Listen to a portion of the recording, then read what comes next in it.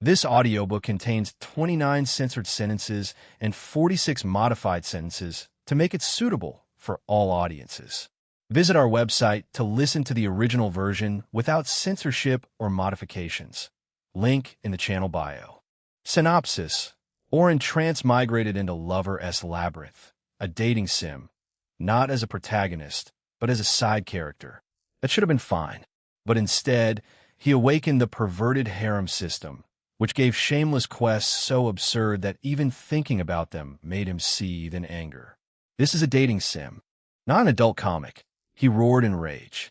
From academy life to dungeon trials, his peaceful plan began to collapse as the system dragged him into chaos, embarrassment, and dangerously effective accidental progress. If he wanted to survive one event after another, he had to complete indecent missions without getting himself killed or exposed, all while simultaneously building a perverted harem of heroines far stronger than him. Surely, nothing could go wrong, right? Chapter 1. Mission. Underwear. Perverted quest activated. Quest. Underwear. Content. Secretly glance at a female student's clothing without being noticed. Reward. Time limit. 2 hours remaining time. 15 minutes difficulty. Failure punishment. Reduction.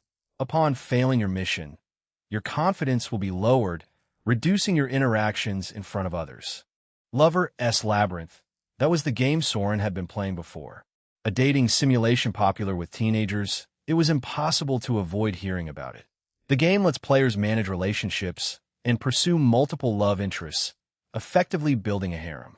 He would be lying if he said he wasn't interested. But he never expected that after dying by being hit by a truck, he'd wake up inside the game itself. And not as the main character, either, but as a supporting character. The final blow came when he awakened this bizarre, perverted harem system. Fuck, how am I supposed to complete such a quest? Soren cursed, trying hard not to shout. After all, he was currently inside the Elite Hunter Academy in the cafeteria. The last thing he wanted right now was to attract attention to himself. Fucking idiot. Can't you give me a decent mission? He cursed, feeling defeated. He was a pervert who went around looking at someone else's underwear. Just thinking about it made him feel sick. But when he looked at the remaining time on the quest panel, he felt a little scared. It's already so small. If it decreases further. Soren had, of course, looked at himself before. It was small. So small that he almost cried. He was really afraid that if it decreased further, he might have to consider changing his gender. No, absolutely not. Soren shivered at the thought of his unknown future, full of despair. Soren, are you all right? His thoughts were spiraling when a soft voice spoke up beside him. Why are you looking down? The voice belonged to Sylvia Everhart. With silky blonde hair, sparkling blue eyes, and a tall, graceful figure that radiated both elegance and warmth, she looked fabulous. Haha, he might just be bummed out because the next class is a practical one. Before Soren could respond, a hand smacked his shoulder from his side, followed by an easy laugh. He was Evan Alarion, a tall, handsome guy with confidence practically radiating from every pore. Undoubtedly, he was also the main MC in this dating sim game. The three of them were friends, and they had come together to the academy after being chosen from among the people of their hometown.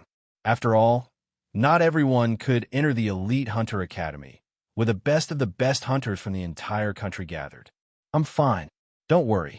Soren was exactly comfortable around them, especially knowing what kind of world he was in. Besides, this damn quest with a time limit had already twisted his thinking. Shit, she asked, wearing long pants. How am I supposed to see her underwear like this?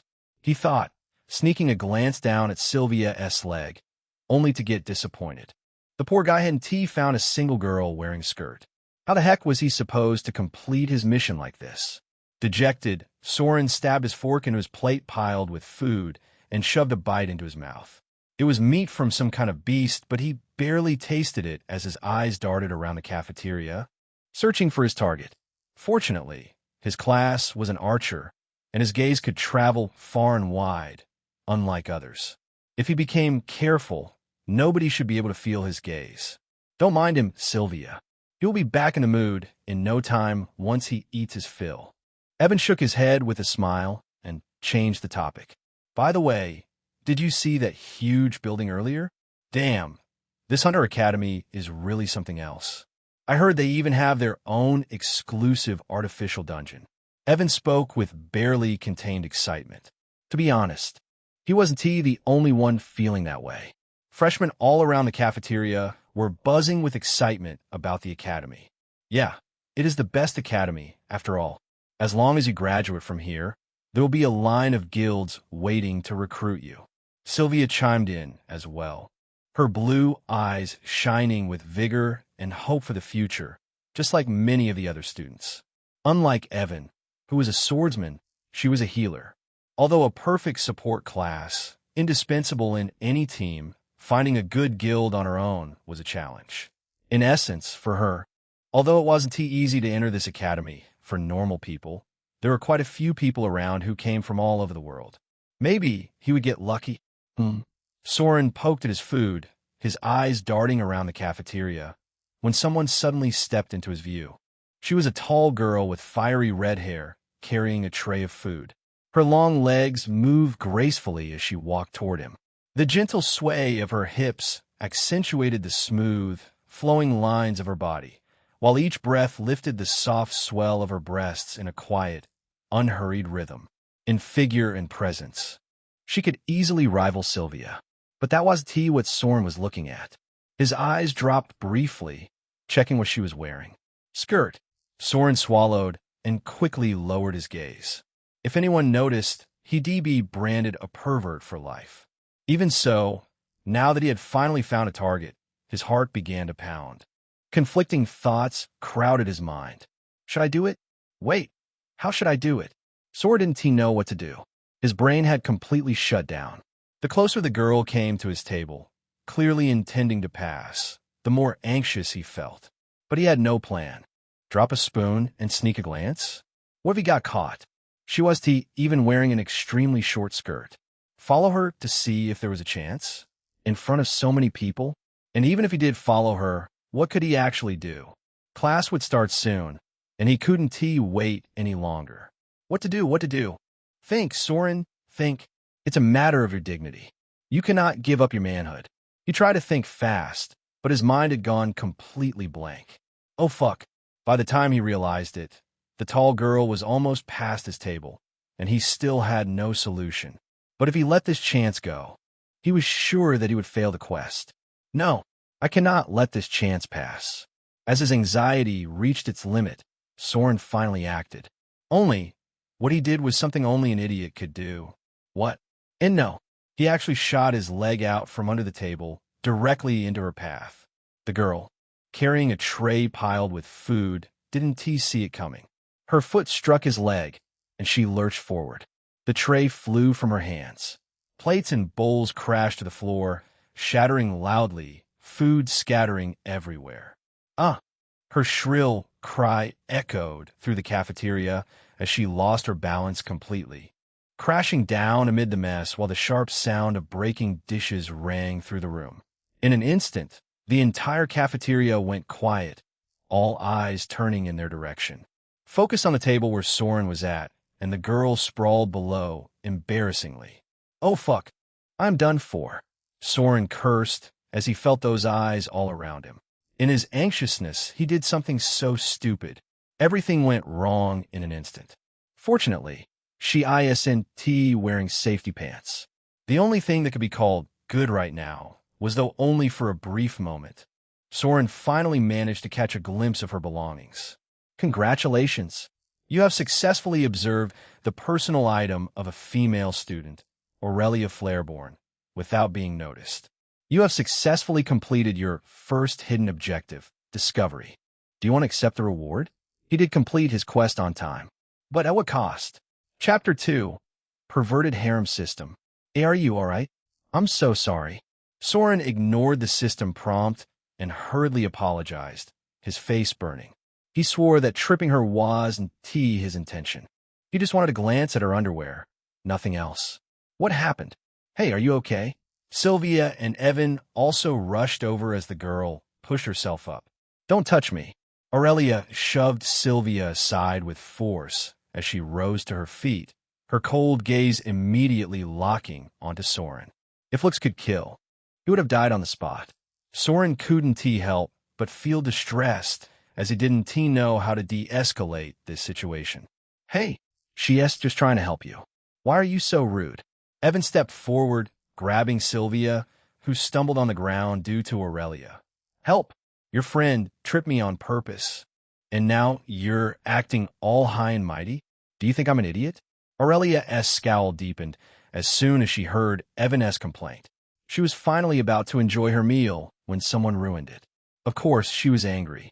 In an instant, a faint red glow spread from her body. She was a fire mage, after all, and her temper was far from gentle. What? Do you want to fight? Evan wasn't a soft persimmon either, as his own aura flared in response, pushing hers back. In an instant, the cafeteria fell into murmurs as some students began shouting, anticipating a fight. This is bad. Soren's heart thumped. He couldn't let them fight. Otherwise, consequences would be serious. After all, he was truly in the wrong. Acting fast, Soren quickly shoved Evan back slightly and stepped between him and Aurelia. Miss, as I said, it was my mistake. I tripped you accidentally. Please forgive me, he said, bowing slightly. He then glanced at her soaked dress and added quietly, you should change clothes quickly. Class is about to start. It won't be good to go like this. His eyes flicked toward her chest as he subtly signaled her dress was wet, and in that instant, he noticed a slight beady outline he probably shouldn't have. Aurelia's eyes widened as soon as she realized the state of her dress, and she tugged at it to cover herself. The cafeteria's gaze made her cheeks burn with shame. This isn't over yet.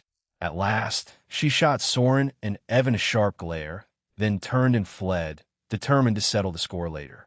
Soren, you didn't need to apologize to her, Evan muttered, a little dissatisfied. Okay, no need to escalate this further. Didn't I already say it was my mistake? Soren was grateful that Evan had his back, but the guy was far too hot-headed. If a fight broke out in the cafeteria, all of them could get into serious trouble. Sylvia, are you all right? I'm so sorry. This is all my fault. After calming Evan down, Soren quickly turned to Sylvia and hurried to her side. Me fine. She didn't use much force, but Sylvia gestured at the damp fabric of her pants, frowning slightly. Let us get you changed then, Soren said. We have to hurry as class is about to start anyway. Soren hurriedly guided Sylvia toward the restroom, while Evan muttered about the mess. His own clothes were drenched in soup, and he needed a change as well. Once he and Sylvia were separated and he was inside the men's restroom, Soren quickly stripped down to his underwear. The sticky, soup-soaked clothes were just too uncomfortable.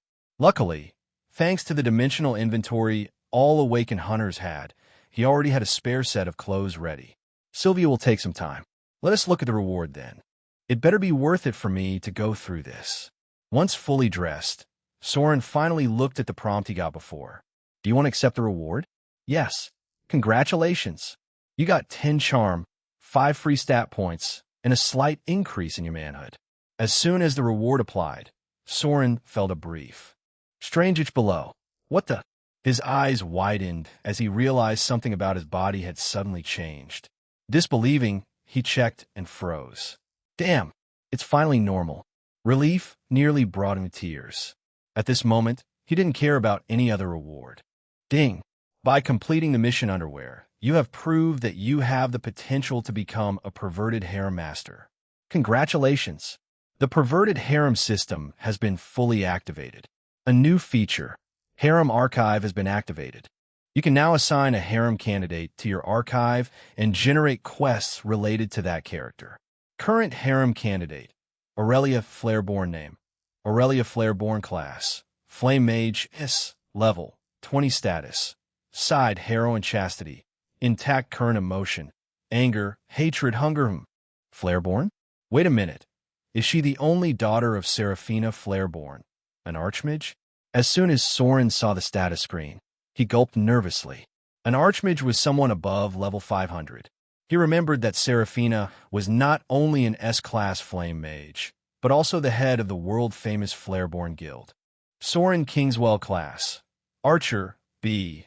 Level, 12-120-1400. Hunter rank, B. Attributes Strength, 21 Agility Dexterity, 37 Intelligence, 21 Endurance, 23 Charm, 21 10 Mana, 22 Luck, 8 Free Stat Points, 5 Skills, Passive, Eagle Eye B active, Piercing Shot a quest none, Status, Side character not bad but not enough.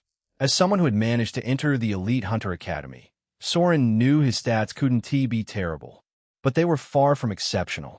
In fact, he was probably near the lower end here. Where should I use my free stats points? Soren suddenly thought after seeing 5 unused points in the panel. Dungeons appeared frequently, and chaos gates erupted without warning. The game's mechanics let players get closer to potential love interests while surviving the dangers. Unexpected peril, unexpected encounter, and unexpected romance. That was the theme of this game. If Soren wanted to survive the early phase, he felt that he needed more luck than power. Maybe I will get an easier quest too? Who knows? Soren thought while leaving the men's restroom. Sylvia, you're out. As soon as he stepped outside, he saw Sylvia already waiting by the female restroom in her new dress. Surprisingly, she had changed her pants and now wore a skirt, much like Aurelia's, showing off her long, elegant legs in full glory. TCH, you should have worn that from the beginning. Maybe I want to have to go through all this fiasco. Soren thought, then looked up at Sylvia. She was staring at him silently with those calm, piercing blue eyes. Sylvia, I'm really sorry. Because of me, you had to go through all this. He spoke with an awkward smile, aware that she might be a little angry. But what she said next caught him completely off guard. Soren, I saw you make that girl stumble on purpose. Why did you do that? Chapter 3. Misunderstanding. That damn bastard ruined all my clothes. Some random guy dares to bully me like that? Do they really not know who I am? Aurelia muttered under her breath, hatred simmering as her eyes burned with fury. The more she replayed the scene in the cafeteria, the worse her mood became. TCA, after finally slipping free from her mother's constant control, she thought she could enjoy life on her own terms. And this happened on the very first day. I remember his face. If he shows up in front of me again, I'll kill him. Grinding her teeth, Aurelia washed her hands and turned to leave the now empty restroom. Then she suddenly froze as she saw that the same face was standing right outside, within her reach. In an instant, her eyes narrowed dangerously. Found you. Let us see if you can run now. Just as her anger flared and she was about to attack him without a second thought, a girl's voice rang out, stopping her in her tracks. Soren, I saw you make that girl stumble on purpose. Why did you do that? She was the same girl who had been with that guy earlier. But Aurelia didn't stop because of her. It was the meaning behind her own question that made her pause. So she knew I was set up? TCH. Aurelia felt a surge of annoyance, but she restrained herself. She wanted to hear what he would say next.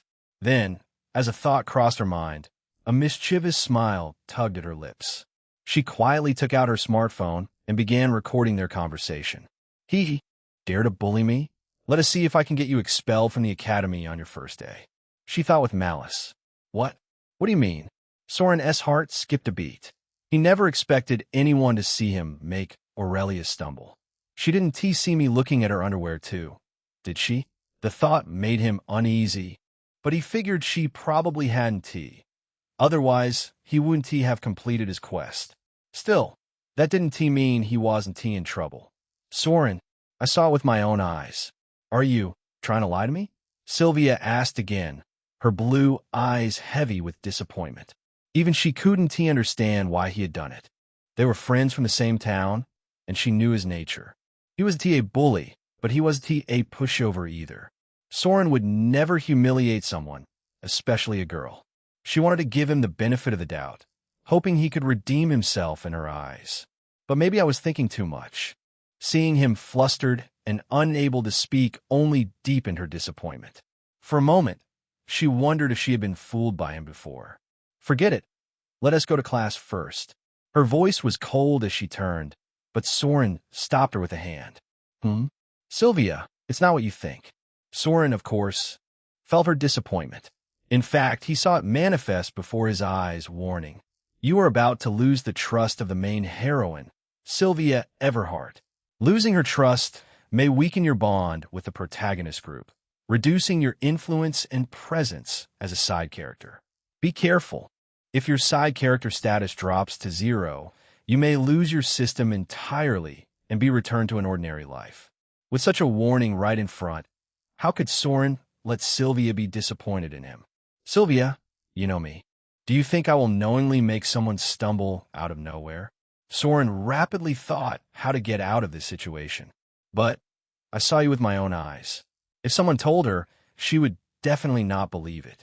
But she saw him make that girl stumble with her own eyes. Soren also saw her distrust, gritted his teeth and nodded. Sigh. Okay, I admit I did it. I made that girl stumble. Jackpot, you finally confessed. You bastard, you're done for. However, Soren didn't know that someone behind the restroom door had already recorded his confession. Aurelia was grinning from ear to ear, but she still listened quietly as she wanted to gather more evidence before taking it to the administration. Unaware of the calamity behind, Soren looked at Sylvia with an honest look and continued, but it is absolutely wrong that I did it knowingly. In fact, I was extremely flustered at that time, and my leg stretched on its own when she was near. Flustered? Sylvia raised her eyebrow, not getting his point. After all, what was there to be flustered about at that time? Yeah, flustered. Sylvia, do you know what a crush is? Soren found that he had no good reason to get out of the mess, so he used the classic cheesy accident that was quite popular in a dating sim. This was such a world after all. He thought maybe that would work. Crush. Wait a minute. You mean? Sure enough. Sylvia immediately understood what he meant and quickly put her hand on her mouth, her eyes wide in surprise. Soren, do you have a crush on that girl? She asked, to which Soren awkwardly nodded with a shy smile, just like a teenage boy seeing his love for the first time.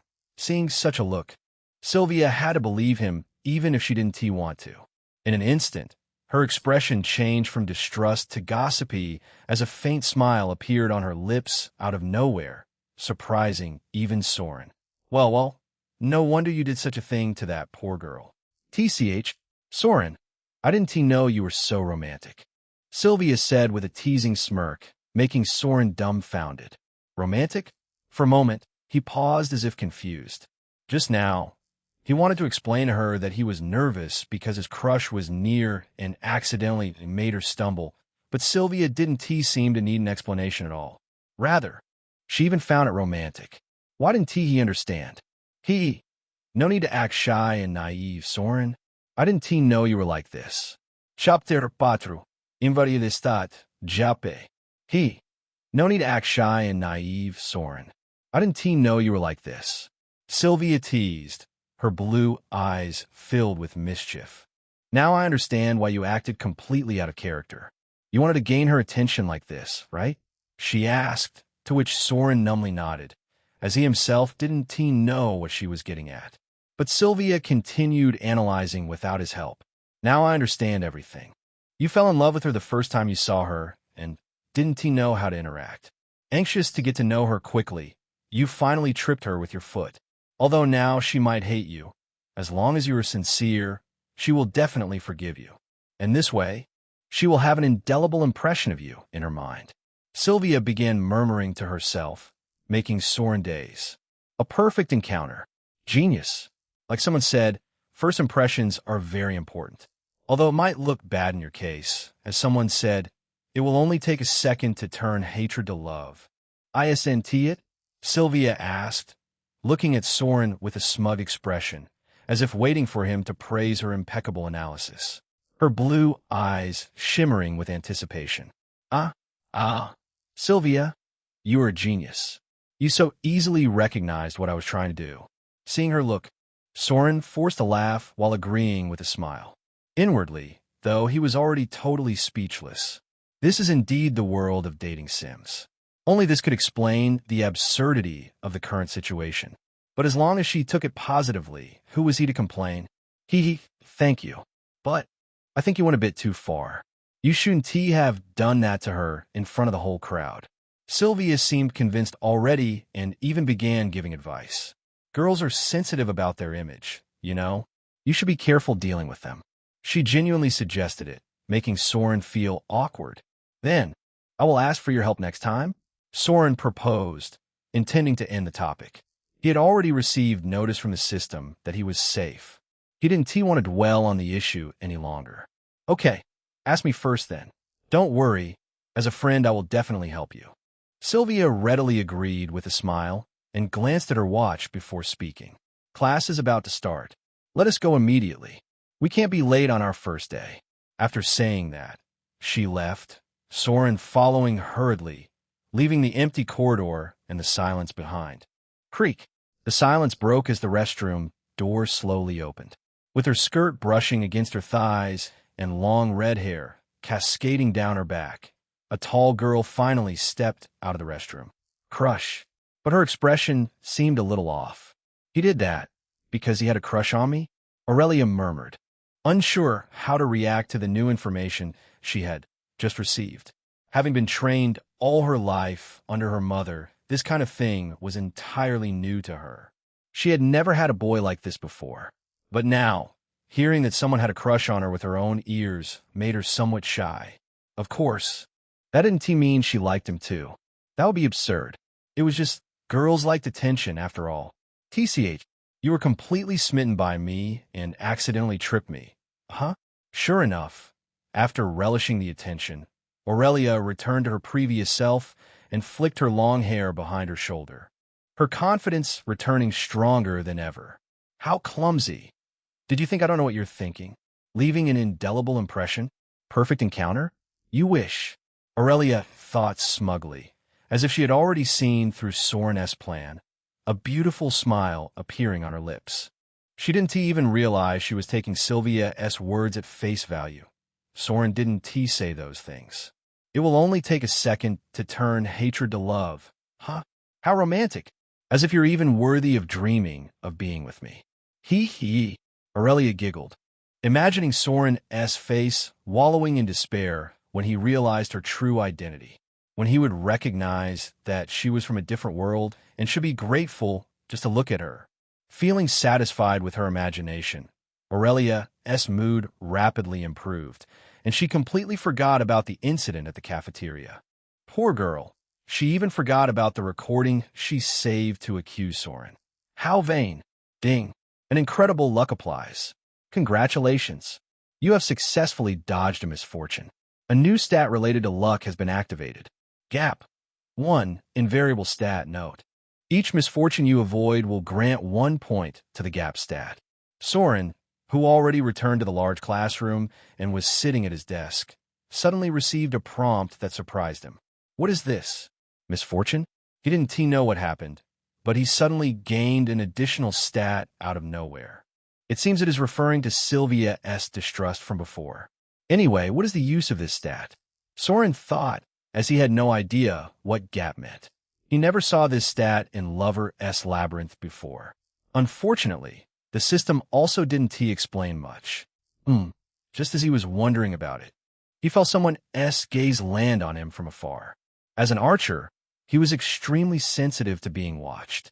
He immediately turned his head and looked forward, only to see Aurelia standing in the classroom door and looking straight at him. Oh, crap! He hurriedly lowered his head, trying to hide from her gaze, afraid she might attack him outright. With her extraordinary background, she didn't need to care about the rules of the Elite Hunter Academy as much as he did. Not to mention, he was the one who bullied her earlier. PFFDT. Look at him hiding like a rat. If you were so afraid, where did you get the guts to do that just to leave a first impression on me? Unfortunately, Aurelia already noticed him. But instead of getting angry, she seemed amused and tried hard to suppress her laughter. Maintaining her composure, she finally walked in and sat down at the front, completely ignoring Soren. Phew, it seems she isn't that angry anymore. I should probably apologize before she complains. Soren sighed in relief after seeing her sit down at her desk, his head throbbing painfully. One quest from the system already dragged him into such deep trouble. He didn't know what would happen when the next one appeared. This wasn't a world of pornoir where such perverted quests could be completed so easily. His head hurt. Soren, don't hide. Go for it. Sylvia's enthusiastic cheering from his side only made things worse. What? What is he hiding from? The only clueless person here was Evan, the protagonist. He truly lived a carefree life, unaware of intricacies around. Soren felt jealous. Chapter 5. Professor Lyra Vaymont. I am Professor Lyra Vaymont, and I am your practical combat instructor. A tall woman with ash-brown hair, tied neatly behind her head, and calm, sapphire-green eyes spoke. I will be teaching advanced field combat dungeon survival for the first-year students of the Elite Hunter Academy. She spoke with a quiet authority, her piercing gaze sweeping across every student in the room. This course was a mandatory practical class, focused on real dungeon conditions, team coordination, and controlling one's killing intent. Unlike other theoretical lessons, its importance was undeniable. Well, since today is your first day, we want to do much. Let us just see what this year's batch is capable of.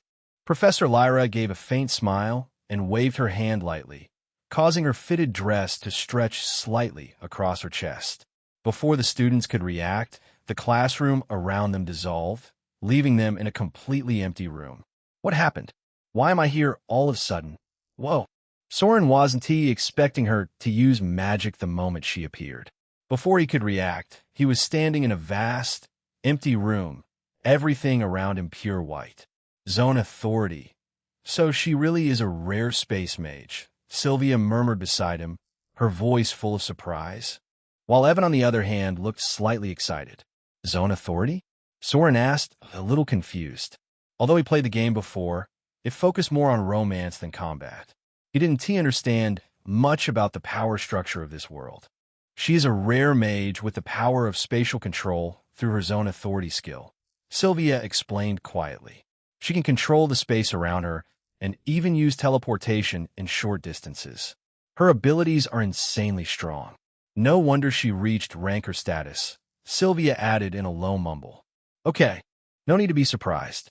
We are still inside the academy grounds. I just teleported you all to this training area using my teleportation skill. Professor Lyra lightly clapped her hands, urging the students to calm down. Since you are the genius hunters chosen from across the country and invited to the Elite Hunter Academy, I know each of you must be competent. She smiled and gestured toward the 5 red-robed figures standing behind her. So, I thought we could start by testing how good you really are. These 5 are rare summoners of B-class rank. Each can summon powerful monsters with ease. Her smile deepened, and her presence pressed down on the students like a tangible weight. For your first day, you will face the monsters summoned by these summoners, one by one.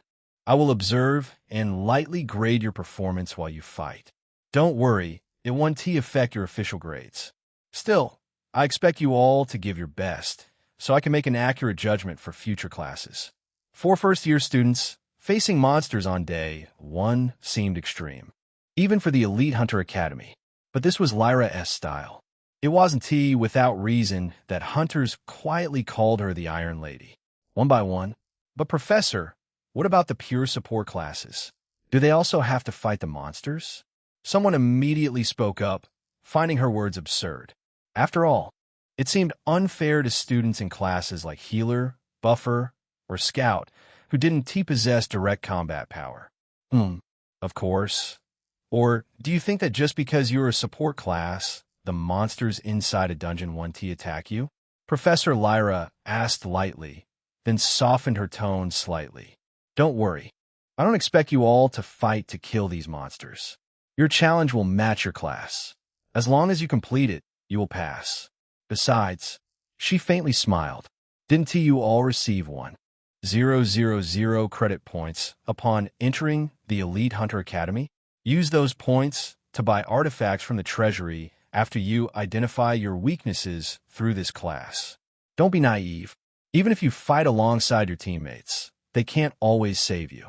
And she paused, smirking, and everyone understood instantly. Betrayal and deceit were common inside dungeons. Professor Lyra was simply warning them to take their lives seriously. Okay, enough chit-chat. Let us begin. I will call your names, and you come forward to complete your challenge. She clapped her hands and smiled softly. Give it your all, and don't hold back. If someone impresses me, I might even reward you with some extra credits. Her encouragement brought a spark of energy to the students. First on the line, A-Rank Hunter, James Wright, Warrior Class, Level 10. Your challenge is to defeat the Level 10 Minotaur summon within 10 minutes. Professor Lyra immediately urged the student forward while signaling the summoner to act. In an instant, a towering creature with a massive, muscular frame and cow-like features materialized. Roar! The beast's roar shook the entire room. Fortunately, the students were no strangers to combat. They had faced monsters before, and none of them flinched. The only one who should be slightly tense was preoccupied with other thoughts.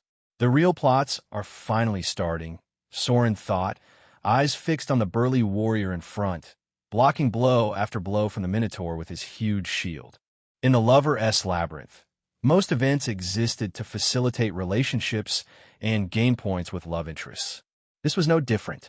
Here, Evan would finally demonstrate his strength before everyone, earning admiration, and Sylvia might get hurt in the process. Are you feeling all right? Soren suddenly asked, noticing Sylvia nervously biting her lips. Y-ya. E-me fine. Ah. She forced a laugh to compose herself, but Soren could still see her unease.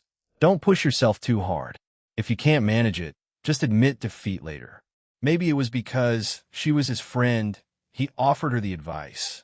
Even though he wasn't too sure, he could change an outcome that seemed predetermined. Thank you, Sylvia murmured, and Soren simply nodded before turning his attention to the fight ahead. This is strange. Even though it's the first time I've seen a monster like this in person, I don't feel anything. Is it a side effect of transmigration? As someone newly transported into this world, Soren thought he should feel fear at the sight of a Minotaur, but he didn't. Instead, his eagle eye passive activated automatically, scanning for the creature's weak points. Its torso.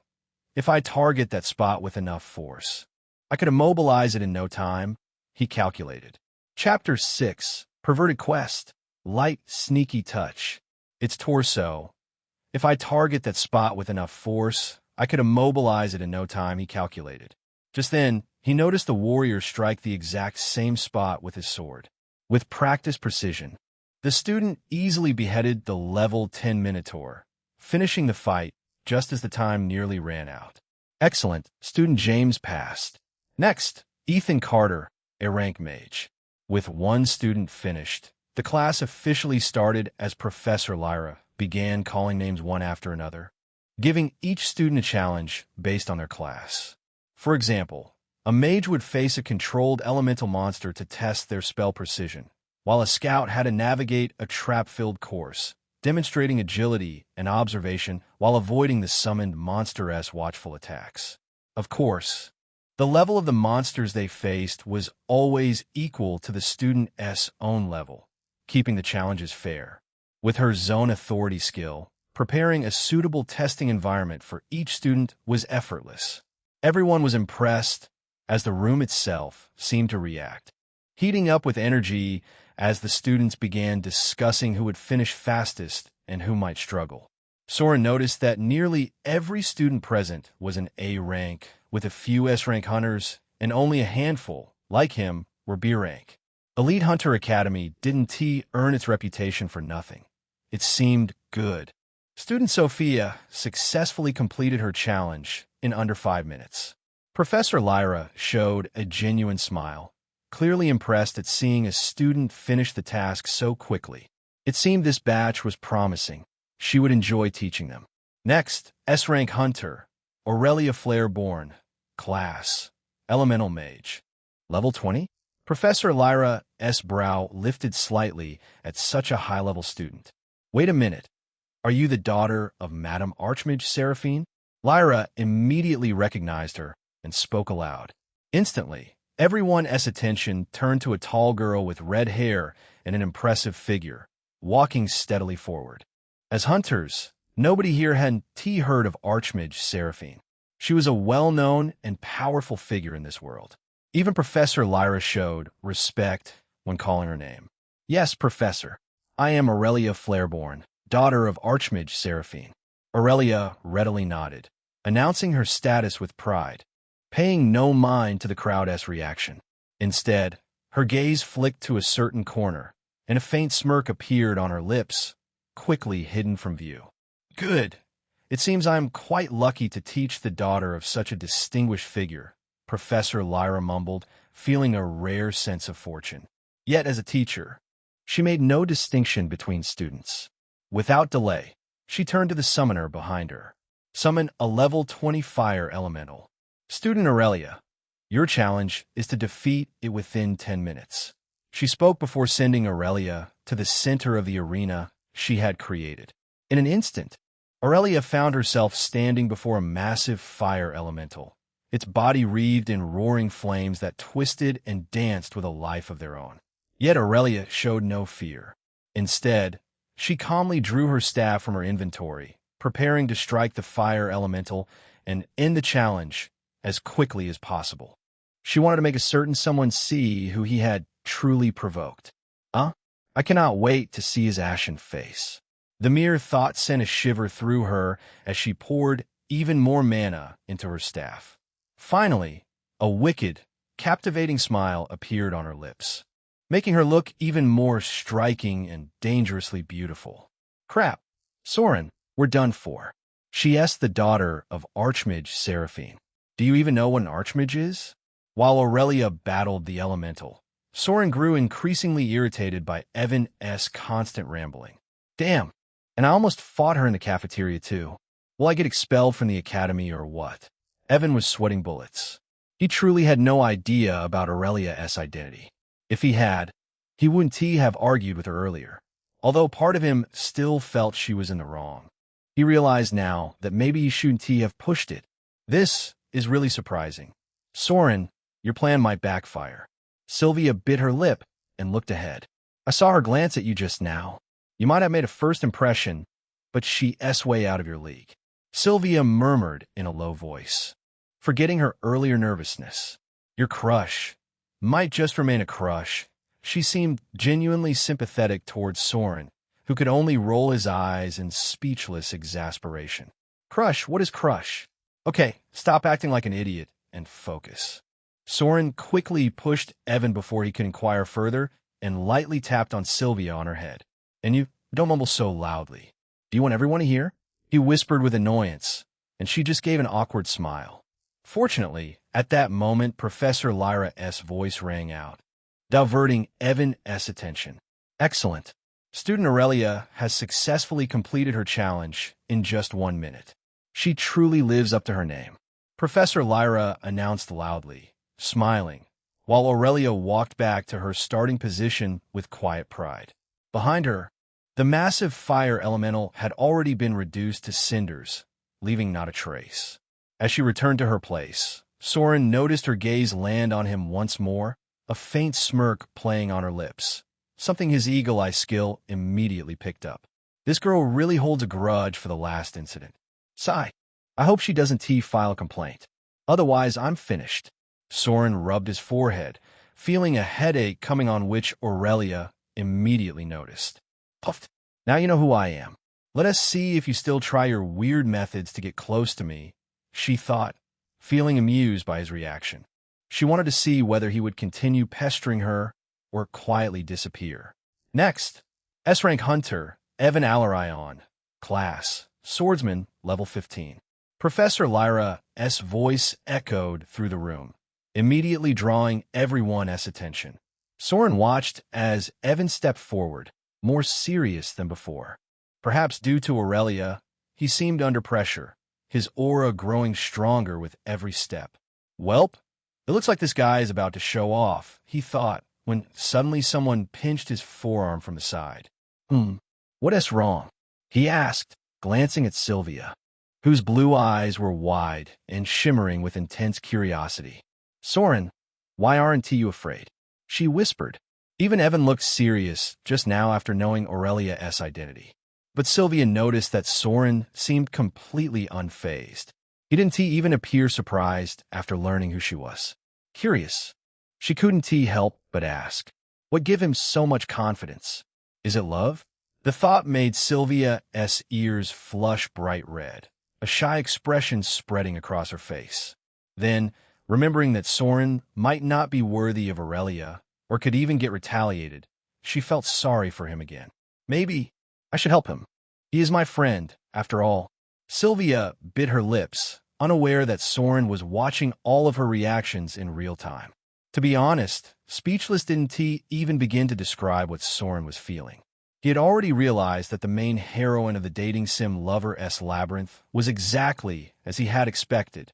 Gossipy, overthinking, and far too dramatic. She must be having her weird analysis again. Soren completely ignored Sylvia and didn't answer. He was already tired of dealing with one girl, and didn't want to deal with another one, too. Ding. Main heroine Sylvia Everhard's interest in you has increased significantly. Congratulations. You successfully awaken a new hidden quest. Well, it seemed he jinxed himself, as the moment he had those thoughts, he saw a quest panel in front. Eating quest, light sneaky touch. Content. Secretly surprise the main heroine Sylvia without her knowledge. Reward. Time limit. 1 hour remaining time. 59:42 difficulty. Failure punishment. All stats temporarily halved. Gain debuff. Coward mark note. Because she is the main heroine, successful completion grants an extra reward. Fuck. Chapter 7. B-rank summon. Flame Wing Hawk. Perverted quest. Light sneaky move. Content. Secretly perform a minor mischievous action on the main heroine Sylvia while she is distracted. Reward. Time limit. 1 hour remaining time. 59:42 difficulty. Failure punishment. All stats temporarily halved. Gain debuff. Coward's mark note. Because she is the main heroine. Successful completion grants an extra reward. Dang it. Soren's face completely went dark the moment he saw the quest. Touch her shoulder without her knowledge? System, are you serious? He wanted nothing more than to shake this system right now. What kind of ungodly quest was this? Whoa, is this our real? One shot. He killed that monster in one shot. Evan Alarion? Who is he? As Soren was breathing heavily over the unjust quest he had just received, the crowd around him instead boiled with astonishment. Evan Alarion has completed his challenge. Completion time, 5 seconds. Even Professor Lyra seemed slightly shocked by his performance, her voice noticeably an octave higher. But she quickly regained her composure before smiling slightly. Your swordsmanship skill seems quite good. For a newbie, that level of control is rare, she said, with some flicker in her eyes, clearly with interest. According to the information she had about him, he didn't seem to have an identity like Aurelia. Even then, his class was rank S, and his skill seemed even higher. Let us put him on the watch list for now. Professor Lyra thought, interested in his talent. Although she was a professor of the Elite Hunter Academy, she rarely encountered students who drew her attention so quickly. This one was different. 5 seconds. How did he do that? Aurelia breathed heavily, clenching her hands as she watched Evan S. retreating back. She never thought this guy, who wanted to fight her in the cafeteria, was so strong. Even she had no idea whether her barrier could withstand that sword streak just now that cleaved the wolf in two. This is indeed the Elite Hunter Academy. My mother was right. There is always someone better than you. But I won lose.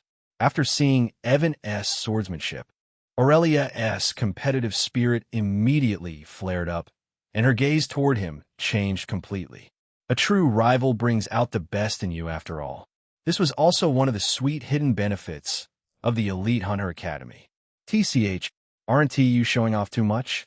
As soon as Evan came near, Soren asked, patting him lightly on the shoulder with a smile. He, of course, knew that Evan was strong after all. He was the protagonist. It was just, he seemed to underestimate the pressure he felt after learning Aurelia's identity. "Ha, I was just a little nervous. Did I go overboard?" Evan scratched his head, a little embarrassed, feeling every student's gaze on him. While he had been ready to show his strength before, he didn't think of revealing so much. After all, he knew that not every student here displayed their true skills, as that would be foolish. It was just that, because of the fight with Aurelia, he felt it necessary to showcase his talent in case something happened. But it seemed he overdid it. "Nah, you're fine. Look, it seems you managed to garner the attention of Professor Lyra. That's good news," Soren consoled while signaling toward the front, where the professor was still looking at Evan. After all, with her expertise, she might have already noticed that the skill Evan possessed was higher than S rank.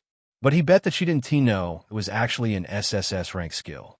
SSS rank Sword Saint. The protagonist is really overpowered, whereas Soren showed a bitter smile at his B rank class. "It seems I really need help from my system." Then his face went even more bitter after remembering the quest he just got. "Well, I hope so." Evan also noticed the professor's gaze and bowed slightly with an awkward smile. If he could gain her connection after showing his talent today, it didn't seem so bad. "Okay, it is time for the next student." Professor Lyra lightly clapped her hands and silenced the gossiping crowd. B-rank hunter Soren Kingswell, class, archer, level 12, please come forward, she announced lightly. "It seems it is your turn now. Best of luck." Evan immediately patted Soren's shoulder with a smile as soon as he heard his name. "Soren, go and show her your strong self. You can still do it." While Sylvia, on the other hand, gave him a look with a different meaning, as if silently telling him to seize his chance. She still seemed focused on Soren and Aurelia, quietly rooting for him. "Show who?" Evan asked, confused, sensing that there were some secrets going on between them that he wasn't aware of. Seeing him looking at him suspiciously, Soren just rolled his eyes and warned, "Don't pay attention to her. This girl is crazy." After whispering in his ear, he quickly moved forward. After all, as a B-rank archer, if he made the professor wait, wouldn't that be too audacious? For a B rank, level 12 isn't so bad. Okay, your challenge is to defeat the level 12 Flamewing Hawk. As long as you can take it down within 10 minutes, you will complete the challenge. Professor Lyra spoke before lightly waving her hand and teleporting him directly to the arena. Scree. As soon as Soren landed, a loud roar rattled his eardrums extensively, making him dizzy. "So this is the monster I have to defeat? Flamewing Hawk, a B-rank summon at level 12. Professor Lyra really knew how to set up a trial for her students. As an archer, Soren had high agility and was skilled at long-distance combat. The monster he had to face was also capable of flight, high speed, and long-range attacks. This was a battle between similar candidates. If Soren wanted to complete his challenge, he would have to give it his all. Swish! Once Soren saw the hawk fluttering its crimson feathers and flying in his direction, he immediately pulled his weapon from his inventory. Hunting bow, D-rank, a reliable bow favored by novice hunters. Lightweight, accurate, and slightly more powerful than a beginner-esque bow. It was just a D-rank bow, a gift from his former school when he was accepted as a disciple of the Elite Hunter Academy. But it is more than enough to defeat it in 10 minutes. Soren felt confidence while taking out an arrow from the quiver on his back. From his memories, he knew that his former self practiced extensively to be chosen by the Elite Hunter Academy. Although he wasn't allowed to enter the dungeon, he still carried a fair share of monster blood on his hands. Otherwise, his level wouldn't be at 12. Maybe because he inherited all those instincts. Soren didn't feel fear facing a monster. Rather, he became unusually calm while his B-rank passive, Eagle Eye, rapidly scanned a monster, aiming to find its weakness. Eyes, belly, tail, feathers. One after another, parts of the huge monster were scanned by him in a fraction of a second with absolute accuracy. Right below the wing, where the wing bones meet the skin. In no time at all, Soren found the spot he should shoot. He was an archer, after all. When facing a high-speed flying monster, his first aim was to break its wing. Piercing shot. Soren activated his A-rank skill, intending to shoot his arrow. Before the hawk fired its own, he was also ready to dodge the flaming inferno conjured on the beak of the monster. A B-rank monster, Flame Wing Hawk, shows heavy killing intent toward you. Do you want to utilize your new stat, Gap? But as Soren was about to fire the arrow, a sudden prompt from the system distracted him. Roar. Unfortunately, a slight distraction was fatal in an active fight, especially when a monster in front was equal in strength. In an instant, Soren felt the temperature around him change rapidly as a huge beam of crimson light pierced menacingly toward his location at blinding speed. Crap! Caught off guard, Soren hurriedly lowered his bow and dodged, barely managing to get out of its range. But still, the faint scent of burnt hair showed that he didn't T-dodge properly. So close. Chapter opt overboard stat, gup. B-rank archer and still so weak? How laughable. Aurelia Fowlerborn's amber eyes were filled with deep disappointment. Soren, being a B-rank archer, already made her frown. But when she saw that he couldn't even fire an arrow at a monster and almost got injured, her frustration grew even more. It wasn't that she despised the weak. Rather, she was disgusted by the idea that such a low-level weakling dared to hit on her. As the daughter of an archmage, she also had her pride. Soren, what the hell are you doing? Do you want Aurelia to look down on you? While Aurelia already felt bored, Sylvia, on the other hand, was biting her nails, feeling quite anxious. She couldn't understand what happened, but she knew Soren wasn't like this. Although he might not be on the same level as Evan, he was still fully capable of hunting such a low-class monster in 10 minutes. Yet, he almost got injured. He might be extremely distracted by Aurelia and her identity. Sigh.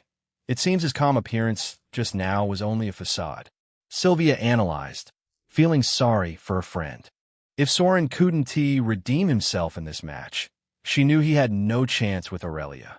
Such a proud girl with high talent would never look back at a weakling. This was the true nature of this world, after all. Soren, you can do it. I believe you. A B-rank monster, Flame Wing Hawk, shows heavy killing intent toward you. Do you want to utilize your new stat, Gap? System, do you want to kill me? Seriously, why don't you just erase my existence right here? While everyone was judging Soren, he was burning with anger. What kind of system shows a prompt at a time like this? If he had been a second slower, he would been seriously injured today, even if he didn't die. He could feel nothing but malice from the system. Unfortunately, there was no response as if it were dead. Only the prompt hovered in front of his eyes. Boom! Soren barely dodged another crimson beam and let out a heavy sigh. Huh. No point arguing with a bum. Let us just finish this challenge before I get disqualified. He forced himself to calm down and gave an order. Use the Gap stat. Since the system prompted him at this exact moment, it must be useful. He also wanted to find out what this weird stat actually did. Ding! You have chosen to utilize your new stat, Gap. You have 1 Gap point. You can use it to increase your level, class, or an individual skill by 1 realm temporarily. Which one do you want to use it on? What? Boom! Soren barely dodged yet another crimson beam from the Flamewing Hawk, only fueling its rage further. The monster grew more furious as it saw its prey weaving left and right, playing around instead of standing still. In anger, it was already closing in fast, and its killing intent pressed down on him like a weight. Student Soren, if you cannot handle it, do you want to forfeit this match? Even Professor Lyra could see that Soren was struggling badly. This was the second time he had narrowly avoided injury. Although she wouldn't let him die, it was better for him not to get hurt, especially since he still hadn't fired a single arrow in return. To be honest, she doubted why he was even invited to this academy. Oh no. Sorry, Professor.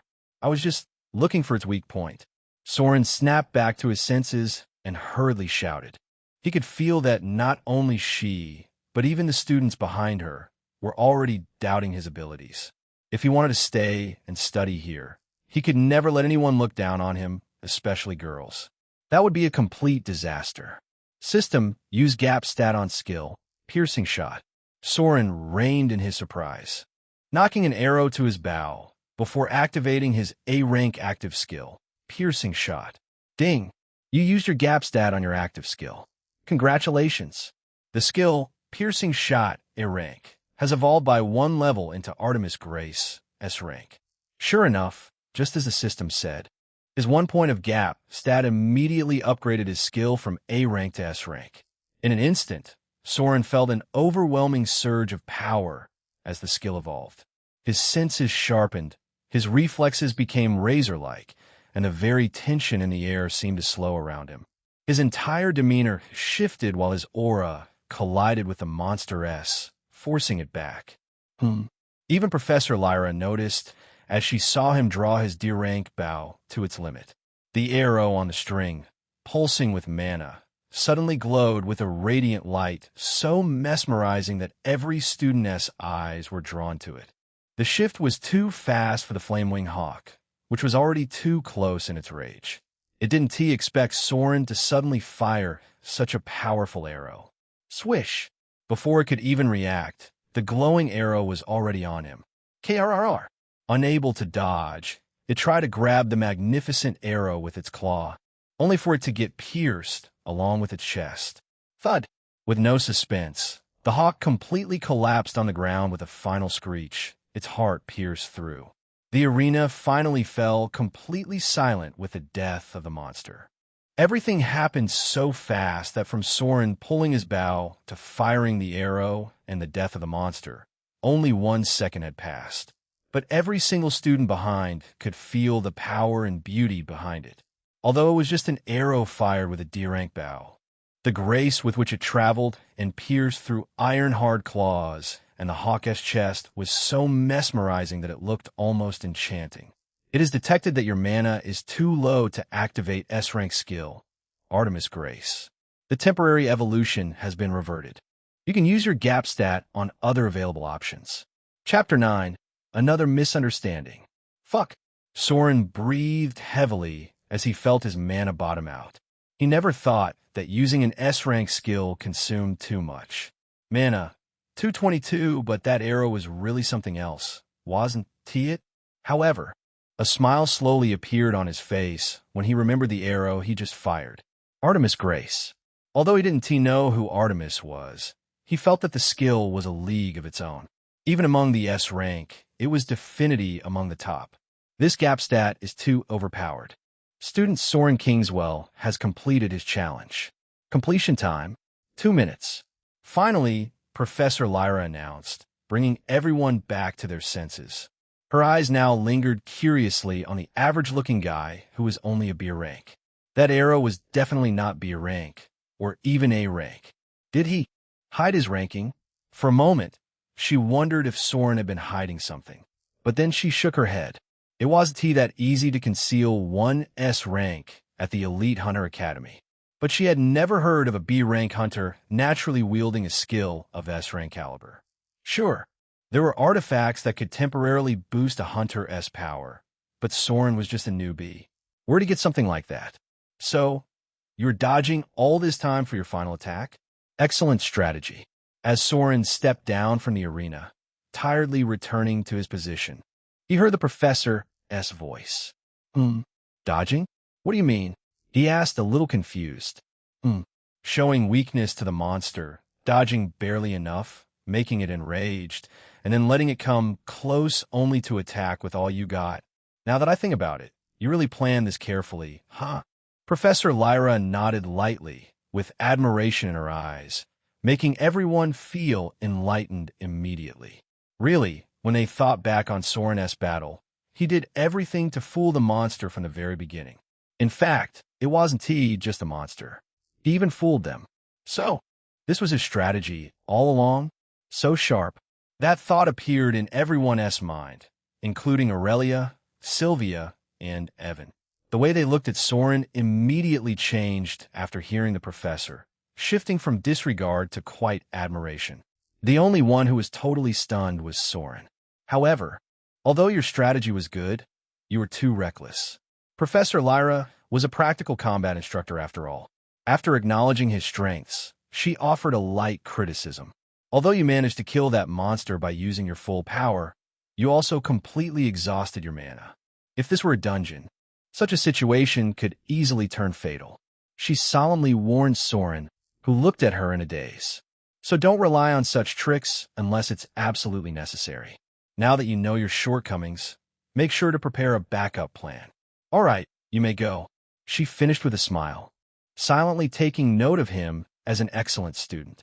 In a world of hunters, abilities stood above all else. But presence of mind and intelligence often proved just as important when it came to surviving dungeons and gates. As long as one survived and continued to level up, there are always ways to raise one's S-class rank. Not to mention, Soren already seemed to possess some hidden potential. Another good disciple to keep an eye on. This batch is really interesting. Professor Lyra smiled faintly. Strategy? Trick? TSK. It seems Professor Lyra is quite similar to Sylvia in some sense. Soren was already back in his position alongside Sylvia and Evan. He could still feel the curious gazes directed at him from all around after the professor's praise. To be honest, he almost laughed just now. The misunderstanding was simply too funny. Well, at least some misunderstandings are beneficial, it seems. He thought while glancing at Sylvia from the corner of his eye, his gaze briefly landing on her ample bosom. He still had no idea how he was going to complete the mission he received earlier. But one thing was clear, he didn't have much time left. Quest: Light Sneaky Touch. Remaining time: 29:42 really. The time is too short. So amazing. Soren, I didn't know you were planning all this. I was worried for nothing. Sylvia whispered softly, the admiration in her blue eyes making Soren feel oddly uncomfortable. Something really was wrong with this main heroine. Yeah, haha. Even I was caught off guard. Soren, what the heck was that skill you used? Evan didn't notice Sylvia's strange gaze at all and wrapped an arm around Soren as he asked curiously. He was genuinely shocked. Killing that monster with a single arrow was no small feat, sure. He could do something similar. But the Soren he knew shouldn't have been capable of that. Was he hiding all this time? It's just one of my trump cards. Nothing special. Didn't you see its shortcomings? Soren rolled his eyes as he spoke, slipping out of Evan's hold. He really didn't want to trigger another quest by staying too close to him. After all, who knew how perverted his system actually was? Oh God, that shouldn't be the case, right? Soren shivered at the thought. Now that he considered it, the quests at least seemed reasonable as long as the targets were women. Alex has completed his challenge. Completion time: 8 minutes. Next, S-rank Hunter Sylvia Everhart. Class: Healer. Level: 11. Professor Lyra's voice suddenly echoed around the hall, drawing their attention. Finally, it was now Sylvia's turn for the challenge. Chapter 10. Sylvia fainted. S-rank healers are rare. Generally, a team will go to great lengths to ensure such members are safe. Still, basic fighting ability and safety are extremely necessary regardless. Once Sylvia came near, Professor Lyra spoke lightly. Still, since you're just starting and might not have learned many skills, I will be slightly lenient. The best challenge the professor could give Sylvia was to see how easily she could heal her injured teammates, whether she could buff or debuff with her skills on time, etc. But today, she simply wanted to test the survivability of her elite students. So, even if Sylvia was a healer, she would still need to fight. Okay, your challenge is to fight and defeat a level 11 Wraith within 10 minutes. The professor decided before teleporting Sylvia directly to the arena. Professor, wait. She did not even hear Sylvia's nervous yelp, as she was eager to see how much power an S-rank healer possessed. Since the Wraith was a dark attribute monster, Sylvia should have no problem dealing with it, even though she was just a healer. Each class possessed its own advantages and disadvantages, after all. And no, not the Wraith. Unfortunately, Professor Lyra had no way of knowing that Sylvia would feel far more comfortable fighting almost any other type of monster than this one. After all, Sylvia was quite afraid of ghosts. The moment Sylvia arrived at the arena, the summoning circle lit up.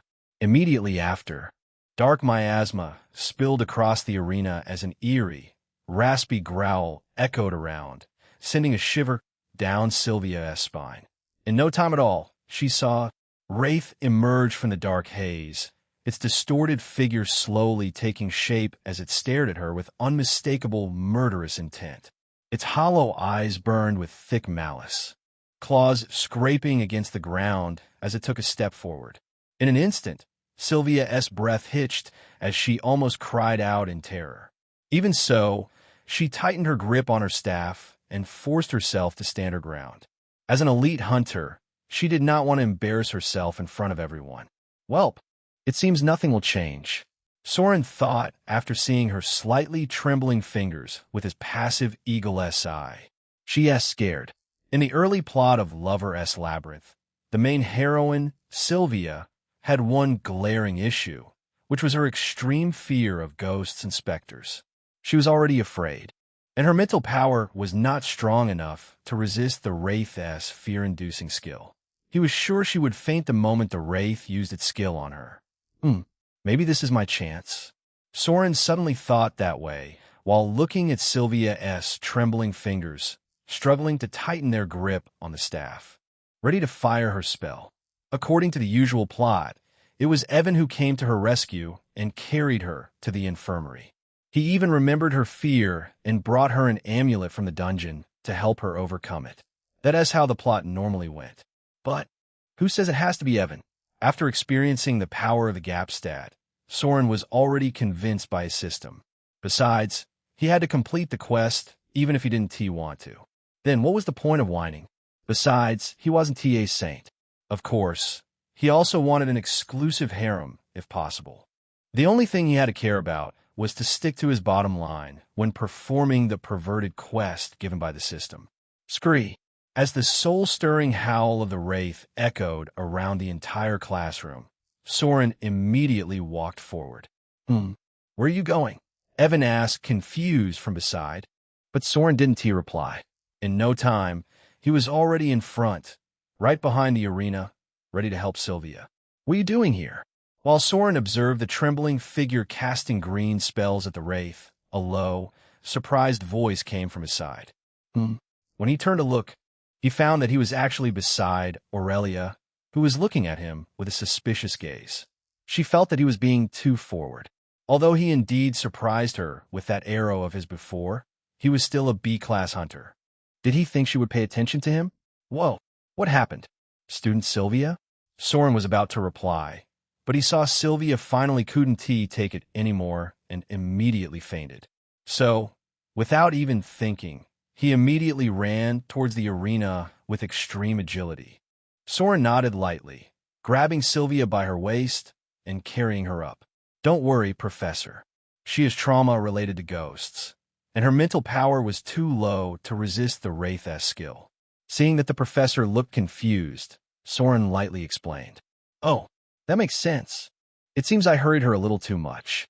Lyra nodded as if she understood. Okay then, take her to the infirmary and let her rest for a while. Tell her she doesn't need to worry about today's challenge, as it isn't that important. She said before pointing at a certain direction where a door suddenly emerged on its own. She couldn't just teleport Sylvia when her mental power was low. Could she? So, she just burrowed Soren's hand, who seemed quite concerned about his friend. Thank you, Professor. Soren slightly bowed, made Sylvia lean in with his hands on her waist before walking out of the arena. By this time, all the students around also noticed the incident. Soren, is Sylvia all right? Chapter 11. Soren was caught red-handed. Soren, is Sylvia all right? Among them was Evan, who anxiously came forward while checking Sylvia's face. She looked quite pale, her lips trembling slightly, and sweat forming on her forehead as if she had a fever. Yeah, she should be fine after some rest in the infirmary, so don't worry. She's just a little shaken from fear. Soren nodded lightly. Thank God. Then let us go. I will come too, Evan said, intending to accompany his friend, but Soren immediately shook his head. No need. I am enough. Besides, she seems quite weak. Why don't you buy her a nutritious drink instead? She will need it after she wakes up. Like hell, Soren would let him ruin such a good opportunity. He immediately made up a random reason to stop Evan. Fortunately, he seemed to buy it. You are right. Then you take her there. I will come later. Evan nodded and went outside, leaving them alone. Soren also quickly left the classroom and entered the door, leaving everyone behind. He is surprisingly so considerate of his friend. He even left my side to help her. Aurelia, flare-born, saw everything and reflected quietly. She felt there was something worthwhile about the guy who had a crush on her. Sylvia, are you awake? Sigh. Didn't T.I. say to admit defeat if you cannot do it? As soon as Soren entered the door, he found himself in an empty corridor. Fortunately, he knew the way to the infirmary and wasn't lost. However, seeing that there was no one around, he nudged Sylvia lightly, who was still unconscious. He could clearly see her trembling eyelashes, as if she was still scared. Her succulent lips, soft and perfectly shaped, quivered slightly, breathing unevenly. Her flawless skin, smooth and warm, seemed to glow softly under the light, highlighting the elegance of her slender neck and graceful shoulders. Now that he felt her up so close, he found that Sylvia really lived up to her status as a main heroine. Her soft waist rested snugly in his hand, slender and warm. Her body leaned against him without resistance, impressive bosoms pressing against his chest with every shallow breath she took. The faint, intoxicating scent clinging to her hair and clothes made his head spin. How could she be so beautiful? He never realized she could look so stunning up close. He had seen a fair share of girls in his last life, but she seemed to be a league of her own. How can I let Evan have her? Soren was a man with a desire after all. A man who awakened a perverted harem system and got transmigrated into a dating sim that was harem-themed. Even if he did nothing, Sylvia would still end up as a harem member of protagonist Evan. If that was the case, then, he knew his thought was too selfish, but sometimes you have to be one to enjoy the world. Besides, he wasn't harming anyone. He just wanted Sylvia, this silly friend of his, as his own. Sylvia leaned a little closer. Soren whispered softly in her ear before adjusting his arm around her waist, as if he were merely repositioning her body. But in the process, his hand lightly moved up her smooth skin, drifting toward her shoulder. His intent felt uncertain, and though it felt wrong, since he had already decided to pursue Sylvia, he regarded it as claiming advance interest. Even though Soren moved slowly, it didn't take long for his rough fingertip to graze near her shoulder. Surprisingly, the instant he made contact, a quiet breath escaped Sylvia's lips. For a moment, he thought she had woken up. Fortunately, it was a false alarm. Soren saw that Sylvia's eyes remained tightly shut, her lashes fluttering and trembling just as before. He had been scared for nothing. So soft. Still, he could feel how incredibly soft she was just from touching the edge. To be honest, he wanted nothing more than to reach further, but Soren shook such thoughts away from his head as he was still rational. So, once he was sure that he satisfied the quest condition, he slowly began lowering his hand. Away from her. He still needs to take her to the infirmary before Evan returns. After all, you made unwanted physical contact with main heroine Sylvia Everhart while she was awake. Congratulations. You got 10 affection points. Affection points can be exchanged at the shop for stats, skills, and items. Congratulations. You completed the quest. Light sneaky touch in your own way. You can now claim your rewards. You have successfully added Sylvia Everhart to your harem archive. Main heroine Sylvia Everhart's lust has increased by 10. What? Just as Soren placed his hand on Sylvia's waist and was about to lead her to the infirmary, he heard the system prompt in his mind. Only, the content was anything but what he expected. Is Sylvia awake right now?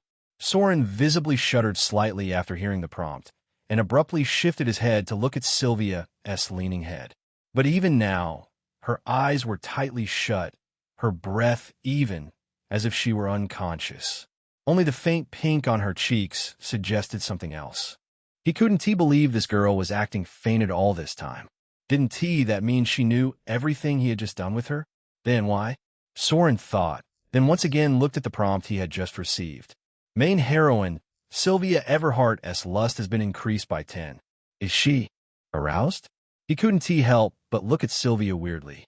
But no matter how he looked at her, she looked as serene as before, with no indication of her lust. The system shouldn't be playing around with me. It means Sylvia is acting all along? Maybe she didn't know how to react when I suddenly began touching her. Soren thought, and suddenly a mischievous smile formed on his lips. Then, should I test her limit? Chapter 12. Sylvia realized Soren is a pervert. Then, should I test her limits? Previously, Soren did not go too far after just lightly touching her, because he did not want to push her without her knowledge. But if Sylvia was awake, as the system said, and still did not complain, things could get quite different. Let's see how long you can take it then. Soren smiled sneakily and slowly walked with Sylvia towards the infirmary, just as before. But just as they were in the middle of the path in the empty corridor, his hand, resting on her waist, got restless again. Just like before, his fingers slowly climbed her body before coming near her bosom again. This time, though, Soren visibly felt Sylvia's body tremble slightly. So she is indeed awake. And you are still letting me do this? Soren now felt confirmed as he saw Sylvia's face visibly getting reddish, as if anticipating what was about to come, with her eyes still closed.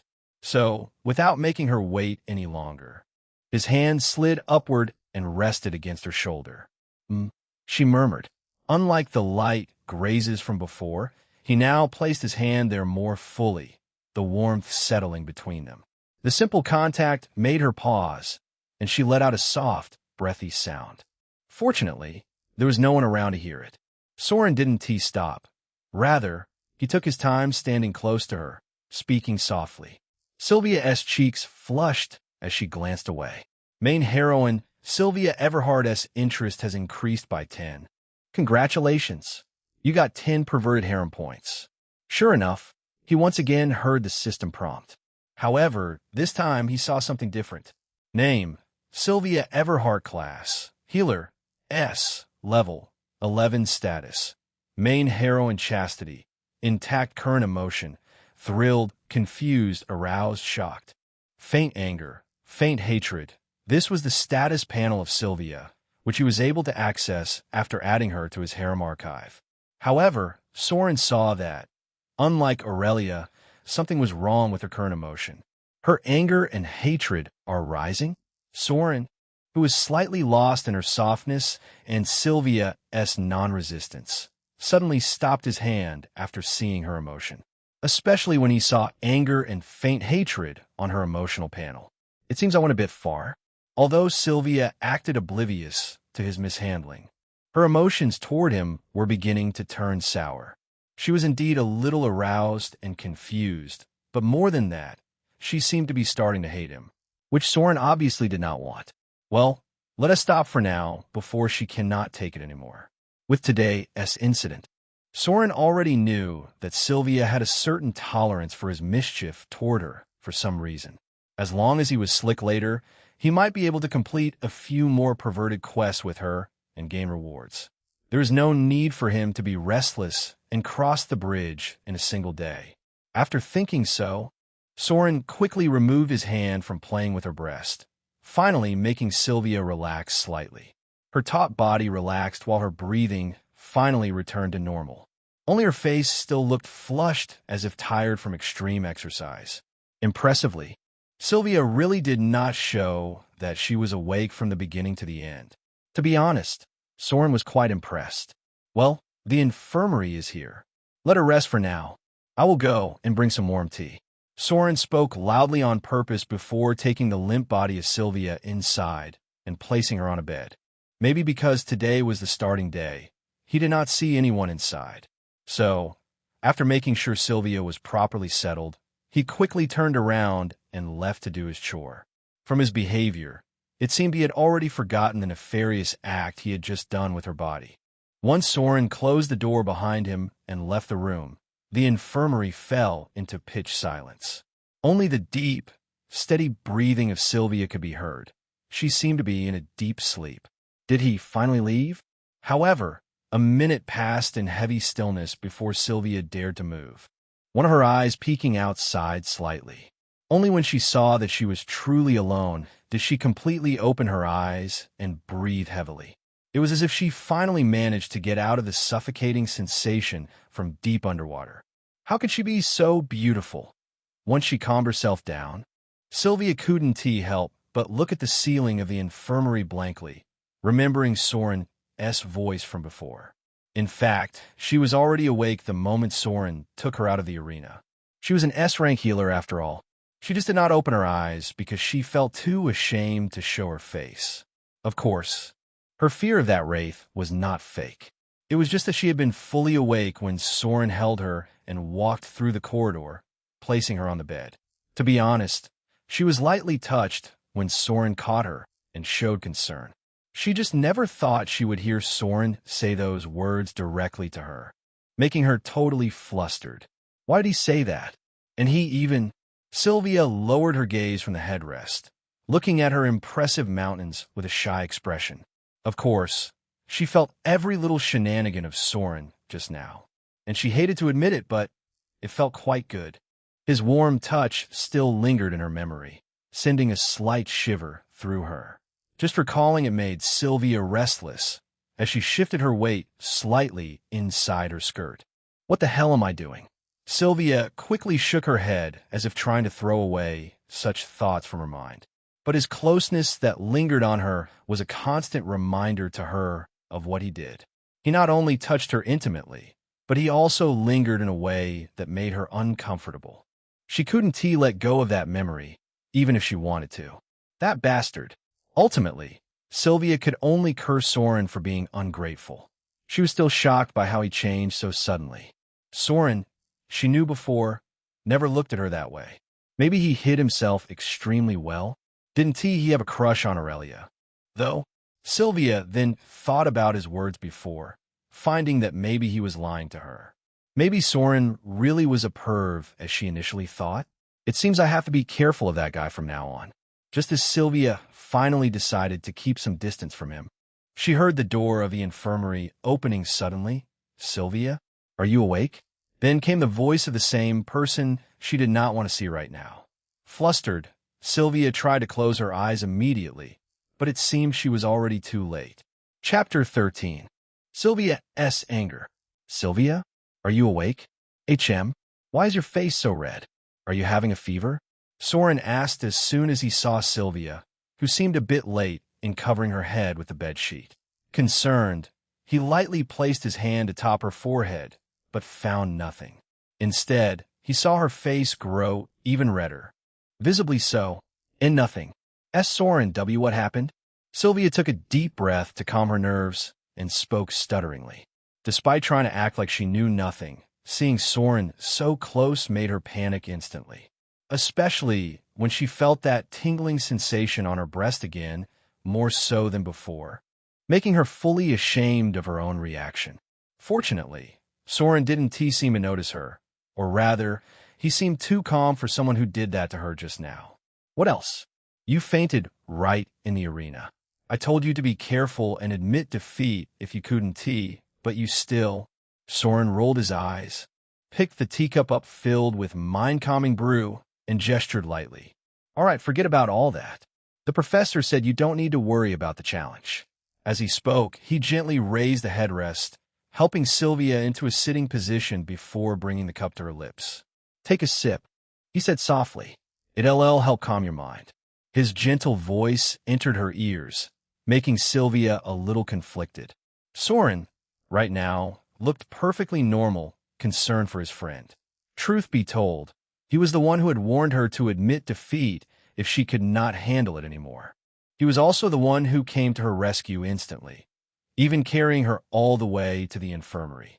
If he had not done those things to her before, he would have been the perfect friend Sylvia could not find anywhere else. But, after knowing his true face, Sylvia did not know how to react, especially when she could see that his concern for her was not false. Drink it. Sylvia came back to her senses once she felt the hot brew touch her lips and part her mouth slightly. But she was still slightly confused confused enough not to realize that she could drink the tea herself. "Are you feeling better now?" Once she had drunk all the brew down her throat, Soren placed it on the table beside him and asked with a gentle smile. His hand naturally rested atop her forehead, as if checking her fever, making Sylvia slightly flinch. "It seems you're likely fine now, but I have to say, for an S-rank healer, your mental power is too low." Soren complained lightly. "You are such a big girl, and you are still afraid of ghosts. How pathetic," he said, his eyes slightly lowering on her bosom, intentionally or unintentionally suggesting something, making Sylvia blush red. "TCH, what does it matter whether my mental power is low or I'm afraid of ghosts? For you to comment." Sylvia was already suffocated by his behavior and could not take his teasing anymore. She was really pissed that he could still act so innocent after doing that to her. "I'm already generous enough that I didn't complain and break our friendship. He still has the guts to tease me?" Her anger, which had calmed down before, suddenly flared up, and she directly hit Soren's head with her fist. "Ouch, hey! Do you need to hit me on the head? What if I go dumb?" Sylvia wasn't going easy when she hit him. Rather, she used full force, making a thud sound when her fist hit Soren's head. Soren felt so much pain that he felt a little dizzy, rubbed the spot, and complained in anger. "Serves you right then. You aren't a smart bunch, anyway." But Sylvia only snarled in a loud voice, making Soren flinch unconsciously. He could feel that Sylvia was really angry at him. Maybe she finally found a way to vent her pent-up emotions. This time, she really went all out. "How ungrateful. And I even help you so much." After seeing her so angry, Soren couldn't help but complain in a low voice. "Help? You help me? You damn bastard." But that only managed to make Sylvia so mad that she clenched her fist once more and tried to hit him again. Unfortunately, Soren swiftly dodged her blow this time. Angered, Sylvia directly left her bed and chased after Soren.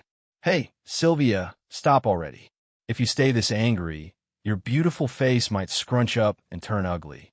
Her punch really hurt. Soren didn't know that this girl had so much strength. He didn't want to experience the same pain again. "Who is ugly? You idiot have become lawless recently. I must drill some sense into your stupid head to make you come to your senses." Soren's words weren't helping Sylvia's anger at all. Rather, like a cat whose tail was stepped on, Sylvia pounced on him relentlessly. She even used her mana to shorten their distance, catching Soren off guard before landing a devastating blow on his head again. "Ouch!" Soren roared in pain as this blow was harder than before. It hurt so much that he sat down and rubbed the place where she hit him. Only tears were left to come out of his eyes. Fortunately, after landing the second blow, Sylvia didn't hit him again. "You vixen, you." But Soren's mouth was really full of foul words, and he once again managed to anger Sylvia when, suddenly, the door to the infirmary opened, causing both of them to turn around. What happened?" Evan couldn't help but ask after seeing the weird scene in front of him as soon as he entered the room. He saw Soren crouching while rubbing his head, while Sylvia was standing in front of him like an angered queen. No matter how he looked at it, it didn't seem like a scene he should see in an infirmary. "And nothing happened. I am fine, and he is also fine. You two, leave the room and let me have some rest." Sylvia was a little flustered after the sudden appearance of Evan. So, not wanting him to notice her anomaly, she quickly spoke before dragging Soren out of the room along with Evan. Bang! Then, without giving them a chance to react, she closed the door behind her. "What happened?" "Hey, Sylvia, I brought you a high-grade mind tonic. Please open the door." Chapter 14, Title, Bold Pervert. "What happened?" "Hey, Sylvia, I brought you a high-grade mind tonic. Please open the door." Evan was totally confused as he knocked on the door, but Sylvia simply ignored him. Dejected, he looked at Soren, who looked amused, and asked, "What the heck happened to her?" "How will I know? She must be a little embarrassed because of the incident." Soren shrugged and looked perfectly fine. In stark contrast to his painful look before, his eyes involuntarily focusing somewhere in the air. "Name, Sylvia Everhart class," Healer S. Level 11 status. Main heroine chastity. Intact current emotion. Angry, frustrated, slightly guilty finally. If such a strong emotion really took root in Sylvia S. heart, he would be really done for. That's why he made her lose her cool and vent her emotions somehow. Of course, it worked because Sylvia didn't have much aversion toward him in the first place. Otherwise, would she let him molest her? Embarrassed? Why would she be embarrassed? In a practical class, accidents are bound to happen. Evan didn't know their history and gave his comment. He felt that today was just the first day, and it was normal to slip sometimes. Who knows what she is thinking? Soren didn't want to talk to him, so he just shrugged and then suddenly grabbed the bottle out of Evan's hand while he was paying attention. He had been eyeing it from the beginning. Hey, that S for Sylvia. Evan quickly shouted, but Soren signaled at the door. Didn't you see she is all right and wants some rest? She won't need this, Soren said, and before Evan could rebut, he turned around. Okay, I want to go to the restroom for a while. Let us meet in the classroom. After that, he directly left, leaving him speechless. Before Evan could even understand what happened, Soren already disappeared from his sight. Hey, that thing is expensive.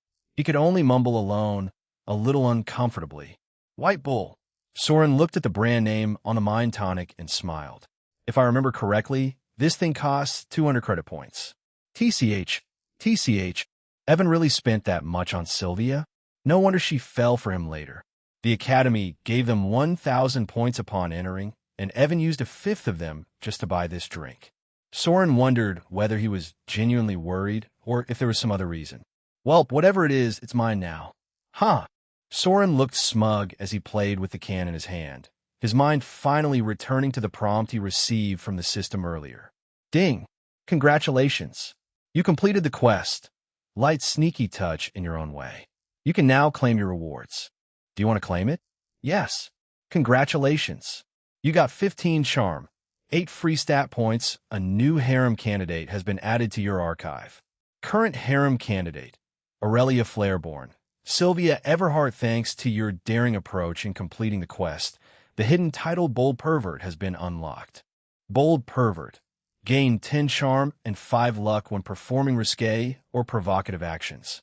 Nearby female characters become slightly flustered and aroused, with a higher chance of conflicted reactions instead of outright rejection. An extra reward will be issued because you completed the quest with the main heroine. Congratulations! You have successfully awakened a new stat, Critical Hit, Invariable Stat. Critical Hit, Invariable Stat, a luck-based stat that, when triggered, deals 2 times your total damage while partially ignoring the target's defense. Another invariable stat? This one was also linked to his luck points. Was the system hinting that he should raise his luck value? Looking at it, it seemed pretty powerful. For example, how strong would his Artemis Grace be if the damage doubled? Not to mention the title, Bold Pervert. Well, unlike before, he distributed the points more carefully and didn't just dump everything into luck, even with a new stat. Luck was a metaphorical thing, after all. He couldn't just rely on it. Attributes, Strength, 21 Agility, Dexterity, 37, 40 Intelligence, 21 Endurance, 23 Charm, 31, 46 Mana, 22, 25 Luck, 13, 15 Free Stat Points, 0, Invariable Stat Gap, 1 Critical Hit. 1 Now this looks a little better. Then again, I should probably increase my level as soon as possible. Soren knew that his stats were barely any good, considering the elites in this Hunter Academy. After all, the stat points you gained when leveling up were directly related to the rank of your class, and he was just a B-rank hunter. For once, he knew that the protagonist, Evan, probably had all his basic stats above 50 points already. Although Evan was at level 15, 3 levels higher than him, Soren still would not be able to catch up. Not to mention his overpowered SSS rank hidden skill, Sword Saint. To be honest, this world was extremely unfair. The only way he could even get equal to those people was to complete one perverted quest after another. HM, why are you here? Just as Soren was making plans, a soft voice diverted his attention. HM, He then saw Aurelia standing in front, looking at him with a slight frown mixed with curiosity. Only then did Soren realize that while he was lost in thought, he had walked farther than he intended and somehow ended up right outside the women's restroom, running straight into Aurelia. Is he following me? Chapter 15. Sylvia hit a jackpot. Is he following me? Aurelia thought, watching Soren with a faint sense of amusement. She found his behavior a little cute. He must be feeling crushed after learning about her background and talent, right? Poor guy. He probably thought there was no future for him. Yet, unable to contain his feelings, he followed her here, even leaving his injured friend behind. Let us see what he will do now. Aurelia waited silently, curious to see what he would do next. Shit, why is she here all of a sudden? While Aurelia was in her own world of thinking, Soren felt a bit tense, half expecting her to attack him. As someone who had played Labyrinth before, he knew exactly what kind of character she was. Her pride was practically written all over her face. However, he then noticed that she did not seem as angry as before. Instead, she looked a little curious. It seems she is not as angry as before. Perfect. Let us use this opportunity and apologize for what happened at the cafeteria. Although Soren was perplexed by her reaction, he realized this could be a golden opportunity. If he could get her to forgive him, he wouldn't need to worry about retaliation. And if he could get close, maybe he could find ways to complete his quest as well. His eyes couldn't help but scan her tall, voluptuous figure, slightly covertly. Maybe the system was right. He really was a bit perverted. Once he made up his mind, Soren quickly came to his senses, slightly bowed to Aurelia with a bitter smile, and spoke, "Miss Aurelia, I'm here to apologize." Apologize? Aurelia raised an eyebrow, crossed her arms, and looked at him with curious amber eyes. Yes, apologize. To be honest, I was quite nervous about our next class and didn't see you coming. I'm really sorry. Can you please forgive me? Soren acted a bit awkwardly, unsure how to make up an excuse. Trying to divert her attention, he gritted his teeth and finally handed her the bottle, although extremely reluctant. Let this mind tonic be my apology. You haven't eaten anything yet, right? He remembered the emotion he had seen on her status panel before. She was hungry. Although he was extremely reluctant to part with such an expensive drink if it meant keeping this demoness of a girl off his back, he felt it was worth it. It was to even his credit points. So, this is how he wants to end this? Aurelia looked at his extended hand, carrying the bottle. She thought that after finding out who she was, Soren had decided to quit pursuing her. Otherwise, why would he be in such a hurry to apologize? Still, Aurelia felt that his decision was correct. She didn't know why. She didn't like this outcome. Maybe she wanted to see more drama or more attention. She wasn't sure, but she wasn't the type to complain. Okay, I accept your apology. Just don't come in front of me next time. Aurelia spoke coldly, lightly grabbed the bottle from his hand, and turned to leave abruptly. With that, all the cause and effect between them was over, not that she thought there had been any to begin with. TSK. She didn't even react to such an expensive drink. My 200 credit points. Such bad luck. Soren didn't know whether to cry or laugh. He first snatched the drink from Evan, only to have it taken by Aurelia, who didn't even look twice at it. The only good thing was that she had finally accepted his apology, and he didn't need to worry about her anymore. Well, before getting another quest, of course. Please don't let a quest like Sylvia's involve her. At least, not yet. He couldn't always get lucky, after all. White Bull, what kind of drink is this? Once Aurelia left Soren's vicinity, she finally glanced at the can in her hand, confused. Having been sheltered all her life, she had no idea what this product was. At first, she assumed it was just some cheap liquor anyone could find. Well, I'm hungry, but a mind tonic isn't really what I need right now. After staring at it for a moment, Aurelia lost interest. So, she bent down slightly to toss the bottle into a nearby trash can. However, just as her fingers were about to let go, "Wait, don't throw that."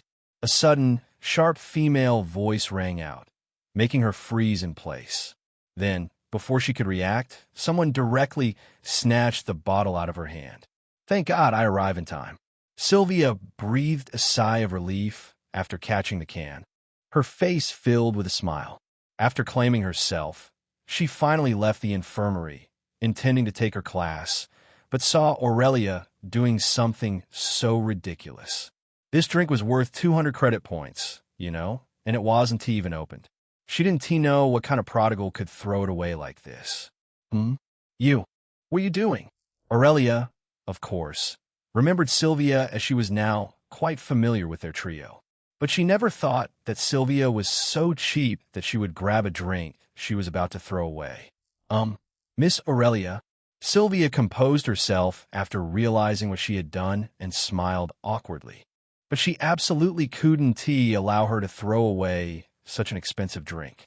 You see, I'm feeling quite unwell due to what happened in the practical class. So, I was thinking whether you would give this drink to me. Sylvia looked at Aurelia with her innocent blue eyes, her cheeks a little red with shame.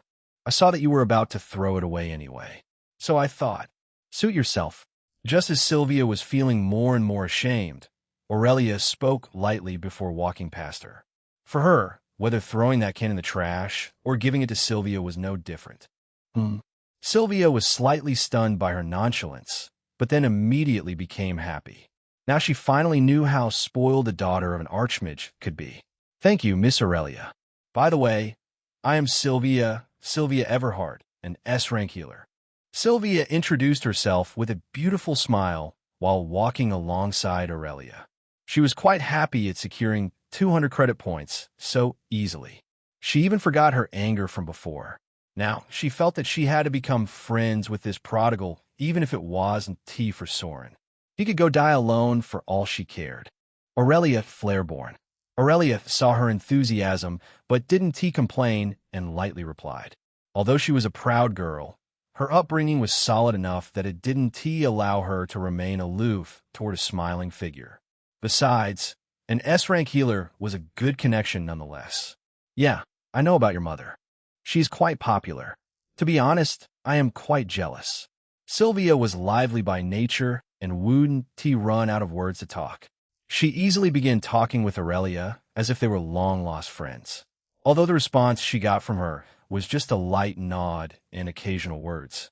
She felt that she was far closer than before. Oh, right. So, when Sylvia saw that they were about to reach class, she suddenly acted as if she remembered something. Chapter 16. Love Triangle? When Sylvia saw that they were about to reach class, she suddenly acted as if she remembered something. Miss Aurelia, what do you think? There was a reason why the Elite Hunter Academy gathered each and every student in the same place for study despite having different classes. And that was to form connections. Connections that were necessary to form a team. After all, to conquer a dungeon, a solo hunter was never enough, or rather, extremely inefficient and risky. At one point, no matter how strong you were, you would always need your team. And besides, even when you joined a guild later, leadership and teammate coordination were very useful skills. That's why the Elite Hunter Academy encouraged its students to form teams and hunt down monsters. For this, they even had a controlled dungeon of lower ranks that was free for their students to hunt and level up. After all, hunters could learn only when they experienced the fight, not from books. So Sylvia and Evan had already made their plan to go to a dungeon in the cafeteria. Soren didn't hear them as he was busy searching for his targets. F-rank dungeon. Aurelia spoke lightly, considering her proposal. Yeah, although you're already level 20, it should still be useful to you. Of course, if you think it is too low level, we can target E rank 2, although you might need to wait a bit. F-rank dungeons were the lowest level of dungeon in this world, and the most powerful monster inside was only level 20 at max. But Sylvia suddenly remembered that Aurelia was already level 20, so she felt that she might reject it when, okay, let us go then. I also want to hone my skills. Aurelia actually agreed, making her smile. In fact, the reason Aurelia agreed wasn't because of Sylvia, nor because she wanted to experience the dungeon. She had already cleared an F-rank dungeon by herself while training with her mother after all. Rather, She wanted to go because that guy was also on this team. The guy who was far better than her, even though she was at a higher level. His name is Evan. Isn't it? Let us see how powerful you actually are. Aurelia was very competitive. When she saw how Evan was able to kill a monster with just one swipe of his sword, she felt he was challenging her. Of course, she was also curious about Soren, who managed to kill his monster in 2 minutes. But due to his B-rank class, he wasn't her competition. Great then, let us meet tomorrow morning just outside the entrance. Sylvia didn't care what she thought. She was just happy that her plan worked quite well. She was also in need of a girlfriend in this strange academy, as her male friend turned out to be a pervert. Sylvia separated from Aurelia and made her way toward her corner in the classroom, heading toward Evan. Her hands fiddled with the unopened can of White Bull, while her beautiful blue eyes sparkled, showing her good mood. Hey, Evan, where's Soren? As she approached her desk, Sylvia saw Evan sitting alone, his head lowered, drifting in thought. Soren? He went to the restroom. Evan heard Sylvia and turned his head to reply, but his eyes suddenly locked onto the bottle in her fair hand. For a moment, he went completely blank as he recognized what it was. White Bull, the same one he bought for Sylvia before. The same one that Soren snatched away from his hand. Restroom? Okay then. Sylvia noticed his gaze fixed on the bottle and perched on her bench a little slyly. He must be shocked, right? How will he react if he knew I didn't pay a single penny for it? She was proud of the free treat she got, practically flaunting it by placing it atop her desk. Now, not only he, but also all the students in the classroom could see it. Sylvia seemed quite vain. If you don't mind me asking, where did you get this? Evan, of course, saw her proud, smiling face, which made him feel even worse. Unable to resist, he lowered his voice and asked Sylvia, This is a gift from a close friend of mine. Sylvia felt too ashamed to admit that she practically snatched it from Aurelia, so she made up a random excuse. It wasn't like Evan was going to ask further, right? A close friend, huh? Unfortunately, she didn't know her words already caused turmoil in Evan's heart. He felt so mad that he ground his teeth in frustration. So, after saying Sylvia doesn't need it, you went behind my back and gave it to her yourself. How treacherous. Evan couldn't be blamed. To him, Soren looked just like a friend who betrayed him. Not to mention the strange flush of shyness on Sylvia and her dodging eyes. That made him even madder. Soren, I didn't know you were like this. Oi, Soren, you are finally here.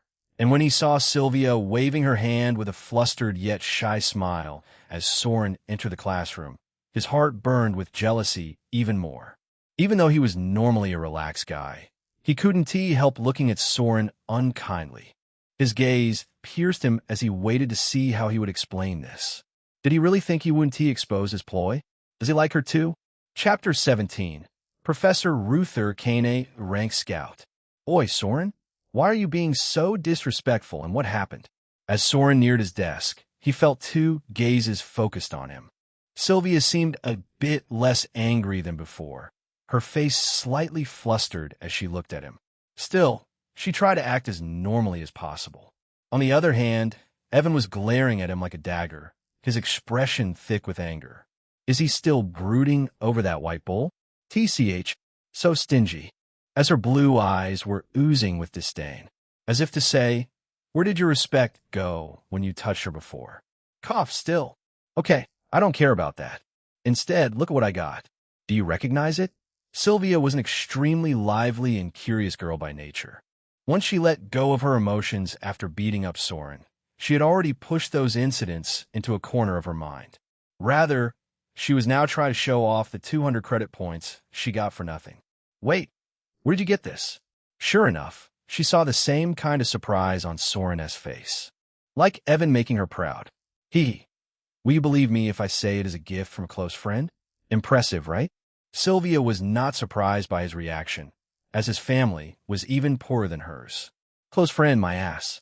When did Aurelia become your close friend? But hearing her, Soren blurted out before grabbing the drink out of her hand. This was the same one he gave to that girl just now. Why the heck did Sylvia suddenly have it? Morelia? How did you know I got it from her? Sylvia was totally surprised. For a moment, her heart skipped a beat as she wondered whether he knew that she had practically begged for it. Fortunately not. How? Of course. I gave her this can as an apology for what happened earlier at the cafeteria. But why do you have it now? Soren asked, finally understanding why Evan had been looking at him angrily before. This guy might have thought I betrayed him or something. Soren slightly turned his head toward Evan and rolled his eyes, leaving the guy momentarily embarrassed. Now that he saw Sylvia's reaction and heard Soren's words, Evan realized that he misunderstood him, and it seemed he also unintentionally exposed his intentions on the way. For a moment, he felt a bit ashamed at being exposed. What? You gave her a 200 credit point drink as an apology? As soon as Sylvia heard him, she exclaimed loudly enough for every student in the classroom to hear. Are you nuts? She even cursed at Soren despite her refined image. For a moment, everyone looked in their direction with intrigue, including Aurelia, who looked slightly confused. Hey, lower your voice, will you? Soren quickly covered her mouth with his hand, but the damage was already done. Fortunately, just then, someone entered the classroom, instantly garnering everyone's attention. Good afternoon, students. I am Professor Ruther Kane, a senior instructor with an A-rank class, Scout. A middle-aged man in a sharp, well-fitted suit, his stubble giving him a rugged edge, spoke as his eyes slowly swept across the classroom. Though a faint smile curved his lips, his sharp gaze weighed heavily on everyone, as if silently measuring each student. As a scout, his vision was far from ordinary. He could detect even the tiniest movement and the faintest change in expression. Feeling his hawk-like gaze, in an instant, the chatter died down. The entire classroom fell silent. Soren, Sylvia, and Evan also quickly adjusted their positions, sensing that this professor wasn't very amiable. It seems this year, quite a good batch of students joined the academy. It will be quite fun to teach you all. Once everyone became silent, Professor Ruther smiled with faint satisfaction. Okay, since you're all new, let me introduce the subject that I am in charge of, Dungeon, its classification and historical analysis. You might have heard of it, right? From F to SSS rank. Who doesn't know dungeons are classified like that? But do you know why it is like this? Professor Ruther officially began his class, his voice unhurried and measured. Unlike Professor Lyra, he was in charge of the theory class. However, that didn't make it any less important. Although most of his lessons focused on theory, as an A-rank scout, his keen vision could help students in ways few others could. Since you are all elites, chosen from across our country of Arden and invited to the capital city of Fiona, you must have some knowledge about this world, right? The professor smiled and slowly paced the classroom, speaking softly as if telling a story. Even so, let me give you a brief history. About 500 years ago, our world, Gaia, faced a catastrophe no one could understand. Professor Ruther began to narrate the world's history.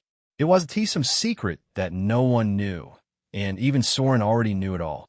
The rise of dungeons, the hunters who awakened to save humanity, the long struggle over centuries. After 500 years, the world had finally stabilized, and Arden had become one of the 3 most powerful countries. This information had even been summarized at the beginning of the dating sim, Labyrinth. So rather than focusing on the generic history, Soren's attention was on the plot surrounding Professor Ruther. After all, he knew this man was a servant of demons and an early villain, one so lustful he placed his eyes on his own students.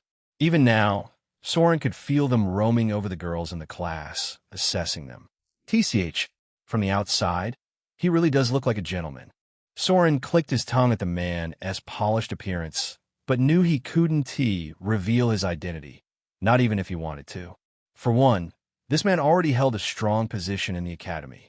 And for another, Soren couldn't risk interfering with the established plotline without jeopardizing his own advantage. He really wasn't that generous. Chapter 18. Perverted quests. ISN TC here yet? Soren asked Sylvia as he didn't TC Aurelia yet. He heard that she managed to invite that girl yesterday to join their team. But looking at the huge crowd in the training hall of the Elite Hunter Academy, he didn't see her figure anywhere. Why are you so anxious already? Sylvia rolled her eyes at Soren, a trace of irritation flashing through them. If previously she might have teased him for searching for Aurelia, now she was clearly displeased. Hey, Soren, are you a simp? You wasted 200 credit points on her before, and now you're waiting anxiously for her like a puppy. Girls don't like such boys, you know. Sylvia leaned slightly and whispered to Soren, clearly in anger and a faint jealousy. TSK, if you really think so, why don't you return that white bull to me then? Soren rolled his eyes and asked. Yesterday, Sylvia refused to give the can back to him, even when he asked so many times. Too late. I already drank it, and Aurelia gave it to me herself. You have no right to take it back. Sylvia stuck out her tongue with a sly smile, letting out a light laugh. My mental power even went up by 1 point. Too bad, I can't take it twice. She licked her lips lightly, as if savoring the lingering taste, and Soren found his attention drifting to her moist red lips without meaning to. To be honest, after yesterday's incident, Soren felt quite drawn to this silly, lively girl. There was a strange charm about her that he could not quite put into words. Maybe it was because she was the main heroine. Come to think of it, she is already in my harem archive, right?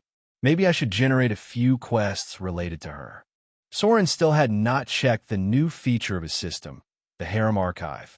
All he knew was that it allowed him to generate quests related to a harem candidate and obtain rewards from them. Now that he had already decided to build one, he did not hesitate any longer. System. Generate quests related to the main heroine, Sylvia Everhart. He was curious to see what kind of quest would appear. Ding! You have activated your harem archive. Current harem candidates. Aurelia Flareborn. Sylvia Everhart, you have chosen to generate the quest related to the main heroine. Sylvia Everhart, main quest activated. Conquer. Quest progress. 0-100 objective. Conquer Sylvia Everhart and recruit her into your harem. Time limit. None reward. To help you complete the main quest, a list of perverted side quests has been successfully activated. Perverted quests list 1. Steal Sylvia's used panties. Bonus if warm. 2. Lightly pat her but from behind and squeeze at 10. Hug her from behind and firmly grab her ass 11. Hug her and give her but a loud slap. Act innocent 12. Hug from behind and grind your crotch against her ass 5 to 10 seconds 21. Bury your face in her worn laundry for 1 full minute 22. Smell the crotch of her used clothing until you catch her scent 30. Press yourself against her in bed at night 41. Get her to sit on your lap. Secretly hold her close, good guy. Soren's heart skipped a beat when he saw the list going on and end. Each quest more ridiculous than the last. Only now did he realize that the quest he received before was actually a mild one. No wonder his system was called the Perverted Harem System. Just looking at the listed quests was enough to make his face turn completely red. Unable to keep reading the increasingly vulgar quests, Soren skimmed straight to the bottom.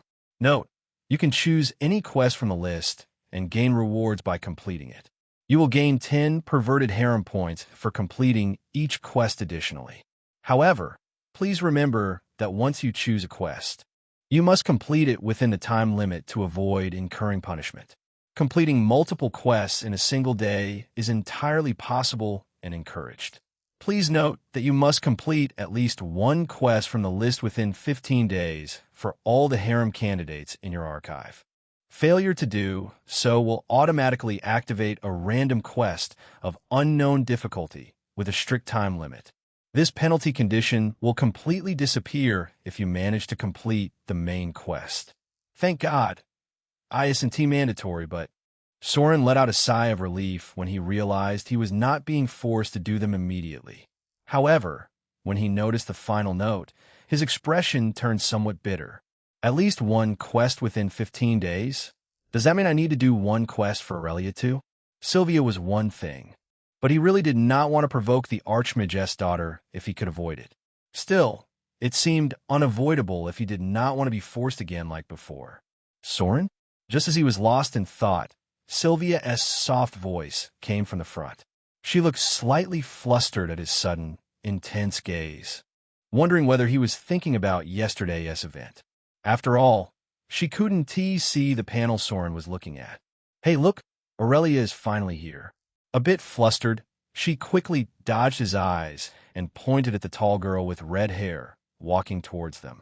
Aurelia Flareborn, daughter of Seraphine Flareborn, stood with an impressive staff in hand that looked expensive, seemingly ready to dive into the dungeon.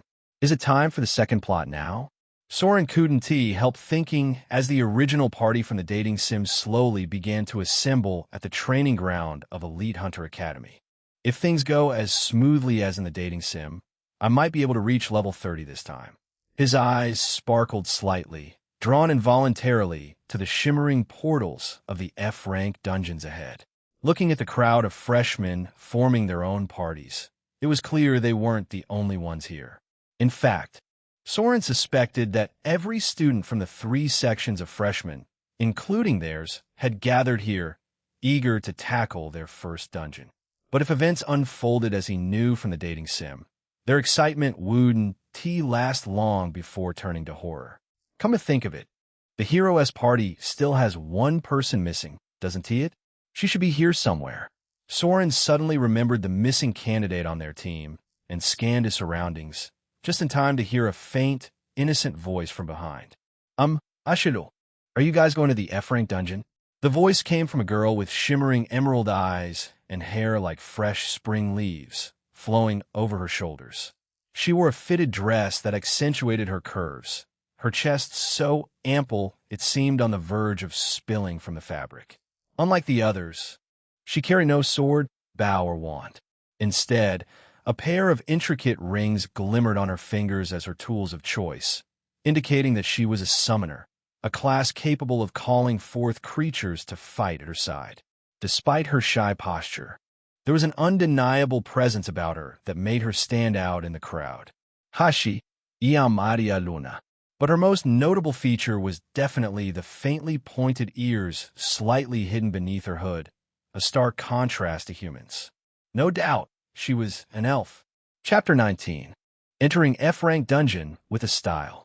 The world of Gaia was divided into 2 factions, humans and monsters.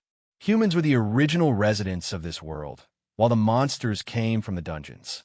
Basically, dungeons that could not be captured in time opened as gates, letting monsters out. But not all dungeons contained mindless monsters that would hunt down humans.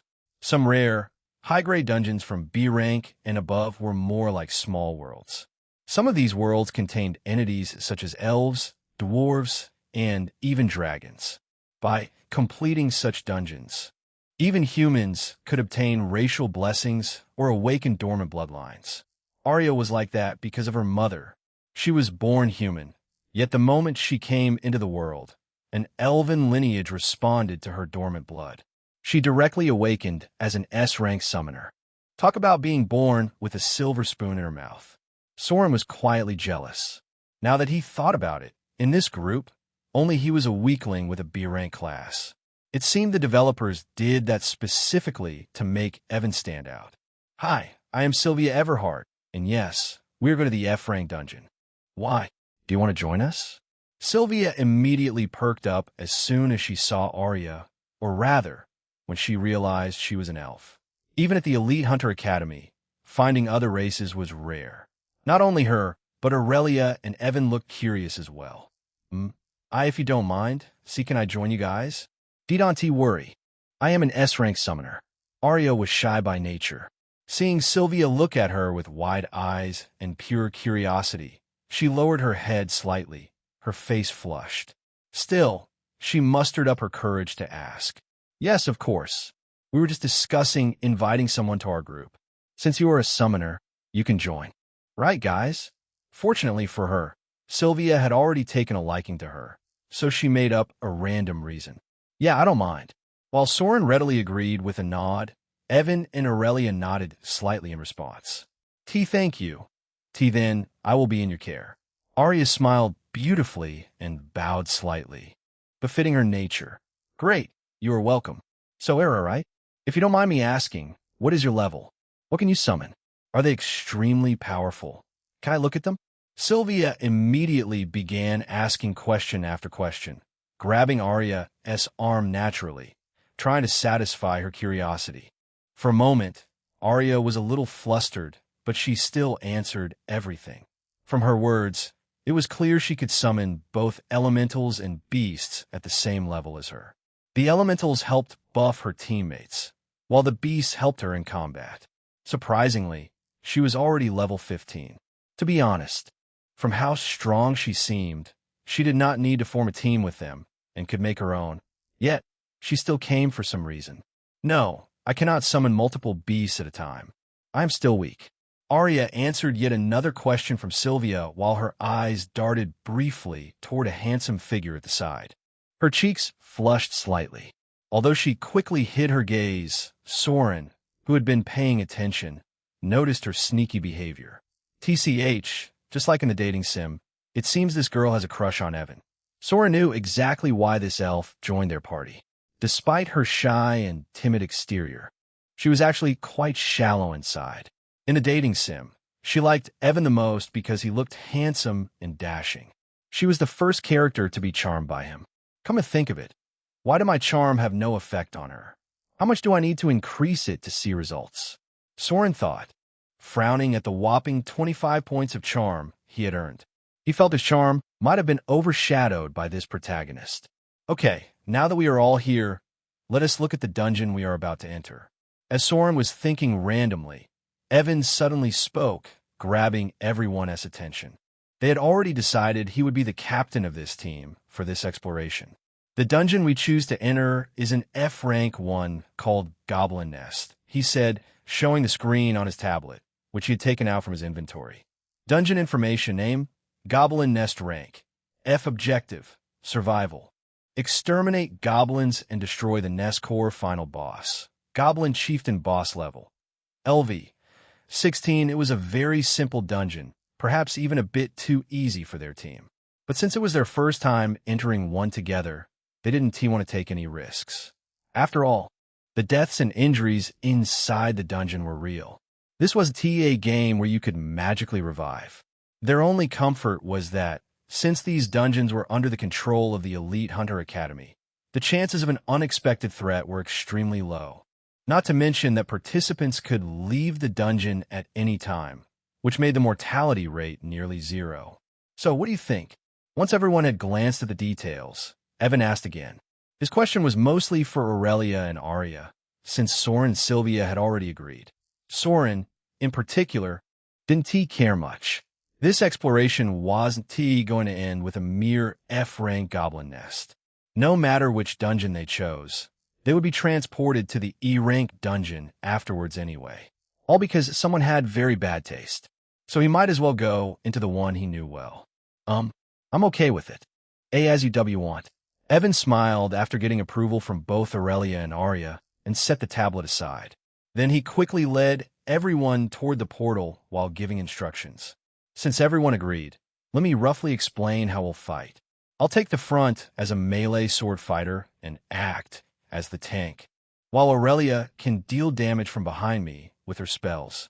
Evan continued in his role as party captain. Soren and Arya will take the middle position since they can't properly defend themselves. Soren can fire arrows from mid-range, and if things get hectic, Arya can summon creatures to guard the rear, so Soren 1T be attacked up close. Sylvia can heal and buff us from the middle. It was a basic party formation, and everyone immediately agreed. Although they had never entered a dungeon as a team before, they had studied the theories at school. They just lacked practical experience. Okay then, let us enter the dungeon and try to complete it as soon as possible. Seeing that everyone agreed, Evan gave a dashing smile, making Arya flush red before taking the lead and entering the portal in front. Immediately behind, Aurelia also entered the sapling right after. Let us go too. Sylvia was also a bit excited and grabbed Arya's arm before walking towards the shimmering gate. From how things went, It seemed Soren would be the last to enter. But from his sly smile, it didn't seem like he was complaining. Perfect. Just when I was thinking about completing one of the quests. Rather, his eyes were focused on the perky butt of Sylvia, hidden under her long leggings, the sway of her hips looking particularly enticing, as if inviting him to reach out and give it a firm, appreciative smack. Such a good opportunity. How could he let it go to waste? So, the moment when Sylvia stepped onto the portal and was about to disappear with Arya, Soren quickly closed the distance before the swirling light could swallow her completely. Ha! Then, to Sylvia's surprise, his hand moved in a swift, playful motion, delivering a light, teasing slap to her perky butt, followed by a slow, lingering caress as his fingers gently squeezed the warm curve through her leggings. The tight leggings barely softened the impact, sending a delicious ripple through Sylvia's flesh, eliciting a gasp from her mouth. Unfortunately, before she could register what just happened, Sylvia disappeared, vanishing into the shimmering void, leaving only the echoing sound of the light slap and the lingering, warm, soft feeling tingling in Soren's palm. Chapter 20. Someone knows Sylvia was slapped on the butt. Sylvia suddenly gasped in incredible surprise after feeling someone's pat on her soft, but followed by an unexpected caress. But before she could understand what just happened, she found herself teleported into a dark forest along with Arya. What happened? Are you all right? Arya, who was close to her, of course heard her gasp and asked worriedly. She thought she might have been influenced by the teleportation. She heard it could affect someone who had low mental power like Sylvia. After all, she did feign in the practical class before and left early. Not only her, but Aurelia and Evan also looked at her. The latter looked particularly worried. In nothing. Didn't worry, I was just a bit startled. Sylvia found that everyone was looking at her, and hurriedly stopped her hand that was about to caress her, but where the lingering warmth still teased her skin. Her face was already flushed red with shame. After all, she couldn't just say she felt someone patting and caressing her, but just now. Could she? Not when she knew that someone was. What happened? Where are we? This bastard Soren Kingswell. Damn pervert. How dare you? The moment Soren got teleported into the forest, he felt Sylvia's death glare piercing his body. If looks could kill, he would be dead already. After all, unlike before, he really went a bit far this time. Unlike yesterday, he didn't even hide and directly grabbed her when she was about to teleport. Sylvia was so angry that she really wanted to beat this guy up in front of everyone.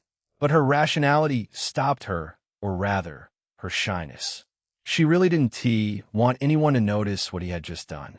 What if they also realized what happened yesterday? She wouldn't be able to show her face to them anymore.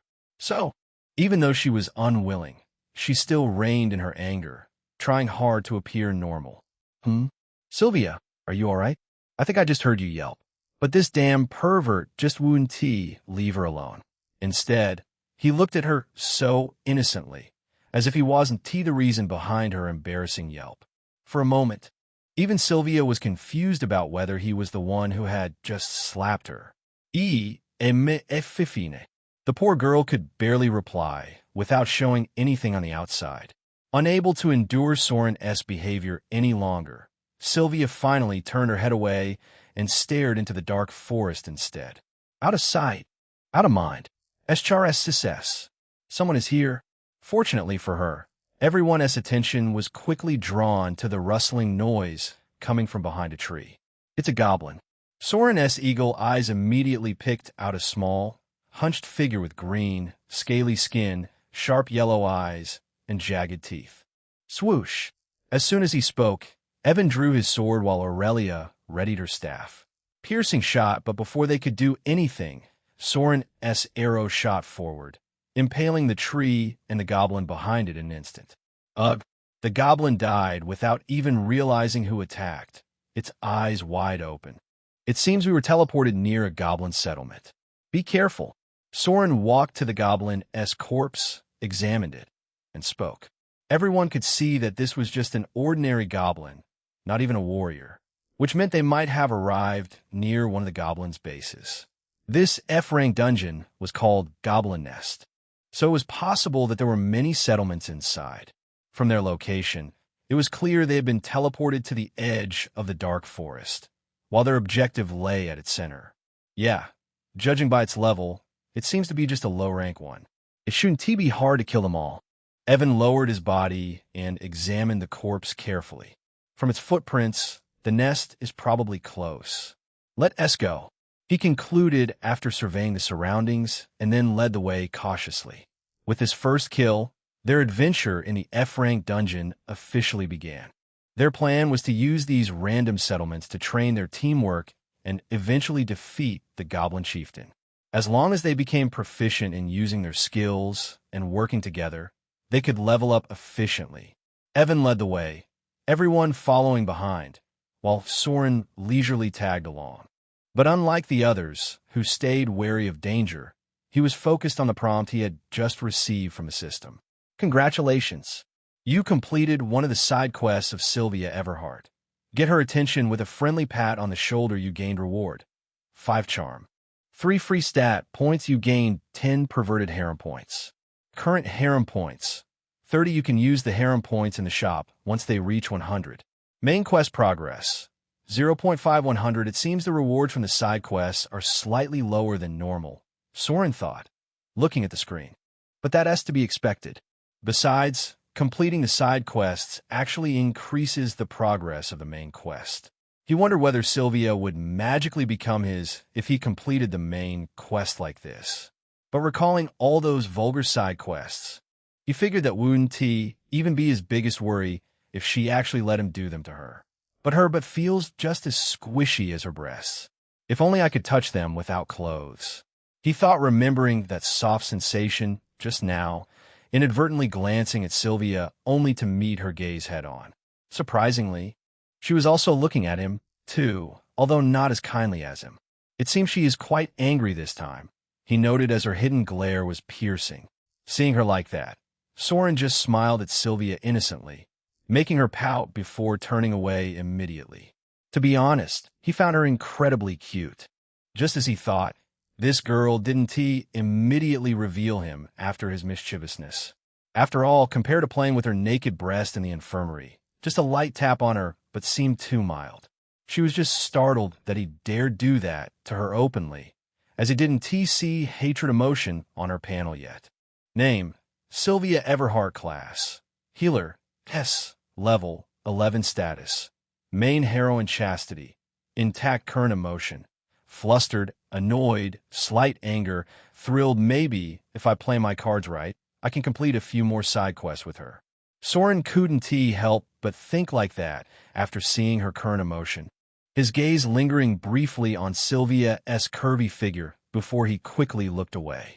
As long as he was discreet, maybe she would allow it. After all, she always seemed thrilled when he did something unexpected. Just as Soren was making plans, he noticed someone watching him. Someone who definitely wasn't Sylvia. Adia. Surprisingly, the gaze belonged to the little elf, who immediately became flustered when their eyes met and turned away abruptly. However, watching the embarrassed elf's gaze darting between him and Sylvia, Soren realized he might not have been as discreet as he thought in that portal. Someone definitely knew what he did. Interesting. Chapter 21. Leveling Up. Principal Logan, is this, alright? They're just rookie hunters. High above the sky of the Elite Hunter Academy, overlooking the massive training field shimmering with multiple portals, Professor Lyra asked, her voice tinged with worry. It is just an E-rank dungeon. Why are you getting so worked up? Logan, a muscular middle-aged man with a thick mustache and burly build, nearly twice Lyra's height, scoffed as he floated beside her. Surprisingly, he was the current principal of the Elite Hunter Academy, Logan Harris, an SS-rank warrior with a trace of giant S blood running through his veins. But they're not even level 20 yet. Aren't you overestimating them? How are they supposed to conquer an E-rank dungeon when most of them are entering one for the first time? Professor Lyra looked visibly annoyed at his nonchalant attitude. She did not know what had gotten into the principal. He insisted on giving this new batch of students a surprise by throwing them into an unknown E-rank dungeon. What if something happened to them? Well, no need to get angry at me, Professor Lyra. It is for their own good. I assent it. Besides, they do not need to conquer the dungeon at all. Even if they leave right away, I will have no complaints. Principal Logan smiled as though everything was under control, his gaze drifting toward the training ground below. Although I will be very happy if some of them give me a surprise. He spoke faintly, his eyes filled with childish anticipation. Professor Lyra still could not understand what he was thinking. Crescent Sever. Fireball. Piercing shot. In the shadowy corner of the F-rank dungeon, streaks of light, fire, and arrows tore through the goblin horde. Blades sliced through shields, arrows whistled past, pinning goblins to trees, and fireballs erupted in the center of the pack. A summoned stone golem slammed down on the largest attackers, crushing them under its weight, while a warm golden light flared behind the group, healing cuts and bruises as the remaining goblins scattered in panic.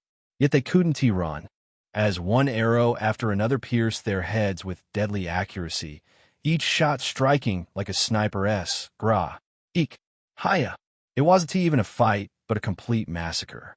Soren's arrow alone shot down 20 goblins instantly, each one killing 2 or 3 at a time.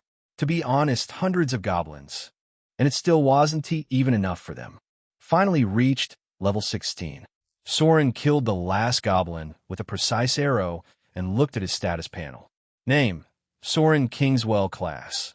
Archer, B, level 16, 20-2200 Hunter rank, B attributes, strength, 21-8 agility dexterity, 40-16 intelligence, 21-12 endurance, 23-8 charm, 51 mana, 25-12 luck, 15 free stat points, 3 invariable stat gap, 1 critical hit, 1 skills passive, Eagle Eye B active, piercing shot A, rapid shot B, active quest none, status, side character, but this is clearly not enough.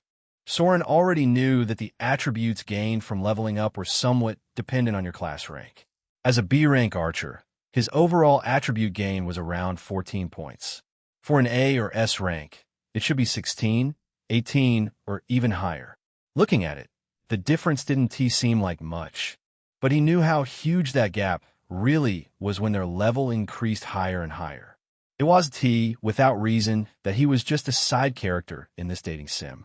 It seems I must increase my class rank before I get left behind.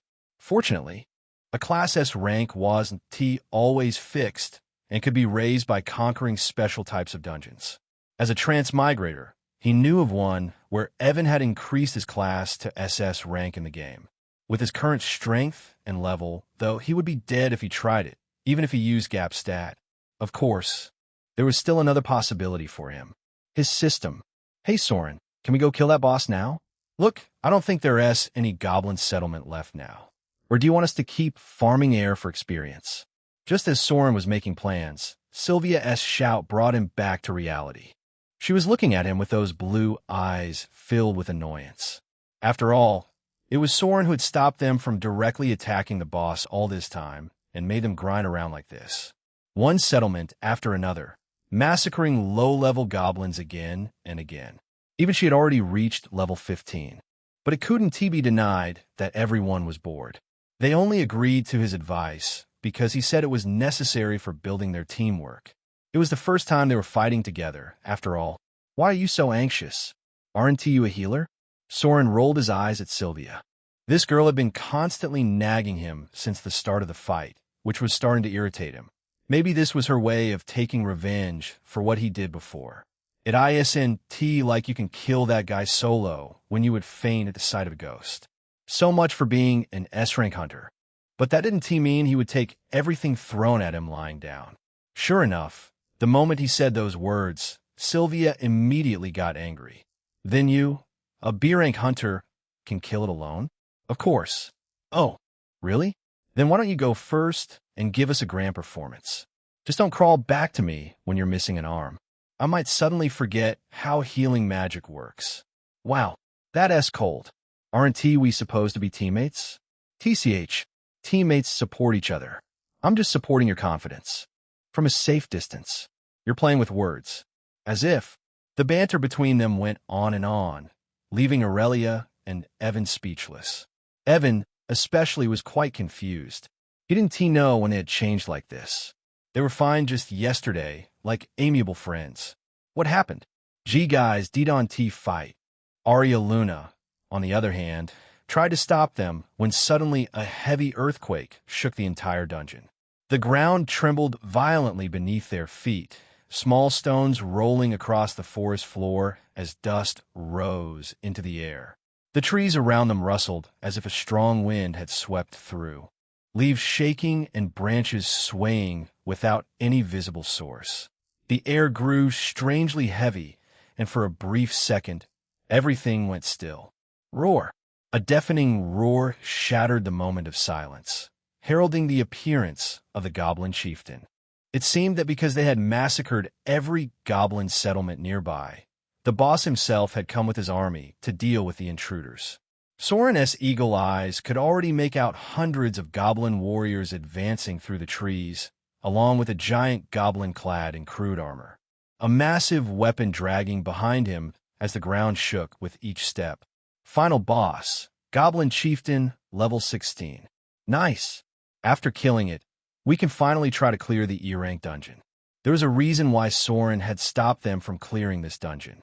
If he had allowed them to do that, they would immediately have been teleported into an E-rank dungeon prepared by Principal Logan. In that case, the same tragic, struggle-filled plot of the original game, where Evan reigned at the top, would follow, which he didn't want to happen. Rather, Soren wanted to clear it himself. By doing this, first, he wanted to see if he could change the established plotline, and second, I want to be the leader of this group. Chapter 22. Soren was slowly getting bolder. Too easy. Aurelia mumbled with deep dissatisfaction as she saw a huge figure drop to the ground with a thud. Its robust body was burned severely, sliced countless times, and pierced by multiple arrows. The goblin chieftain looked beyond dead. In fact, the poor guy hadn't even managed to properly attack before he was killed. The same was true for his army of goblins behind him, sprawled everywhere with no sign of life. Yeah, too easy, all because of one person. Sylvia heard Aurelia and spoke while giving a side-eye to Soren. Are you praising me, or? For a moment, Soren was confused when he felt the piercing gaze. And this time, it was only from Sylvia, but Aurelia, too, who looked quite dissatisfied. After all, the very reason she had joined this team was to see Evan's abilities. But now, Aurelia tried hard to ignore this guy who had already decided to give up on her, yet found it increasingly difficult. Why did she find him a bit irritating? Ahem, it's good that it was easy. Guys, don't forget this is our first time inside. Our goal is to hone our teamwork and skills. Fortunately, Evan came at just the right moment and cleared his throat slightly, easing the tension. To be honest, he also felt that the boss had been lacking, but he could understand Soren's reasoning. Yeah, you're right.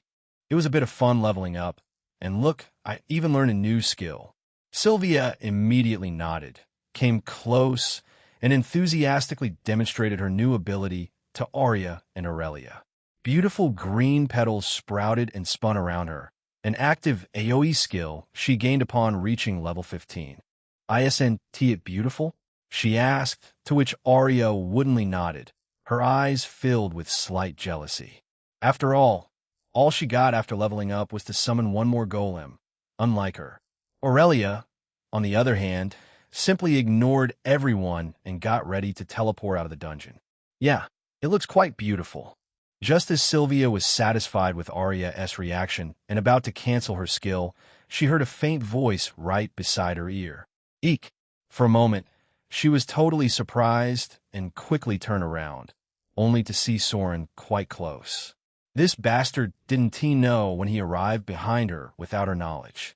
For a moment, Sylvia felt a slight tingling sensation on her bum, making her face go red in shame. Why is there still no portal? Just as Sylvia was about to get angry, she suddenly heard the bewildered voice of Aurelia from her side. What do you mean? Evan, who was cleaning blood off his sword, asked in confusion. But when he looked around and really saw that there was no portal around, even after defeating the boss monster, he understood her concern. Maybe we have to go to its lair? Evan wasn't too sure, as this was the first time he entered a dungeon. No, as long as you killed the boss. The portal leading you outside should appear near the hunter. Is basic knowledge. But Aurelia shook her head, her face turning grim and confused. For a moment, she even thought the goblin chieftain might not have been the boss of this dungeon. What happened? At this time, Sylvia and Arya also realized there was something wrong. For a moment, everyone was confused and alert to their surroundings. Is it starting? Only Soren seemed quite relaxed, although he didn't show it on his face.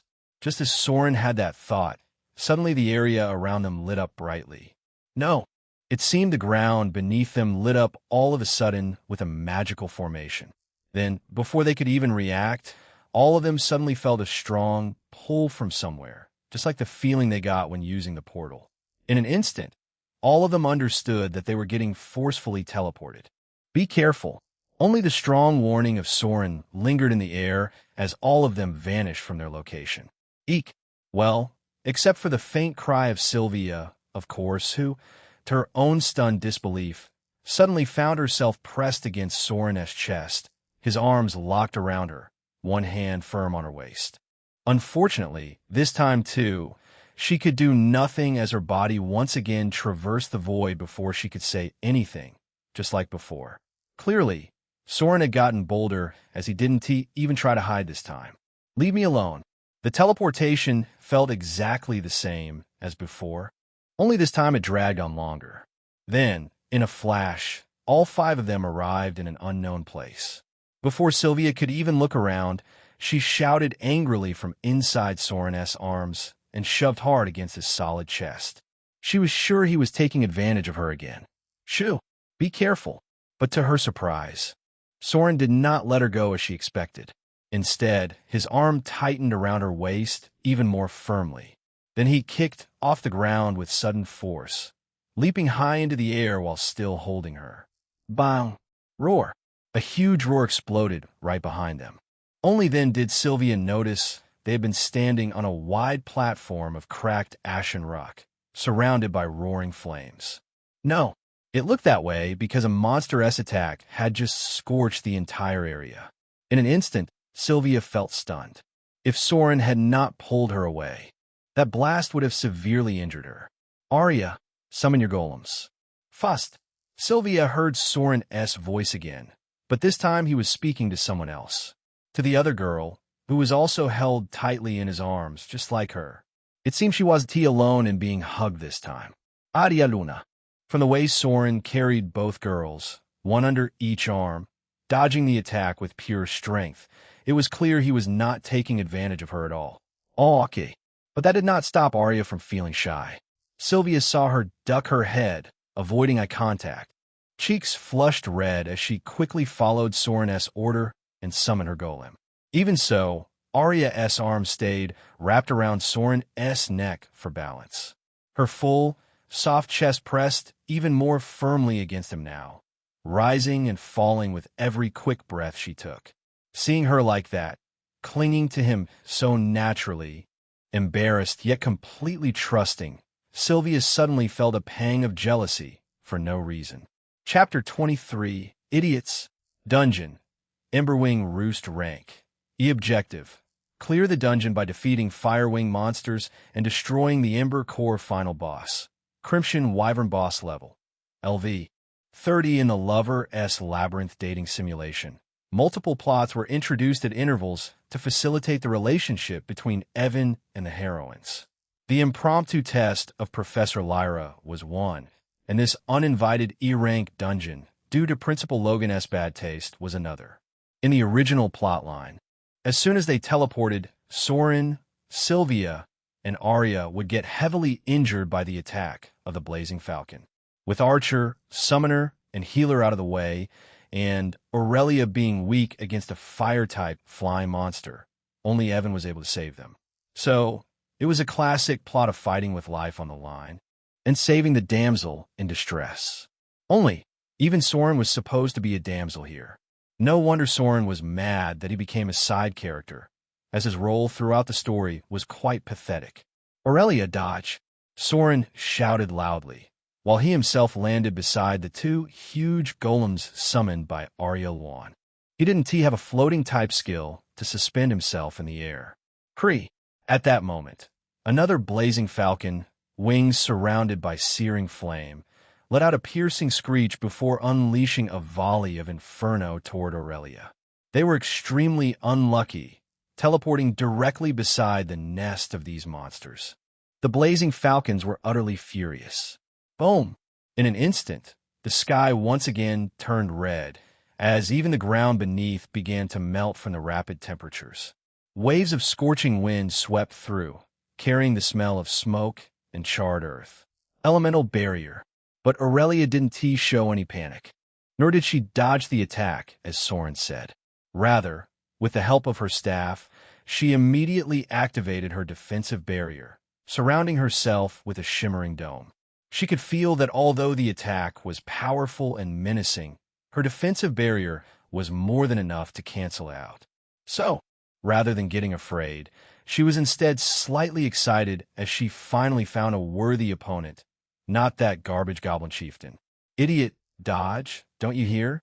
Just as Aurelia smiled slightly with a faint fighting spirit, she once again heard Soren shout. This time, though, it wasn't pleasant by any means. What? Never before in her life was she called an idiot right to her face. She, who was so prideful, was instantly furious about to look towards Soren, when a prompt landed on her ears. Level 20, high-level fire-type, flying monster, blazing falcon detected. All fire-type spells effects have been reduced by 20 due to same elemental disadvantage. It was the voice of the world that every hunter would hear after they awakened their class and status panel in this world. It was also the voice that accompanied every hunter in their adventures as long as they entered a natural dungeon, unadulterated by humans. Swish! Sure enough, the moment the prompt appeared, Aurelia suddenly felt the blazing falcon's aura affecting her. In an instant, her elemental barrier spell weakened considerably. Shit! Unfortunately, before she realized what had happened, the volley of fire was already landing on her fragile barrier. Boom! With a responding noise, her barrier, which should have been able to stop the attack, wobbled violently before shattering in an instant. With only a moment to react, the blazing inferno lunged toward her, intending to swallow her alive. Crescent sever. Fortunately, Evan arrived at just the right time and shot a piercing light from his sword, cutting the inferno directly in two. Ugh! But the momentum still hit Aurelia, injuring her badly and causing a drop of blood to spill from her mouth. Are you all right? Evan asked with worry, having been a bit late in saving her. To be honest, he had been caught off guard this time. Who would have thought they would be transported directly into an E-rank dungeon like this? Not to mention right beside the nest of a level 20 flying monster. Such bad luck. Piercing shot. Screeh. Just as Aurelia was about to nod in response, a fierce swish of an arrow, followed by the roaring falcon, drew their attention. When they looked, they saw Soren fighting alone against one of the blazing falcons while standing on the shoulder of one of the golems summoned by Arya. This time, they were at a serious disadvantage, facing a flying-type monster that could breathe fire. With no one in the party knowing any flying skills, it was nearly impossible to hit it, let alone kill it. Maybe Soren also realized the stakes, as he was already firing one arrow after another at the blazing falcon's wing while steadily keeping it away from Sylvia and Arya, who were hiding behind another golem.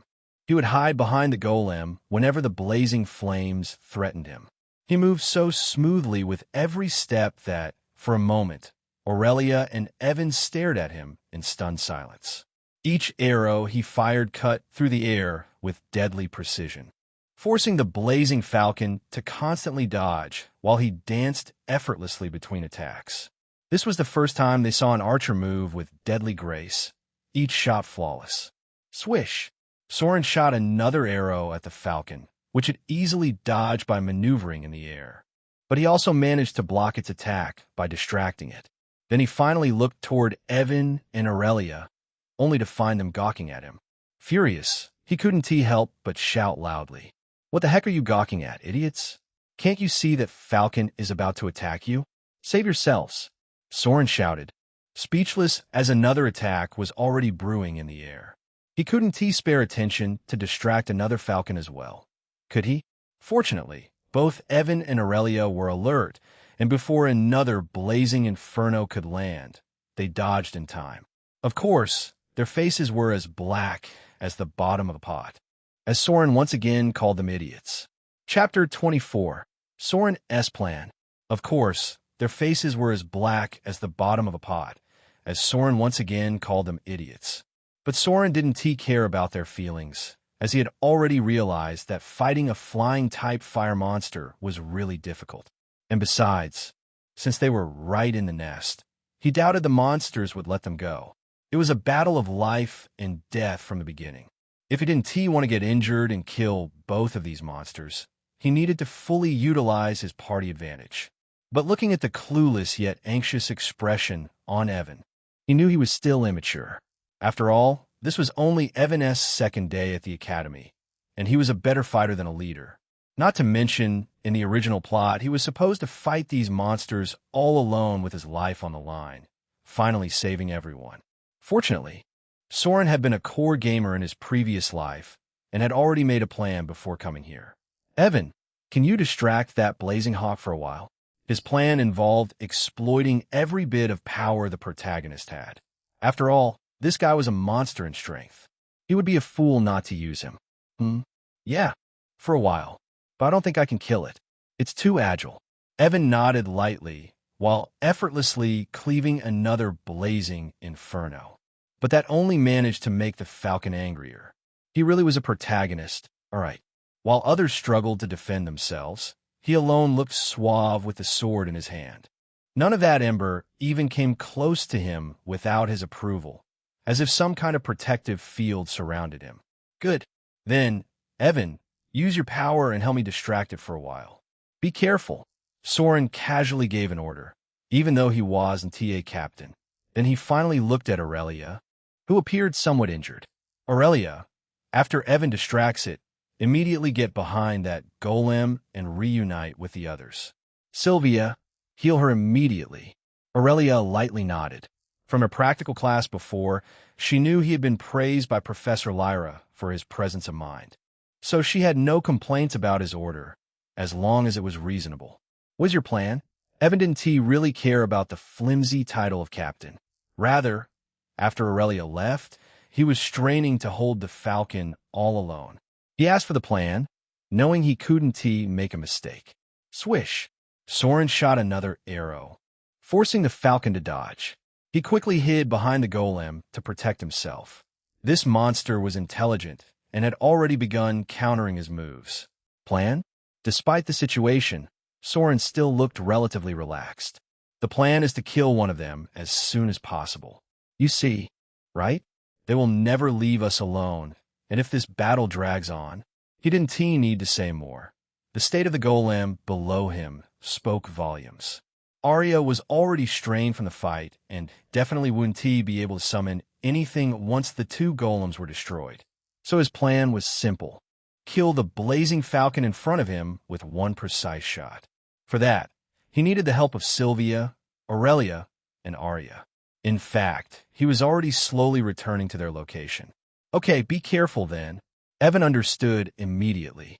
Soren was probably about to use the same arrow he had used to kill the Flame Wing Hawk before. So Evan exerted more force, continuously slashing at the Falcon and forcing it to separate from its partner. Aurelia, cast that barrier of yours again. Once he was near, Soren ordered, to which Aurelia immediately covered everyone inside a shimmering dome, except for Soren. It wouldn't hold against much. Although she hated to admit it, her barrier really wasn't enough to save everyone, especially since its effect was already reduced by 20. Don't worry, I have a plan. But first, so it was maintaining a safe distance from him. How could he aim like this? But waiting for a chance to appear wasn't a solution at all. So he finally gritted his teeth, resolved himself, and looked at Arya. Arya, when it attacks next time, desummon the golem below me when I ask. After giving the order, he aimed his arrow once again before shooting directly at its wings. Swoosh! Sure enough, the arrow missed again, and the blazing falcon once more released a blazing inferno toward him in fury. Soren quickly hid behind the already tattered stone golem, just like before, as if barely managing to escape its wrath. But this time, just as the crimson flames engulfed the golem, he shouted at Arya to desummon it while he himself rushed toward Aurelia as barrier. By now, Aurelia, Sylvia, and even Arya had realized what he was trying to do, their eyes widening in shock. Still, since it was his order, Arya clenched her fists and desummoned the golem at the exact moment. Bang! No! From the outside, it looked as if the blazing falcon had completely shattered the stone golem with its flames, the blazing inferno still chasing Soren's retreating figure, even though he had started running beforehand. The distance was too great. Soren was just a step too late and was directly blasted by the remaining fire. Ugh, fuck! He couldn't even properly scream as the scorching heat tried to devour his entire body. He had no artifact, no skill to nullify the fire or suppress the pain. Fortunately, he managed to throw himself into the barrier, which Aurelia forcefully expanded at the last second. Even so, he looked badly injured, his clothes charred, and parts of his skin burned red. Soren, are you all right? Sylvia rushed toward him in panic, distress and anxiety clearly written in her eyes at his miserable state. She could tell his condition was far from good. But just as she was about to heal him, Soren forcefully pushed himself up and lightly pushed her aside. Go heal Aurelia first. Arya, use the remaining golem to block its next attack. Aurelia, cast your barrier again.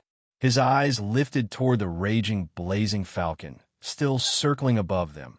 Burning with cold resolve, next time, I will kill it in one shot. Chapter 25. In one shot. Next time, we will kill it in one shot. Soren didn't have time to indulge in tenderness, as he finally managed to lure the blazing falcon closer. KRR. Sure enough, a monster was a monster after all. The moment it saw the golem destroyed and its enemy injured, it charged toward them with unrestrained fury. Before, it hadn't been able to unleash its full power due to Soren's constant interruptions. That was the only reason that measly stone golem had lasted that long. But now that the annoying fly was injured, it could fully concentrate on pulverizing the entire squad of intruders in a single devastating strike. Oh, okay. The falcon's piercing roar snapped Sylvia back to her senses as she grasped the gravity of the situation. In this condition, what she had to do was clear. She rushed to heal Aurelia first, who had been injured trying to protect Soren moments ago. Working in perfect tandem, Evan alone drew the aggro of the other falcon, dragging it away and giving them space to deal with the remaining one.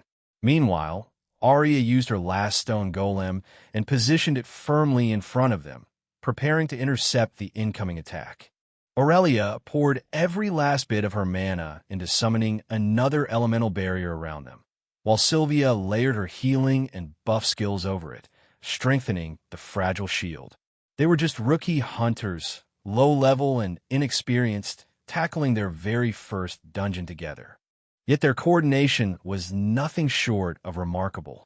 Even in such a desperate situation where they were clearly at a disadvantage, they trusted each other and committed to a plan that would have sounded ridiculous to anyone else. To be honest, Soren felt deeply grateful. And because of that, he absolutely could not afford to let them down. System, add my 3 points of luck. He allocated the free stat points to his luck before calmly taking out an arrow. He then notched it onto his Durang bow and drew the string to its very limit, activating Eagle Eyes to lock onto the rapidly approaching blazing falcon. System, use gap on skill, piercing shot. Ding! You used your gap stat on your active skill. Congratulations! The skill, piercing shot, a rank, has evolved by 1 level into Artemis Grace S rank. In an instant, Soren felt an overwhelming surge of power as the skill evolved.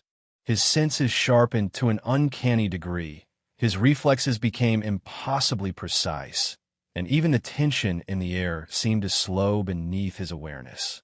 His entire demeanor shifted as his aura rose higher than it had during the practical class, pressing outward. His 40 points of mana dropped directly to 2, yet his focus remained razor-sharp. Once again, the arrow on the string, pulsing with mana, glowed with a radiant light more mesmerizing than before, so much so that even the monster before him froze in place. It looked too graceful, too beautiful. KRRR. But the killing intent contained within it was countless times stronger than anything it had experienced before. Only now did it realize what Soren was planning. It was already too close. Before it could react, Soren released the arrow, aiming straight for its heart. Screech. Furious. It let out a deafening roar while unleashing everything in its inferno attack, colliding head-on with the arrow. Unfortunately, the arrow was small and designed for high bravado, while the Falcon's attack was an area of effect assault. It went straight through. While this also meant Soren didn't manage to stop its inferno attack, its concern wasn't that right now, but rather on the graceful arrow that was so fast that it was right in front of its chest in the blink of an eye. It couldn't even adjust its flight path before it found itself pierced through its chest. Well, almost. KRR. Just as the arrow was about to pierce through, the Falcon's chest suddenly hardened into metal. Molten Iron Guard, a defensive skill of the Blazing Falcon, capable of saving itself in moments of extreme danger. Truly, as Soren suspected, this monster was incredibly shrewd and highly intelligent. After all this time, it had never once used this defensive ability. Instead, it toyed with him, dodging his arrows over and over, as if it couldn't afford to be injured, though it could easily block them. Was this the wisdom of monsters inside the dungeon? If an E rank was this cunning, what horrors awaited in DS, or even SSS? Soren now truly lamented that the game hadn't been descriptive enough about monsters and dungeons. It just glossed over battles, focusing more on plot than the fight itself. Trying. As soon as the Falcon's chest turned to metal, the overwhelming power of the arrow finally struck something worthy. Yet Artemis Grace was still an S-rank skill after all. An E-rank monster couldn't possibly block it completely, especially with the amount of mana Soren had poured into it this time. It would pierce the chest no matter what.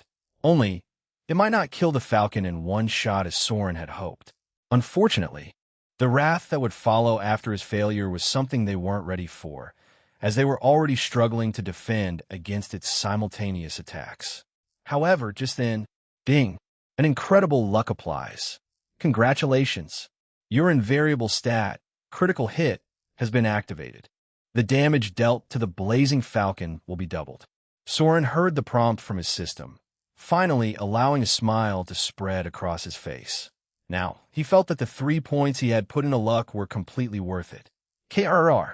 Sure enough, the moment Soren received the prompt, the power of Artemis Grace, struggling against the Iron Guard, suddenly doubled out of nowhere, blinding the monster. Swash!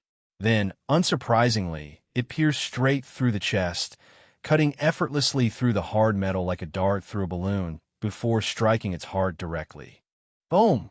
All that remained was the beautiful trail of his arrow and the piercing cry of the Blazing Falcon, filled with pain. Thud! With its heart completely destroyed, it could no longer float above. It fell to the ground, sprawling embarrassingly, its blazing wings slowly dimming as a sign of its true death. For a fraction of a moment, silence filled the area, broken only by the heavy gasp of Aurelia, blood trickling from her mouth. To Soren's surprise, she really managed to stop the final attack with her barrier alone, protecting them from injury. Maybe her pride had been stung by his sacrifice? You killed an E-rank monster, Blazing Falcon, in one shot. You have leveled up. Soren's trance was abruptly broken by the voice of the world, making him realize that for the first time, he had killed a monster from a true dungeon.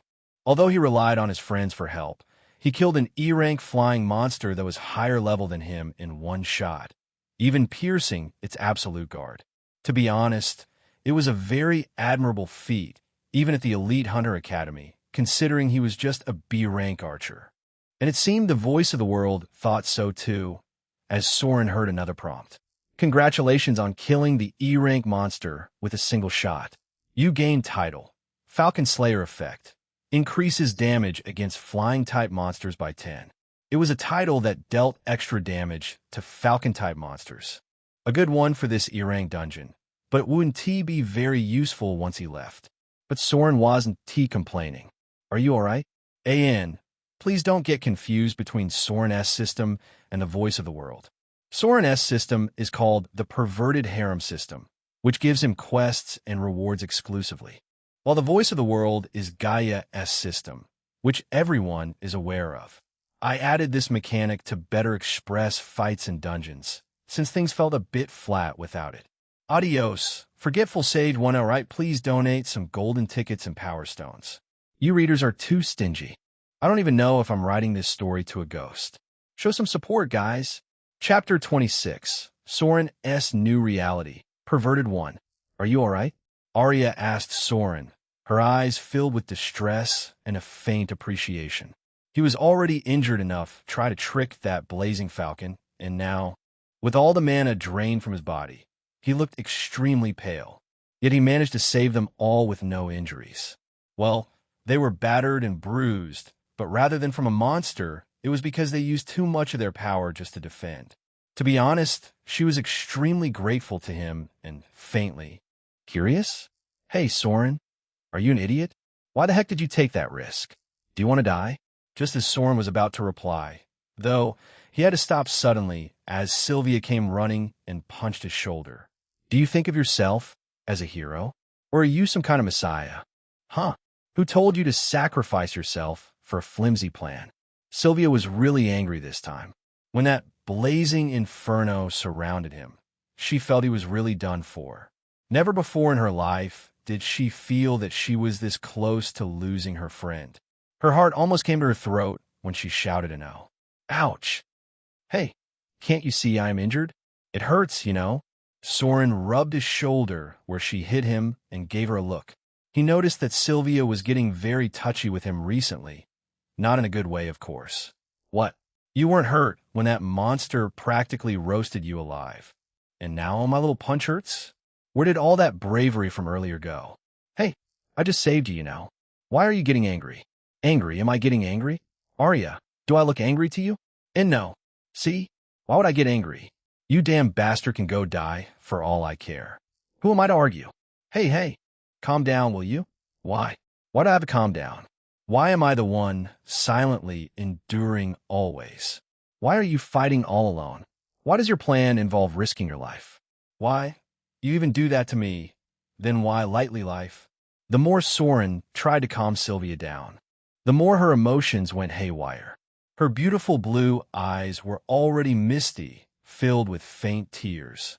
Her strong facade from before was crumbling like a building made up of dominoes, rapidly at that. It seems Soren took this incident too lightly and totally forgot that this world was not a game. It was reality. Reality where Sylvia had no idea that they were being tested by Principal Logan. That she had no idea, even if they were severely injured, someone in the dark would save their lives. Reality where she was afraid that she could lose her close friend that day, who was giving his all to save her life. For a teenage girl who was just introduced to the cruel world of dungeons and dangers, of course, it was a great event that could evolve into trauma. In the first place, mental fortitude was not Sylvia's forte, was it? Hey. Sylvia, can you calm down now? Seeing Sylvia's emotional breakdown, Soren suddenly realized that his thinking had a core flaw that could drown him in an abyss at any time. Now that he thought about it, from the beginning, he did not take this life as seriously as his previous one. Or rather, maybe he was thinking of himself as a character inserted into a game, not a real human. Truly, was he really thinking of himself as a side character of the dating sim? Was Sylvia just a heroine for him to capture? What was he thinking? Hey, I am sorry, right? I shouldn't have just let you go through with that. But believe me, that was the best plan I had at that time. And we did manage to kill that monster. Didn't we? Soren felt something within him change after seeing an innocent girl shed her tears for him. Who said a man possessed an iron will that nothing could shake? They simply had not yet met the woman capable of shaking it. Are you all right now? Soren slowly rubbed off her teary eyes, getting rid of the moisture before asking her softly. Only when she nodded at him did he smile and suddenly hug her entire body, making her lean against his chest and giving both her and Arya a slight surprise. Soren, SHSSS, calm down and use your healing power on me. Can't you see that I am hurt? I can barely even stand, idiot. Soren firmly grabbed her waist and refused to let her budge before breathing deeply near Sylvia's ears, making the tip of her ear turn crimson. As your friend, it is nothing to lean on your body until I can stand up by myself, ain't it? He asked, but his hands were already hugging her soft body firmly, pressing her chest against his own, while his lips traveled to her neck, breathing lightly and making her whole body tremble. Previously, Soren thought Sylvia let him get away with acting like this because she was the heroine of the dating sim. As a character from a game focused on romance, it made sense for her to act like this, right? Oh, then let me heal you properly. Sylvia seemed a bit uncomfortable and scared of being hugged by Soren, but after some struggle, she didn't say much. Rather, she seriously activated her skill, healing his whole body carefully. In fact, compared to Aurelia, who was on the ground struggling to even stand, his injury wasn't that bad. But she still came to him anxiously and showed her embarrassing emotions. She didn't even care that he was hugging her, but thought he was truly injured and did everything to heal him. If Soren still didn't realize that she had feelings for him, he was a fool. If he still thought she was just a character in a game, he should probably go kill himself. Although he didn't know what she saw in him to fall for him like this. First love was like that, wasn't it? He had his fair share of experience in his past life, too. Soren had to understand that this was his new reality, right? Ding! You have activated a new side quest related to the main heroine Sylvia Everhart. Side quest. Hug her from behind. Difficulty. Time limit. 30 minutes rewards. Punishment. All your luck points will be bottomed out for 12 hours. A new reality with a perverted harem system that would give him lucrative rewards for completing perverted quests.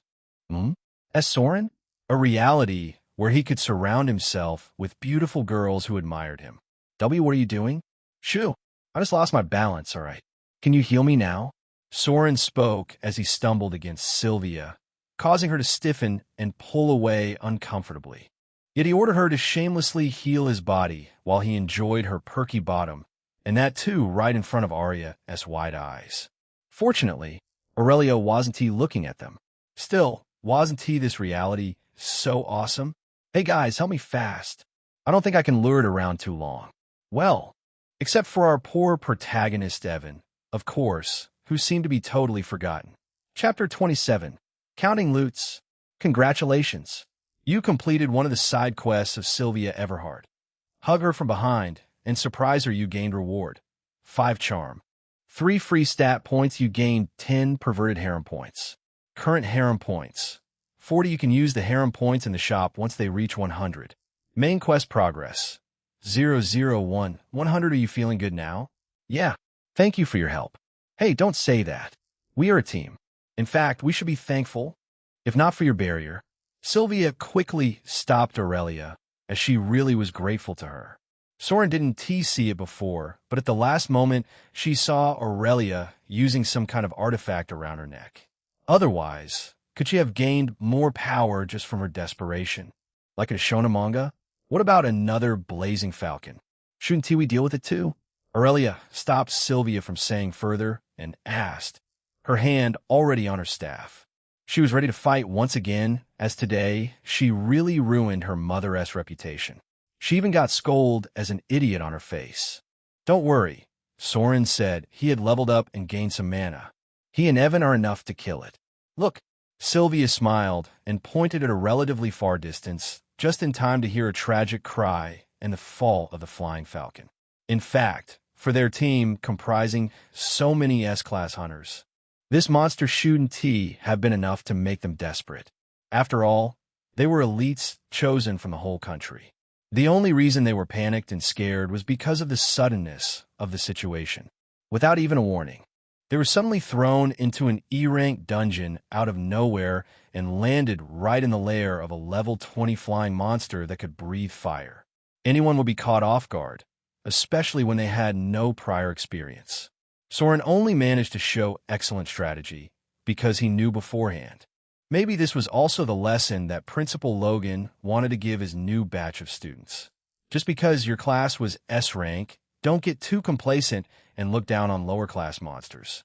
In reality, they could kill you too, far more easily than anyone could imagine. To be honest, looking at it, rather than class, levels seemed to be more important in some ways, didn't it? This title seemed more powerful than I imagined. Soren lowered his worn-out Durank bow while breathing deeply, his eyes gazing at the monster corpses. This time, he didn't even need to use his gap stat to kill this monster. Part of it was due to Evan and his level 20, but it was also the effect of the new title he got before. Title: Falcon Slayer Effect. Increases damage against Falcon-type monsters by 10. One sigh. I didn't get the title like you. It seems you need to kill it solo to get one. Evan sighed as he only heard the level-up information from the voice of the world. I was lucky, I guess. Anyway, let us collect the loot, shall we? Soren was in a good mood, even though he didn't level up again. The experience gained from the same level monster and below was ridiculously low. So, he instead came near the body of the falcon that was rapidly dissolving on its own. Unlike the F-rank dungeon of the Elite Hunter Academy, the real dungeons of this world were quite different. Besides leveling up and gaining various skills and titles, they could gain loot from the monsters they killed. It was basically how a dungeon in a game should be, except there was no respawning for intruders after getting killed here. And to everyone's horror, even humans killed inside would dissolve the same way, leaving their belongings aside. That's why the dungeon was far more dangerous than anyone would think. Item acquired. Flame Crystal Rank. The effect contains condensed fire element mana. Can be absorbed to slightly increase fire affinity or used as a catalyst to enhance fire-type skills and equipment. Item acquired. Mana Stone Rank. The effect stores refined neutral mana.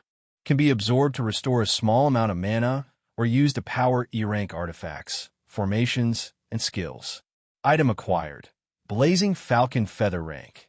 The effect can be used to slightly enhance agility or fire resistance.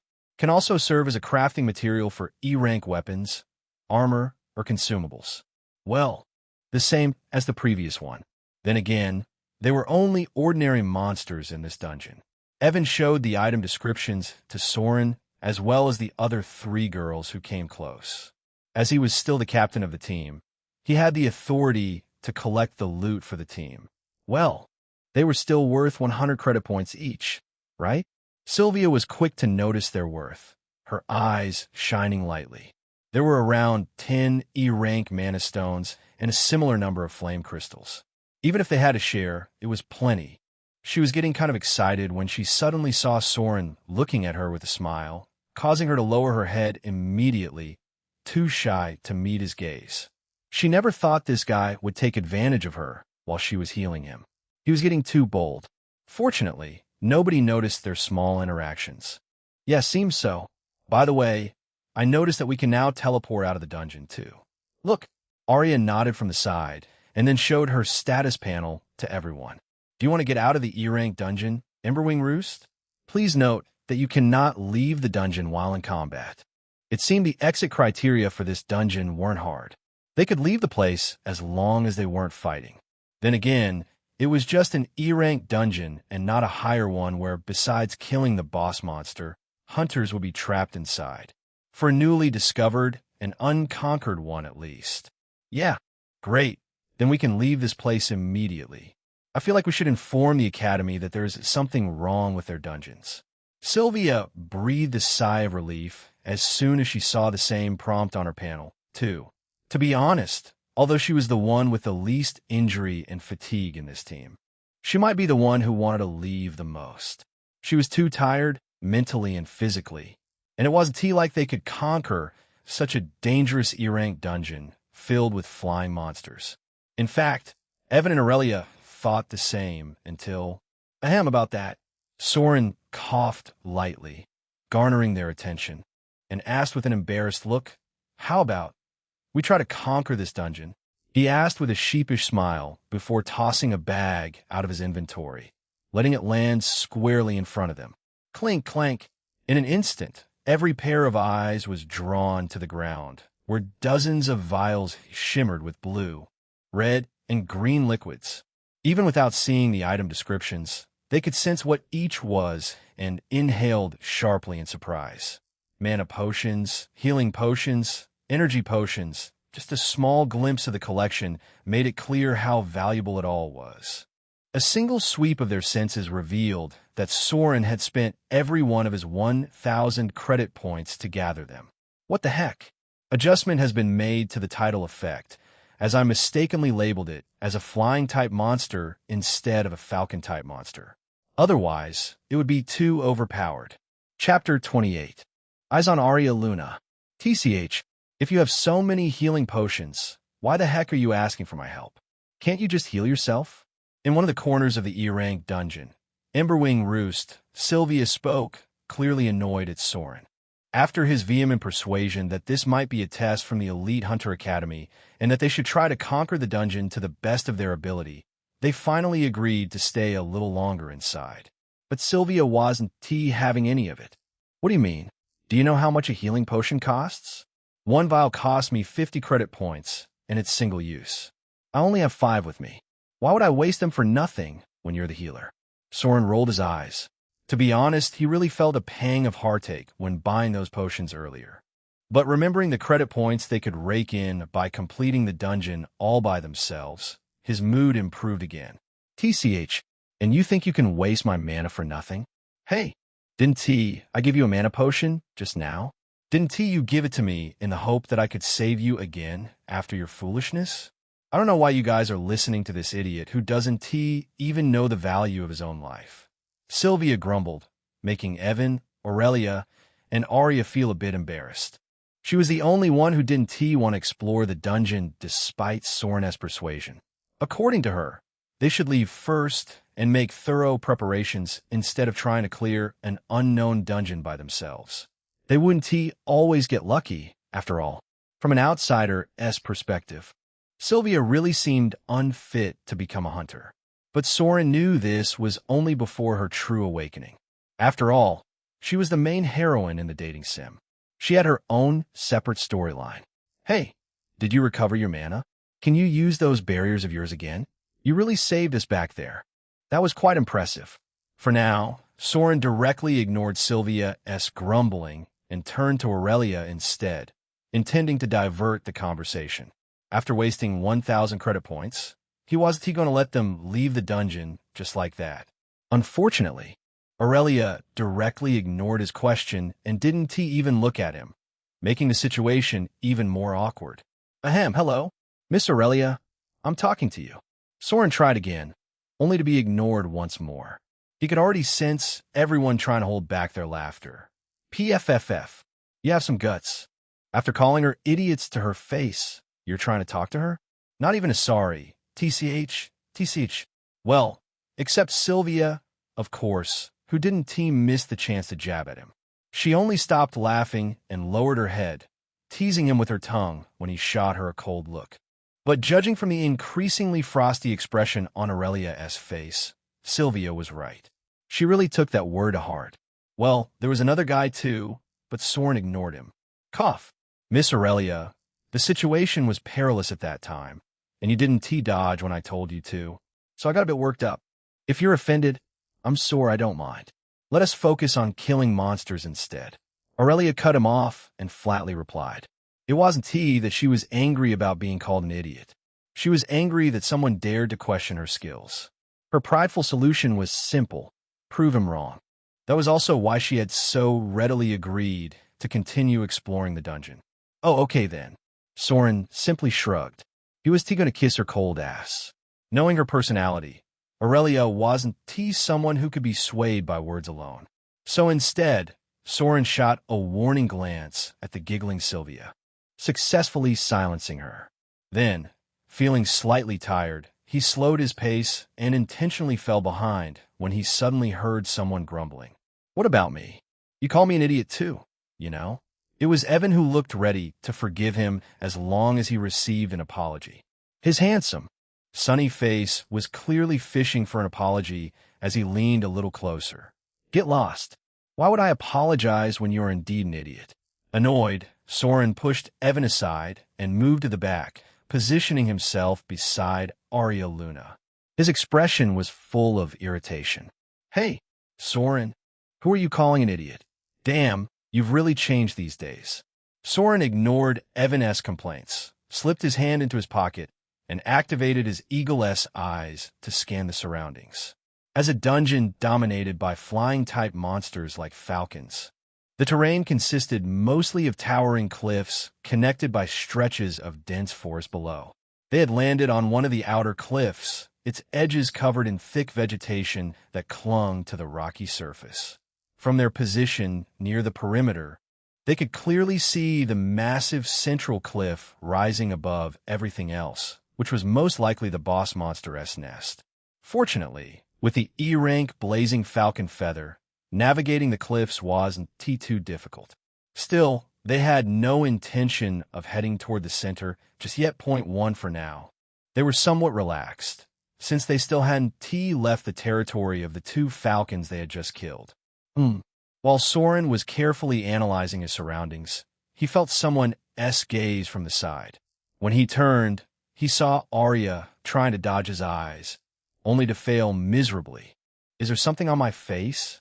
Soren noticed that Arya was staring at him a little too intently. Of course, it wasn't that she was interested in him, as he still hadn't received any quest from her, but rather, she seemed genuinely curious about something. And no, flustered, Arya quickly lowered her head, her chin nearly brushing her ample bosom. From his vantage point above, Soren couldn't help but notice just how well-endowed she was. Soren knew she was shy and didn't have much skill at socializing. Even now, she hadn't said a word to Evan, despite him being her crush. She would just glance at him occasionally, only when she thought no one was watching. The poor girl was really suffering all alone. Seeing her plight, Soren decided to help her a little as a sly smile spread across his lips. He was a gentleman, after all. "Hey, Arya, you saw that, right?" Added one extra effect, slow fall, to this item, which I forgot to show before. Chapter 29, Conquering E-rank Dungeon. "Hey, Arya, you saw that, right?" Soren whispered, low enough that only Arya could hear. By now, Evan and Sylvia were arguing about the upcoming fight, and Aurelia was lost in her own world, constantly on alert. Soren figured it was time to change his target. What do you mean?" Arya raised her head to look at him, only to see him subtly signaling at Sylvia's back with a certain gesture of his hand. For a moment, she was confused, but she immediately understood what he meant after seeing his sly smile, which made her flustered all over again.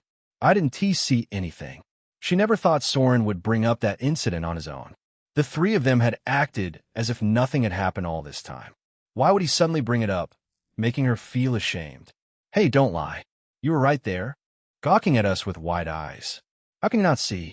I wasn't gawking at you too. Still, I know you saw me do that." Soren pressed Arya with his intense gaze, making her clutch the edge of her dress nervously. She felt as if he were accusing her of peeking at their intimacy. She had never been good with words, and under his suffocating pressure, her mind went completely blank. Unable to argue further, she slowly lowered her head and apologized, her green eyes shimmering with quiet grievance. "I'm sorry." With her head bowed, lashes trembling over her guilt-filled eyes, and lips forming a faint sulky pout, she looked unbelievably cute. To be honest, Soren felt his heart skip a beat at the sight. "Cough, why are you saying sorry? That is not what I meant." Soren couldn't deny that it pained him a bit to deceive this innocent girl. But perhaps because of that, his urge to tease her was even stronger than with Sylvia. So, he lowered his voice even more. Arya, can you please keep that incident a secret for us? I don't want anyone to know what I did. He whispered, to which Arya immediately nodded like a chicken pecking at rice. Okay, don't worry. I won't tell a soul. She seemed relieved. In the first place, she wasn't going to tell anyone. Unfortunately for her, Soren wasn't finished. But I'm still afraid you might let slip. He ignored her innocent look, put on a serious expression as if thinking, then suddenly smiled as though he found a perfect solution. Leaning slightly closer, he once again whispered in her ear, Okay, how about this? In return for keeping my secret, I'll teach you archery. Archery? Yeah, you're an elf, after all. Archery is in your blood. Who knows? Maybe you'll even awaken your dual class. Soren wasn't exaggerating. In Lover's Labyrinth, she really did awaken her secondary class later. After all, he was a useless nut job in the game, and someone had to have the power of ranged attacks to clear certain dungeons. The developers conveniently gave her the second class, and being an elf, it made sense. And no, I don't need you. It's decided. I'll teach you archery once a week, starting tomorrow. Meet me at 5 o'clock at the training ground. Don't be late. Soren gave her no chance to refuse. He had conveniently invited her alone for training she hadn't asked for, all while masking his true motive. Poor Arya could only bite her lip anxiously, finding no way to protest. The situation became even more awkward when, Hey, Soren, we're finally out. Now, can you tell us your plans? Evan shouted as they emerged from the blazing Falcon-S territory. In an instant, everyone became alert, their eyes fixed on Soren. After all, he had promised a plan that would allow them to defeat monsters with less risk than before. How many students are severely wounded? Are they all right? Floating high above the training ground of the Elite Hunter Academy, Principal Logan asked Professor Lyra. His face did not look good. He knew that this batch of students was new and had almost no prior experience dealing with real dungeons. But still, he never thought they were this inexperienced. Didn't they even do any thorough research before stepping inside a dungeon? It seemed that because everyone thought they were inside the Elite Hunter Academy and nothing would happen, they never took it seriously.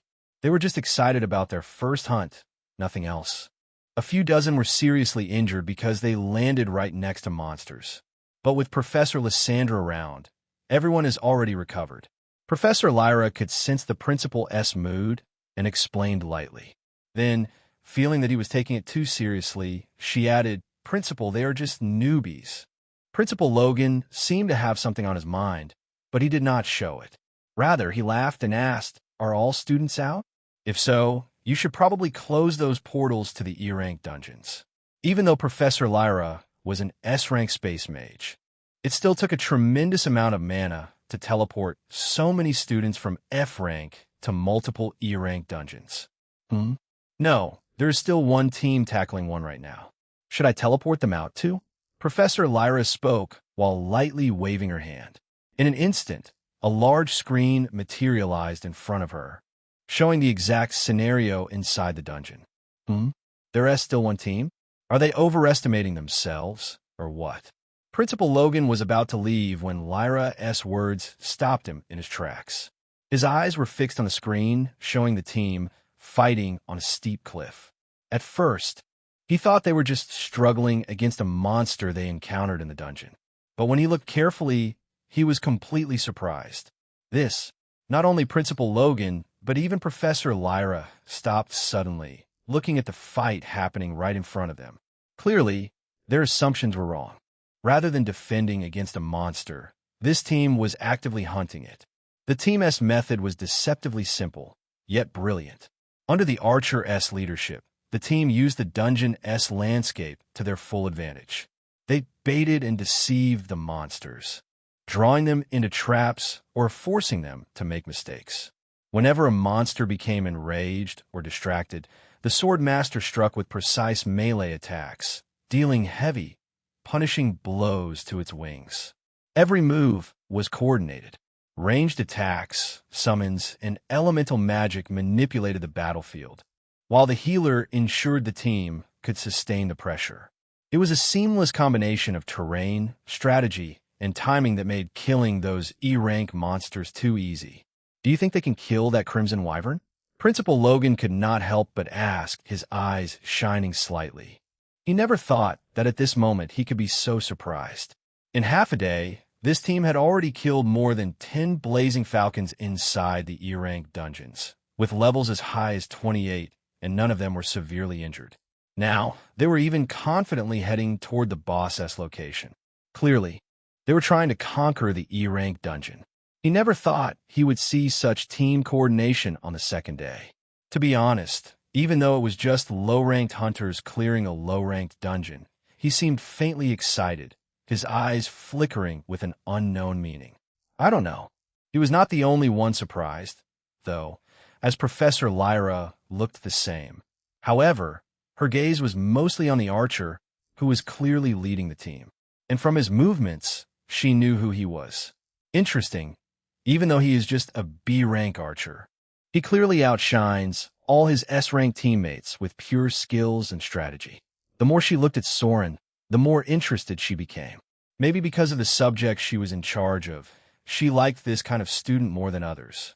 It seems I need to give him more attention in future classes. Professor Lyra smiled, feeling that she had found a very good student in this batch, totally unaware that her strong interest had already made someone sweat bullets inside the dungeon, nearly blasted by the fiery inferno. Chapter 30. Boss Monster Crimson Wyvern. Ding. Professor Lyra Vaymont's interest in you has increased significantly. Congratulations. You successfully awaken a new exclusive hidden quest. Exclusive hidden quest. Professor's Warmug. Content. Embrace Professor Lyra in a friendly hug, nudging slightly, and hold the position for 15 seconds. Reward. Time limit. 2 months difficulty. Failure punishment. All stats temporarily halved. Gain debuff. Coward S-mark note. Because she is the high-ranking professor, early successful completion of the mission grants an extra reward. Note 2. Completion of an exclusive perverted quest is not mandatory. You may nullify its penalty by completing a side quest involving any heroine. However, abandoning this quest will permanently revoke access to the exclusive perverted quest feature. Fuck. Bang. Elemental barrier. Soren barely managed to dodge the swirling inferno with the help of Aurelia's barrier. Are you all right? Sylvia hurriedly asked as Soren rapidly distanced himself from the blazing falcon in front, which was now level 29. Since they were near the boss's lair, the level of the surrounding monsters had also increased. But thanks to their team coordination, they had managed to kill almost all of them. Now, only the Crimson Wyvern sleeping atop the cliff remained. Yeah, don't worry. Soren replied lightly to Sylvia while focusing on drawing his D-rank bow, firing one mana arrow after another at the blazing falcon attacking Evan and Aurelia. B-rank active skill, Rapid Shot. After using his gap stat, it evolved into an A-rank skill, Arcane Volley. Arcane Volley, a rank materializes high-density mana as arrows and fires them at extreme speed, dealing direct magical damage. Compared to the S-rank skill Artemis Grace, this consumed far less mana and was extremely useful for crowd control. Even though Sylvia and Arya had been denied by him from involving themselves in this fight, Soren alone managed to stop the blazing falcon from effectively attacking his teammates. KRR. Sure enough, the temper of the blazing falcon finally couldn't withstand the barrage of arrows from afar. It was being constantly toyed with by 3 puny humans weaker than itself. How could it still remain patient? In an instant, it roared loudly before turning its whole body metallic. Molten Iron Guard. Compared to the level 20 blazing falcon from before, this one could turn its entire body metallic, including its feathers. In fact, it could even launch those hardened feathers as projectiles with a skill called Iron Feather Barrage, firing them like razor-sharp blades that pierced through armor and embedded deep into stone. They were almost heavily injured when they were attacked for the first time. Aurelia, elemental barrier. But this time, they had a wealth of experience. Before the monster could even fire those feathers at them, Aurelia had already readied her barrier. Swoosh! When the metallic feathers sped toward them like missiles, she instantly placed her barrier defensively in front. Boom! Of course, this didn't mean she stopped them with sheer force, as these metallic feathers had a unique barato effect. Aurelia couldn't simply block them when a monster was clearly higher ranked than her, even at level 25. Soren, however, she was trying to fully stop them. Instead, using her barrier, she subtly changed the trajectories of each metallic feather, making them hit the ground rather than her teammates. Aurelia had to admit that Soren had exceptional leadership. He instructed her on ways to use her abilities that she hadn't thought of before. No wonder he was praised by Professor Lyra. Artemis Grace, while using the Molten Iron Guard skill, improved the Blazing Falcon's defensive abilities. It also significantly increased its weight, reducing its agility. This was exactly what they had been waiting for.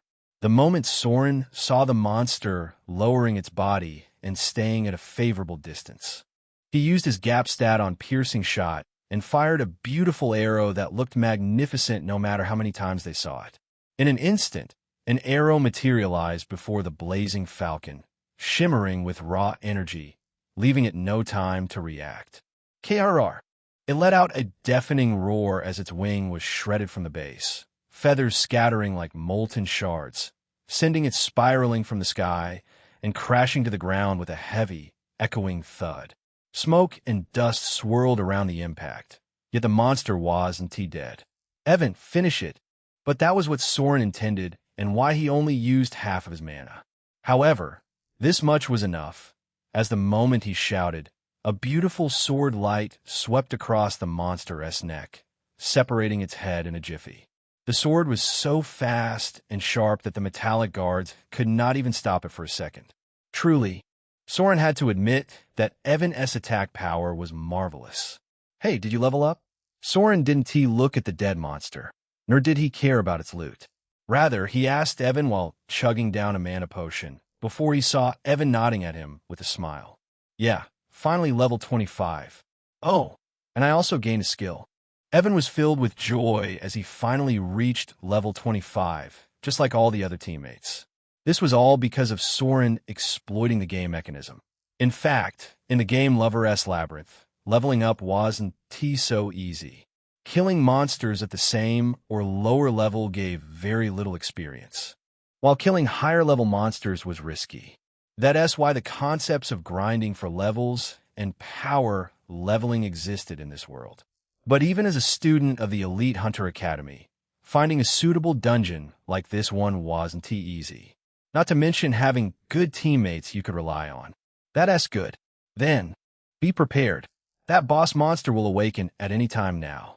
Soren knew what skill he might have unlocked after reaching level 25 and breathed a sigh of relief. His gaze traveled up to the huge cliff ahead, piercing toward the dark cave. Now that the last monster had been killed, the Crimson Wyvern should be awake. It was the unique mechanism of this dungeon to give hunters a chance to conquer it. Otherwise, with the Blazing Falcon already so intelligent, the wyvern that ruled this place would not just wait in its lair for intruders to come and kill it. It was an idiot. In higher-ranked dungeons, multiple floors were designed to prevent this problem, with the top floor reserved for the boss monster. However, this restriction disappeared the moment the dungeon was breached and appeared as a gate in the real world. That was why hunters risked everything to clear a dungeon. Once the gate appeared, killing the boss would be very hard. Roar. Sure enough, the moment the last of its underlings was dead, a deafening roar echoed from the top of the cliff, before a beam of crimson fire flared in the dark cave. At the same moment, everyone heard the announcement of the voice of the world. The final boss monster of the E-rank dungeon, Emberwing Roost, has awakened. Please note, once you engage in battle, you cannot leave the dungeon unless you move beyond its area of influence. Level 30, boss tier fire-type monster, Crimson Wyvern detected. Due to its high level, all fire-type spells have their effects reduced by 30. The item effect of Blazing Falcon Feather, slow fall, has been nullified. The moment it appeared, its aura immediately debuffed their team. Especially, Aurelia's face was already as black as the bottom of a pot. After all, she had been the one constantly suppressed in this dungeon from the very beginning. Your teammate Sylvia has used her S-rank skill, Purification. The debuff from the Crimson Wyvern has been completely nullified. Fortunately, there was an S-rank healer in their team who had awakened her new skill after reaching level 25. No wonder Soren had been power leveling her. Really, even for an E-rank dungeon, teamwork was truly the most important thing. Okay, get ready to fight. Be sure to follow my plan. Remember, we must kill this guy before it goes berserk. AN, Chapter 31, Killing the Boss. Roar. Boom. Fuck run. In the central layer of the E-rank dungeon, 5 people were seen running fast into the dense forest while dodging the crimson beam that decimated the entire area into cinders. Swish! Right above them was a massive monster with molten metal scales, wings wider than a house, a spiked tail, and eyes burning like embers. Smoke curled from its nostrils as flames licked its jaw, ready to crush anything below. Roar! Seeing that they had dodged its attack again, the monster roared and flapped its wings to create strong gusts. Wing gust in an instant.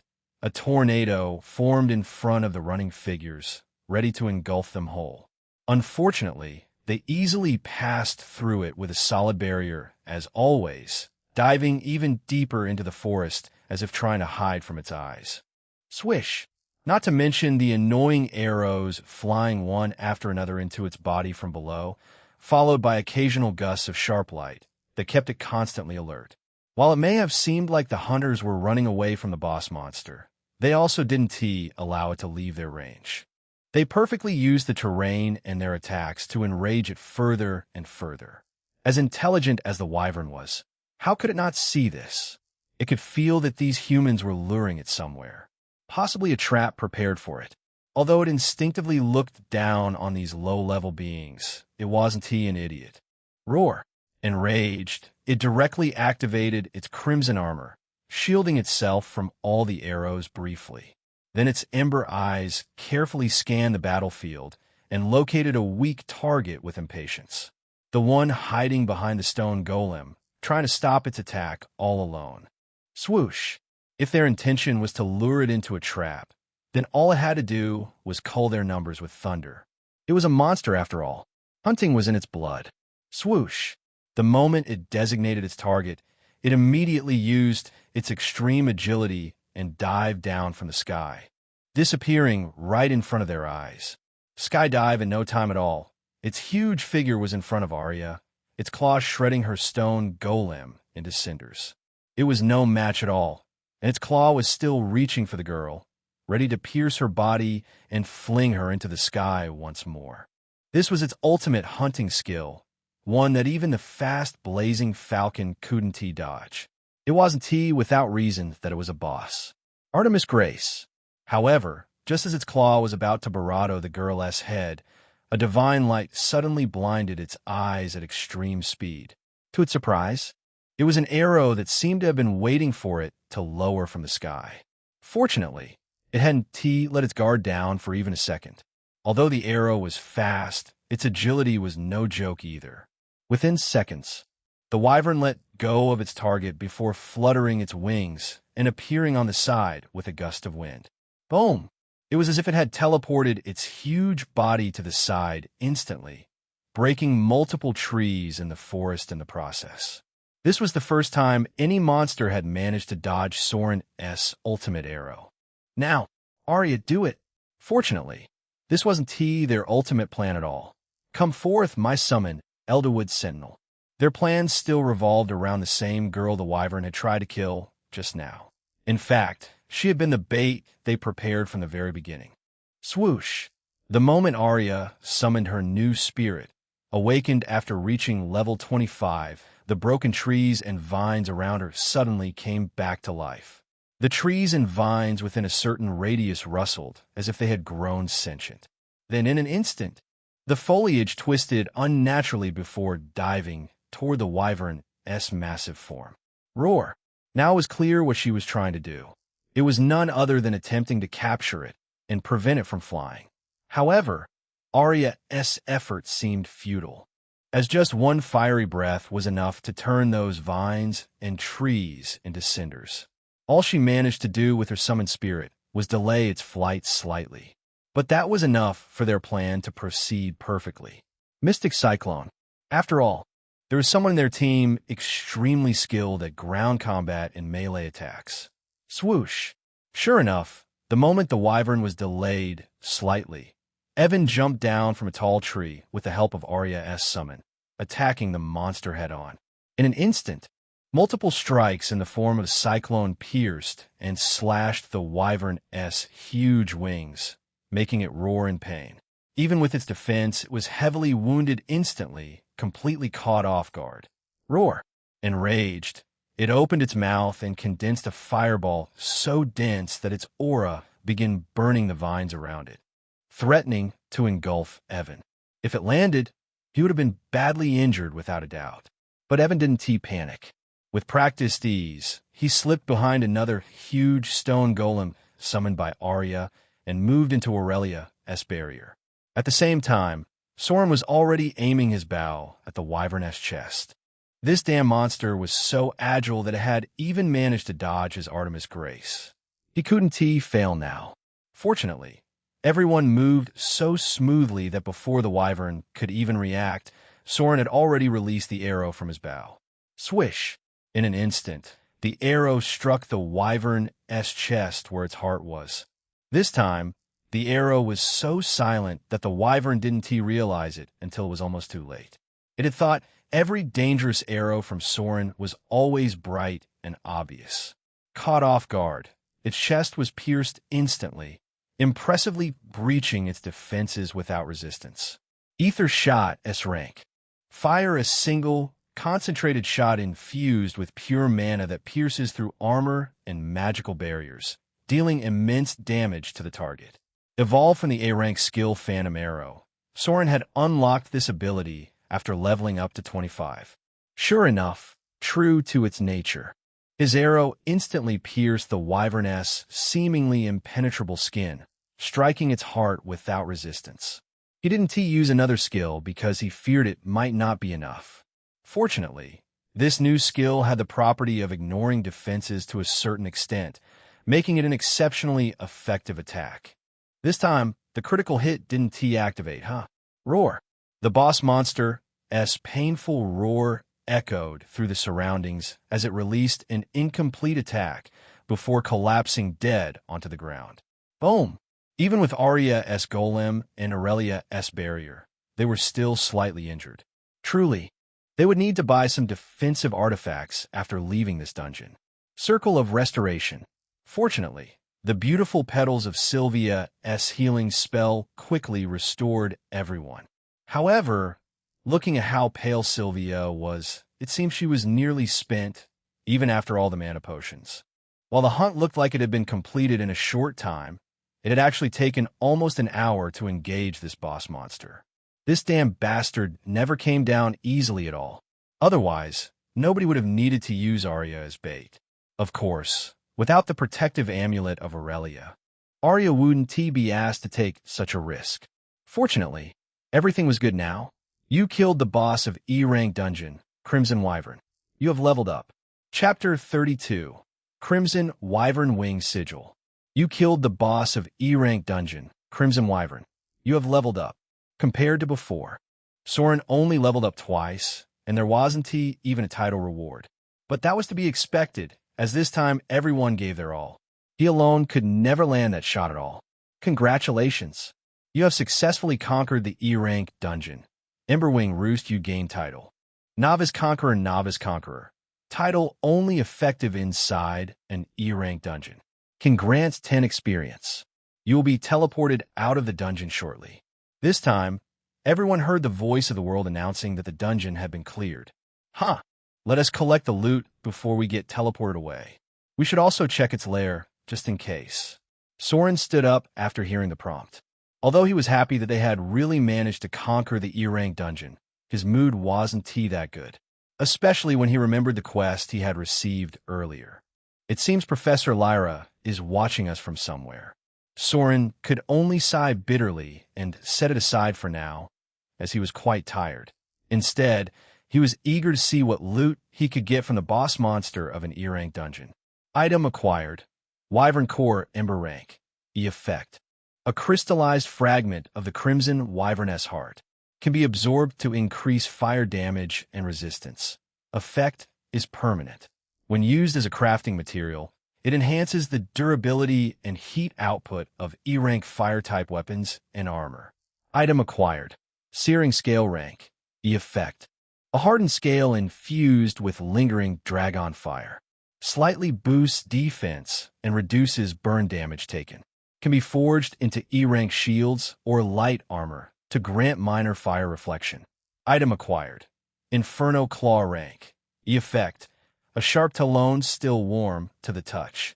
When embedded into a weapon, it grants a small fire element bonus to attacks. Can also be refined into a consumable that temporarily increases attack power. Item acquired. Emberwing Membrane Rank. E effect. A fragment of the Wyvern S wing membrane. Slightly increases agility, defense, and grants brief resistance to heat-based environments. Useful for crafting E-rank cloaks or mobility-type equipment. Item acquired. Wyvern Blood Vial Rank. E effect. Contains diluted dragon blood.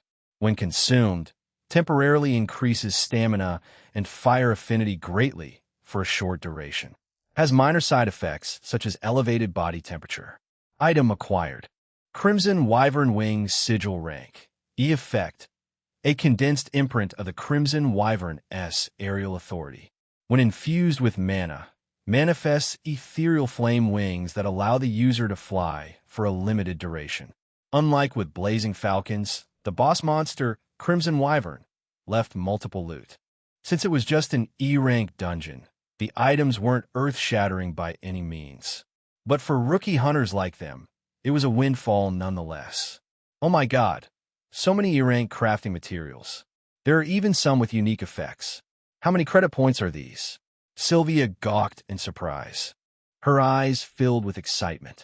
She had been so reluctant to spend her 1,000 credit points before and had even been thrilled to get a drink worth around 200 credit points for free. But now, clearing just one dungeon netted her so much. No wonder hunters went mad to conquer a newly discovered dungeon. No wonder there were even auctions for dungeons in this world. It was just too lucrative. Seeing her so surprised, Evan rolled his eyes and lightly flicked her glabella with his finger. Ouch, what now? Sylvia shouted in anger while rubbing her forehead. She was annoyed that he dared ruin her excitement. Idiot! What credit points? These are fine crafting materials to make good equipment and armor. Are your credit points useful inside a dungeon? He asked, speechless. Then, without caring about her pout and aggrieved look, he quickly chose 2 items. Crimson Wyvern Wing Sigil and Wyvern Blood Vial. He had been eyeing them for a while. After going through this dungeon, Soren realized that his class was really inadequate. Although faint, he already saw the difference between himself and his teammates. Only because he had the gap stat with him could he be somewhat useful. To be honest, he had already noticed that the evolved S-rank skill he got by using the gap stat was somewhat odd and powerful. They were skills that even he hadn't known of when playing this game before. But even if that was the case, for how long could he maintain his dominance?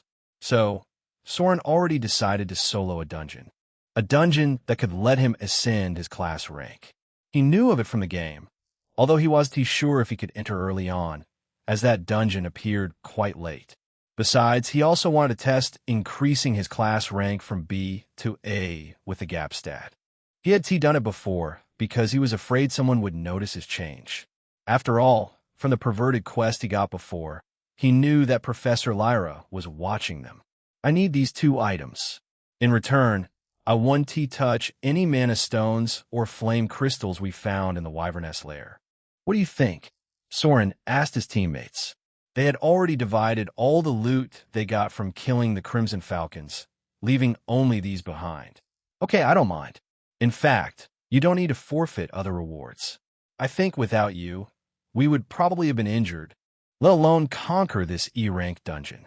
Evan readily agreed, and even said he would share other rewards with him. In fact, not only he, but all the other teammates also nodded their heads as he was right.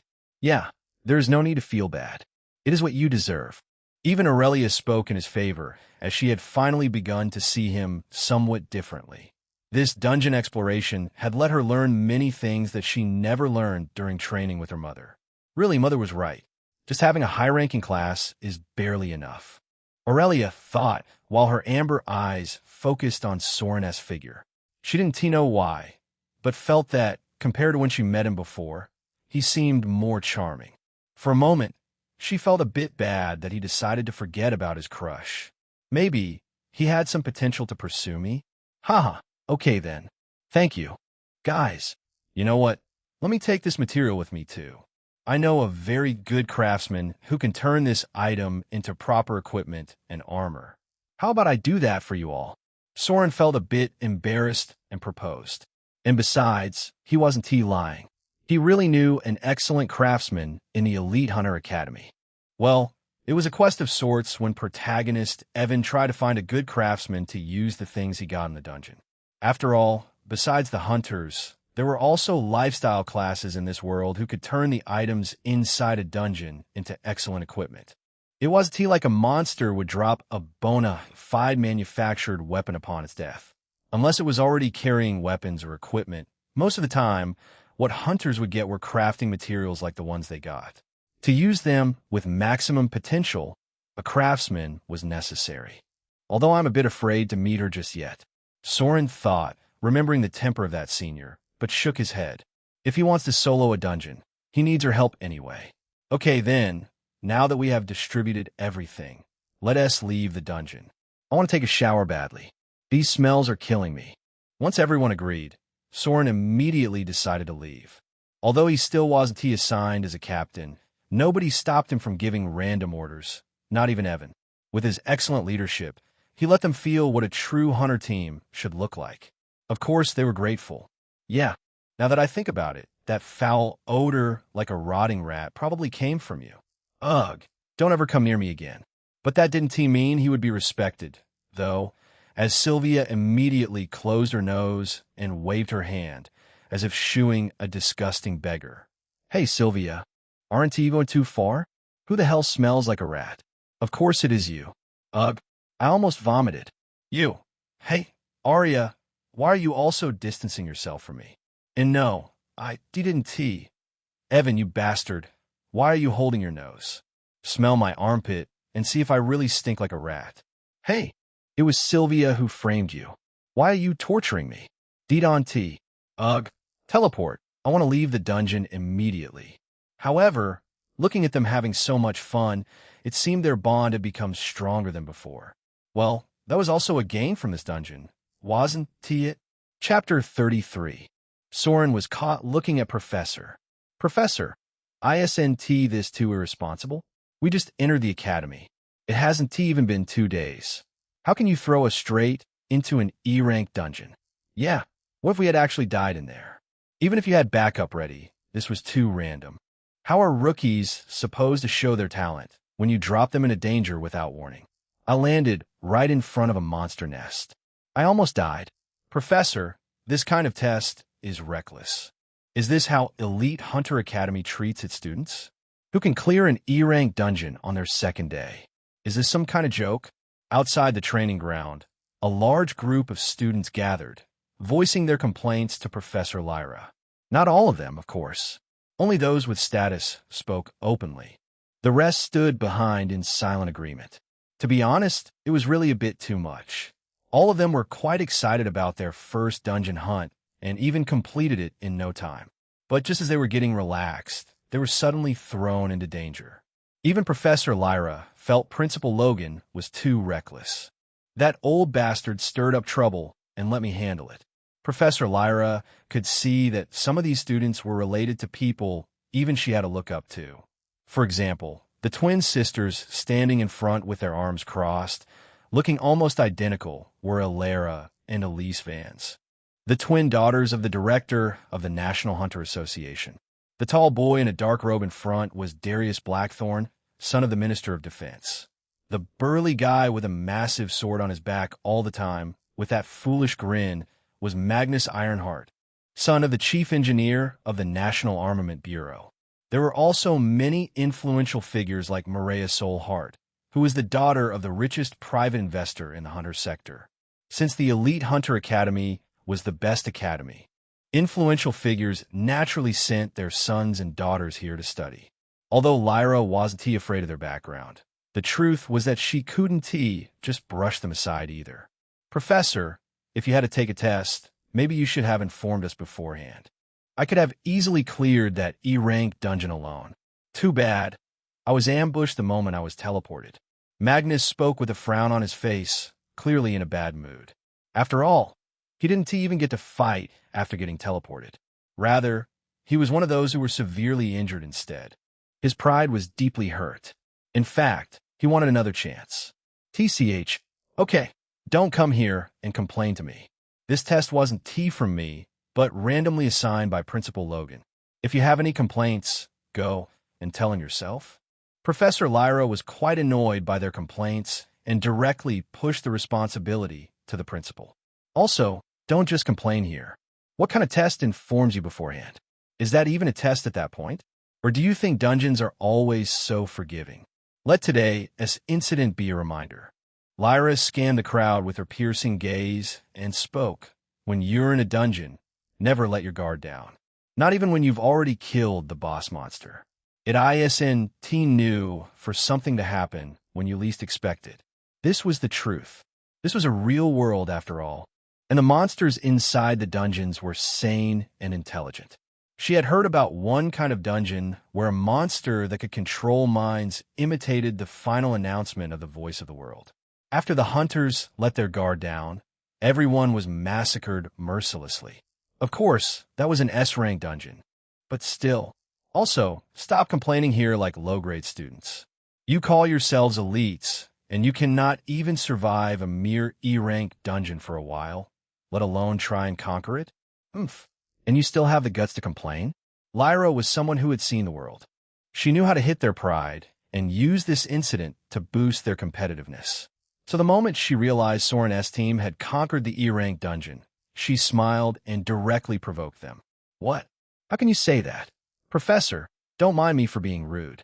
But aren't you thinking too much? Conquering an E-rank dungeon right after joining the academy, and that too, without any preparation? Please don't joke with us, Professor. Who could do such things? Sure enough, once the students heard her rebuttal, they began to shout as if their tails had been stepped on. However, just at that moment, a bright flash suddenly appeared in front of them, followed by the appearance of 5 people, stunning everyone. After all, that bright flash had an uncanny resemblance to someone exiting a dungeon. But who was still inside at this hour? Weren't all the students already outside? Fortunately, they didn't remain confused for long as Professor Lyra revealed it herself. Who could do such things? You and your narrow minds. Look, while you guys are busy with your useless complaints, someone not only managed to survive, but even directly conquered an E-rank dungeon. Soren, Evan, Aurelia, Aria, and Sylvia. Congratulations on conquering an E-rank dungeon. You have officially passed Principal Logan's test. Don't worry, you all will be rewarded handsomely. Professor Lyra couldn't help but smile. Now that they were here, she didn't need to listen to their complaints anymore. Let them see how inferior they truly were. Only when their pride was trampled would they finally recognize reality and strive for greatness. Damn, a C-rank armor or C-rank equipment of their choice. Isn't this too extravagant? It was just an E-rank dungeon. Yeah, it's not like we can't conquer it. Who are they? I haven't seen them in class before. They seem to be from another section. Look, that Aurelia Flareborn, the daughter of an archmage. Maybe she used some incredible artifact to steamroll through the dungeon. After Professor Lyra announced the reward, and the crowd finally realized this wasn't some provocation or empty words, the entire place erupted into noise. Some were envious, some curious, and some extremely competitive. Magnus Ironheart even walked straight up to Evan and challenged him to a sword duel. It was another matter entirely that he lost almost immediately due to the level gap. However, amid the hustle and bustle, Soren's gaze was fixed on the mature figure of Professor Lyra. How the heck am I going to hug her? He had his own problem. His eyes drifted toward her inadvertently. According to the quest, not only did he have to hug her, but he also had to stay close to her in an awkward embrace for 15 seconds. To be honest, he really didn't mind hugging that mature and charming body, let alone nudging her chest. He was sure they must be quite soft, softer than Sylvia's. Who was he kidding? Professor Lyra was freaking hot. However, she was a professor after all. Her level was too high and her status too noble. For a moment, Soren felt he should probably quit this quest. Just as he felt conflicted, Professor Lyra suddenly turned around and looked straight at him. For a split second, his heart skipped a beat. Maybe she had sensed his wicked thoughts. There are all kinds of abilities in this world, after all. Fortunately, when he saw her smile at him in appreciation and even nod her head slightly, he realized he was overthinking. Instead, it seemed she had taken a special liking to his performance. Well, let us not quit the quest immediately. I still have 2 months, don't I? Soren changed his mind instantly after seeing her smile. He wasn't a simp, but if possible, he didn't mind having a professor in his harem. He just needed to try hard. Maybe take this as a challenge. Soren thought, finally turning his head away from Professor Lyra, not realizing that although she couldn't hear his thoughts, she could feel his gaze the entire time. Was he looking at my chest just now? Professor Lyra paused, slightly stunned, and lowered her eyes to the heavy bosom concealed beneath her clothes. Well, he is a teenage boy, after all. His eyes might have wandered a little.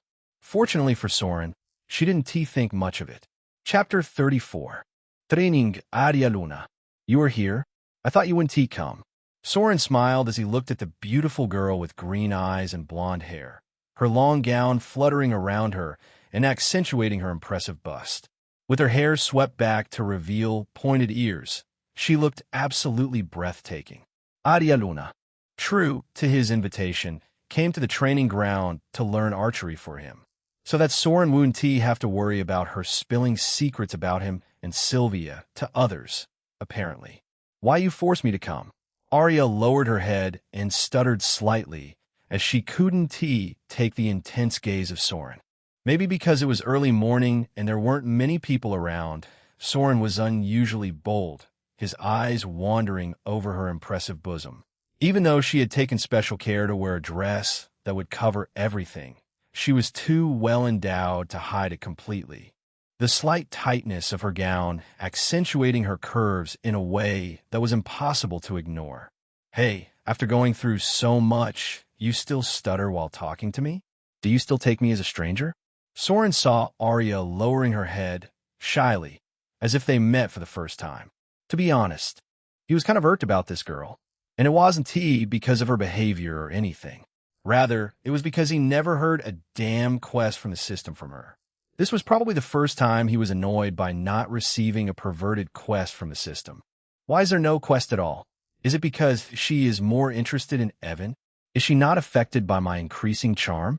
Right now, his charm already reached 56 points, but there were still no movements? And no, it's not like that. I'm not that comfortable around people. Aria hurriedly denied and tried to explain, her voice getting lower and lower. Okay, that will not do. You are a teammate who went through life and death with me. How can you still be so shy and timid?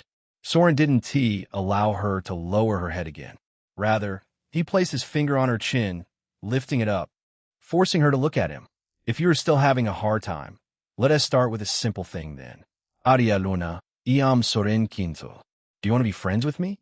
He suddenly asked, with no frivolity in his eyes. Rather, he lifted his arm and asked for her handshake. His feelings looked genuine. Of course, the reason why Soren used this method was that he remembered that in the dating sim game, Aria used this dialogue to talk to Evan for the first time. Basically, this was how she liked doing things. So, he thought, why not use it against her? Sure enough, seeing him being so serious, Aria bit her lips lightly and finally decided she couldn't just be timid all the time. So, mustering up her courage, she lifted her soft hand, placing it in his, and nodded. Okay, then let us be friends. After saying that, she showed a beautiful smile that almost charmed Soren instead. Good, look. You didn't stutter this time.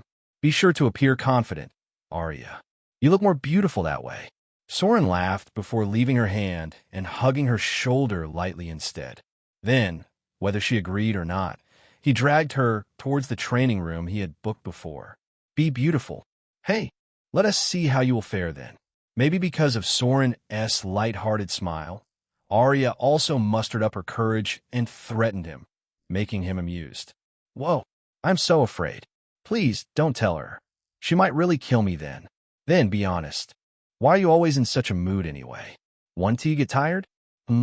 What's so tiring about that? With you around, I'm as energetic as I could be. TCH, you really are too frivolous. Thank you. But didn't you notice it yesterday? It is not a compliment, okay? Stop smiling. Soren had that aura around him that could make any girl annoyed to the core. Before they even reached the door of the training room, Arya was pouting in anger. She felt that she really couldn't talk to him normally. Of course, maybe that is also the reason why she didn't stutter in front of him anymore and talk back and forth. Although she didn't show it, she was enjoying their interactions. Did she really make a friend at the academy? Hey, is it true that you can awaken a dual class? Once inside the training room, Soren and Arya both became serious. Soren was already playing with a new bow he got as a reward yesterday. Moonshadow Bow, C-rank lightweight and silent, perfect for stealth attacks. Grants 12 attack speed and 5 chance to deal critical damage from behind. It was a simple bow that looked beautiful. To be honest, it didn't suit him much. But Soren chose this because he was curious whether the 5 chance to deal critical damage from this bow would stack with his invariable stat, critical hit. Of course, he even got a specific arrow with this bow, unlike his D-rank one, which he had already thrown into his inventory mercilessly. Moonshadow arrows, C-rank sleek, feathered arrows designed for quiet flight. 10 projectile speed, 8 chance to ignore enemy armor, and deals 5 bonus damage when hitting from stealth. Dual class? Soren looked away from his bow and gazed at Arya instead. Currently, she was playing with a wooden bow placed on the training field, her eyes filled with curiosity. Maybe an elf was born an archer. He found there was a certain charm in her playing with bows. Maybe his Moonshadow bow was more suitable for her. Yeah, I didn't lie to you. It is really possible. Just, it is extremely rare. Soren nodded, then put his bow aside. He also grabbed a wooden bow, knocked an arrow on it, and fired at the far target. Swish! In an instant, the wooden arrow flew across the room before lodging itself dead at its center without missing a beat. Really, he who hadn't touched a bow in his last life was countless times better than any professional who ever existed on Earth. All because of his B-rank class, Archer. You do know that elves are beings of the dungeon, right? Soren then asked, to which Arya slowly nodded. So, you must also know that each elf who is an archer is equivalent to S rank by default at minimum. They don't even need to train or awaken their class. That S because they have their world tree blessings. My mom said that their world tree is just like our Gaia system, exclusive to all elf lineage. Arya replied reflexively, then suddenly widened her eyes, as if understanding where he was going with this. See, you said yourself. The world tree gives you the blessing of an ability resembling a class to all elf lineage. So, what makes you think you want to get one? Soren asked. But I already awakened a class under the Gaia system, and I'm not a real elf. Otherwise, why doesn't my mom have a dual class? Although Arya understood, she still had some doubts. Of course, it is because your mother isn't really a naturally born elf like you. Soren rolled his eyes. In fact, Arya's mother knew from the beginning that she would awaken a dual class. There was some story and dealings behind it. So, whether or not she practiced archery with him wasn't that important at all. But he insisted on teaching her so that he could train this little elf to his hard-as content. T let her go today unless he activated a quest. He was feeling challenged already. Chapter 35. Elves' Love for Beauty. Hey, you're too close. SHSSS. Focus. In one of the private training rooms of the Elite Hunter Academy, a young man was seen hugging a young elf from behind, his hand tied on hers, who was holding a wooden bow, correcting her posture, although it was called a training room, forcing the archer to adjust her aim in real time rather than rely on instinct alone. Now shoot. Swoosh. The moment Soren shouted, Arya released the arrow, aiming toward the flying target with the correct position Jiran had just taught her. In an instant, the wooden arrow flew across the room, curving beautifully with the help of the wind and striking the target directly at its center. Excellent. Soren couldn't help but praise Arya as she managed to take down the target. Really, she was an elf with a natural talent for archery, even though her class was a summoner. Hey, this is just basic talent. What is so great about that? But Arya didn't seem impressed. Rather, she was annoyed, feeling like she was just playing around like a child. Hitting the target that far in such heavy wind was indeed impressive. But what was the use? Without the real class and skills like Eagle's Eye and Piercing Shot, her arrow would have no power to kill any monster at all. It was better for her to just use her summons to fight instead. Hey, didn't I already say this is training to awaken your dual class? Soren raised his eyebrow, a bit offended. He already missed the timid Arya who would agree to whatever he said before. She was beginning to complain a lot already. TCH, I feel like you're doing this to take advantage of me. You pervert. Arya mumbled, her face red, and distanced her body slightly from him. As he was too close, his arm still on her shoulder. She had seen how he took advantage of Sylvia in the name of healing. Naturally, she was suspicious. Cough. You really don't understand my sacrifice, huh? Soren was caught off guard by how accurate her prediction was. So, intending to divert her attention, he smirked slightly. TCH, Arya, you're not a saint either. Don't think I didn't notice you looking sneakily at Evan in the dungeon. In fact, didn't you join our team because of him? Your face was practically glowing every time he spoke. He said it with feigned amusement. What? Ridiculous. Didn't slander me. Sure enough, the moment Arya heard him, her face flushed, and even the tips of her pointy ears turned visibly red. Soren was quite surprised by her reaction. Soren, you dare spread misinformation around? Do you want me to hate you? She shot him a cold look, but with all the stuttering, the threat barely carried any weight. It felt more like a shy outburst after having her secret exposed. To be honest, Soren was annoyed. Was Evan really so charming that she had no interest in him at all? After all, there was still no quest notification even after he hugged her. Or is this the halo of the protagonist saving her? The thought crossed his mind, but he refused to give up. TCH, I might believed you if you didn't stutter, Arya. Has anyone told you that you're terrible at hiding your emotions? He rolled his eyes at her attempt to look angry, then rested a finger on his chin and asked curiously, Hey, Arya, what is so great about Evan? Is it because he's handsome that you keep staring at him?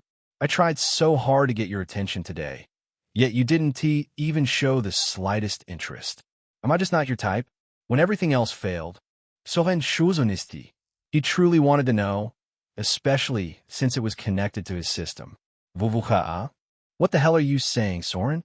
Didn't joke like that. But his words only made Arya even more flustered. She was so startled, she almost bit her tongue while talking.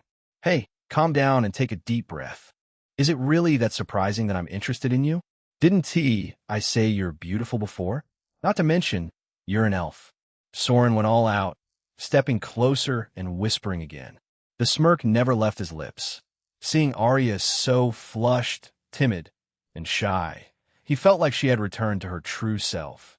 But you and Sylvia, I saw. Poor girl. The sudden revelation was too much. She was already embarrassed that Soren knew about her supposed crush on Evan, and now he was openly hitting on her. She didn't know how to handle the situation. Forget about Sylvia. Right now, I'm talking to you. Can you please tell me what it is that attracts you to Evan?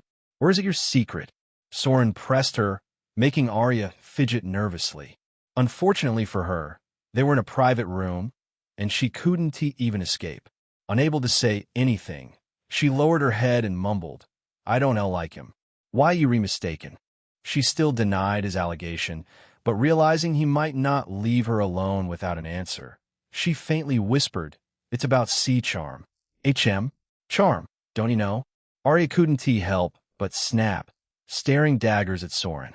Her beautiful green eyes were slightly moist. She felt as if he were bullying her. "I am an elf, and I am very sensitive to charm from birth. Don't you know the elves' natural liking for beautiful things?" Now that Arya told him so directly, Jiran also remembered this setting in the game. Not only were all elves naturally beautiful and striking in appearance, but they also possessed an innate sensitivity to beauty, much like dragons, who were drawn to treasures and powerful auras.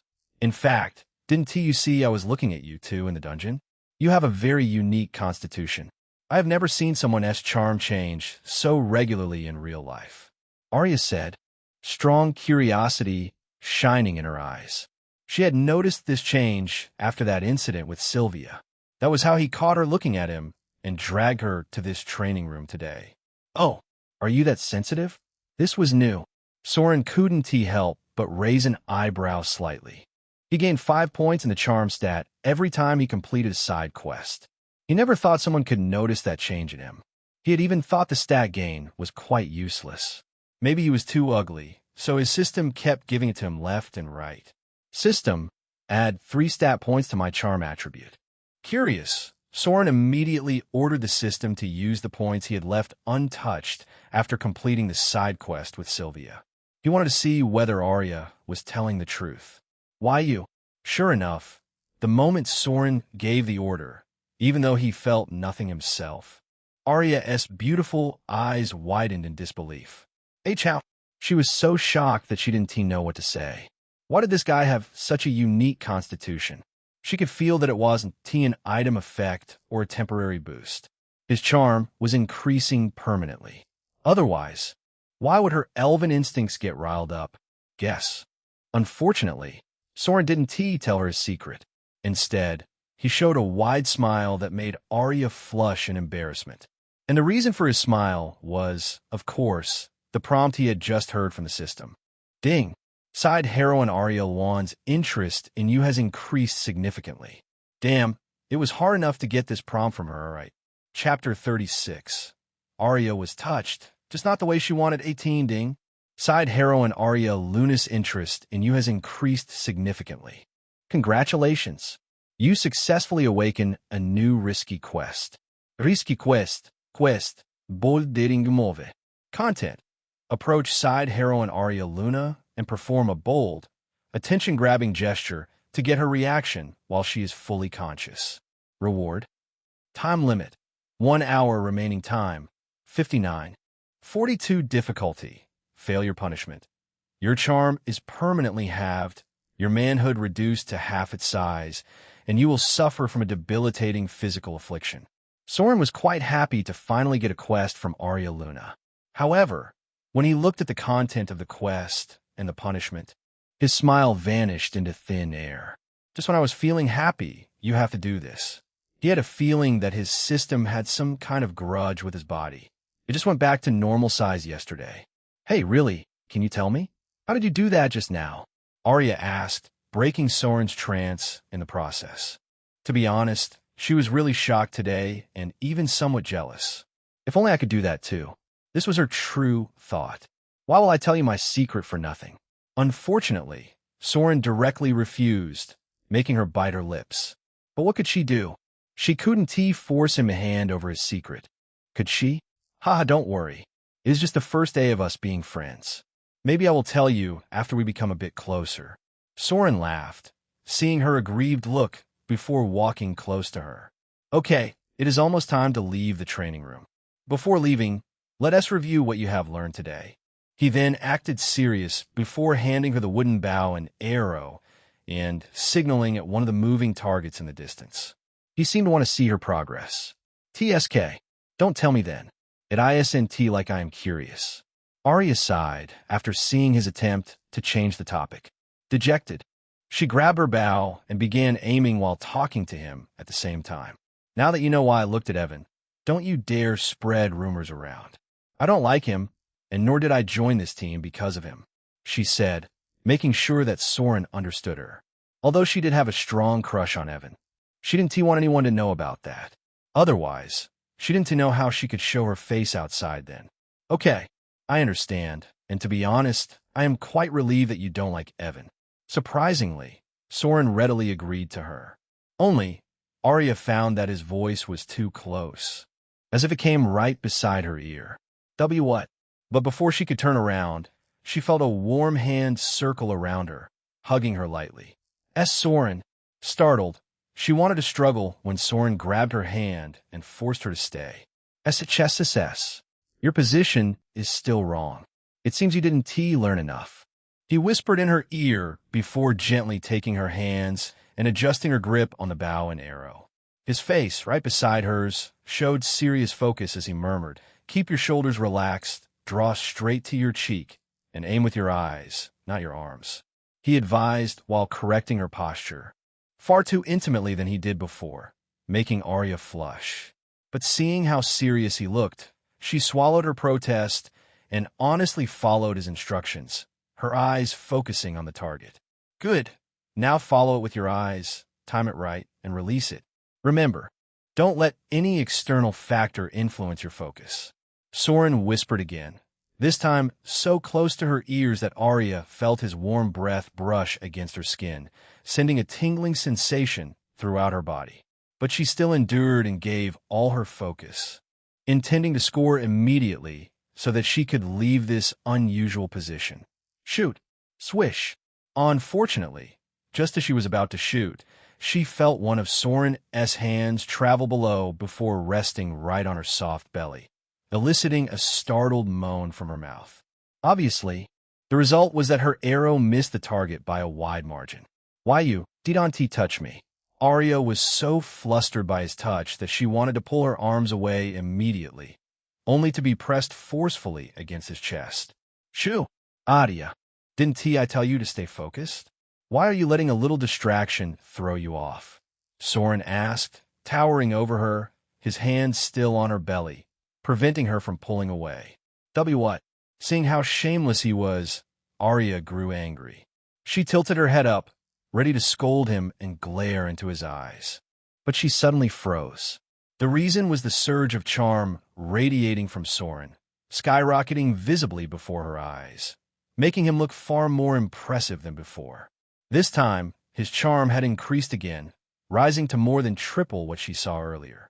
Title: Bold Pervert has been activated.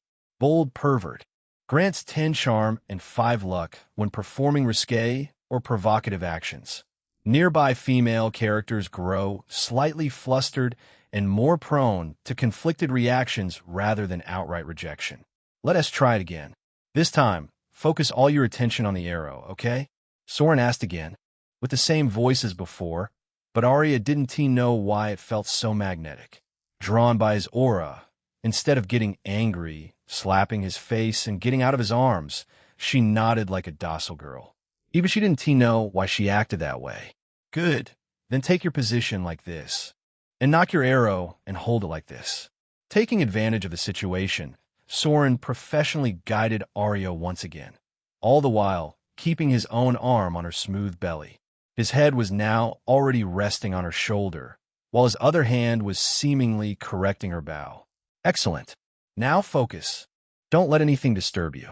He said before giving an order, shoot. Swish. The process was exactly the same as before, and again, the arrow didn't land on the target. How could it when Arya felt Soren's fingers suddenly pinch her belly sharply? Even though her stance was perfect and her focus steady, he managed to make her tremble at the exact moment she released the arrow. Soren, SHSS, you're still not focused enough. Let us try one more time. Arya Luna, take your position. Knock your arrow. Focus. Shoot. Swish. This time, too. The arrows missed their mark as Soren made her tremble by lightly brushing a kiss against her neck. Shoot. Swish. In no this time, Soren directly bit the tip of her pointed ear, making her squirm restlessly. Arya's eyes were already hazy with a strong arousal from the situation, something she had never felt before.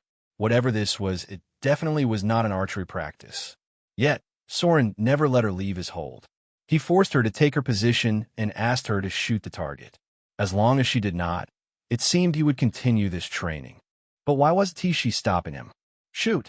Point! SHSS in the end. Arya finally could not hold herself together and gasped sharply as she felt a firm hand grab at her chest from outside her clothes. The jolt was so sudden that she immediately lost her grip on the bow, letting it fall to the floor.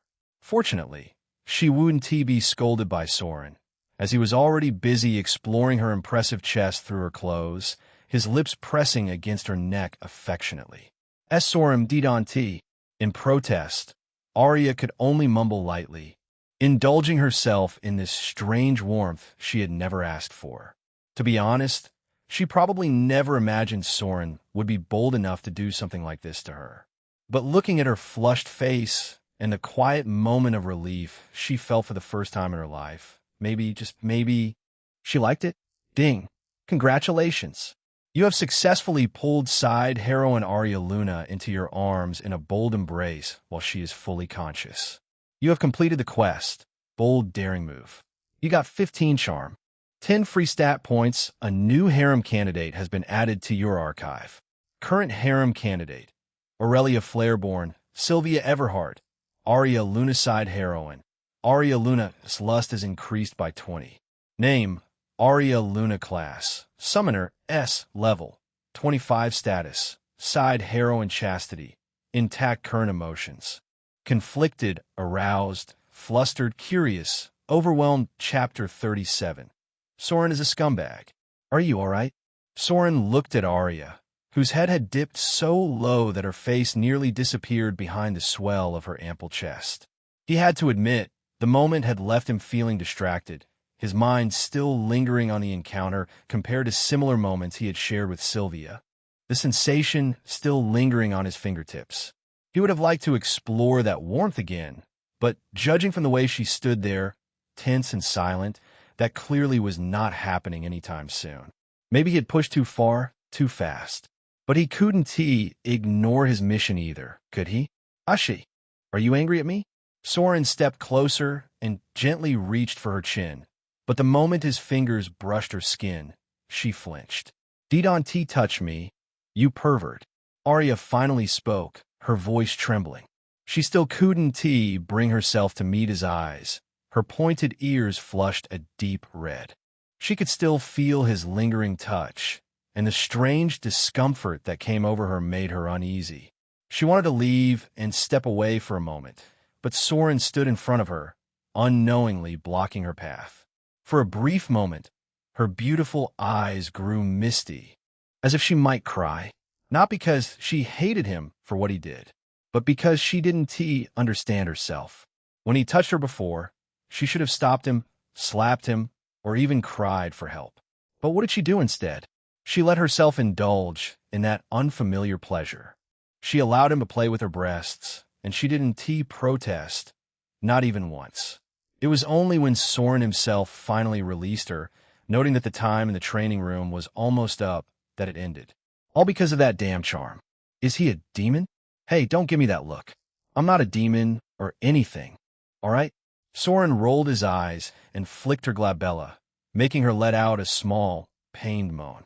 Then, he finally began straightening her crumpled clothes and fixing her uneven hair, carefully making her look as good as before. His touch was surprisingly gentle. For a moment, Arya didn't resist. She let him work while her eyes traced his face. He has become more handsome again.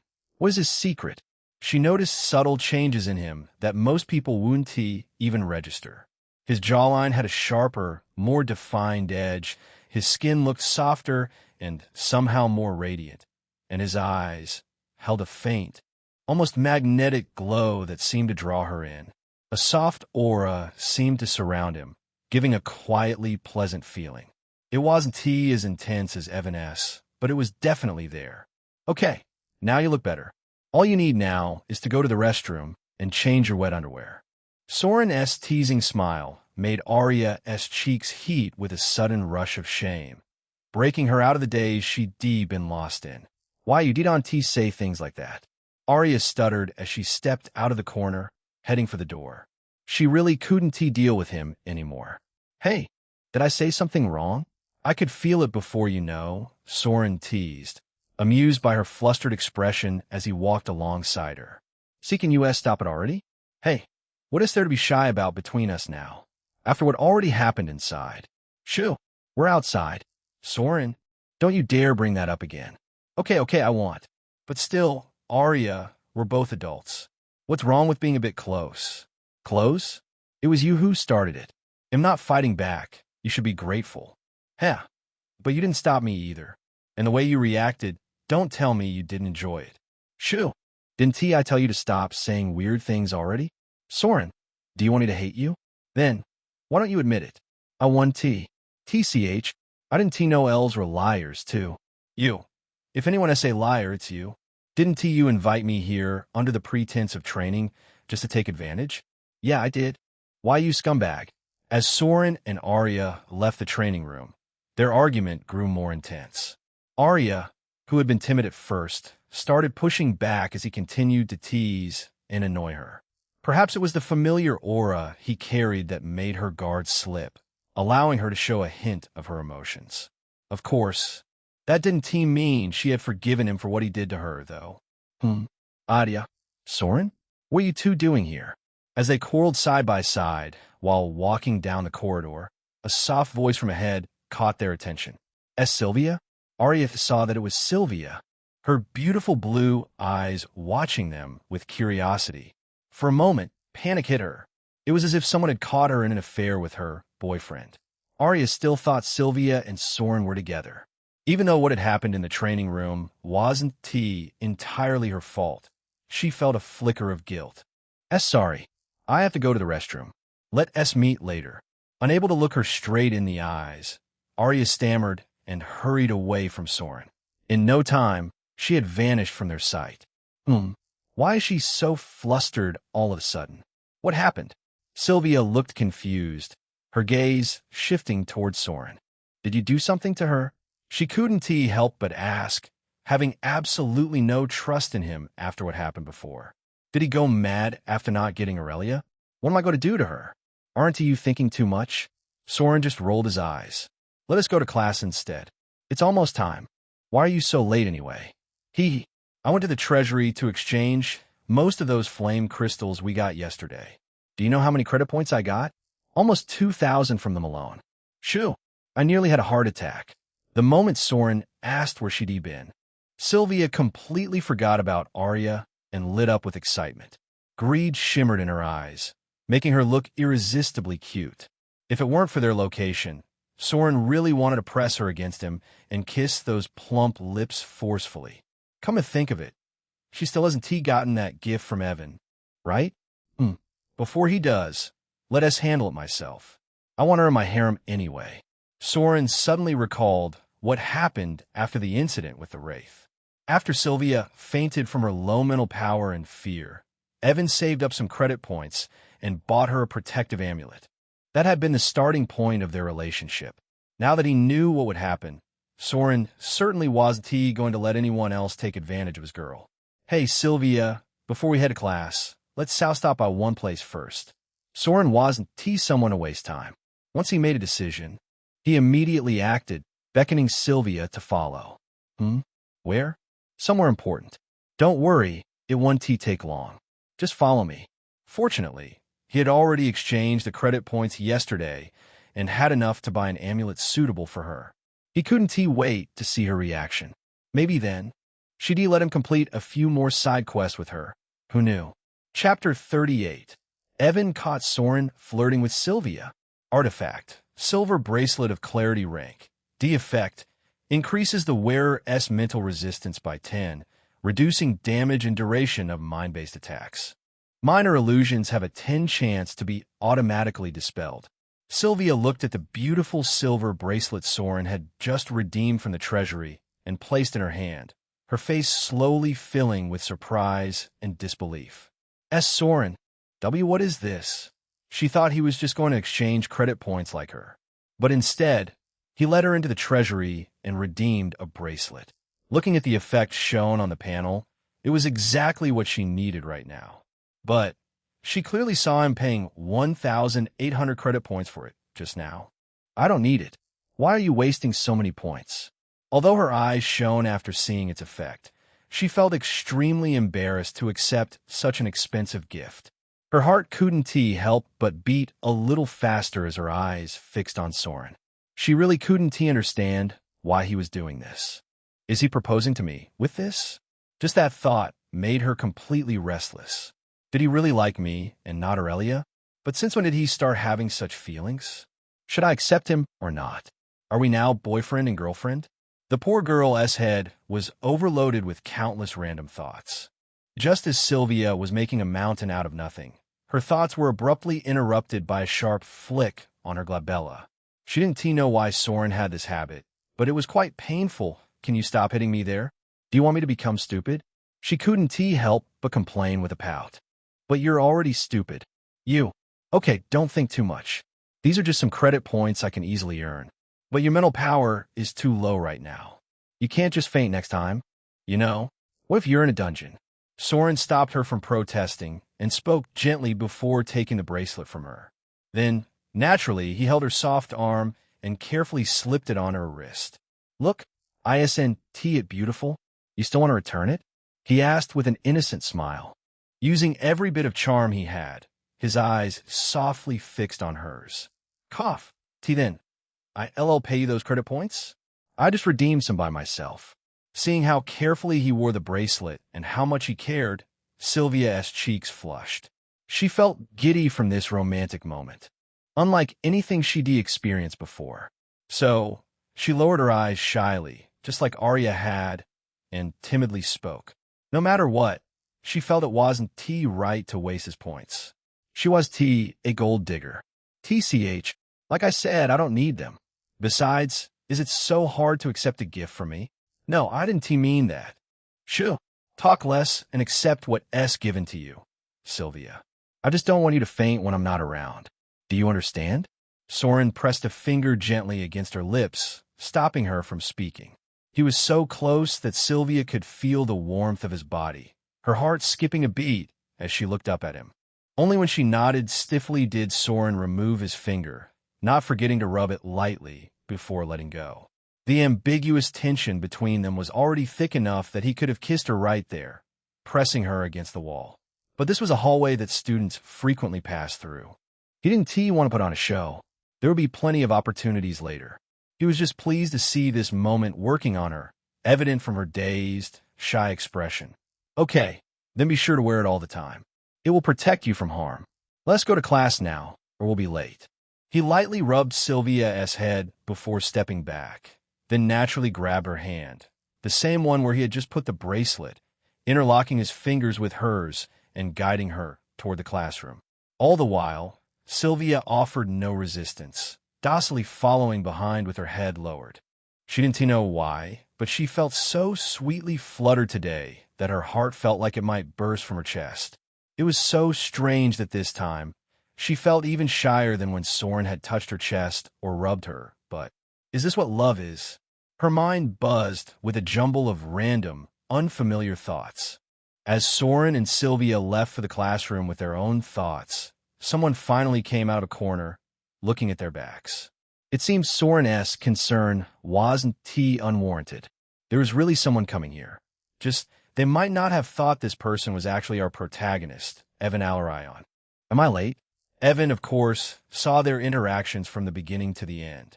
Although he couldn't hear their conversation from afar, he could see their intimacy, especially that shyness and obedience in Sylvia's blue eyes. It hurt him more than anything else. From the look, it seemed he was already too late. Well, he did take a long time to muster up his courage and pursue his crush after all. Sigh. Let's just forget it then. They both are my friends, and I cannot make it awkward. In the end, besides letting her go, what could he do?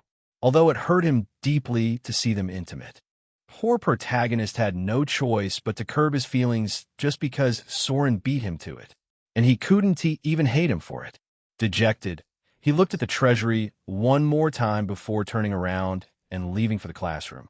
He had thought he could give a gift to Sylvia, but now there was no point anymore. Maybe he needed to buy an alcoholic drink for himself instead. Chapter 39, Beast Tamer. Hello, students. I am Professor Kale Draven, and I'll be teaching advanced dungeon ecology combat this term. A tall, rugged man with a calm but commanding presence spoke, his eyes scanning the crowd of students.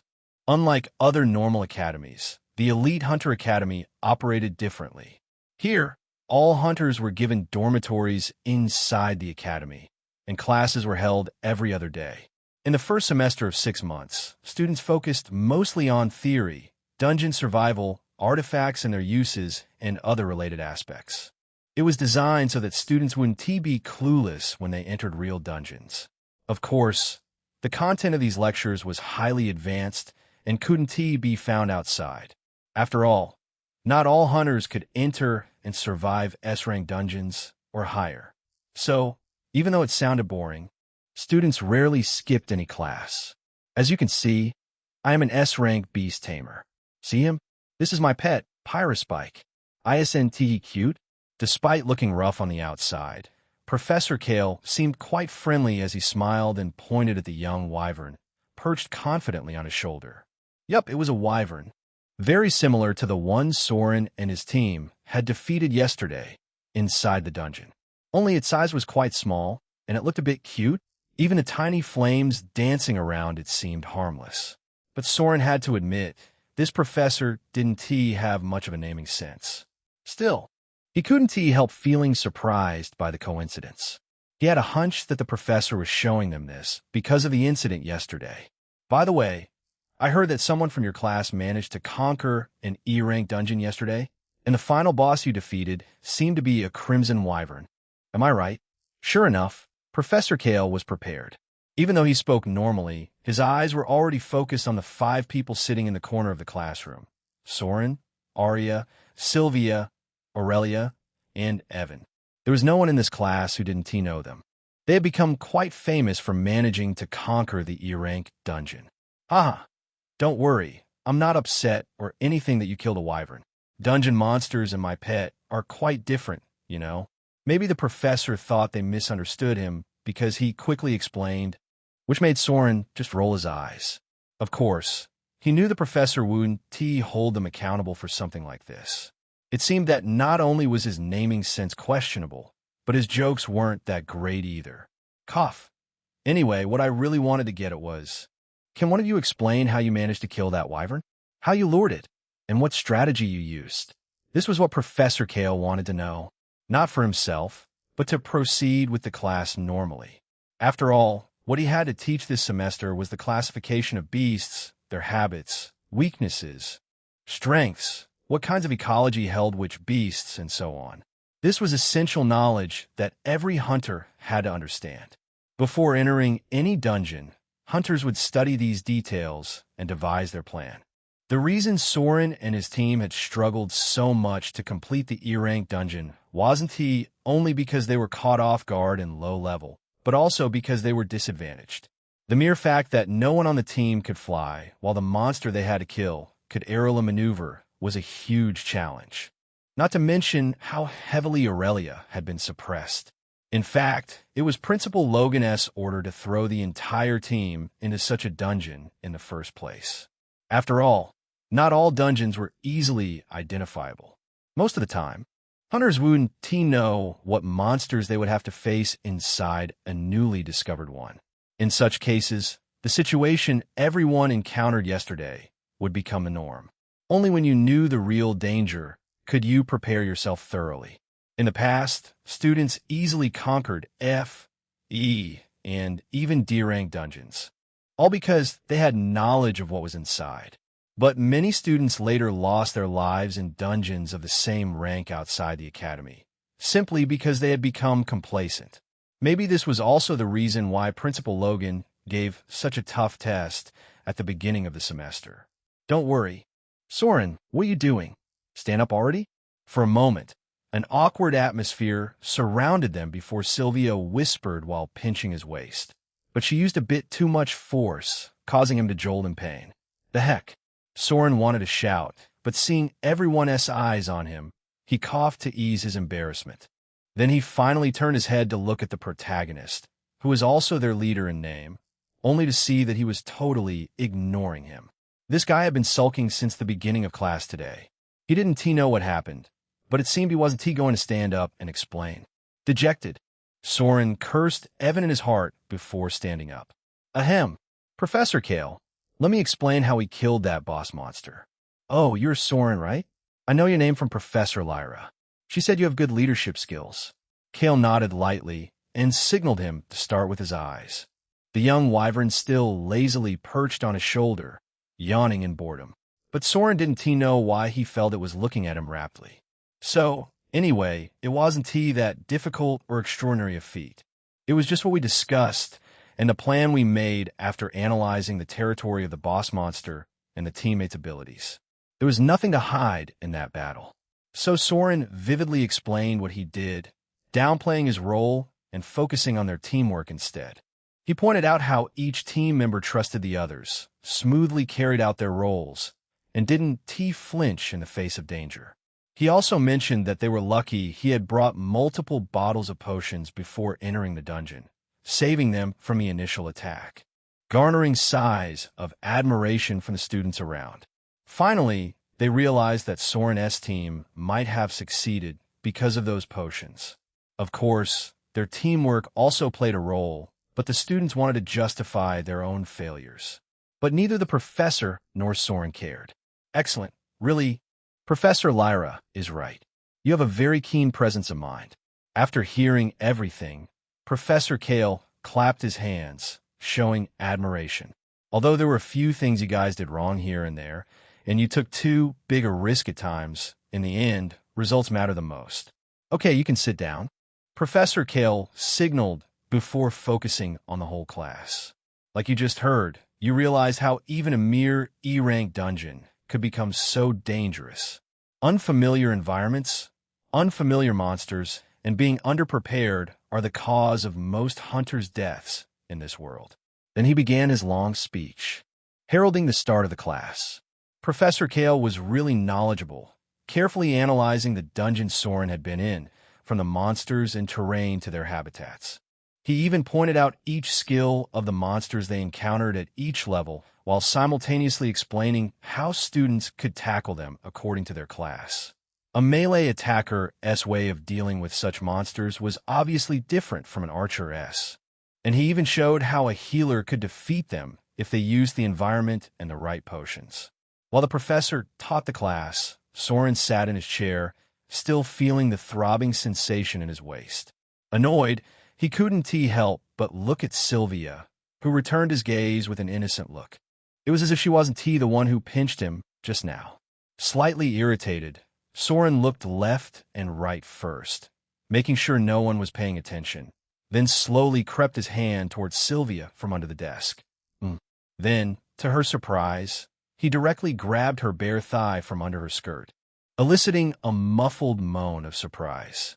Sylvia was so shocked that she hurriedly closed her mouth with her hand while trying to push his hand off, only for it to be squeezed more strongly. Her eyes widened, a mix of shock and flustered embarrassment crossing her face. Not to mention, his hand kept creeping closer and closer, making her restless. Soren was too bold. In front of the whole classroom, he kept finding excuses to reach toward her under the desk, trying to draw her attention away from the lesson. Fortunately, they were in the last corner, and nobody noticed. Well, except Arya, of course, who sat just beside Sylvia, watching his hand under Sylvia's skirt and biting her lip in anger. This scumbag. She didn't know why, but she was currently angrier than Sylvia. Chapter 40. Isolde Valemere, S-rank craftsman, an elite hunter academy, although most students were directly shoved into the same room for lessons. Even though they had different classes, lifestyle classes were an exception, especially the class, craftsman. Due to the very small number of hunters who awakened this class, the students who had it were directly taken by the academy to a different facility where they would be trained vigorously. And if such classes were A rank or higher, these hunters didn't even need to wait for the first semester to end to apply to study under a professor like other hunters did. Various guilds would come by themselves with offers, providing everything they needed. Such hunters were like hot potatoes that even the academy didn't want others to take. To be honest, compared to others, lifestyle class hunters had it very easy. They didn't even need to dive into dangerous dungeons and risk their lives. They could just relax outside, produce exceptional equipment, or refine rare materials, while others risked life and limb to gather resources. But not all liked such a life. Some craftsmen also wanted to enter dungeons and see the world inside for themselves. And since joining a guild could very well snatch that opportunity, some craftsmen chose to go solo. Isolde Valemir was also like that. As an S-rank craftsman with exceptional talent, she chose her freedom. Unfortunately, although the academy respected her choice and even provided a safe environment away from guild's influence, this also meant the resources she could gather on her own were scarce. After all, her class was mostly a game of trial and error. As much as she wanted to be independent, without sponsorship, the cost she had to bear was too high. That's why, even though she was 2 batches senior to Soren and the others, she still hadn't T-crossed level 100. Not every team wanted a craftsman like her, a potential burden to dive into dungeons with them. Dejected, she could only open a shop inside the academy and hope to see her products sell. Although business was going well due to her S-rank status, it was too slow. She desperately needed a team where she would be accepted, a team where she could use her hidden skills without any trust issues. But how hard was that? Senior Isolde, someone wants to meet you. A cute teenage girl shouted from outside, breaking Isolde's trance. She had been thinking about how to gather the materials she lacked, as her stash from the business was running low. Who wants to meet me? Didn't I tell you I'm quite busy? Isolde spoke, her voice slightly haughty, yet carrying a unique charm. But he said he has an urgent request, and he seemed to be from that new party, the one that managed to conquer the E-rank dungeon and complete the Principal S challenge. The teenage girl spoke, her voice a bit lower. She seemed somewhat afraid of Isolde. Oh, the team that's the talk of the town, currently? Isolde raised an eyebrow slightly. Since she was in the market, she had also heard the rumor. Of course, she didn't care much about a mere E-rank dungeon. She was already level 82, far too high to bother with such things. But she was quite interested in the item they had from the boss monster. If I heard correctly, the boss was the Crimson Wyvern. Its blood could act as an auxiliary ingredient for my next creation.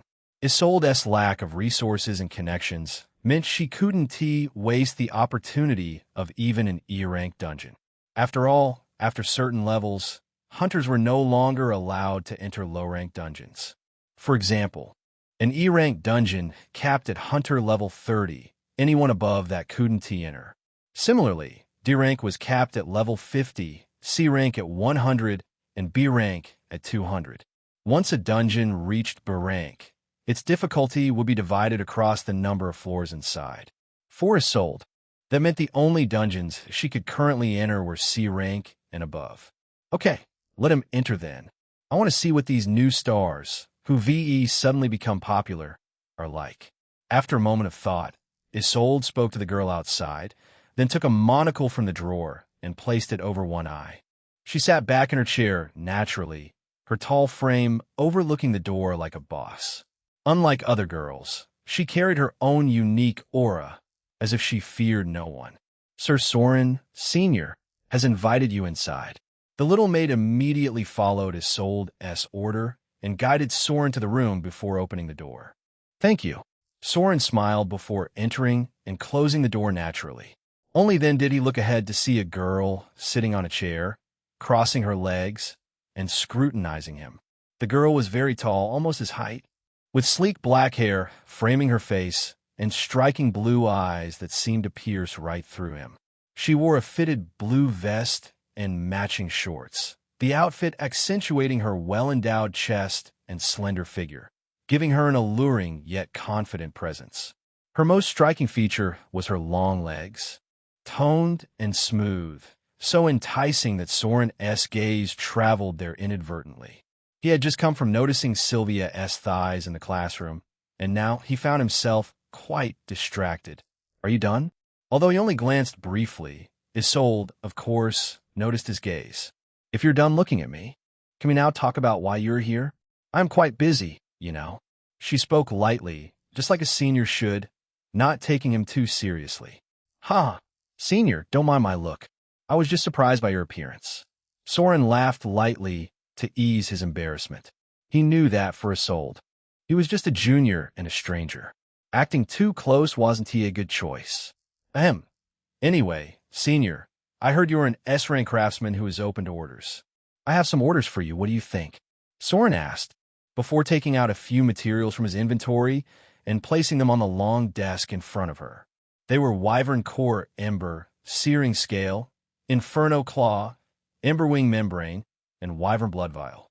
Soren noticed that the moment he put down the Wyvern Blood Vial, Isolde's eyes changed slightly, although they returned to normal instantly. "I indeed take orders, but not for such low-grade materials. Don't you know I am an S-rank craftsman?" Isolde spoke before standing up and looking at the items laid across her table. For her, these low-level materials weren't interesting anymore. Only the Wyvern Blood Vial was useful, so she picked up the small bottle directly. "However, I am in need of this item recently. If you can sell this to me, I will buy it at double the market price. What do you think?" She asked directly. Her personality was like that. She didn't give false hope and really had no plan to take his order. In fact, even Soren knew that before he came here. Senior, this item isn't for sale, you see." But Soren showed the right amount of embarrassment before negotiating. "But I can give you this vial for free if you take my order. What do you think? Our team really needs some good equipment customized by professionals," he asked, to which Isolde directly shook her head. Chapter 41. First impression is important. "No, I don't have much time, and to be honest, at just E-rank, it is better to buy some equipment outside than to order. My costs are quite high, you know." Isolde spoke, rubbing the vial a bit reluctantly before placing it on the desk. "Okay, if you don't want to sell it, so be it. You can now go." She signaled toward the door, straightforward and even a bit rude. No wonder the girl from before seemed afraid of her. As for her interest in this new team that had managed to conquer a dungeon in their second day, she had already lost it the moment she saw that Soren was just a B-rank archer.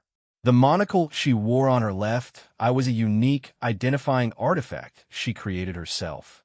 Anyone below her level, she could see their class, rank, and skills, though not individual stats. It was her prized possession that she wore whenever she met a stranger. "Wait, senior."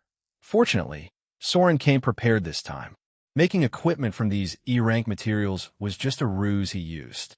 After seeing Isolde lose interest and turn around, he suddenly spoke with a faint smile, halting her steps. "Senior, what if I say I can get you the Echo Stone that you want? Will you accept my order then?" Sure enough, the moment Soren mentioned the name of the item, Isolde stopped and turned around abruptly. Echo Stone, a material found only in the boss's lair of the D-rank dungeon, Howling Chasm. She had been searching for it for quite a while now, but no matter how much she tried, she could not get one in her hands. After all, Echo Stone had a very unique effect. It was a consumable item that could instantly replenish a hunter's stamina while sharpening his perception for a period of time. Such an item would be snatched by the guild the moment it appeared, or the hunter would keep it for themselves. Of course, Isolde had a hard time finding it. It seems you did your homework before coming to meet me." But Isolde's attention was indeed attracted by his words. "Maybe talk to me when you really have that item in your hand. You're just at level 25 now. Don't you think you are aiming too high?" Isolde spoke while rolling her eyes. Did this guy think that just because he conquered an E-rank dungeon, he could do the same with a D-rank one, too? These juniors and their ambitions. It seemed yesterday's success went over his head. Senior, if I have that item, would I still talk so much?" Soren didn't mind her indifference. Rather, he laughed and spoke meaningfully. "To be honest, senior, although you might feel that I'm talking big, I'm almost 100 sure that I can get that stone for you. In Lover S. Labyrinth, the meeting between Isolde and the protagonist took place after he cleared the dungeon, Howling Chasm. So, he had more information about that dungeon than the E-rank one he completed yesterday. So why not take a gamble? In fact, this isn't even a gamble for you. All you have to do is refine some equipment I asked for while getting paid. I will even give you this vial of blood as a token. And the Echo Stone is just a bonus item that you may or may not get in the future. Soren proposed again. To be honest, if possible, he wanted to meet Isolde after getting the Echo Stone. But he was pressed for time after deciding to conquer a dungeon for his class ascension. After reaching level 25, he was now barely ready, all because of the unique nature of that dungeon. But he still needed one item badly. Otherwise, he wouldn't be able to fight. And the only one who could help him make that item was Isolde in front of him. 2 of them. What? I need 2 vials of Wyvern-S blood as compensation, besides the credit points for this order. And I want to take the next order from you until your team manages to conquer another dungeon like the one before. Isolde spoke with a playful smile. For a B-rank archer, you sure have a lot of confidence. Then, let me see if it is empty talk or the real deal. Since Soren was ready to get ripped off by her, she had no qualms either. It wasn't like it would take too much time for her to make E-rank equipment. She just didn't want to because she wouldn't gain many experience points. 2 of them? Soren was a bit reluctant, as he only had 5 vials of Wyvern-S blood with him. One had to be used to make the artifact he needed, and if he gave her 2, he would only have 2 left. Sigh. I knew this girl was very stingy. That's why I didn't want to come so early. Soren sighed, seeing her playful look, and took out 2 vials from his inventory. Along with them, he also took out the parchment paper he prepared that stored the description of the equipment Isolde needed to make. Okay then, let's make a deal. However, I need this equipment by tomorrow morning. No problem. Isolde readily agreed, while giving him a sweet smile. Only now did Soren notice that she had a beautiful dimple on her left side. Do you want me to describe the item I need? Soren ignored her look as he wasn't in the mood and pointed at the papers instead. No need. Just the basic description is enough. Isolde shook her head. As an S-rank craftsman, she had more knowledge than fledglings like Soren. Okay, I will come here tomorrow morning then. See you soon, senior. Soren nodded and turned around, intending to leave. With this, he would have the item he needed by tomorrow. He should make other preparations now. Oh, I almost forgot. But just as he was about to leave, he abruptly turned around, looking straight into Isolde's confused gaze. Senior, before I leave, let me offer you a small piece of advice. Soren put a meaningful smile on his lips, his eyes focusing somewhere on her face. Sometimes, putting too much trust in your artifacts can backfire badly. Don't always believe what they tell you. After saying that, he truly left the place, leaving behind the stunned figure of Isolde. With this, his attempt to leave a good first impression on her was successful. Chapter 42. Arya is angry at Soren. Did his skill just increase in rank abruptly? While Soren left the room, leaving Isolde all alone, she stood in the same position, stunned. Just now, when Giron gave that warning to her, she saw one of his skills suddenly increase in rank from A to S. This was the first time she had seen a rank jump like this. In this world, skill rank was highly dependent on the rank of the class. Normally, a skill S rank would not exceed the class rank by more than 1 tier. So it wasn't surprising that Soren had 2 A rank skills, but being able to switch one to S rank on the go. Interesting. Was he hiding them from me all this time? But how'd he do that? Not to mention, he seemed to know the nature of this artifact. Isolde thought, touching the monocle she wore over her left eye. Artifact, Veil Piercer Monocle Rank. See effect. Reveals the class, skills, and ranks of targets below the user S level. May also expose hidden skills or titles if the target is much weaker. The effect may fail on equal or higher level targets. This was her own creation, something she had never revealed to anyone. Yet Soren seemed to know its effect. Is it some kind of perception ability, or a skill similar to analysis? Isolde didn't know, but this did make her start taking Giron a little more seriously. Of course, it was just a faint trace of curiosity, nothing more. No quest for her, huh? Well, that's expected. Besides, I don't want more trouble right now.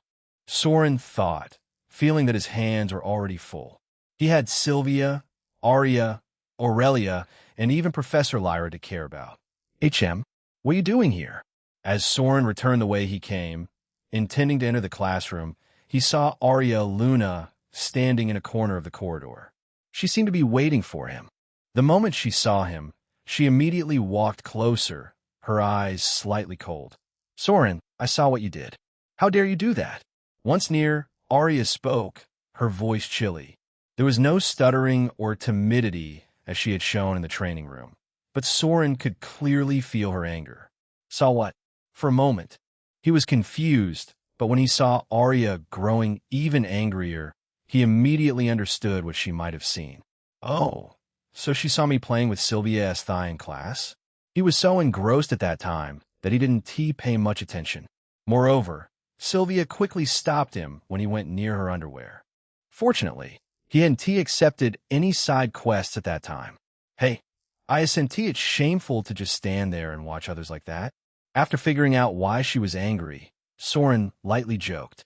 He wasn't flustered at all despite Arya's anger. Instead, he looked around the corridor and then sneakily activated something else. Ding. You have activated your harem archive. Current harem candidates: Aurelia Flareborn, Sylvia Everhart, Arya Luna. You have chosen to generate the quest related to the side heroine. Arya Luna, main quest activated. Conquer. Quest progress. 0-100 objective. Defeat Arya Luna and recruit her into your party. Time limit. None reward. To help you complete the main quest, a list of mischievous side quests has been successfully activated. Side quest list 1. Steal Arya's personal keepsake. Bonus if recently used. 2. Lightly pat her rear from behind and give it a gentle squeeze. 55. Tease and suck on her long, hypersensitive, pointed ears until she's overwhelmed by the overstimulation. 89. Make her summon a tentacle-like spirit vine and have it restrain her arms while you hold her close. 93. Make her promise her loyalty to you under the ancient world tree at midnight. The side quests were fairly similar to Sylvia's, except there were a few odd ones related to her identity as an elf, but they were still as outrageous as Sylvia's. Fortunately, Soren was a little more experienced this time. He ignored the entire list and directly accepted one of them for now. You, Soren, don't play around with me. How dare you do that to her? That too in the classroom, and even after doing that to me. Arya grew so angry at Soren's innocent act that her voice rose higher than usual. After all, he was just too much. Even a scumbag wouldn't be as careless as Soren was, right? At least he would try to hide his fidelity from his other girls. Although Arya didn't think she and he had any relationship, she still felt neglected. Nobody liked being treated as someone's plaything. Soren being so brazen with another girl right in front of her was a clear disrespect. Of course, she was angry. Hey, Arya, don't be upset. Didn't you also see us in the dungeon before? Why are you suddenly getting mad now? Of course, poor Arya didn't know that Soren wasn't a normal scumbag. He was a perverted one. That and this are different. Why is it different? You, Soren, are you acting oblivious on purpose, or is this your true nature? Seeing him still not relenting and not even trying to apologize, Arya felt even more frustrated. It seems you really don't think much of me. Huh? You probably think I'm some kind of cheap girl you can play around with. If that's the case, then don't ever talk to me again, you bastard. Her emotions finally overflowed as she cursed Soren loudly before turning around and trying to leave. Her green eyes were already slightly moist. But just as she was about to leave, she felt a wide arm approach from behind, directly hugging her strongly and enveloping her in a familiar warmth. Leave me alone, you bastard. Don't touch me. Of course, Arya knew whose arm it was, so she immediately struggled wildly to break free, her anger still palpable. Hey, speak lower. Do you want everyone to hear us? Let them hear then. Let them see who you really are. In fact, I will go and tell Sylvia right now. I can't let her be hurt by a scumbag like you. Arya gnashed her teeth and tried to escape his arm, pouting in anger. Seeing her like this, Soren couldn't help but raise his eyebrows slightly. Was Arya always this strong? Why did he never notice it before? Girls were really scary when they were angry. But he really couldn't let her go. Trying to calm her down, he forcefully turned her around, cornered her against the wall, and then slapped her loudly on the butt. Ouch! In the silence of the corridor, the sound felt particularly loud. Fortunately, Soren didn't see anyone else in the corridor for some reason. And now you hit me? Are you trying to force me again? Arya moaned in pain, a faint layer of tears forming in her eyes as she looked at Soren. The grievance and anger she felt toward him were very clear. But after that, she stopped struggling to leave and stood quietly in place. Sigh. Arya, why do you think that way? I never thought of you as a cheap woman, and I never forced you. Did I? Chapter 43. Sylvan Leaf Hairpin. A gift to Arya Luna. Sigh. Arya, why do you think that way? I never thought of you as a cheap woman, and I never forced you, did I? Soren spoke, his head slightly lowered as if he felt hurt. He noticed that this girl would grow quieter and more docile whenever he showed a little more assertiveness. This realization amused him somewhat. For now, Soren looked at Arya gently and continued speaking. As for me playing with Sylvia, have I ever tried to hide that from you? Soren asked, his expression honest. From the beginning, I never lied to you. In fact, before things happened between us in the training room, you already knew what kind of guy I am, didn't you? Then why didn't you say anything at that time? At his query, Arya suddenly lowered her head a little guiltily. To be honest, if she really thought about it, she came second. But that didn't mean he would get away unscathed. Scumbag. In the end, Arya mumbled the word while gnashing her teeth. She never thought she would be taken advantage of by a guy like him. You can say that. I don't mind. But Soren was truly too thick-skinned. He simply accepted her words with pride, making her roll her eyes. Anyway, Arya, I know why you are angry, and I understand that I went a bit overboard. But if you think I will apologize, you are wrong. Soren suddenly turned serious, revealing his true thoughts. As I said, you are very beautiful, and I like you a lot, but I also like Sylvia. In fact, you don't need to tell her what happened between us. I will tell her myself later. Soren's words startled Arya. Are you stupid? He was truly an oddball among scumbags.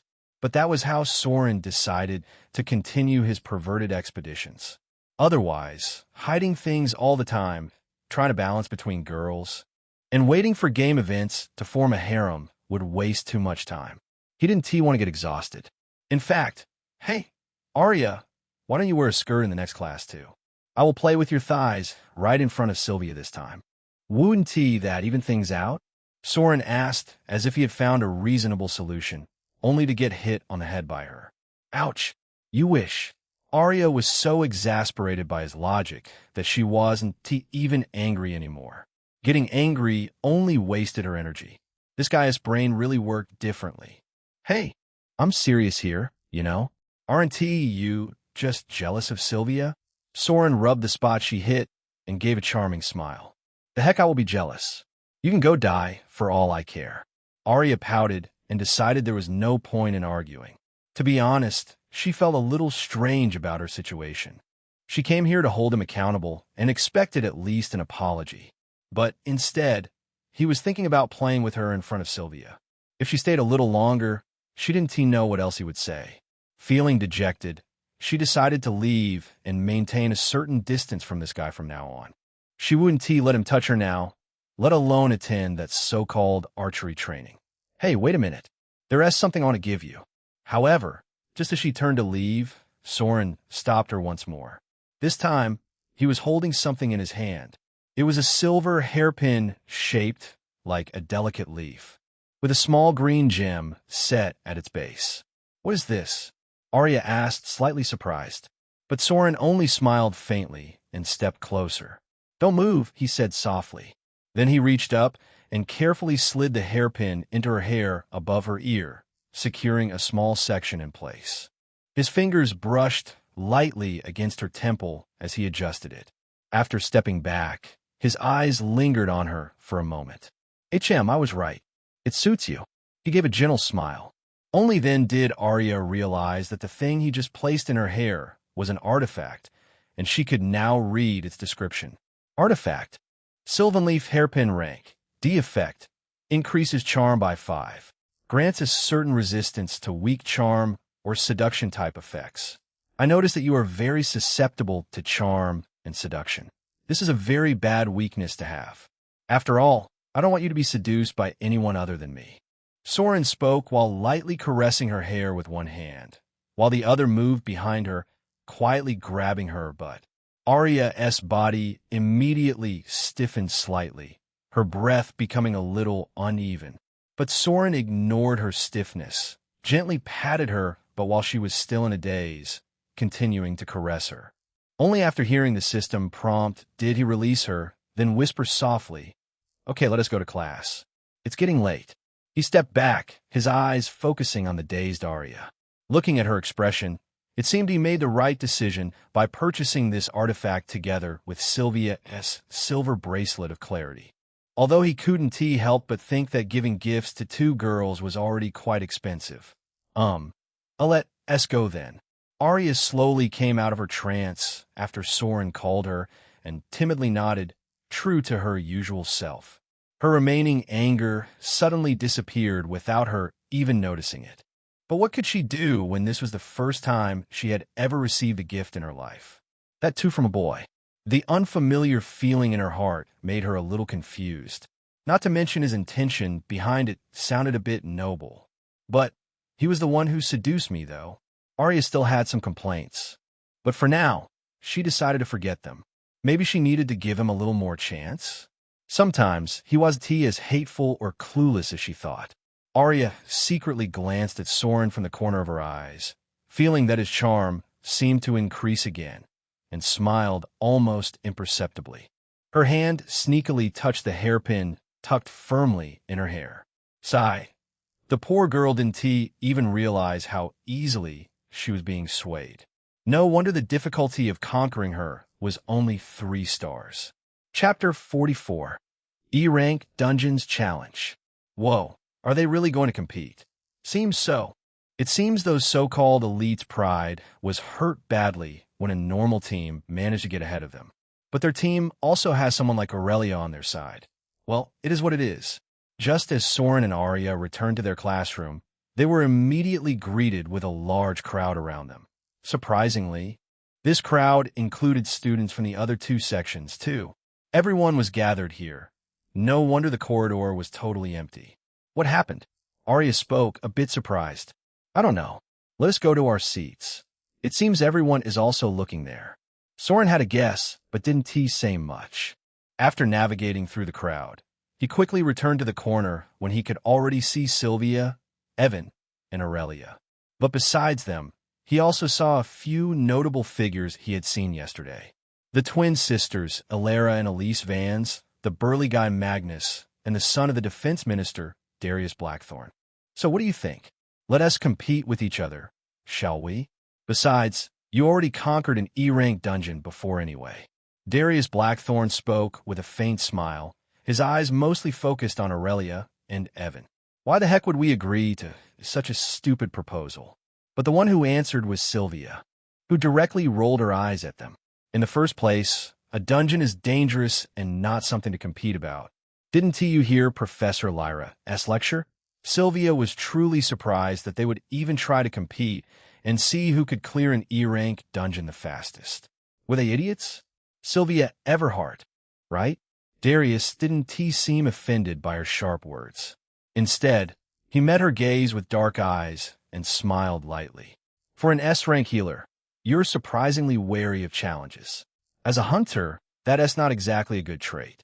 Didn't Professor Lyra mention that to you as well? You. Okay, enough chit-chat. Mr. Darius, we have no intention of participating in any competition right now. It hasn't even been 2 days since we started attending the academy, and the earlier incidents were only due to Principal Logan. Evan finally spoke, noticing that Aurelia had been silently standing to the side. To be honest, he didn't want to offend anyone if he could avoid it. But as Sylvia said, their proposal was far too dangerous. Why risk the lives of his team members just for a challenge? Even though he was confident that their team could clear any E-rank dungeon now, that wasn't a reason to become complacent, especially when the other party clearly seemed to have a motive.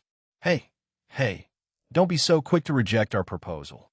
We just want to prove that we aren't that bad to the principal. You see, Darius smiled, and the others nodded in agreement. As they had implied yesterday, they wanted another chance. And it didn't seem like the academy was willing to give them one. So, they decided to take matters into their own hands. Of course, we know the dungeon is dangerous, especially since we were just rookie hunters. But don't worry, I've used my connections to secure a few academy-controlled dungeons for this competition, Darius said proudly, displaying his influence even within the academy. Such a feat would be impossible for any other student except someone of his status. So, you can back out if it becomes too dangerous. Though with a team of your caliber, I don't think that will be the case, Darius said, putting pressure on them. Then, seeing that the moment was right, he finally waved his hand and pulled out a faint golden card from his inventory, holding it up for them to see. In this challenge, ISNT, just for fun. Whoever clears the E-rank dungeon the fastest will receive this D-rank clearance token from me as a reward. The D-rank clearance token was issued by the Central Hunter Bureau and allowed a hunter team to select and clear any D-rank dungeon of their choice. In the country of Arden, dungeons weren't ownerless. Not every hunter could enter any dungeon simply because they wanted to. Access was strictly regulated by the government, and some dungeons were even sold to guilds at auction. So, if a hunter wanted entry, they either had to join a guild or obtain permission from the Hunter Bureau. Other methods also existed, but they were rare and risky. This made the D-rank clearance token an extremely tempting offer. Only someone like the son of the defense minister could afford to offer it for a competition. What do you think? That should be enough, right? There's no real danger, and you'll even get a reward for nothing. I don't see any reason to back out now. Darius spoke, making Evan and Sylvia look awkward. Now, if they opposed him, it would really seem like they were afraid of challenges. Aurelia, on the other hand, remained as silent as ever, letting them make the decision. Of course, that's enough. Okay, we accept this challenge. Just as Evan was about to refuse again, even under pressure, a loud laugh echoed through the classroom, followed by the appearance of two figures. Soren? Hey, Evan, don't overthink it. It's just a challenge inside the academy. Besides, if it gets dangerous, we'll just leave immediately. There's no pressure. Soren smiled meaningfully and lightly rested a hand on Evan's shoulder before looking at the figures in front of him. Mr. Darius, right? Don't worry, we accept your challenge. And I must say, I like your generous reward. So, when shall we compete? He was very straightforward. After all, this was also one of the plots in game Lover's Labyrinth. Although it had been dragged out too early due to his meddling, he was still happy to accept it, especially when the stake was that D-rank clearance token. Soren would never pass up such a lucrative reward. Oh, is that so? Darius was quite surprised that a B-rank archer like Soren could make such a decision. But seeing that no one opposed him, not even Aurelia, he nodded slightly with a smile. Then that's great. Okay, let us hold the competition tomorrow at noon. Including me, a total of 4 teams will participate. He signaled to the twin sisters and the burly guy, Magnus, who was grinning from ear to ear. That meant he would have to use his channels to allocate 4 academy-controlled E-rank dungeons for them tomorrow, which he could manage. As for the type of dungeon, it will be kept secret and randomly assigned by the professor so that no one has any prior information or preparation advantage over the others. It seemed they had already discussed the challenge beforehand, as Darius meticulously explained everything. So what do you think? If you have any concerns, we can adjust it the way you want. He asked, and Soren shook his head. No need. This is fine. Let us just compete tomorrow at noon then. He should be able to finish the dungeon and complete his class ascension by noon. Although he had to keep his level below 30, he could manage it for that token. Okay. I like your confidence. Then, let us meet tomorrow. Yeah, let us meet tomorrow. As soon as Soren agreed, Magnus, who had been standing quietly, finally spoke up with a loud laugh. Darius also wore a satisfied smile, while the twin sisters nodded in sync before leaving with the other students. Class was about to start, and they couldn't just loiter any longer. With Soren's agreement, they finally secured the chance they had wanted. Naturally, all of them were happy. Soren looked at the noisy students from other sections leaving in droves, a similar smile on his face. With this clearance token, I won't have to worry about gaining access to the Howling Chasm anymore, he thought with glee. Just as he made a deal with Isolde, someone gave him a pass to the dungeon. Of course, he was thrilled. Ouch! But it seemed someone wasn't pleased with his grin, as a sharp pinch to his waist made him yelp in pain. Sylvia, what the heck are you doing? And sure enough, it was Sylvia, her eyes blazing with anger. Chapter 45, What a Life. Soren rubbed the sore spot and glared at Sylvia. He didn't know where she picked up this habit, but he was suffering for no reason. TCH, this is what you get for going on your own and accepting such a ridiculous challenge. Sylvia rolled her eyes, puffed her cheeks, and sat down in her chair, clearly annoyed. Yeah, Soren, maybe you shouldn't have been so hasty? Evan spoke from the side, though his tone carried little blame. For him, it was good that they would be entering the dungeon.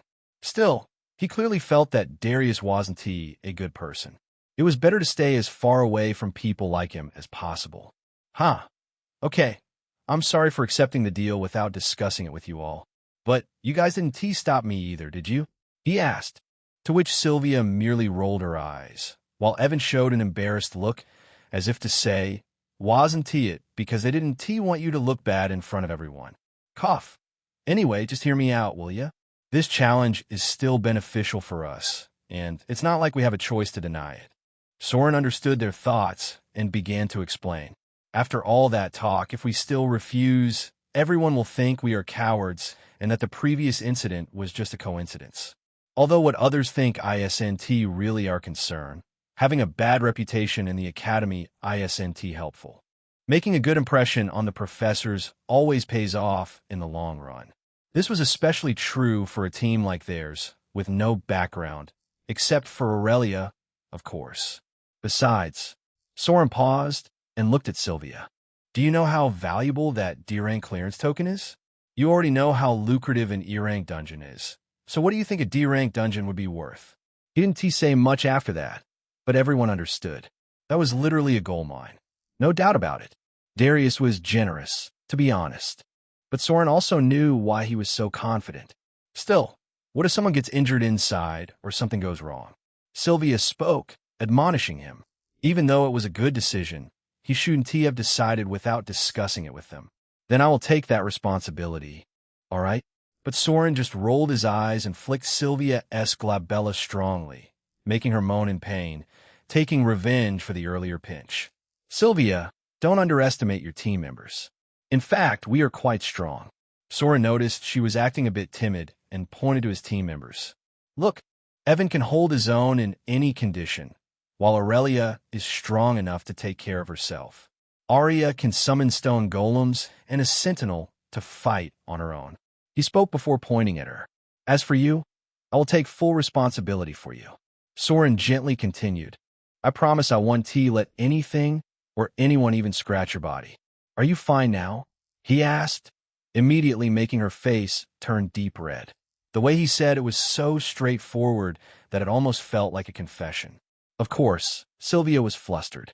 Who wants you to care for me? I can take care of myself. She hurriedly tried to salvage the situation, but her shy and timid posture made it even more ambiguous. Poor Evan felt like they were openly flirting in front of him, making his chest tighten, while Arya gnawed her teeth in anger. Why does he only take responsibility for Sylvia? That was her thought. As for Aurelia, Professor Lyra arrived at the right moment, breaking the awkward tension.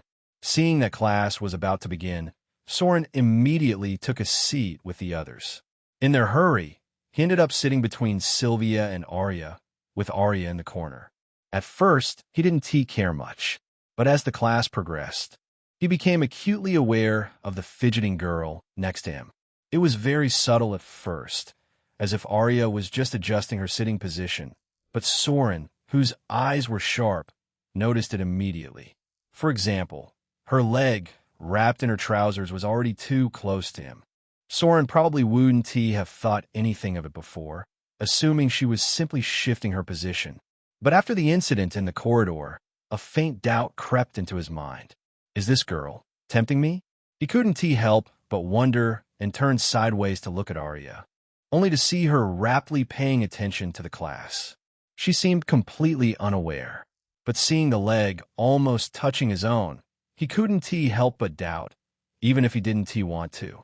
Well, let us see what this girl is trying to do.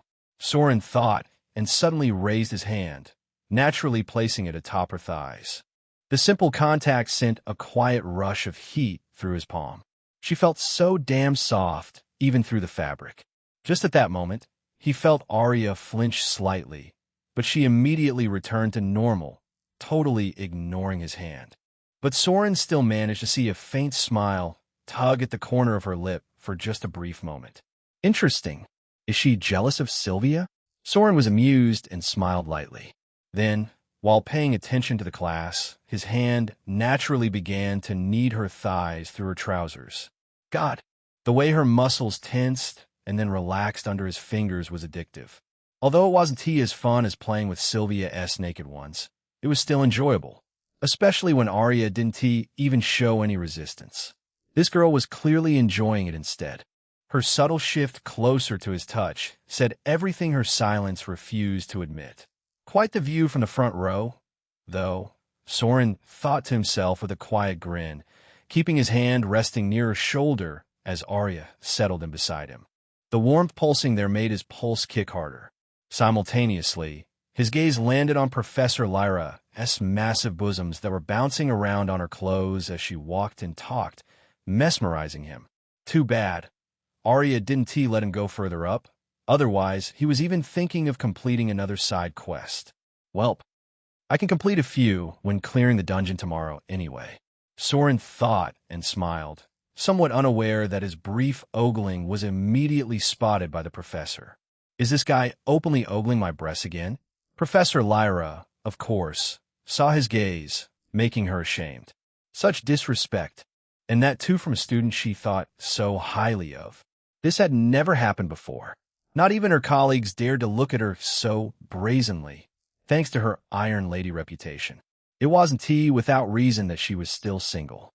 It seems I need to invite him in private and give him some lectures. Lyra was not keen on admonishing him right now after praising him so much yesterday.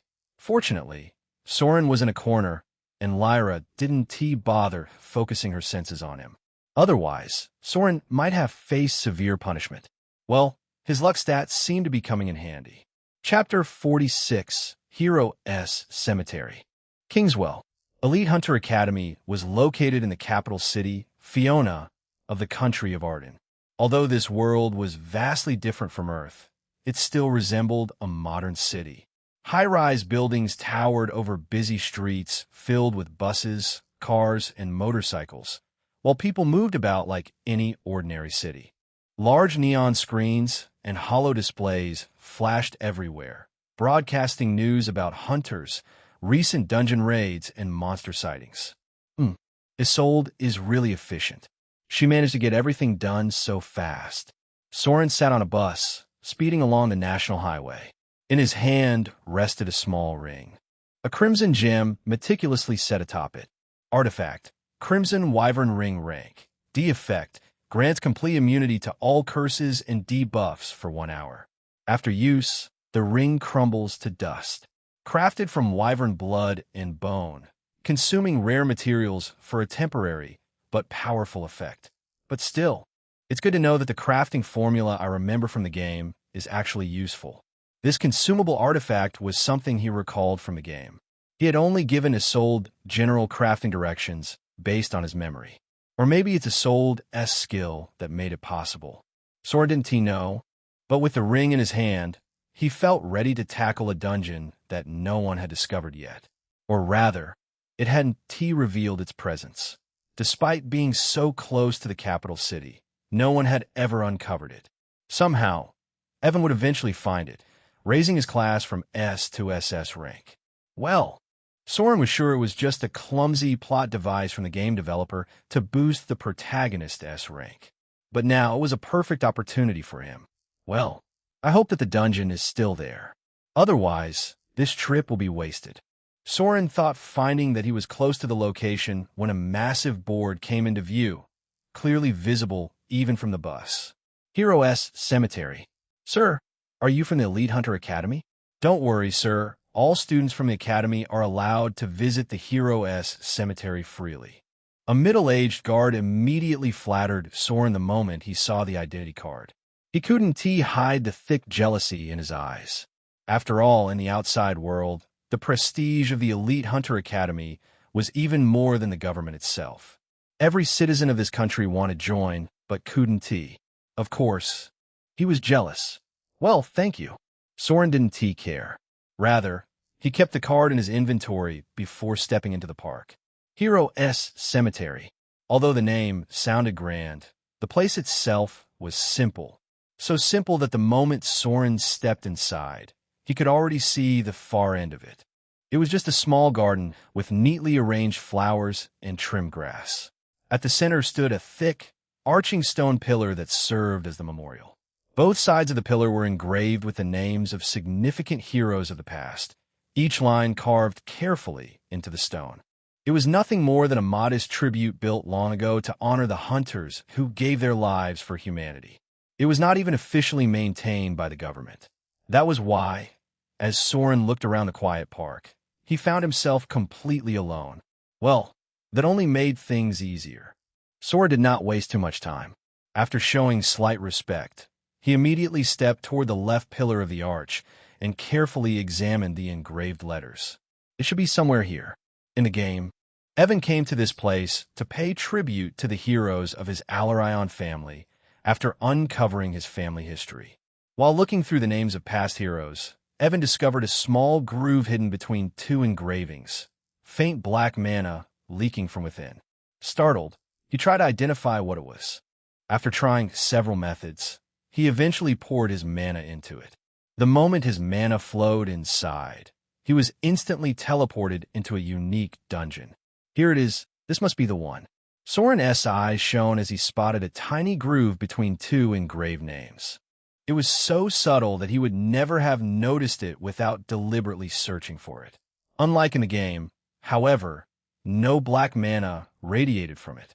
It looked like nothing more than an accidental crack in the stone. Still, Soren was certain this was the trigger. The rest of the pillar was perfectly smooth. Nowhere else showed even the slightest indentation. Sigh. Now comes the test. Will injecting my mana really teleport me to that unique dungeon? A trace of nervousness crept into his chest. This was the first time he actively tried to steal an opportunity meant for the protagonist. He had no idea what kind of butterfly effect it might cause. What if it rejected him? What if it reacted differently? But he was not the type to retreat after coming this far. Swoosh! Soren first made sure there was no one around. The quiet garden remained empty, the trimmed hedges swaying slightly in the breeze. Only then did he extend his hand and send a thin thread of mana into the groove. Nothing happened. His heartbeat quickened. Nothing. For a moment, the pillar remained completely still, as if mocking him. He gritted his teeth and increased the output, pushing more mana into the narrow crack. Slowly at first, then steadily more. Suddenly, the pillar trembled violently. Crap! Did I break the pillar with my mana, or what? The vibration intensified, and before he could react further, the entire arch flashed brightly. The light erupted so abruptly that he reflexively shut his eyes for a brief moment. A faint light shimmered from one of the letters engraved at the very top of the pillar. The stone shifted subtly, rearranging itself before settling back into place among the other names. If Soren were still standing there, he would immediately recognize what that letter meant. Kingswell, the surname he carried in this world. Chapter 47, Unique Dungeon, Fallen King S. Cellar. Congratulations! You have discovered a unique dungeon. Due to the nature of the dungeon, all the effects of the title, including the Novice Conqueror, has been nullified. Due to your current level, the dungeon difficulty has been adjusted. Unique Dungeon. Fallen King S. Cellar Rank. E-Objective. Defeat all undead commanders, 07. Destroy the phylactery core, 01. Final boss. Cursed Warden boss level. LV. 30 suppressed. After Soren got teleported, he found himself inside a huge underground prison. The place was dark, cold, and smelled of rusted iron and old decay. Thick stone walls surrounded him, with broken chains hanging loosely from the sides. The narrow corridor stretched deep into the darkness, making it clear that this was once a place meant to hold prisoners. In this deep silence, the only sound Soren could hear was the voice of the world. As I thought, the dungeon didn't change, only the difficulty has been adjusted. Even though he found himself in such a godforsaken place, a small smile tugged at Soren's lips. This was the same prompt Evan had received when he entered this place in the game. At that time, too, the difficulty had been adjusted to B rank. Basically, since this dungeon allowed class ascension, it had a unique mechanism, hence its name. Whoosh! Just as Soren felt slightly relieved, a foul, stagnant air suddenly drifted from the dark corridor ahead. In an instant, a heavy, oppressive aura pressed against his senses, cold and suffocating, as if something unseen had locked its gaze on him from the shadows. Simultaneously, he once again heard the voice of the world. Warning, your existence has been detected by the boss of the fallen King S. Cellar, Cursed Warden. The Warden does not like the living. Its foul, murderous intent has spread to every corner of the dungeon. Warning, you have been affected by the curse released by the Warden. Warning, you have been influenced by the domain effect, Prisoner S. Weight. All your stats have been reduced by 30. You have gained a debuff, Prisoner S. Weight. Movement speed, stamina recovery, and physical agility are weakened inside the Warden S. domain. In an instant, Soren felt as if all strength had been drained from his body. It was as if something had forcibly sucked away his power, leaving a heavy, oppressive weakness spreading through his limbs. The fight hadn't even started, and he was already spotted by the boss. Not to mention the curse that was so strong that his stat got reduced by 30. Fortunately, he came prepared. As Soren was feeling very weak, he quickly activated the ring he wore on his finger, which he got from his soul. You have activated the D-rank consumable artifact, Crimson Wyvern Ring. All curse effects and domain debuffs have been temporarily nullified for 1 hour. Nice! Soren breathed a sigh of relief after he found that his strength had returned to normal. Now, all he had to do was clear this dungeon within 1 hour, although it seemed difficult under such a time constraint. Click-clack! It wouldn't be so hard if the monsters inside this dungeon chased him themselves, saving him the trouble of finding them. Click-clack! As the sound grew clearer and closer, echoing through the dark underground corridor like something heavy and lifeless was slowly marching in perfect unison. Soren felt a heavy aura engulf the entire chamber he was standing in. Although this aura did not have the suppressive pressure of the Warden, it was still suffocating. By now, Soren could already hear the low, faint rattling sound of bones rubbing against each other. It is time. Soren immediately became serious after sensing the aura and took out his C-rank bow from his inventory, his eyes fixed on the narrow corridor ahead. Finally, from the endless darkness, he saw pale, white figures begin to emerge one after another. They were tall, human-like figures made only of bones. Their hollow and empty eye sockets carrying an eerie gaze that seemed capable of piercing straight into his soul, while a faint blue flame burned quietly inside their chest cavities like a cursed heart sustaining their undead bodies. Skeleton soldiers. Dozens of them. No, judging from the sounds behind them, the number was still increasing. Fortunately, the corridor was only wide enough for a few to advance at once, saving him from being immediately surrounded. That cursed warden really didn't even let me prepare. Although Soren knew what he would face and was mentally prepared, he couldn't help but feel his body slightly tense. His hand already tightly gripped his bow as he slowly prepared his arrows. All because he knew that, although these monsters were only mobs, their level was still higher than his. Monter, Skeleton Soldiers Race, Undead Level. 30, Suppressed. This was the difference between a normal dungeon and a unique dungeon. Although the difficulty had been adjusted due to his low rank, it was still the highest possible within the same rank. Each and every skeleton soldier in front of him was at level 30 in the suppressed state. This meant their real strength was far above his own. To be honest, Soren felt a slight nervousness as the undead army continued marching forward, each one looking more terrifying than the last. After all, even Evan had struggled greatly to kill them all in the game. Perhaps the reward for clearing this dungeon was class ascension. It demanded the absolute peak combat ability from someone of his level. Fortunately, I am an archer and not a close-range fighter, and I also know their glaring weakness. Soren took a deep breath, hid behind a pillar, and prepared himself. His hand was already holding the Moonshadow bow with an arrow nocked and ready. He did not want to allow more skeleton soldiers to enter the chamber. Although the chamber was large, with prison cells and pillars he could use for cover, fighting would become much harder if too many enemies entered at once. So, the moment a few skeleton soldiers stepped through the narrow corridor, carrying iron swords that shimmered faintly with silver light, Soren hid behind the pillar and carefully aimed at his target. Swoosh! Then, without hesitation, he aimed at one skeleton soldier and released his arrow. In an instant, the arrow flew rapidly toward the skeleton. Because of the C-rank bow S effect, the arrow made almost no sound as it cut through the dim underground air. Before the undead soldier could even react, the arrow was already in front of it, aiming directly at the faint blue flame burning inside its chest. Bang! Without suspense, the arrow pierced through the blue flame. The flame shattered like glass struck by a hammer, and the skeleton soldier's body froze for a brief moment before collapsing into scattered bones on the stone floor. Simultaneously, Soren heard his system prompt in his mind. Ding! An incredible luck applies. Congratulations!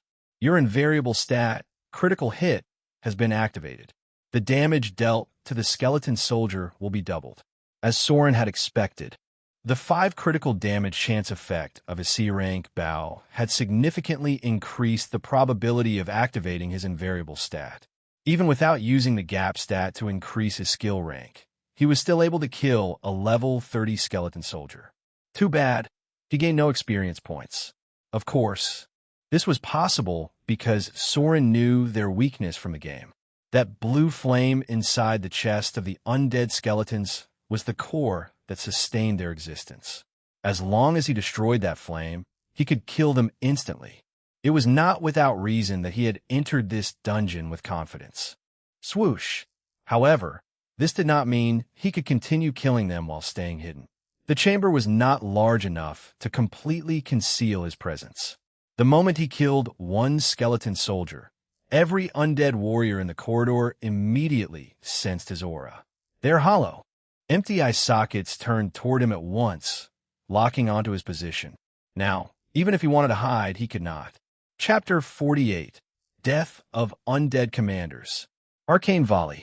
In the dimly lit underground chamber, reeking of moldering straw, rusted iron, and the thick sweet wrought of long unburied flesh, Soren's body moved as if carried by the wind itself. Swish of faint magical light surrounded him as he pushed slightly off the stone pillar and leaped sideways, floating just above the ground for a brief moment. His back was faintly covered by ethereal flame wings, allowing him to glide and remain airborne for a short time. Whoosh, whoosh, whoosh. Taking advantage of the altitude, he immediately activated his evolved arcane volley skill, firing several glowing mana arrows in silent streaks of light.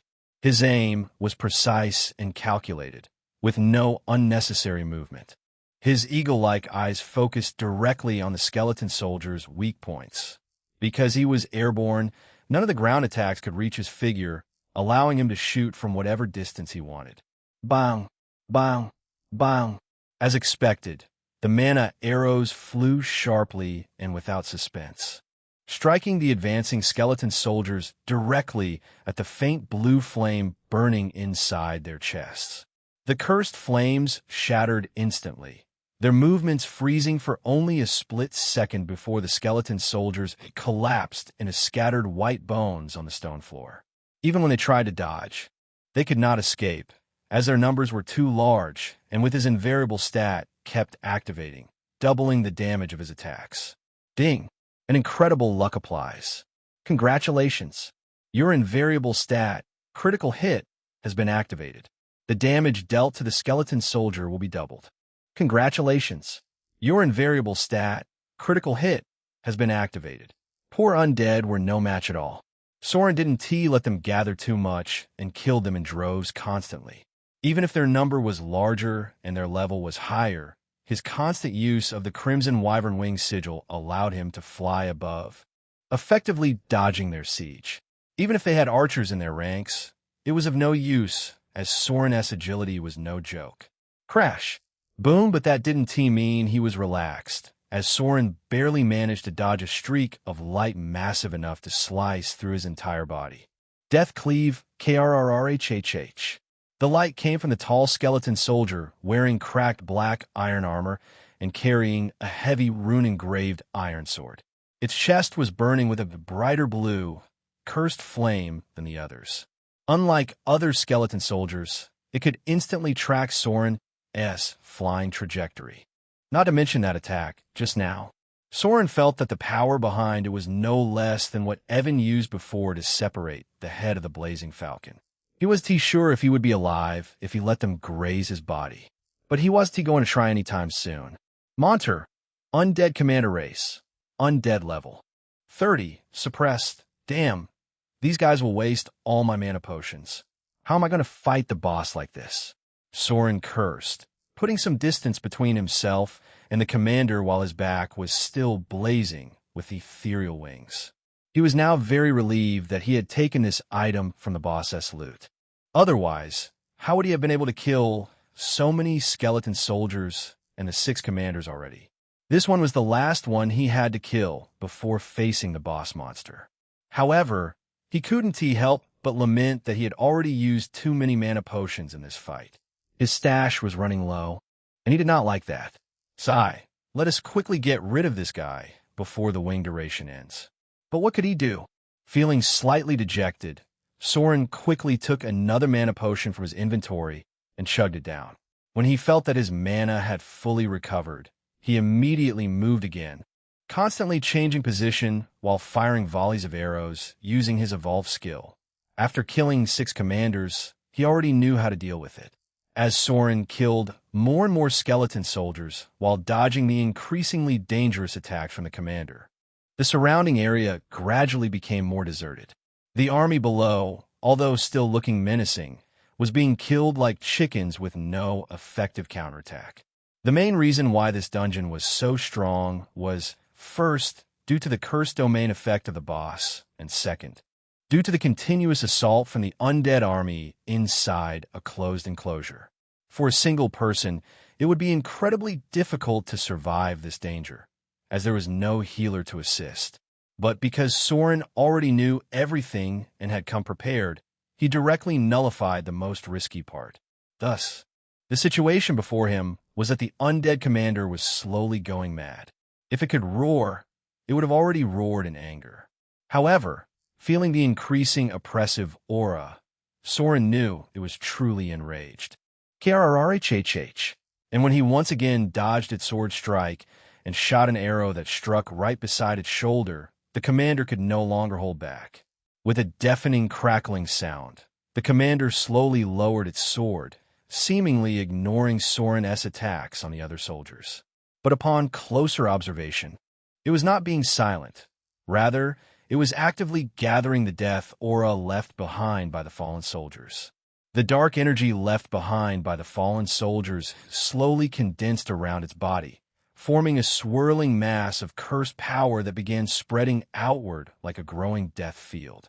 Even the air began to tremble faintly. The pressure was so much that the stone floor beneath it finally cracked slightly as the commander raised its rune-engraved iron sword once more.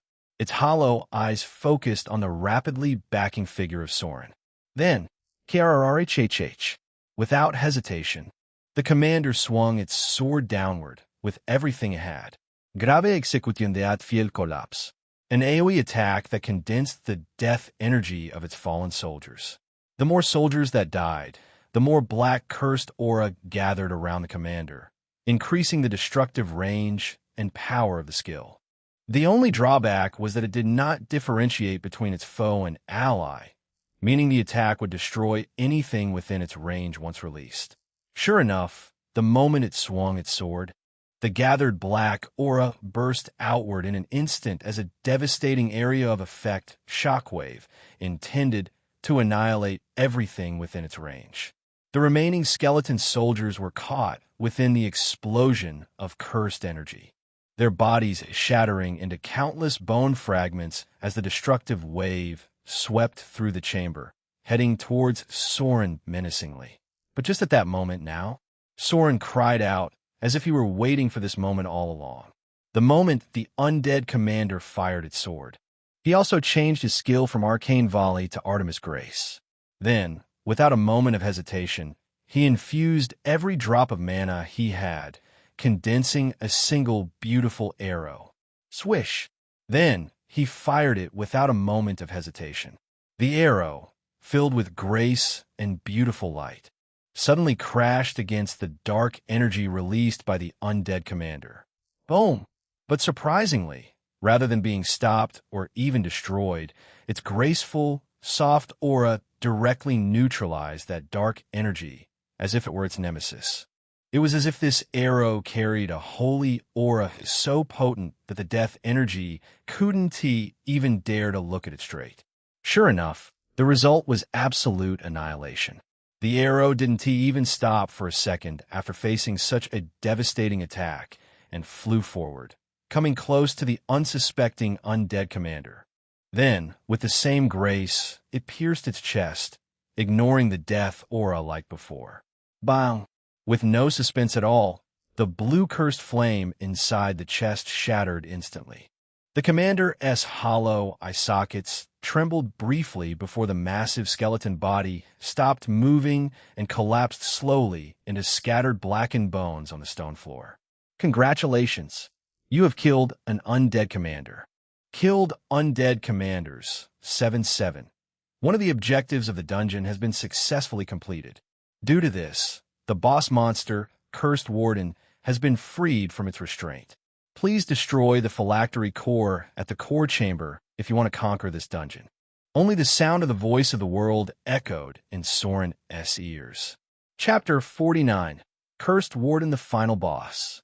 Name: Soren Kingswell. Class: Archer, B. Level: 25, 3,200, 5,000. Hunter rank: B. Title: Falcon Slayer. Novice Conqueror. Attributes: Strength, 47 Agility, Dexterity, 92 Intelligence, 60 Endurance, 49 Charm, 76 Mana, 64 Luck, 18 Free Stat Points, 16 Invariable Stat Gap, 1 Critical Hit, 1 Skills Passive, Eagle Eye B active, Piercing Shot A, Rapid Shot B, Phantom Arrow A rank, Active Quest none, Status Side Character Harem Points, 6,100 remaining time duration of Crimson Wyvern Ring, 15 minutes. Soren gave his all to complete this unique dungeon. The number of mana potions he consumed was so staggering that if Sylvia knew, she might have cursed him for being a prodigal. However, his hard work paid off, as he still had 15 minutes to finish the dungeon. As long as he did, he could ascend his B rank class by 1 rank. How then, let us go. After killing the undead commander, Soren first retracted the wings on his back to let them reset their cooldown. Then he chugged down 2 more bottles of mana potions, forcefully restoring his mana. This time, he didn't stop there. He pulled out a vial filled with crimson blood and drank it without hesitation. Item: Wyvern Blood Vial rank. The effect contains diluted dragon blood. When consumed, it temporarily increases stamina and fire affinity greatly for a short duration. Has minor side effects such as elevated body temperature. True to its effect, Soren immediately felt all the fatigue from continuous fighting vanish completely. Instead, a new surge of energy flowed through him, stronger than anything he had felt before. Of course, he could feel the sweat on his body rapidly evaporating due to the side effects of the blood. But that was to be expected. Now he was in his absolute best condition to face this boss and conquer the dungeon. No wonder he had chosen this item without hesitation. Tall. Time was running out, and Soren didn't have a moment to linger on thoughts. He immediately stepped forward and entered the narrow corridor. Not a single skeleton soldier remained. All had been killed by him. The few that survived were taken out by the undead commander's final attack. Reaching the core room where the boss monster, the cursed warden, awaited him was now effortless. In no time at all, Soren left the narrow corridor and stepped into the vast chamber. Unlike the others, this room had no prison cells. The entire space was empty except for a single throne at the center. Multiple chains woven with unknown runes hung from the glowing pillar above, trailing toward the throne as if meant to entangle some long-forgotten prisoner. But there was no prisoner on the throne.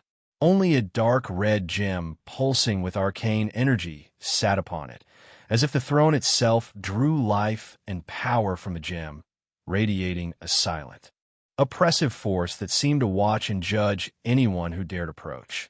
And right next to the strange throne stood the boss of this dungeon. Name: Cursed Warden Race. Undead level 30 suppressed. It was a towering skeletal knight, clad in rusted armor fused to decayed flesh, eyes burning with dark red flames. The most glaring differences between it and the other skeletons Soren had killed before were clear.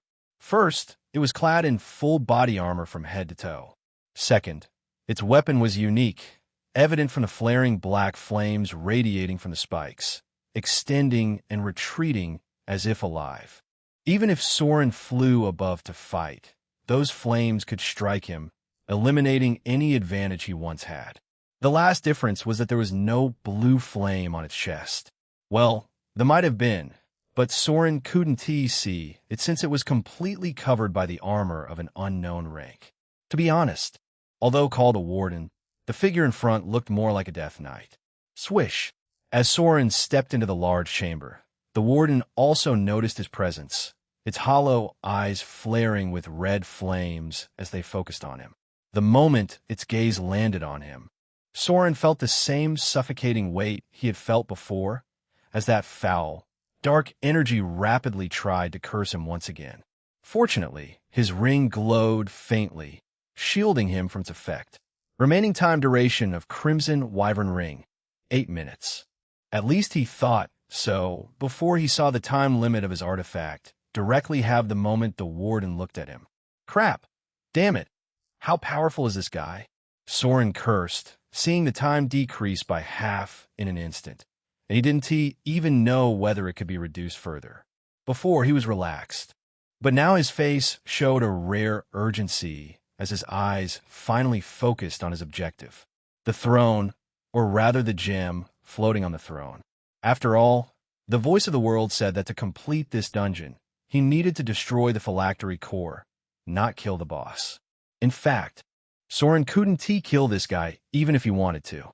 Even Evan almost lost his life fighting him in the game. He wasn't stupid enough to dream such things. But even destroying that gem wasn't easy, especially when the warden in front was very intelligent and never left its side, guarding it. In fact, Soren could feel its subtle gaze on his finger where he wore that ring. TCH, this guy must already know my weakness. He is just waiting for the effect of the ring to wear off. He knew why the warden simply looked at him without attacking.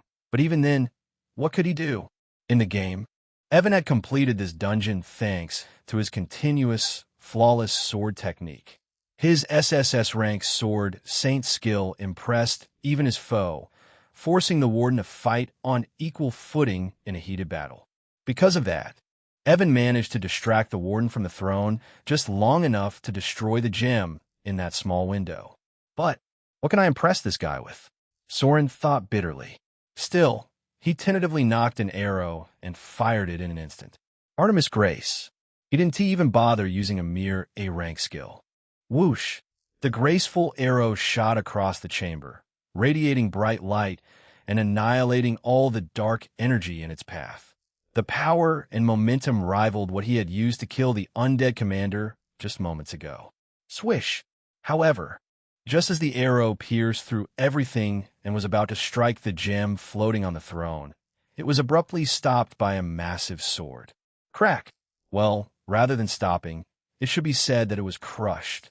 The arrow splintered instantly under the force, fragments scattering like sparks across the chamber.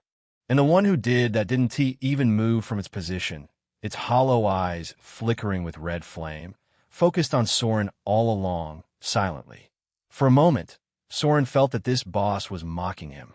Welp, it seems it is time to go all out. Chapter 50, Rank Evolution. In the world of Gaia, there were dungeons, monsters, and hunters ranging from F to SSS rank. There were even exotic races like elves, dwarves, and dragons, who came from unknown worlds through these dungeons into this one. Then, did that mean there were also gods? This was a question that plagued hunters for centuries. In such a gamified world, where power scaled so far that no one could see the peak, the existence of gods didn't seem far-fetched. With a variety of classes, skills, and dungeon discoveries, many were almost certain that gods once existed. Yet, they remained undiscovered. In fact, this world also harbored heretic cults and believers who still worshiped them. But Soren, having played this game before, knew the truth. Gods were indeed real, but they no longer existed. The setting of Lover South Labyrinth took place in a time long after the age of the gods' disappearance, when their presence faded into legend, and the world was left to the mortals, hunters, and monsters that now shaped its fate. At least that is how the lore was introduced up until Soren played this game. Artemis Grace Arcane Volley. Ether shot, but he never thought that he would be able to witness the trace of the divine like this in his own skill. He never thought that bright light, which looked so graceful no matter from which angle, carried the power to eliminate darkness, which only divine power could do. Only when he tried to conquer this dungeon did he realize why the skill, which was evolved by the Gapstat 1 rank higher, was so strong. Why? The names of such skills were ones he had never heard of before. Bang. Fuck. And why it consumed so much mana that even after increasing his mana stats so much, he had to chug down mana potions every once in a while. God damn it, idiot. Are you stupid? Or are you scared? What the heck are you just standing there for all the time? Soren cursed loudly while barely dodging the black flame tendril whiplashes, his body floating above with the ember wings on his back. However, from his expression, he didn't seem to be in a good mood. Rather, he was so annoyed that he didn't even care and began to curse the warden. For someone so strong to just stand there and take my attacks, have you no shame? You've disgraced the entire undead race. He said whatever came to his mind while firing one arrow after another, all targeting the gem in front. But no matter which angle he chose or how much force he used, the warden simply crushed them with that weird sword of its. He couldn't even touch that gem, let alone destroy it. His S-rank skill was indeed strong, but in front of absolute power, it could do nothing at all. How is he going to complete a dungeon like this? Ether shot, but Soren didn't falter and never stopped. He continuously fired arrow after arrow. Artemis Grace. It looked like he had gone completely crazy. In fact, he was so reckless that multiple times he came dangerously close to the warden, almost dying. If the warden had left its position even for a brief moment and attacked him, then he would have had a hard time surviving. But Soren didn't seem to realize it. TCH, you are alive only because of that sword of yours. How about you drop it and fight me head-on? As a swordsman, you were even afraid of a mere archer? Rather, he even came near it and audaciously mocked it without a care. His eyes were thick with ridicule. KRR. To be honest, his constant provocation had worn the warden's patience thin. As an intelligent being, it could fully understand everything Soren said. A weak peep-squeak constantly babbling in its face provoked it. Although it understood that he was trying to distract it from the throne, it still had its limit. Swoosh! Furious, it swung its sword towards Soren again, letting the dark flame rapidly chase him. But this time, too, Soren barely managed to dodge with incredible agility, even without using his wings. He even showed impressive parkour, swinging from one pillar to another. Sure enough, before the fight, Soren had directly invested all his free stat points into his agility. Agility dexterity, 116 now. His agility was over 100. Of course, he was fast, but this only managed to irk the warden even more. Soren was like a fly that couldn't be killed easily. Haha, so close. See? You're only good because of that sword. Hey, how about you just give it to me? Even as an archer, I suit it more than you. Not to mention that annoying taunt spurting out of his mouth. KRR. Finally, unable to hold its anger, the warden opened its jaw, and a distorted roar tore through the chamber, like metal grinding against metal. In an instant, the aura surrounding it increased multiple-fold as Soren felt something primitive lock him in place. Finally, the pressure was countless times more suffocating than before.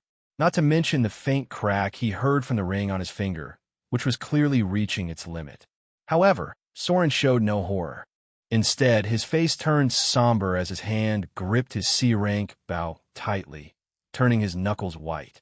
His eagle eye locked onto the warden's figure while he floated slightly above, keeping a cautious distance. Boom! Now, the moment the warden could no longer endure the insult, it unleashed its aura and dashed toward him at extreme speed. Soren instantly activated his wings and swerved aside, narrowly avoiding the initial charge. But this time, the warden was fully on the offensive. Even on foot, it closed the distance in a blink, leaving Soren little room to maneuver within the confined chamber. Then, without hesitation, the warden swung its massive blade, releasing a crescent-shaped black slash that tore through the air and seemed capable of even splitting the space where Soren hovered. It was angry, clearly giving its all to kill Soren in one move. And looking at the floating figure of Soren, it seemed he was too late to dodge. Swish! But at that exact moment, Soren abruptly deactivated his wings. As a result, his body dropped straight down as the black slash passed just above his head, grazing a few strands of hair before crashing into the far wall. Thud! His figure then landed heavily on the ground with a sharp thud, boots skidding across the stone floor, barely avoiding what would have been a fatal strike. System, use the gap stat and increase the rank of my class. But he didn't care about his state. Rather, his rapt attention was on the throne that was now left unguarded. All this ploy and all this patience were just for this chance. Of course, Soren wouldn't let it go. You see, besides knowing what kind of dungeon this was, Soren had another reason to come here despite the danger. And that was because he had the absolute confidence in his new ability. Ding!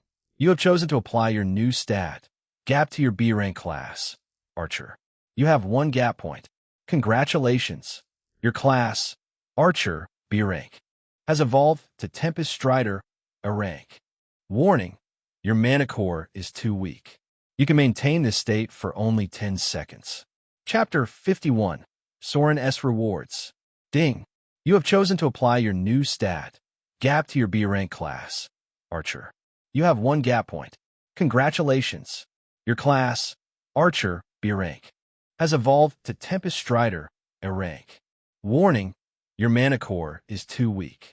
You can maintain this state for only 10 seconds. The moment the system gave its prompt, Soren's body convulsed with a sharp pulse of mana, his muscles tightening and refining as if hammered into a sharper form. He felt his body suddenly becoming lean as that of an archer, muscles compressed around his arms, every fiber turning denser, as if storing explosive power ready to burst at any second. Even the veins faintly lit beneath his skin in streaks of pale blue while his senses spiked, his pupils narrowing into something predatory akin to an eagle locking onto its prey. His reflexes increased multiple folds as he felt the illusion of the world suddenly slowing down. The Curse Warden's movements were no longer terrifyingly fast. Even his posture shifted on its own, lighter on the feet. Weight perfectly balanced, as though gravity was no longer an issue like before. The air no longer resisted him. It flowed around his limbs, subtly adjusting, easing every motion he made. Soren now felt that the bow in his grasp was part of his body, no longer some external weapon.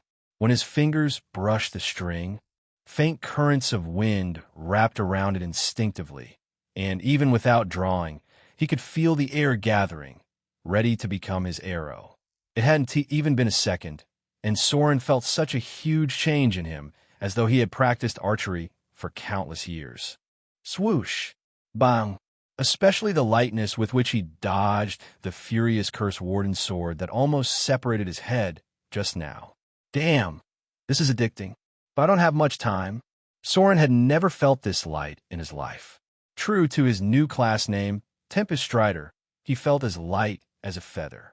Even without the Ember Wing, he could glide through the chamber effortlessly, whirlwinds trailing behind him with each burst of speed.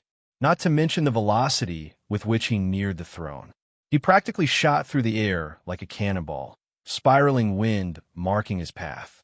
The warden looked so shocked that it was already too late to react before Soren was near the throne, aiming his C-rank bow toward the pulsing red gem with a wind-wrapped arrow. To be honest, if he could look at his stats right now, he might see a considerable change compared to before. Unfortunately, he only had 10 seconds. Piercing shot. Him using the gap stat on his class meant that he could no longer use the evolved S-rank skill. However, Soren felt that he didn't need it. Previously, he thought that the difference between B and A rank classes was just the number of attributes he received while leveling up. But only after going through an ascension did he realize how wrong he was. Swoosh! As soon as Soren leaped with extreme agility and came above the throne, he released his arrow. And the moment he did, a violent gale rumbled throughout the entire chamber as the arrow shot forward with such massive speed that Soren felt it was blessed by a wind spirit itself. In an instant, it appeared before the floating gem with overwhelming intensity. Sure enough, an A-rank skill used by a B-rank archer could never display its true power. By that logic, what about the S-rank skill? Soren couldn't help but think as a resounding cracking sound echoed across the chamber. Crack! Without the Curse Warden to protect it, the red gem, the phylactery core, was pierced in an instant. The result was a shattering roar as the gem broke into countless pieces before evaporating into nothingness. Finally, Soren breathed a sigh of relief after seeing the shattered gem dyeing the throne in a crimson glow. He didn't know what that item was, but in the game, the dungeon was cleared the moment Evan destroyed it. That meant he also managed to clear this dungeon, right? KRR. Just as Soren thought so, he suddenly felt a low roar akin to a beast right beside his ears. It sounded so eerie and close that even with his heightened reflexes, he didn't feel it before it was right beside him. What? Only then did he realize that the cursed warden, whom he threw aside with his speed, had somehow appeared before him, looking at him with endless hatred. His black sword, spewing countless killing intents, raised high, directly aiming at his head. Crap, I forgot that my ring duration is now over. Only now did he understand why this happened, as he realized that the crimson wyvern ring on his finger had already disappeared. That meant his stats had been reduced by 30 due to the curse effect. But why am I still here? Should I be teleported? Swoosh! Even if Soren had complaints, what could he do? Especially when the menacing sword was already falling rapidly, intending to cleave him in two. An archer's glaring mistake in any battle was to allow a swordsman near. Soren now knew what this saying meant. Congratulations! You have successfully destroyed the phylactery core. You have conquered the unique dungeon, Fallen King's Cellar, successfully. Just as Soren was about to use the remaining second left of his class, forcing all his agility to dodge, he heard the prompt from the voice of the world. Swoosh! Simultaneously, everything in the dungeon suddenly stopped. The massive sword, the Curse Warden, and even the dangling chains rattling due to his arrow all went silent before. You have successfully completed the first floor of the unique dungeon, Fallen King's Cellar. The dungeon will now reset. The voice of the world continued to prompt as the chain hanging around finally began to move, before directly circling around the huge body of the Curse Warden. Then, it forcefully dragged its body directly into the wall, making a loud, screeching noise before disappearing with it. Soren saw that the entire time, the Cursed Warden didn't even flinch. Rather, its hateful glare was still focused on him before it disappeared inside the wall mysteriously, along with the throne. Dungeon reset?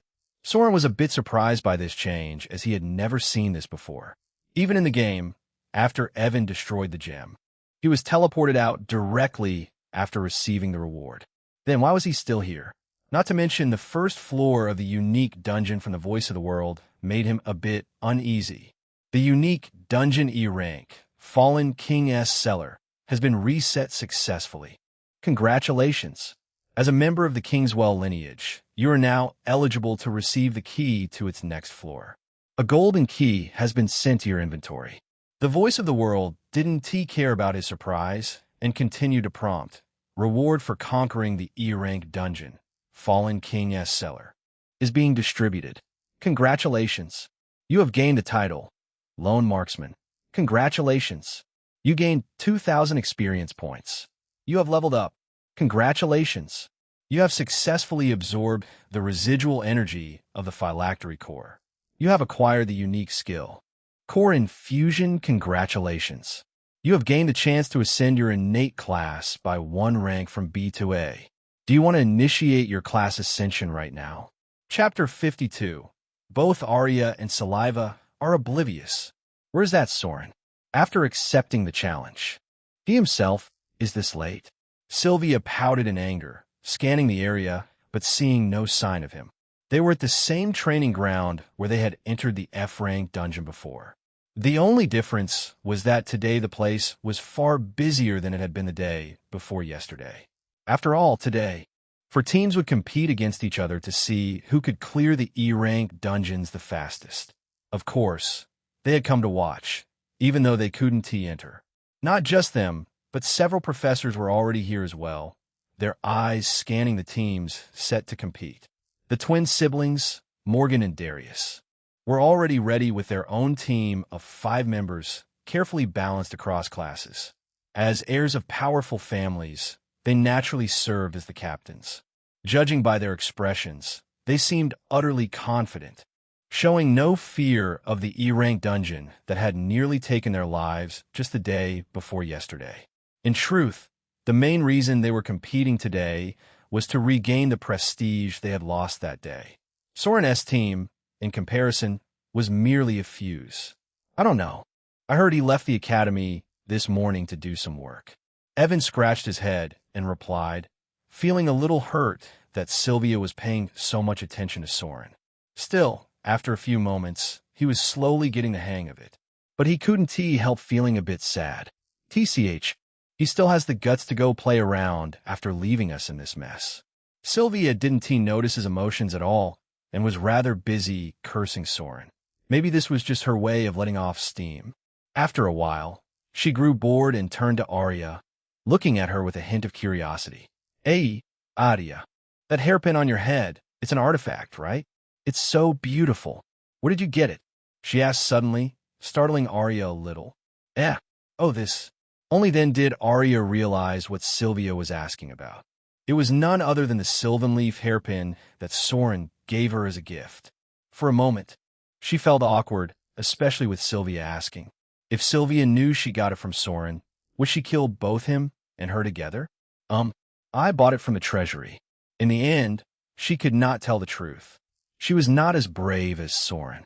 The closest she had come to real bravery was allowing Soren to play with her thighs in class yesterday. Even that, she regretted later, blaming her impulsiveness. She gave him an advantage for nothing. Wow, it is really beautiful. You must have thought a lot before buying it, right? It suits you so well. But looking into Sylvia's shining eyes, filled with a bit of jealousy, Arya realized that maybe Soren deserved that much of an advantage from her after all. Why, yeah, thank you. Arya felt a bit shy about her words and tried to change the topic away from her. W, what about you? Sylvia? That bracelet of yours is an artifact too, right? It is also quite beautiful. One thing that separated men from women was that women were inherently very attentive. Especially, they noticed other girls, what they were wearing, how their hair was done, what kind of accessories they had, even the smallest details.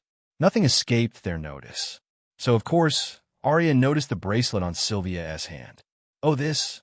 Sylvia was a little surprised, but she quickly came to her senses, smiling cutely and playing with her fingers. You are right. This is also an artifact I got from the treasury. She wanted to say that Soren had given it to her, but she was too shy to reveal that.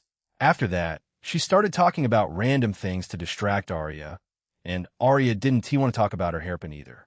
In an instant, the two became as close as best friends, chatting and laughing together, unaware that both of them got the gift from the same guy. Only Evan and Aurelia were left standing alone, looking awkward. While Evan tried hard to hide his jealousy as he watched Sylvia bubbling with energy, Aurelia, on the other hand, a hairpin and bracelet. Do they really make someone more beautiful? Busy thinking about it idly, noticing that they did seem to make both girls stand out more.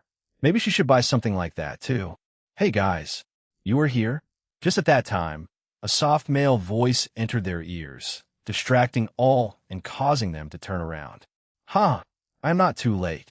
Am I? The person in front was none other than Soren, smiling widely while getting closer. His tall, masculine figure carried a bit of charm, distinctly different from before. All the team members instinctively felt that something had changed within him, but they couldn't pinpoint what it was. For a moment, everyone looked at him in silence. Look, seems I'm just in time. Professor Ruther Kane is already starting. Only when Soren pointed ahead did they come back to their senses and turn around, only to see the professor floating above the crowd. Dear students, you might already know me. I am your Professor Ruther Kane.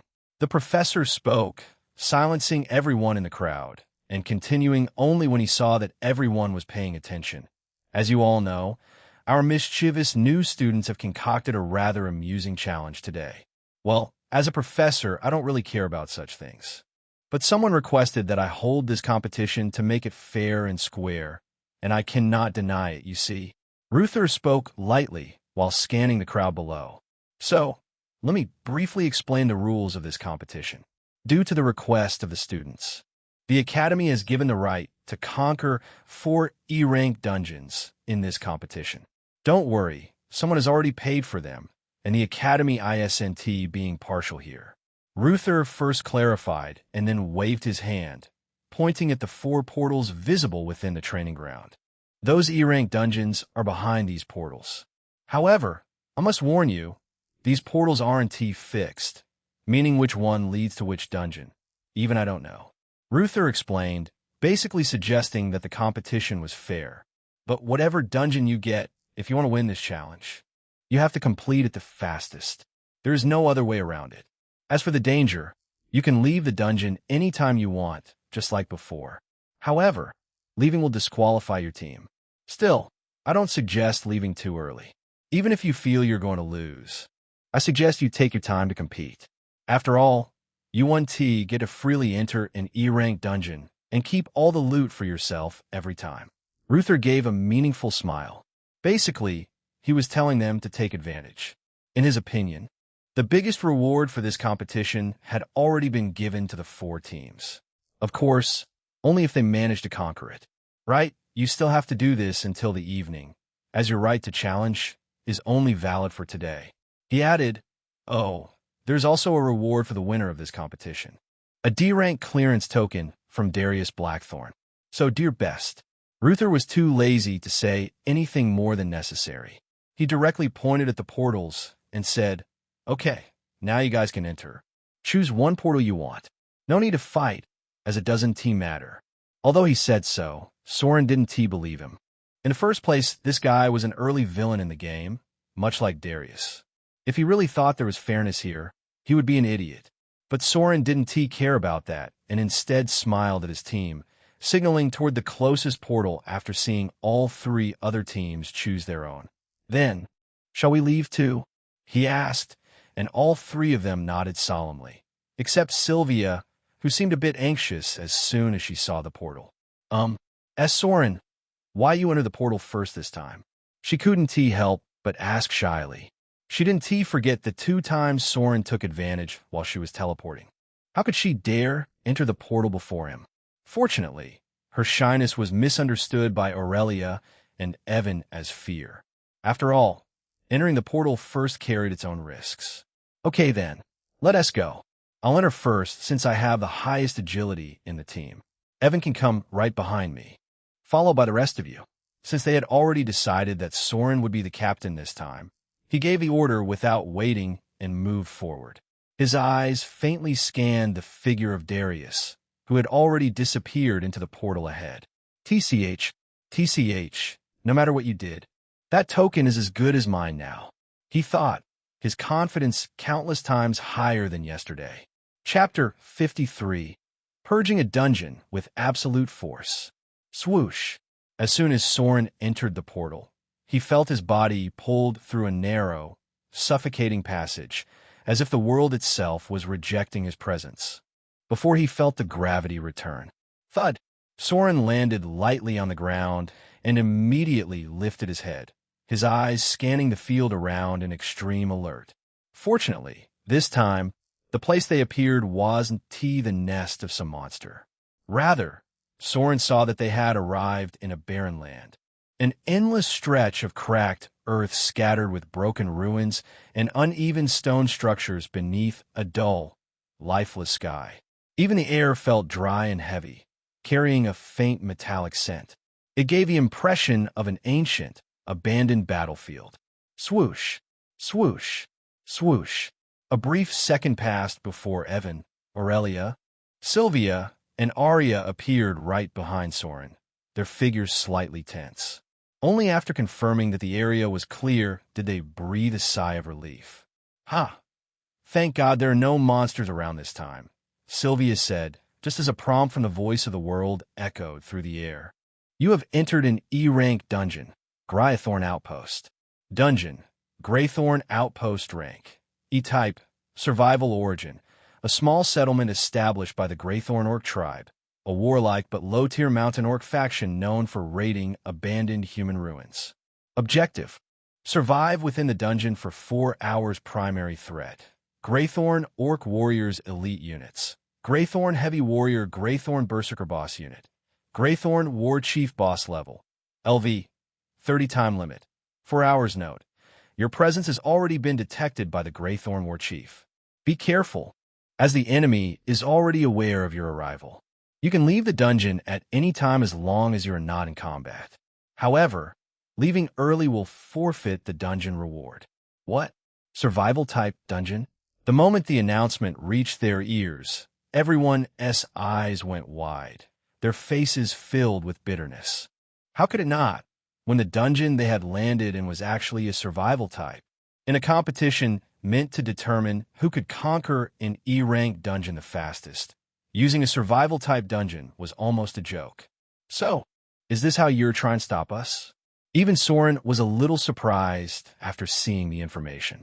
No wonder Darius had so confidently announced the D-rank clearance token as the reward. Hey, Soren, what should we do?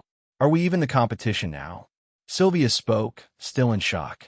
In her view, this dungeon required them to survive for 4 hours straight. That meant no matter what they did, their clearance time was already fixed. Didn't that mean they had already lost the competition?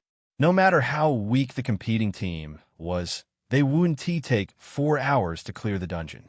Would they? In the first place, what is a survival-type dungeon doing in this competition? Yeah, isn't this cheating? Arya chimed in alongside Sylvia, while Aurelia looked visibly upset. Evan, on the other hand, looked awkward. I feel like Darius clearly did something behind our backs. I never liked his attitude in the first place, Sylvia said, recalling how he had mocked her in class before. But wasn't Professor Ruther running this competition? He couldn't have overlooked it, could he? Arya asked, confused. Who knows? Maybe even the professor is in cahoots. I don't like his eyes either. Sylvia countered, making Soren roll his eyes. He had to admit, Sylvia did have a sharp sense. As she suspected, Darius probably had dealings with Professor Ruther. But that wasn't their concern right now. Even if they went back to complain, no one would believe them. And they might even be mocked for suspecting a professor. That wouldn't help at all. So Soren didn't care and clapped his hands loudly to grab everyone's attention. Okay, stop chattering. Complaining won't solve anything. We're already inside the dungeon, so complaining does nothing. Soren's words silenced Sylvia and Arya. But aren't you angry? You seemed eager for that D-rank clearance token. Now we've already lost the challenge, Evan said lightly, confused. In his opinion, the one who should be worried was Soren. After all, he was the only one truly eager for this challenge, but he had lost before it even began. Who said we've already lost? Soren rolled his eyes as if he just heard the funniest joke in the world. What do you mean? Sylvia, Arya, and Evan looked at him simultaneously, their eyes a bit confused. After all, was there any hope now that the dungeon objective had already been announced? Are you perhaps thinking of Perch? Aurelia, however, seemed to notice Soren's thought as her ember-like eyes shone brighter. Perch, the moment she spoke, the other three teammates also widened their eyes. In a dungeon context, purge meant a complete extermination of every hostile entity inside. No survivors, no skip monsters, no drag-out time. It implied total dominance, not just clearing the objective, but wiping the entire area clean through force. Generally, this kind of action was done by large guilds to level up their members. They would take their time completing the dungeon before attacking the boss, in order to gain the maximum benefit from each hunt. However, it could also be used in certain circumstances. If the objective of this dungeon was to survive for 4 hours straight, they would be swarmed by a massive number of monsters constantly, without a single moment of rest. But that didn't mean the dungeon had an unlimited supply of monsters spawning from nowhere. Instead, the sheer scale of the horde was so overwhelming that the voice of the world classified it as a survival type, likely to prevent hunters from being unfairly eliminated. However, if someone was capable enough, why waste 4 full hours? Miss Aurelia really does have a keen sense. Yes, I am indeed thinking of Purge. Soren smirked slightly, his eyes growing colder by the second. Without a doubt, this survival-type dungeon is the worst one we could have gotten in this competition. I don't know if we're being cheated, but if Darius thinks we'll admit defeat so easily, he is sorely mistaken. He focused on the vast wasteland ahead, his eagle-like eyes locking onto the enormous army of monsters advancing from afar. So what if this is a survival-type dungeon? As long as we kill every last monster inside here in the fastest time possible, wouldn't we still become champions? His voice carried such confidence that not a single member dared to counter him. Truly, he had changed. His aura felt noticeably different from before. At that moment, a deep, ancient war horn echoed across the wasteland, its rough, primal tone rolling through the air. Roar! Simultaneously, the monsters answered with loud roars, while the ground beneath them began to quake violently, signaling the advance of the monstrous army. Soren, however, showed no panic. His sharp eyes focused on Evan, Aurelia, and the others. As I said, we still haven't lost this competition, although we are slightly disadvantaged. As long as you follow my plan, I guarantee we will complete this dungeon ahead of everyone else. But Soren paused. For that to happen, you all must trust me and follow without question. So what do you think? Do you all believe in me? His eyes were a bit solemn. If he wanted to clear this dungeon fast and win this competition, he couldn't do so without their help. Their trust and cooperation were extremely essential. Yeah, of course. Oh, okay, but make sure to retreat if anyone gets injured. Life is the greatest wealth. Surprisingly, though, all his teammates nodded at the same time, without even a pause. Evan and Aurelia even looked pumped, ready to finally unleash the full strength they hadn't been able to show in the E-rank dungeon before. Looking at their shining eyes, Soren realized he seemed to have underestimated them a bit. After all, they were still elites, even more powerful than him. Good. Then it is decided. We will purge the entire dungeon with absolute force and complete this challenge ahead of everyone else. But that only made him satisfied as Soren laughed loudly, amid roars of monsters in the background. With such teammates by his side, what did he have to fear? He could barely wait to unleash his new SS rank skill and decimate these abominable creatures with absolute force. Chapter 54, Blitzkrieg. So what do you think? Are you okay with my plan? Soren asked after explaining his plan to his team members, only to be met with silence. For a moment, everyone looked at him as if he were crazy. Soren, isn't this too dangerous? At last, Sylvia couldn't help but gulp, feeling that he was too bold. In a dungeon where hunters should be focused on defense to save their lives. Soren was thinking of diving straight into the army head-on. Of course, she was afraid. Of course, it is dangerous. That is why I asked whether you guys believe in me. Don't worry, as long as I am there, I won't let anyone get hurt badly. He promised, and was not surprised that they were conflicted. But if they wanted to conquer this Greythorn outpost, that too fast, there was no other choice. Okay then, let us do what you say. I have no objection. After a brief silence, Evan spoke while readying his sword, placing a hand on Soren's shoulder to show his trust. Count me in, too. Me too. Not even for a second. No matter what happens, stay in formation. I will make sure to keep you safe. Soren warned them before giving each member the potions he had bought beforehand. Due to his unique nature, he had made a habit to buy lots of potions before any dungeon raid. It seemed it came in handy at this time, too. Roar. Just as Soren handed out the large number of potions he had bought, a deafening roar echoed across the barren wasteland, sending chills down the spine. It seemed that while they were still planning, the monster's army had already closed in. They could now see the horde clearly. At first, Soren spotted goblins, around 100 of them, their sharp knives glinting from afar, faces twisted with bloodthirsty anticipation as they charged ahead. But they were merely the vanguard, subordinates to the massive orcs lumbering just behind. Compared to the goblins, the orcs were towering, their muscles bulging beneath battered armor, wielding jagged axes and spiked clubs that seemed capable of crushing bone with a single swing. Their numbers totaled around 30, but Soren's eagle eyes immediately spotted something far more dangerous. Among them, a few radiated an aura so immense that no one would dare approach. Greythorn Heavy Warrior and Greythorn Berserker. They were the commanders of this entire army, their presence alone striking fear into anyone who stood before them.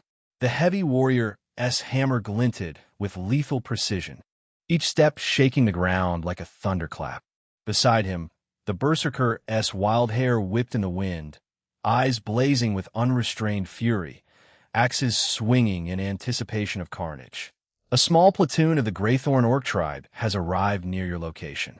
You are now within the range of the Greythorn War Formation. Because your team is outside the human ruins, all members have been affected by the debuff, War Fetter. All team members' stamina has been reduced by 50 and mental power reduced by 25. All forms of regeneration will now take longer. Along with the monster's arrival came the sound of the voice of the world, heralding the start of the battle. Normally, in this kind of dungeon, the number of hunters would be larger, and they would take advantage of the countless ruins scattered across the wasteland for defense. If Soren's team had also been utilizing such ruins, they would not have been hit by War Fetter, losing their stats so suddenly. Your team member Sylvia has used her S-rank skill, Purification. The debuff from the Greythorn War Formation has been completely nullified. But such a low-level debuff was nothing to them, as Sylvia immediately nullified it before they could even feel the weakness. Okay, according to the plan, I'll attack first. Evan, get ready. Soren spoke solemnly, and before they could reply, he suddenly soared into the air, a beautiful crimson wing sprouting from his back. In no time at all, he was in the sky, directly above the huge army of monsters, packed to the brim. From above, it looked like a swarm of ants rapidly advancing toward them with deadly intent. No wonder this was a survival-type dungeon. Fighting head-on could kill any team instantly. Then, let us first quell their numbers and carve out a safe area for my team, shall we? Soren showed no fear. Rather, he quickly drew his C-rank bow and knocked an arrow midair. Then, he gave his system a cold order, his aim locked on the army below. System, use the gap stat on my skill. Artemis Grace. The moment he gave the order, his system responded promptly. Ding! You have chosen to utilize your stat, gap. You have 1 gap point. You used your gap stat on your active skill. Congratulations. The skill, Artemis Grace S rank, has been evolved by 1 level into Helios Piercer, SS rank, swoosh. The moment the system responded, Soren felt an immense surge of mana leave his body, focusing entirely on his arrow. Then, even the bow in his hand began to tremble violently, as if it couldn't bear the weight of the skill he was about to unleash. Hey, what is that? But how could it when Soren was attempting to use an SS rank skill with a C rank bow? Even nerfed, the power was still enough to make his bow shake loudly, threatening to break under the strain.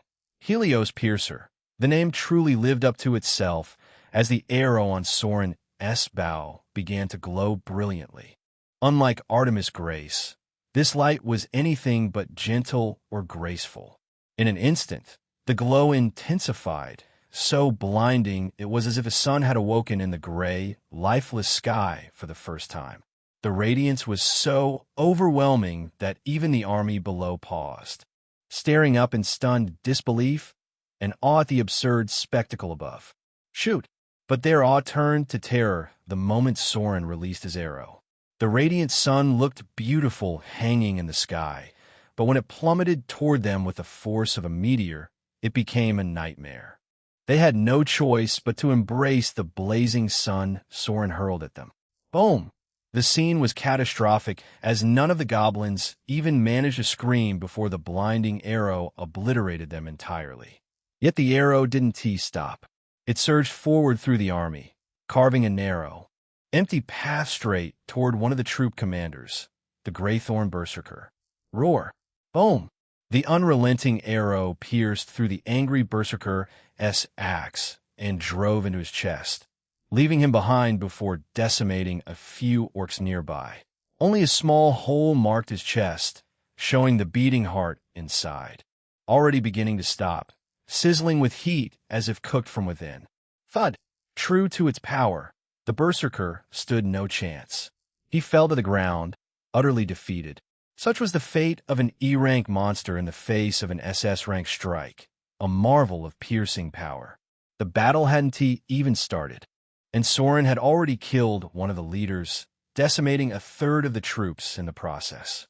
For a moment, a thunderous silence cloaked the entire wasteland. Even now, only Soren's shout echoed before the dashing figure of the swordsman sprinted toward the enemy army, gleaming blade in hand. Following him were the stone golems and the vines sprouting from the ground, trapping the disoriented monsters. Swoosh! Then came the crimson flame, flaring right after, reducing whatever remained of the goblins to cinders. With the starting arrow cast, it was now time for his teammates to eliminate the remaining monsters. There could be no pause, not even for a moment, until the last one was killed, just as Soren had planned. A lightning war focused on speed, surprise, and overwhelming force. It was a blitzkrieg. Chapter 55, Soren's status. Name: Soren Kingswell class. Archer A. Tempest Strider level. 31, 6,240-7,600, Hunter rank. A title: Lone Marksman, Falcon Slayer, Novice Conqueror. Attributes: Strength, 64 Agility Dexterity, 136 Intelligence Mental Power, 81 Endurance, 63 Charm, 76 Mana, 1085 Luck, 18 Free Stat Points. 0 Invariable Stat, Gap. 1 Critical Hit. 1 Skills, Passive, Keen Sight A. Windwalker, Eagle Reflex A. Active, Artemis Grace S. Arcane Volley A, Ether Shot S rank, Cyclone Strike A, Tempest Arrow A, Unique Skill, Core Infusion, Active Quest none. Status, Side Character Harem Points. 6,100 when Soren accepted the class Ascension reward inside the unique dungeon, Fallen King's Cellar. His archery class rose by 1 rank from B to A. To be honest, he was a bit disappointed that the Voice of the World didn't T-count his temporarily elevated A rank state, achieved through the gap stat, and directly promoted him into an S rank hunter. But he then suddenly realized that it was probably for the best. After all, as someone who had played this game before, Soren knew that being an anomaly was never a good thing in this world, especially when he was still so weak. Since the Voice of the World continued to treat him as a B-rank archer despite his temporary A-rank elevation, it meant his artificial boost hadn't overwritten his innate data at all. The system of this world had simply evaluated his true foundation and ignored the rest. And that was reassuring. It suggested that the Voice of the World did not constantly scrutinize every fluctuation in power. It merely recorded what was fundamentally his and adjusted accordingly, which also meant his cheat remained hidden for now. If it had recognized his forced elevation and recalculated him beyond his natural limit, that might have drawn the attention of something far more dangerous, the will of this world itself. And Soren had no intention of stepping into the sight of this world's Gaia so early. Anyway, he was still happy that he gained a few attribute points as a reward for Ascension, along with several new skills. Not to mention, Soren never expected that even his existing skills would evolve at the same time. And the name he received for his class, Tempest Strider. To be honest, he was shocked. After all, in this world, not everyone possessed a named class. Otherwise, people wouldn't simply refer to someone as an S-rank archer, S-rank healer, or S-rank mage. A true class name was only granted after reaching a certain level and conquering specific high-grade dungeons. For example, despite being an S-rank elemental mage since childhood, Aurelia's mother was only called an archmage after crossing level 500.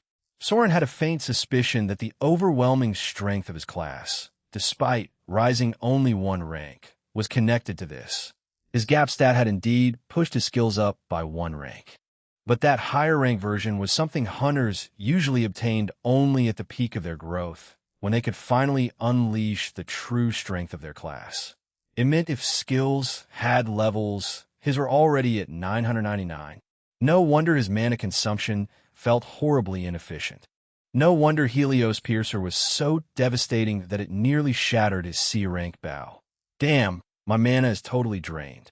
Soren cursed under his breath as he hastily gulped down a mana potion, feeling the cool energy spread through his veins. Then he rapidly dropped down from the sky, landing beside Arya's massive stone golem. Soren, are you alright? The moment he landed, Sylvia rushed over and cast a buff skill that could restore stamina on him, her eyes filled with surprise and curiosity. She had never imagined that Soren possessed such a powerful skill. Isn't he just a B-rank archer? In fact, not only Sylvia, but Arya, Aurelia, and Evan were all thinking the same thing. That arrow earlier, resembling a rising sun, was far too overwhelming. It was so powerful that they still found it hard to believe Soren was the one who fired it. Fine. Just a bit low on mana, Soren replied quickly. The battlefield was still chaotic, and he didn't have time to explain. Although he had already wiped out nearly 1/3 of the monster army alone and even pushed himself beyond level 30, many enemies remained. With his evolved keen sight skill, he could see Aurelia relentlessly bombarding the orcs with AoE fire spells, while Evan fought the Greythorn heavy warrior head-on. Even so, clearing everything would still take time. Time he didn't have. And if these scattered monsters were left alive, they might strike from behind when he later moved to kill the dungeon boss. But since his teammates didn't possess something like the Wyvern-S Wing Sigil, they couldn't reach every corner of the battlefield to eliminate the monsters efficiently. Arya, the area nearly clear. Recall your summons and move toward me. Hence, To finish the battle in the shortest possible time, he had settled on a simple strategy. He would become their transportation, a moving platform that carried the fight forward. Flying was simply faster than walking. Okay, Arya immediately followed his order, swiftly returning toward him before dismissing her summons. As a summoner, she didn't need to keep her creatures deployed at all times. She only needed to manage the cooldowns, and even that was significantly reduced by the ring Soren had asked Isolde to forge for her. Artifact, Spirit Tuning Ring Rank, D-Type. Ring, Summoner Only, Effect, reduces summoning skill cooldown by 15. It was a very simple artifact, but it was perfect for her. Let's go then. We have to hurry before the dungeon boss realizes what happened here. The moment Arya came closer, Soren spoke solemnly, his arm naturally circling around her slender waist. Eek! And it wasn't only her, but Sylvia also found herself pulled against Soren's chest. As Soren? For a moment, both of them were confused and flushed until they saw the beautiful wings suddenly sprouting from his back. Swoosh! Then, with a strong gust of wind, Soren flapped his wings, lifting both Arya and Sylvia away from the battlefield. Hold me tight. His voice brought them back to their senses as, in an instant, they appeared in a different corner of the battlefield near Evan. Now, all the goblins were already dead, but the orcs were still a few remaining. Roar! Although Evan was fighting the remaining Greythorn heavy warrior head-on, he would eventually get tired if he kept handling everything alone. And the same was true for Soren. Potion recovery had its limits, and they were running out of time. Arya, use your summons and hold this position. I'll bring Aurelia over. After giving the order, Soren shamelessly patted both Sylvia S. and Arya S. but right in front of them before leaving them stunned in a safe position. Well, while he did say he would be transportation, he didn't say he wouldn't take fares from them. Did he? She? Before Sylvia and Arya could react to what he just did, Soren was already flying toward another corner of the battlefield. For a moment, both girls felt awkward, especially Sylvia, who saw Soren pat Arya S. but just now. That bastard. Sylvia's eyes went wide. Not only did he play with her, but even Arya. Arya. Don't take it to heart. He might have slipped just now, but she didn't know why. Instead of getting angry at Soren, she quickly tried to console Arya, whose ears were red to the tip. She thought Arya might be extremely angry right now, completely unaware that Arya was thinking something else. He is really bold. He didn't even try to hide it from Sylvia. Chapter 56, An Accidental Kiss. Aurelia first joined this team due to Evan. She was curious how, despite having the same class as her, he managed to kill the monster with absolute momentum. She wanted to know what other power he had and wanted to compete with him. This was her nature.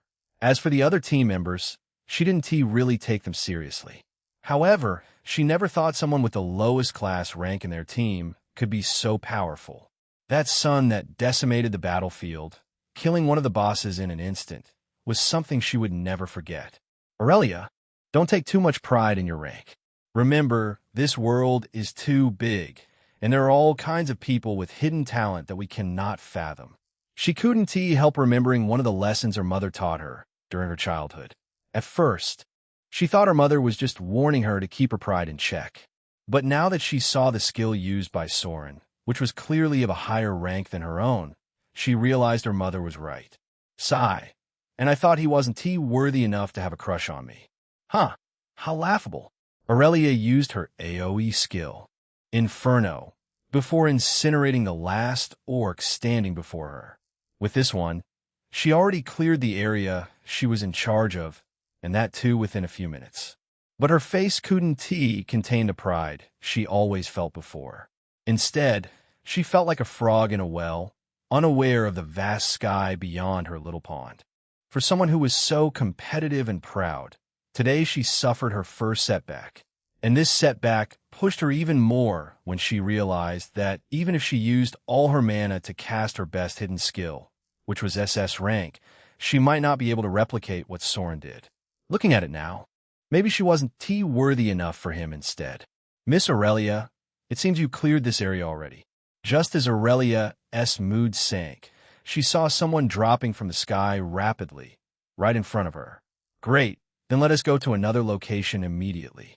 We need to be quick and head to the boss monster's base after this without pause.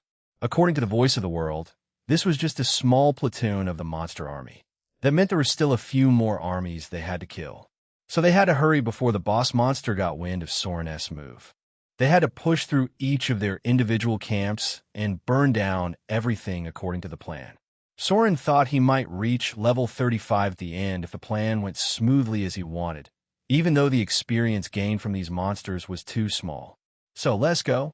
Soren asked, while extending his arm towards Aurelia, intending to take her with him. After all, unlike Sylvia and Arya, he couldn't just hug her waist as they weren't that close enough yet. Okay. Fortunately, Aurelia readily agreed. But to the surprise of Soren, instead of grabbing his hand, her long arm naturally curled around his waist while her face landed right on his shoulder, similar to how Sylvia and Arya were on him before, leaving him frozen for a moment. Soren could already feel her intoxicating scent, the warmth of her skin, and the gentle rhythm of her breath. Miss Aurelia? For a moment, Soren was caught off guard and asked her lightly in confusion. After all, there was no need for him to hug someone just to let them fly with him. He hugged Arya and Sylvia before only to take advantage of the situation. He planned to simply grab Aurelia's hand and guide her. Isn't this how you take them up before? But Aurelia seemed to think differently, her curious gaze so near that Soren could clearly see the fiery beauty of her ember-like pupils. Cough. Yeah, that is how I need to take you up. Otherwise, you might fall midway. Soren felt a bit embarrassed to deceive her innocent eyes. But it wasn't him who hugged her first, was it? Then, we're flying up. Since she came to him on her own, why waste the chance? Soren's expression returned to the same seriousness as his arm curled around Aurelia's waist, and his wings fluttered from behind. Swoosh! In an instant, Soren left a beautiful crimson trail behind him, flying high in the sky with a stunning lady in his arms. It looked like a scene straight out of a movie, utterly breathtaking. Not to mention the faint blush on Aurelia's cheeks, which she couldn't hide even if she wanted to. She had no idea what came over her, hugging a boy on her own initiative. Although she tried to convince herself it was necessary. Who was she kidding? Especially since she already owned a flying-type artifact and didn't actually need his help. After the incident at the E-rank dungeon, she purchased one to compensate for her shortcomings before she learned flying-type skills. Soren, are you really B-rank? As they soared above the battlefield, Aurelia slowly lowered her gaze, peeking down below while trying to distract herself from erasing thoughts. Besides, she was genuinely curious. Oh, not anymore. I just recently got upgraded to A rank. I was quite lucky, you see. Soren felt a bit surprised by her question, but he answered readily. He wasn't about to hide his class ascension, as he couldn't even if he wanted to. They would know one way or the other anyway. What? Upgrade? How? Sure enough, Aurelia's eyes went wide after hearing him. After all, class ascension was too rare an event. It wasn't something you could stumble upon just because you wanted to. One needed to be incredibly lucky to receive such a reward. Feeling shocked, she couldn't help but raise her head abruptly, intending to see whether Soren was lying to her. However, in her surprise, Aurelia forgot that she was still in Soren's embrace, her face right beside his. So, the moment she lifted her head, she unexpectedly bumped into Soren, her nose colliding with his. Ouch! But that wasn't even the worst part, as Aurelia suddenly felt warm breath against her lips, carrying an unfamiliar moisture. What? How could Aurelia not understand where that warmth came from? Not only did she feel it, but Soren also realized it, his lips already brushing lightly against hers. Although they weren't kissing, the soft touch they both experienced felt startlingly similar. So soft, Soren unconsciously savored the faint brush of Aurelia's lips while looking at her flushed face. Now that he looked at her so closely, he realized just how beautiful she was. Those amber eyes against her red hair suited her perfectly, and she might be what people called fiery and captivating. To be honest, Soren felt a strong urge to turn this peck into a real kiss. Kissing a girl while flying high above the ground with her soft body in his arms seemed incredibly romantic when he thought about it. And no, T. Unfortunately, Aurelia quickly came back to her senses, jerking her head away from his and nearly throwing herself out of his arms in the process. By now, she was so flustered that her eyes couldn't focus on Soren anymore, and she practically stuttered as she spoke. Soren, take me down. Well, it seemed even for someone as proud as Aurelia, today, this incident was too much. She wanted nothing more than to leave his embrace immediately. Chapter 57, Boss Monster. She could see inside any of the low-rank dungeons in front of her easily with her spatial sense. In fact, she could project the scene outside like a projector, allowing others to see, just like she did before for the principal. Of course, since that skill consumed too much, she wouldn't use it often. However, she never thought she would see something so incredible today. That guy Soren is really interesting. Lyra's eyes shone as she remembered the scene she saw inside the dungeon Soren was in. Especially that arrow, so magnificent that it resembled the sun. Did he say he evolved from B to a rank? It seems this guy carries a lot of secrets. She also, of course, saw his interaction with Aurelia. Although it wasn't her intention to spy on her student, Soren was a very unique case that extremely intrigued her. She heard him saying those words to Aurelia just now.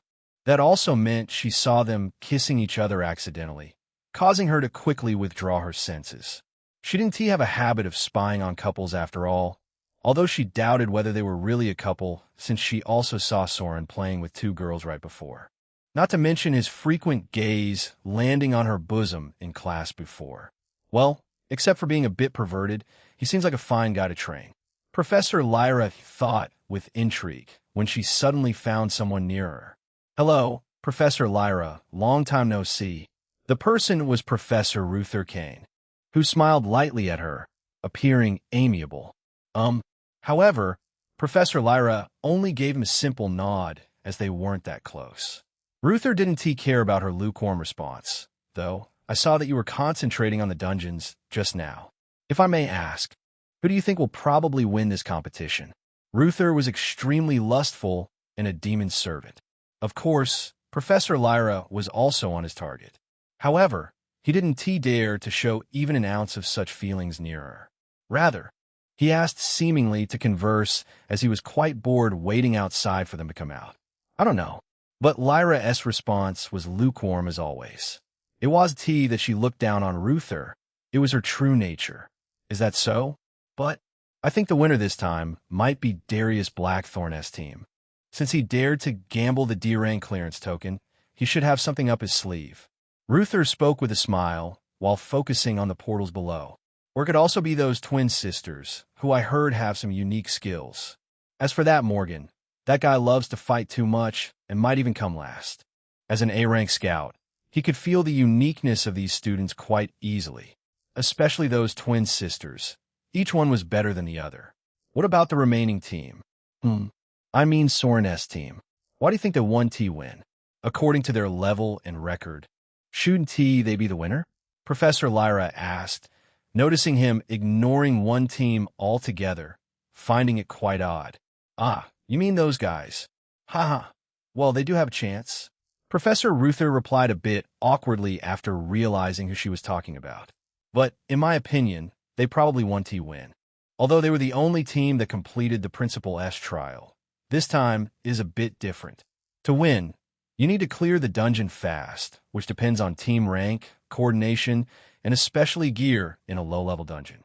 Unlike other teams, those guys didn't even have decent equipment. Ruther shook his head. He didn't doubt that Soren's team could conquer the E-rank dungeon, but being the fastest was impossible. Well, better gear was one thing. Another was that he tricked them directly into a survival-type dungeon. So it was already guaranteed they would be last. He was confident. Is that so? But I think they will be the winner, though.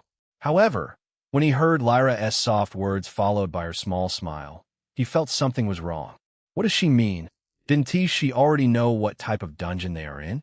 Ruther was a bit stunned to see her reaction, not understanding why she said those words. But for a moment, his gaze also traveled to the portal below, which he had ignored all this time, his gaze a bit confused. Roar, Helios Piercer, Crimson Inferno, Heaven S. Cleaver. Inside the E-rank dungeon, Greythorn Outpost, in one of the Orc warrior camps, a cacophony of monster roars erupted as the sudden attack began. Before the Orcs could even react, a single arrow, blazing like a miniature sun, descended from above, decimating half the camp in an instant. Flames erupted where it struck, setting tents and barricades ablaze, while fire from other attacks spread rapidly, consuming everything in its path. Before they could even react, the Orc warriors witnessed their boss fall, cleaved in two by a single blinding sword light strike from a warrior descending from the sky. Panic spread as flames consumed their camp. Escape routes blocked by twisting stone vines and towering stone golems, trapping them within the inferno. Monsters without war formations were like headless chickens, getting cut in two by just 5 hunters effortlessly.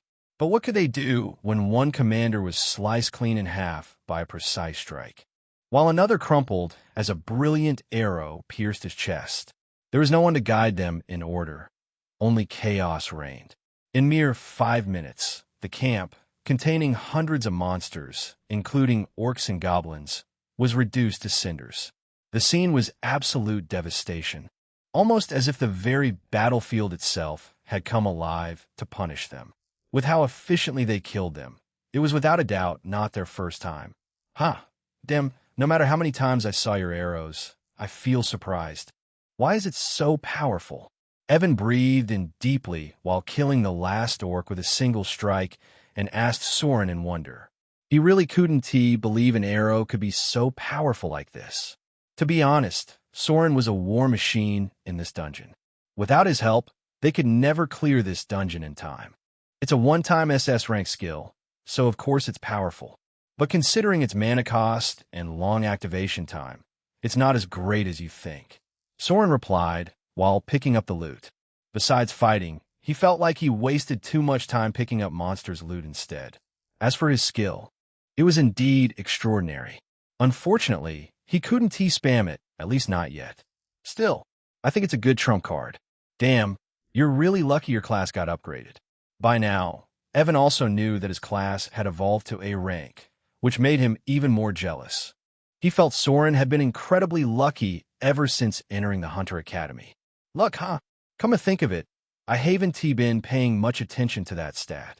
I should probably add a few points after completing some side missions. Soren thought, stroking his chin while his gaze drifted toward the 3 girls ahead. Among them, Aurelia seemed to be looking in his direction, but the moment their eyes met, she quickly lowered her head. The tips of her ears turned slightly red. Roar! Just then, a deafening roar echoed across the wasteland. And unlike others, this roar carried raw anger, heavy and deep, like the suppressed fury of a ruler who had just realized his territory was being torn apart. Simultaneously with the roar came the announcement of the voice of the world. Warning. The boss monster of the survival dungeon, Greythorn Outpost, has appeared. Greythorn War Chief is enraged after realizing his brethren have been wiped out. An intense rage has swept across the battlefield. Your team has been affected by the debuff, Fury. You're under the effect of extreme fear. Mental power reduced by 50, strength reduced by 25, agility reduced by 25. Recovery rate has been significantly slowed. Due to the higher level of your team members, the debuff effect has been minimized by 75. Warning. Your team is already within the domain of the Greythorn War Chief. You can no longer leave the dungeon. Defeat the boss monster and conquer the dungeon to survive. Chapter 58, The Battle of Wits. Your teammate Sylvia has used the skill, Purification. The debuff effect, Fury, has been nullified successfully. It seems it is time. Soren slowly turned around, activating his passive keen insight as his gaze locked onto a massive orc chieftain standing in the center of his remaining elite battalion. The orc chieftain loomed like a war god born from slaughter itself. Its massive, scar-covered body was wrapped in thick dark leather and crude iron armor, muscles bulging beneath layers of old battle wounds that never seemed to heal. In its enormous hand, it clenched a jagged, blood-stained greataxe that radiated the cold, brutal weight of countless deaths. Not to mention its red eyes, glowing like burning embers beneath a deep, savage brow, filled with pure, unrestrained killing intent. Even though they were fast enough, it seemed that ambushing the boss completely was impossible. But it was still fine. They had already crushed a significant number of orcs inside this dungeon with their thunder strategy. Now the chieftain was left with only a few dozen elite guards standing around him. Just as Soren was about to finalize his next attack plan, he felt the boss monster was staring directly at him. No doubt, across the battlefield, through the dust and roaring chaos. Those blood-soaked eyes were fixed solely on his figure. Roar! And the moment their gazes collided, the orc chieftain let out a thunderous roar before suddenly lunging forward and leaping high into the sky, reaching a height almost equal to what Soren could achieve using his wyvern wing sigil. Then he hurled downward like a monstrous projectile from a trebuchet, tearing through the air with terrifying speed like a falling meteor of flesh and rage, intent on crushing everything beneath its massive body. His greataxe shining coldly as it cleaved through the air, eyes still fixed on Soren with absolute madness. The fuck? Everyone dodge? The attack was so sudden that Soren barely managed to shout before flapping his wings and retreating from his position while holding Arya and Sylvia in his arms. And the moment he left, the massive orc descended like a falling mountain, driving its greataxe straight into the ground where he had stood only seconds ago. Boom! The earth split violently in two as shockwaves of dust and shattered stone exploded into the air. The battlefield trembled. A furious, beast-like roar followed, causing Soren's heart to tighten slightly. If he had been even a fraction slower, that strike would have crushed him into meat and bone fragments. Evan now. But that didn't mean he was scared. Rather, Soren shouted urgently, setting Arya and Sylvia down before shooting back into the sky with a powerful flap of the wyvern sigil. Swish! Almost immediately, a massive chunk of stone shot upward from the ground with terrifying precision, aiming to strike him out of the sky. Fortunately, Soren was alert enough to dodge with a sharp flap of his wings. Damn, that was close. He took a deep breath, his expression turning solemn. He had not expected the boss to abandon his battalion and charge at them head-on. Heaven's cleaver. Luckily, no one had been injured as Evan finally took control of the battlefield, sending a sharp arc of sword light toward the orc chieftain. Roar! Now, at level 30, Evan stood on equal footing with the boss monster.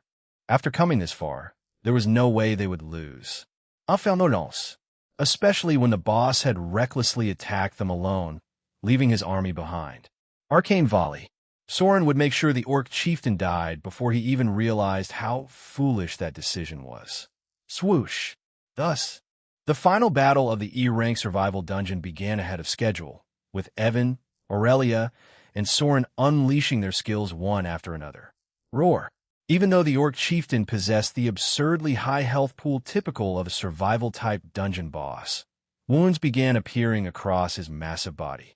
His furious roars and failed attempts to land a decisive blow only pushed the momentum further in their favor, steadily bringing the dungeon closer to completion. With him dead, they would clear this E-rank dungeon in under an hour. Soren was certain that no one, not even Darius, could surpass them in this competition.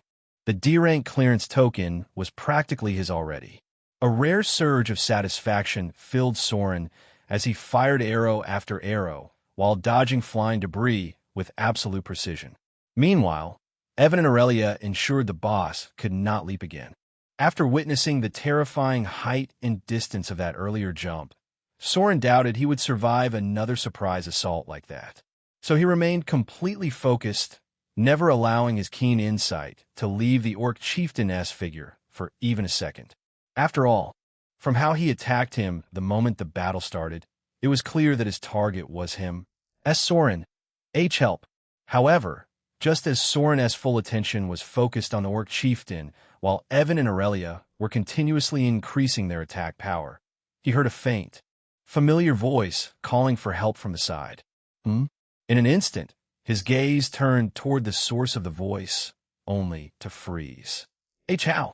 He did not know how, but both Arya and Sylvia were suddenly surrounded by a large number of elite orcs that had followed the chieftain earlier. From that distance, they should not have been able to reach them so quickly since they could not jump as far as the boss. But seeing dozens of massive orcs standing right in front of Arya and Sylvia, smashing her stone golem in an instant, he realized he had been deceived. Although confusion still lingered, their attack made one thing clear. It seemed he was mistaken. From the very beginning, the orc chieftain's target was never him at all. Rather, it was a ploy to distract them from the real target, Sylvia, their S-rank healer who could remove debuffs affecting the entire team from the boss's effects. While gaining victory after victory inside the dungeon today, Soren had forgotten one thing. The monsters inside the dungeons were quite intelligent. Intelligent enough to identify their enemy's weakness. Intelligent enough to catch him off guard. In fact, the orc chieftain was not crazy at all.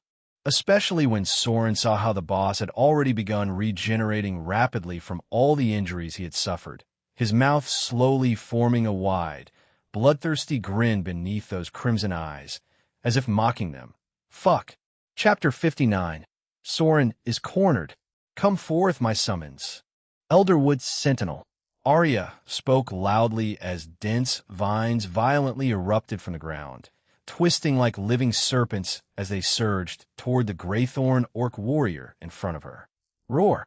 Unfortunately, her summons were severely weakened in this wasteland where almost no vegetation could be found. Before the vines could even wrap around the orcs, they were ruthlessly cut down. Now she was left with only her stone golems. 10 of them, all standing at level 30. Krasmornja, but even they were not enough. All because of a single spell spoken by one of the orcs standing in front. The orc was a shaman. No wonder these orcs reached this location so quickly. The orc shaman was clearly skilled in wind-type magic. Swoosh! The moment it chanted in an unknown language, a violent, invisible wind shot forward. It struck Arya's summons directly, eroding her stone golem in an instant and shattering it into dust. Arya could now barely defend herself with the remaining summons. How could she stop the other orcs when they were already moving past her, heading straight towards Sylvia with murderous intent? Everything happened too fast. Before she even realized what happened, she and Sylvia were surrounded by these orc warriors. The pressure released by the shaman was already suffocating, making cold sweat form along her forehead. But if she let them pass, Sylvia would definitely be hurt, which she could not allow. So in desperation, she suddenly shouted towards Soren, who was still locked in combat with the boss monster. Soren, help! Roar! The moment Arya called for help, the boss monster, Greythorn War Chief, roared menacingly as his wounds began to heal rapidly, leaving only scars behind. In an instant, his body returned to its previous state, his fighting spirit soaring higher and higher as his axe descended like lightning, fighting head-on with Evan's sword and pushing him back. His thick hide automatically nullified Aurelia's fire spell, as if he were protected by some kind of barrier. It was as if he had been waiting for this moment. The seal on his true strength shattered as he fought like a beast, exchanging blood for blood in a brutal, unrestrained style. His fearless aura, unafraid of death, pressed Evan and Aurelia step by step, not even giving them a chance to look elsewhere. Boss monster, Greythorn War Chief has activated its bloodline, entering the berserk state. All of its stats have been temporarily increased by 50. Recovery rate and stamina regeneration have been greatly increased. Crimson Barrier. The situation suddenly turned so bad that Aurelia moved forward to stop the boss monster's barrage of attacks on Evan. After all, unlike the boss monster, he could not afford to fight blood for blood recklessly. "Fuck you, bastard. You piss me off." Seeing the situation turn around in an instant, Soren cursed in anger from the sky, his eyes focused on Sylvia. He never thought he would make such a glaring mistake today by allowing the healer to be surrounded. This was the worst mistake a leader could make in a team. It seemed all the success these days really went over his head. He grew pretentious, not realizing that one mistake could lead to a teammate's death. He should have at least let Aurelia guard the rear along with Arya, rather than focusing only on the boss. Even though he felt they were safe. "Evan, help me distract that bastard for 5 seconds." But things already happened, and he was caught off guard. He could not make another mistake now. After giving the order to Evan, he swooped towards Sylvia's direction at maximum speed before directly canceling the wing. Swoosh. Then, just like the Orc chieftain, he also used gravity to rapidly descend from the sky, his arm carrying the C-rank bow glowing brightly, aiming at those Orc warriors attacking Sylvia. Artemis Grace. Swish.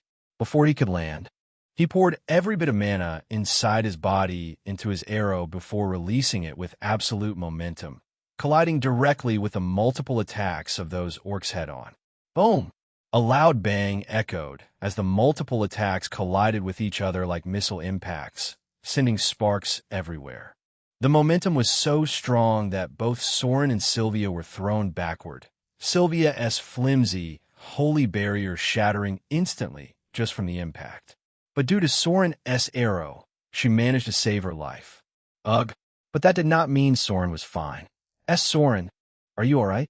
Sylvia hurriedly asked after seeing him sprawled on the ground, bloodied, her eyes filled with extreme anxiety.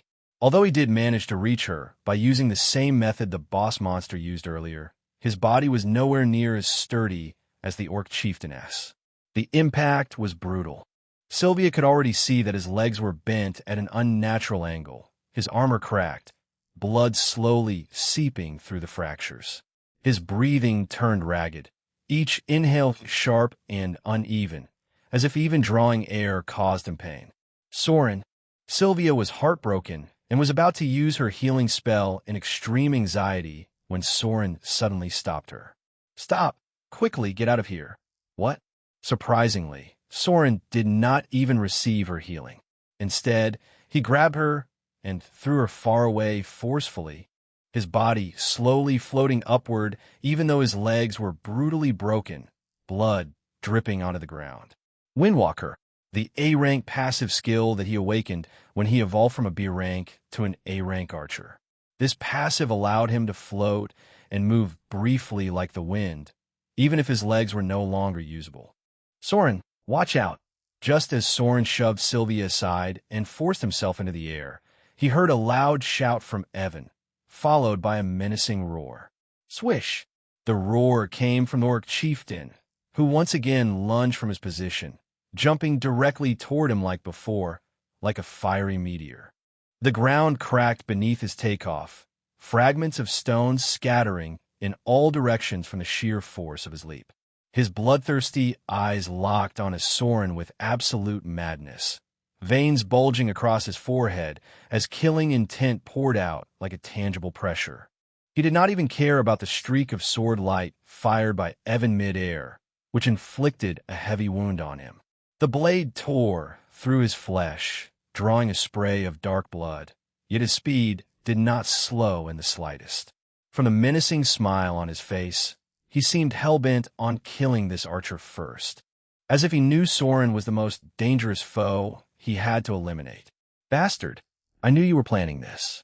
Chapter 60. Unique skill, core infusion, but surprisingly, Soren showed no reaction at all to this attack. In fact, he did not even care to dodge this time. His bow slowly raised upward, his lips smeared with a bit of blood at the corner. Even though his mana was bottomed out due to using Artemis Grace, he knocked an arrow as if showing his final resistance to the ultimate death he could not avoid. Seeing him like this, the Orc chieftain smirked menacingly, as if mocking him. Without mana, he was as weak as a chicken to him, and drinking a mana potion was not a choice right now for Soren. In the end, it was an absolute death that he could no longer prevent, even if he wanted to. Ding! You have chosen to utilize your stat. Gap, you have 1 gap point. You use your gap stat on your active skill. His eyes were unprecedentedly calm as he gave an order with absolute coldness filled with thick, killing intent. Yeah, use all the mana inside. Ding! You have chosen to replenish the mana needed for the skill evolution from your temporary core. Congratulations! The skill, Artemis Grace, S rank, has evolved by 1 level into Helios Piercer, SS rank. After all, how could he feel fear when the sun itself stood on his side? Roar! Soren, as a cacophony of death echoed across the battlefield with the orc chieftain right above Soren, making all the team members afraid. A miniature sun suddenly condensed on the tip of Soren's arrow. No, it could not be called miniature anymore, as, unlike before, the brightness and heat emitted were multiple times greater. Crack! It was so strong that Soren felt his C rank bow crack ever so slightly. But still, before the boss monster could land a blow on his head, his Helios Piercer was already ready, condensing faster than ever before. Shoot! In no time at all, the radiance of Soren's arrow blinded everyone as he finally released it. Swoosh! In the next instant, the arrow shot upward, tearing through the air as it sped straight toward the orc chieftain, who was already closing in. Roar! Seeing such a menacing attack, the chieftain, still in his berserk state, showed no trace of fear. Instead, he let out a valiant roar, veins bulging and muscles swelling as the frenzy amplified his strength, before swinging his axe with everything he had. Boom! Unfortunately, his axe was nothing more than a mortal weapon against the overwhelming brilliance of the sun.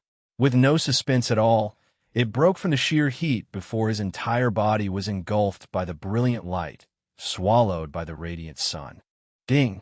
An incredible luck applies. Congratulations! Your invariable stat, critical hit, has been activated. The damage dealt to the Greythorn War Chief will be doubled. Then, there was no then, as the entire body of the orc chieftain was directly pulverized, just like those goblins he shot before. The Helios Piercer that was formed using the multiple mana cores of the monster Soren absorbed with his unique skill, Core Infusion, was too strong. Not to mention the effect of the critical hit stat. The poor guy stood no chance at all. The attack power was so overwhelming that, for a moment, the battlefield once again returned to silence, illuminated only by the slowly disappearing motes of light that lit up the gray sky. Even the remaining orcs stood stiffly in their positions as they realized what just happened. Evan, kill the remaining monsters fast. Only when the faint, weak voice of Soren, who dropped to the ground embarrassingly, sounded did his party members come to their senses. All okay.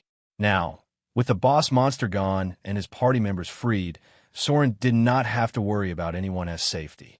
He could silently endure the pain of his broken legs while listening to the voice of the world announcement. Congratulations! You have killed the boss of the E-rank survival-type dungeon, Greythorn Orc Chieftain. You have leveled up. Your current level is 36. Congratulations on defeating the E-rank boss monster with a single shot. You have gained the title, Orc Slayer Orc Slayer. Increases damage dealt to orcs by 10. This effect is also applicable against boss-type monsters. Congratulations! You have successfully conquered the E-rank survival-type dungeon, Greythorn Outpost. All party members have gained the title, Survivor. Survivor, upgradable title, only effective inside survival-type dungeons up to D rank. Reduces domain debuff effects by 15 and increases stamina recovery rate by 10. Since your team has already conquered the dungeon, the time limit has been lifted. You can now leave the dungeon at any time. Soren, are you alright? Why the heck did you jump down from such a height? Look, your legs are all broken. Why are you always risking your life? So much blood. Let me heal you immediately. Sacred Restoration. Heal. Sacred Restoration. Heal. Soren did not have time to pay attention to the voice of the world and the reward he received as he saw Sylvia coming over anxiously, her eyes completely moist. For the first time, Soren saw her crying, her tears dripping onto his legs. She seemed visibly panicked and incoherent, seeing Soren's legs bent in a strange, unnatural position. Her hands trembled slightly as she desperately poured every ounce of mana she could gather, repeatedly casting the new healing skill she learned at level 30 in an attempt to restore his broken legs.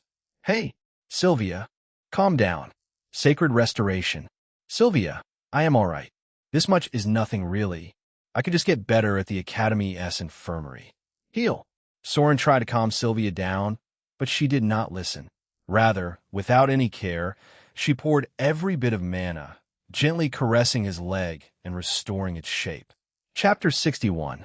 Snatching Sylvia's first kiss.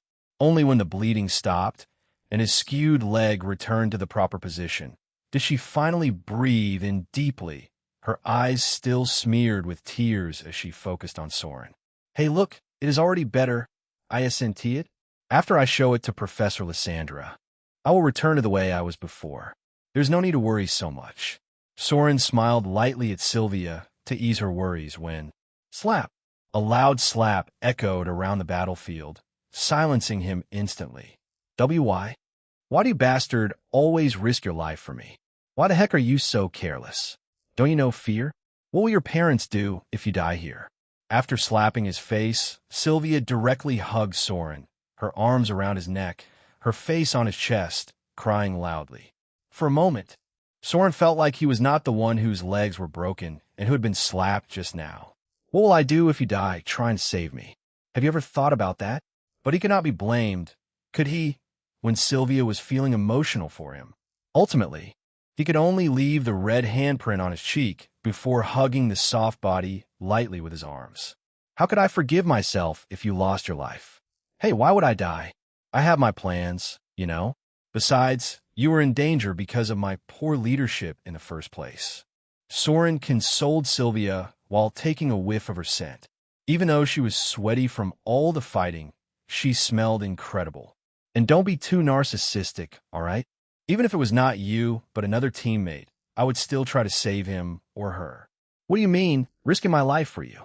Soren lightly joked, only to feel a sharp pinch on his waist in return from Sylvia. "SSSH. Hey, I am injured, and you're still trying to hurt me?"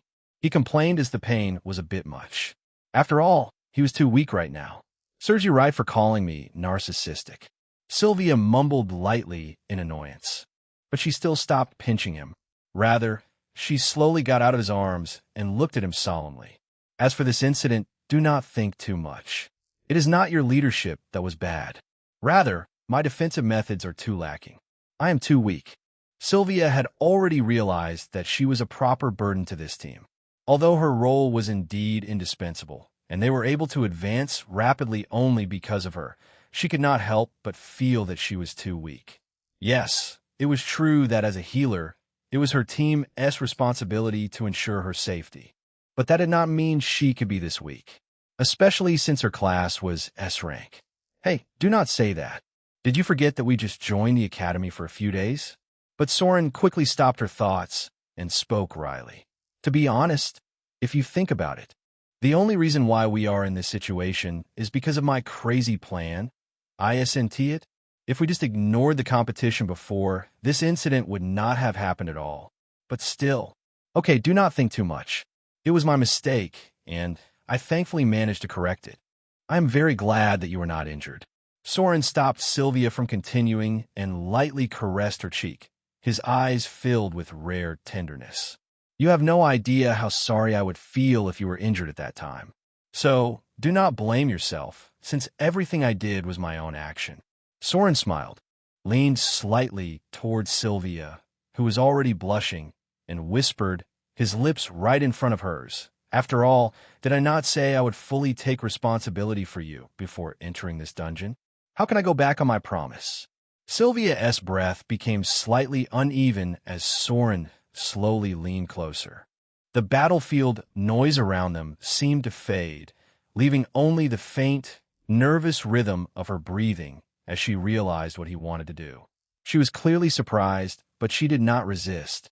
Instead, her body stiffened slightly before relaxing in his arms, her face turning even redder.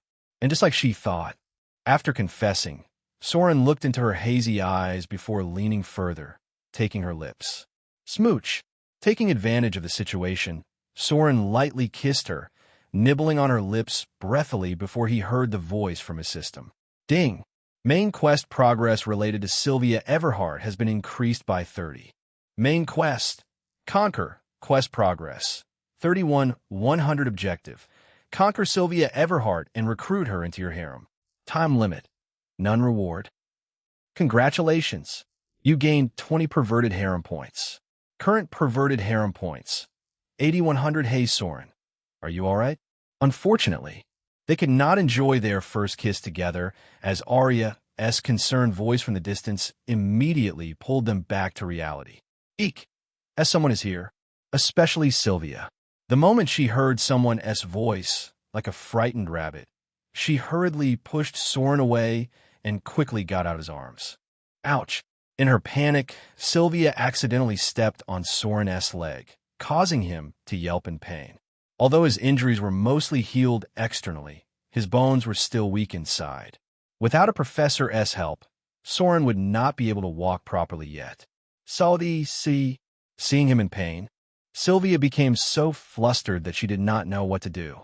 She was already nervous enough about the kiss, and now this had to happen. Hey, are you still in pain?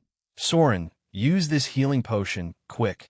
Fortunately, Arya did not seem to notice their intimacy as she immediately took out a healing potion from her inventory and handed it to Soren. She thought Sylvia was out of mana. Yeah, thank you. But even in pain, Soren could not help but faintly smile as he finally managed to break through one barrier with Sylvia. Considering this, it seemed this trip was worth it. Chapter 62. Sylvia versus Arya, are you feeling better now? Arya asked, as she eyed Soren with a bit of distress. To be honest, she regretted a bit calling for his help.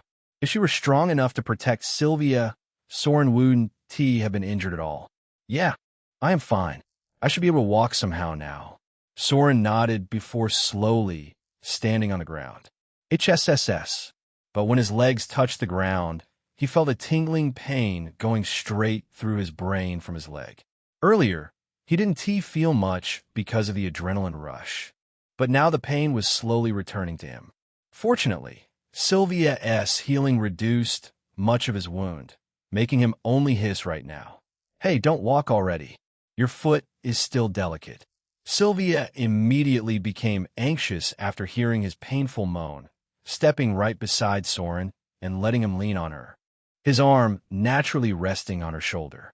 Yeah, be careful. I saw your bones were completely shattered by that fall. Take it easy, will you? Arya, too, wasn't he behind? The moment she saw Soren leaning on Sylvia, she came to the other side, grabbing his other arm and letting it rest on her shoulder. Although she seemed eager to help, Soren suddenly felt a strange atmosphere surrounding him, especially the soft sensation of large bosoms he felt on either side of his body, making him distracted from the pain. Hey, Arya. I am already enough, don't you think so? You seem tired. Why don't you rest instead? Sylvia raised her eyebrow at Arya Luna's soft body leaning on Soren's arm, feeling a bit uncomfortable. In the first place, she was a bit annoyed at her for disturbing her first kiss, and now she even wants to get close to Soren? For a moment, she became a bit vigilant, especially when she remembered the last incident where Soren slapped her, but now that she thought about it, Arya didn't scold Soren later. No need. I am perfectly fine. Rather, look at Soren. Both his legs are broken. Just you alone is totally not enough. Surprisingly, though, Arya didn't back down at all this time, nor did she stutter as always. Rather, she leaned her body even more into Soren while circling her arm on his waist before asking sweetly, "Try leaning on my body and walking slowly. After leaving the dungeon, I can take you to the infirmary." Her gentle voice, filled with care, directly reached Soren's ears, making him a bit stunned. Wasn't she timid before? Why isn't she afraid to get close to me in front of Sylvia?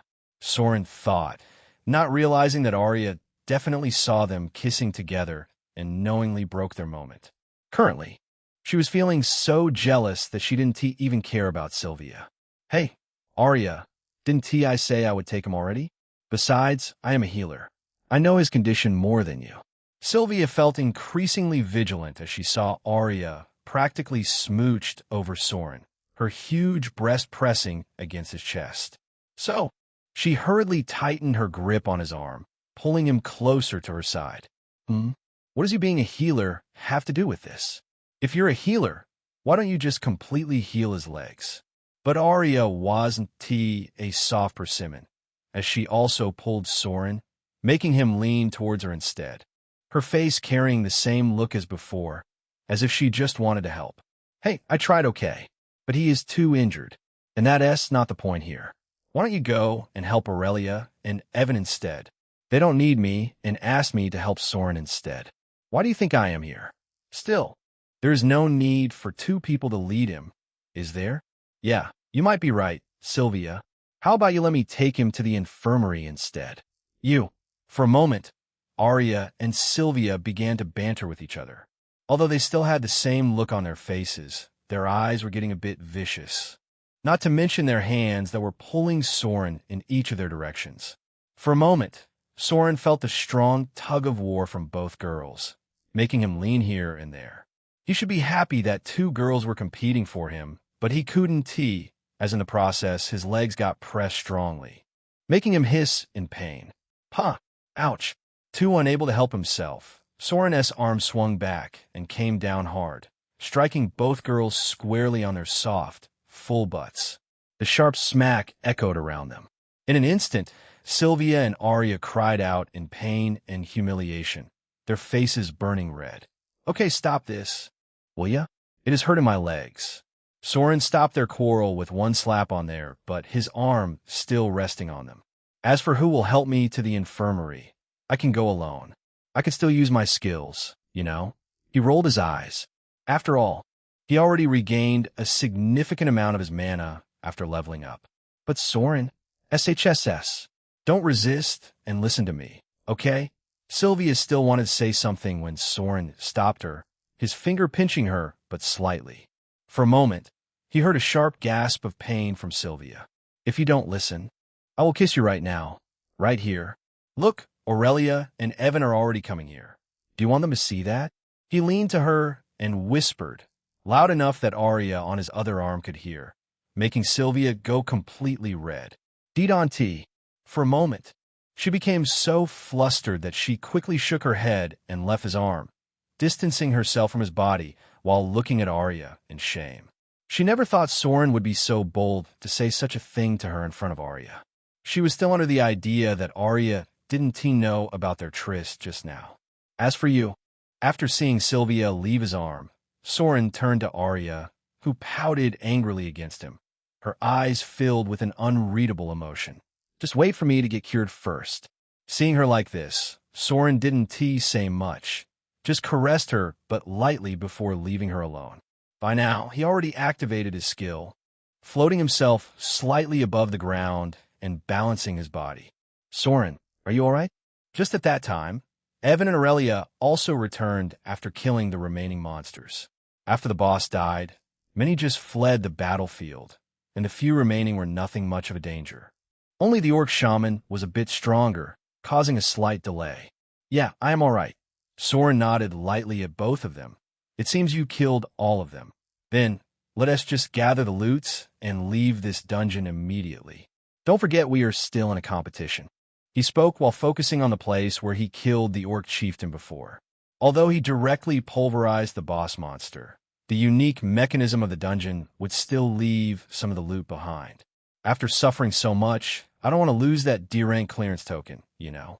Soren smiled, already imagining the dark face of that Darius guy. He might be quite relaxed, thinking that he would win this competition. Unfortunately, he was destined to be disappointed. Chapter 63. When the scheme backfires. Name: Soren Kingswell class. Archer, a Tempest Strider level, 36, 6241-0600, Hunter rank. A title, Lone Marksman, Falcon Slayer, Novice Conqueror, Survivor, Orc Slayer. Attributes, Strength, 79 Agility Dexterity, 161 Intelligence Mental Power, 101 Endurance, 78 Charm, 76 Mana, 105 Luck, 18 Free Stat Points, 0 Invariable Stat, Gap, 1 Critical Hit, 1 Skills, Passive, Keen Sight A, Windwalker A, Eagle Reflex A, Active, Artemis Grace S, Arcane Volley, Ether Shot, S rank, Cyclone Strike A, Tempest Arrow A, Unique Skill, Core Infusion, Active Quest, None. Status, Side Character Harem Points. 8100 Hey, look, someone is coming out of the portal. Outside the dungeon. In the training ground of the Elite Hunter Academy, a loud shout suddenly broke the boring peace around. Although many students came here to see the competition, since they couldn't see inside the dungeon, they were just waiting outside boringly. In fact, they already thought that it might take a few hours for any of the teams to even exit the portal. However, surprisingly, one of the portals suddenly began to flash bright colors, indicating that someone had completed their dungeon, and it hadn't even been 1 hour yet. How is it possible? Not only the students, but even Professor Ruther was shocked when he saw that the team that returned was actually the team he sent into the survival dungeon before. Feeling stunned, he couldn't help but blurt out, only to get a sharp look from Professor Lyra. "Why is it not possible?" Lyra asked, her eyes squinting slightly at Ruther. From the beginning, she felt that there was something wrong with this competition as Soren's team got the survival type. At first, she just thought they were unlucky, but now, seeing Ruther's shock, it seemed her hunch was right. After all, unlike her, Ruther shouldn't know Soren's dungeon was a survival type. Oh, I didn't mean it like that. I'm just surprised that some team could conquer the dungeon before an hour passed. Professor Ruther also realized his gaffe and quickly tried to cover it up before focusing on the team that appeared below. "It seems I really underestimated them. In the end, they won just as Professor Lyra predicted." He mumbled, his face a bit solemn. After all, he knew what it meant to purge a survival-type dungeon, and that too under 1 hour. This was something that had never happened before, even in the Elite Hunter Academy. Yeah, you did underestimate them. Besides, as a professor and an A-rank scout, you have certainly failed yourself this time. Professor Lyra didn't care about his act, speaking coldly before teleporting in front. Although she was now sure that there was some foul play behind this, she didn't have any evidence, after all. So, she just gave a warning this time. She was sure Professor Ruther would understand her intention. TCA, it seems she noticed. But what can she do? Sure enough, after hearing her cold words, Ruther realized she might have noticed. But he didn't care. Rather, his cold eyes scanned Lyra's body from afar, a faint smirk curving on his lips. She always looked so cold and aloof. TCH, let her be like that for a while. Once Crucible begins to act, I can take my time enjoying her then.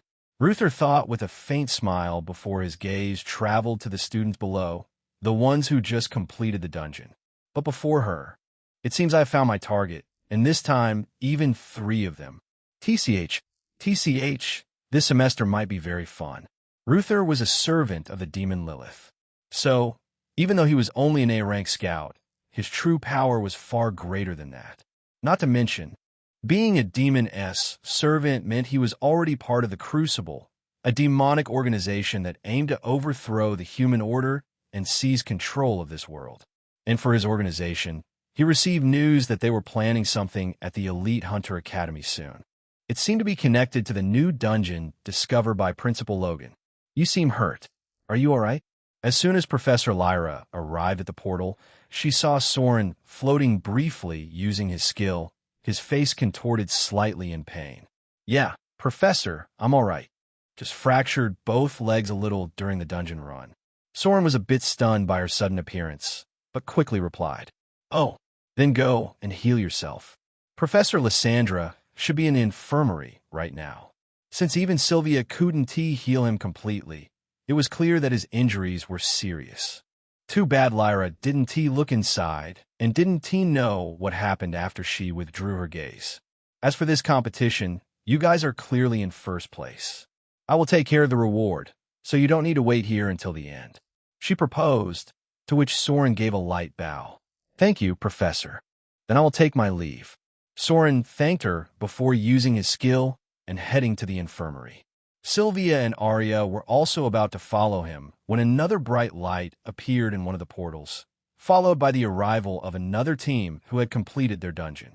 Haha, a mere E-rank dungeon is nothing. Look, it didn't even take us an hour to clear it. TCH, it seems my team will be the first in this competition. Before the team fully appeared, the haughty voice of a man echoed. Subsequently, Darius appeared with his teammates, a thick smile on his face. It seems nobody will be able to take my D-rank clearance token today. Sigh, too bad for them. Darius sighed dramatically while scanning the crowd with a smug smile, only to suddenly be stunned. He froze when he saw another team standing just outside the portal, clearly having come out before him. Not to mention Professor Lyra watching him with a sly smile full of amusement. Darius didn't know why, but a bad premonition settled in his chest. Darius Blackthorn, your team is indeed impressive enough to complete an E-rank dungeon in under an hour. However, it seems you did not manage to secure first place. His premonition intensified as Professor Lyra slowly walked toward him, smiling. You see, just before you arrived, another team conquered the dungeon. So, too bad. You're going to lose your D-rank clearance token today. She spoke while extending her hand. So, how about you hand over the reward to them already?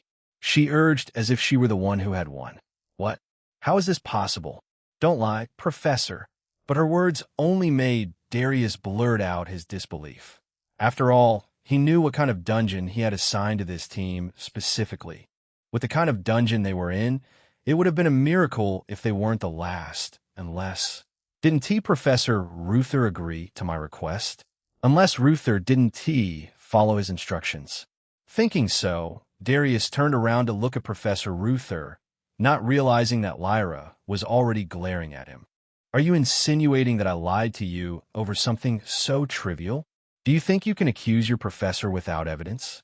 Sure enough, the moment Darius lost his composure, he felt a sudden, stifling pressure engulf him.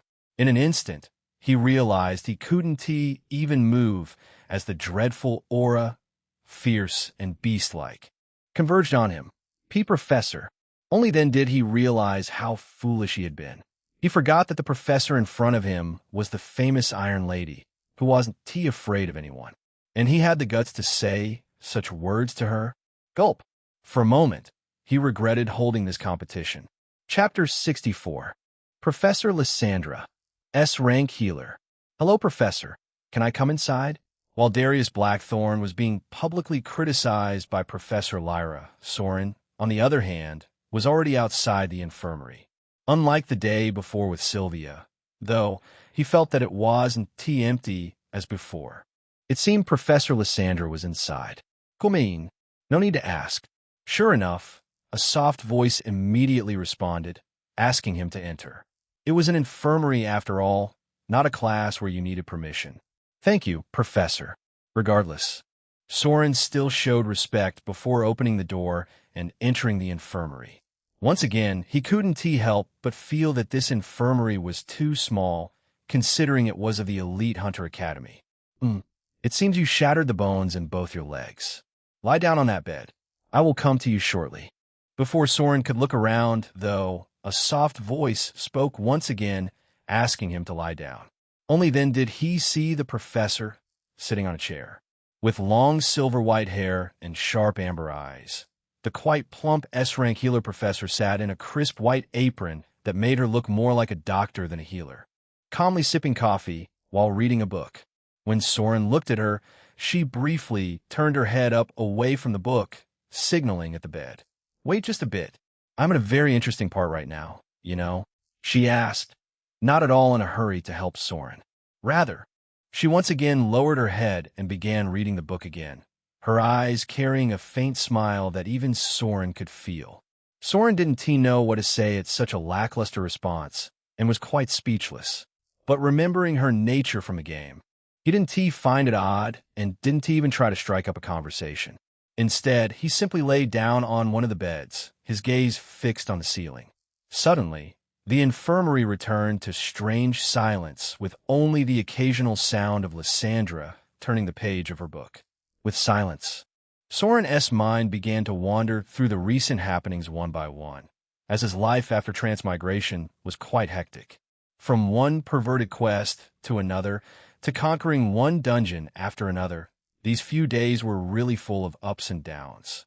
Although in the end, he managed to come on top and even raise his class to A rank. After almost losing Sylvia today, he suddenly became a bit calmer. He realized that maybe he was taking too much of a risk so early for little gain. After all, a mere E-rank dungeon was really nothing in the grand scale of things. Even the reward he got wasn't much, except for the survivor title he got before.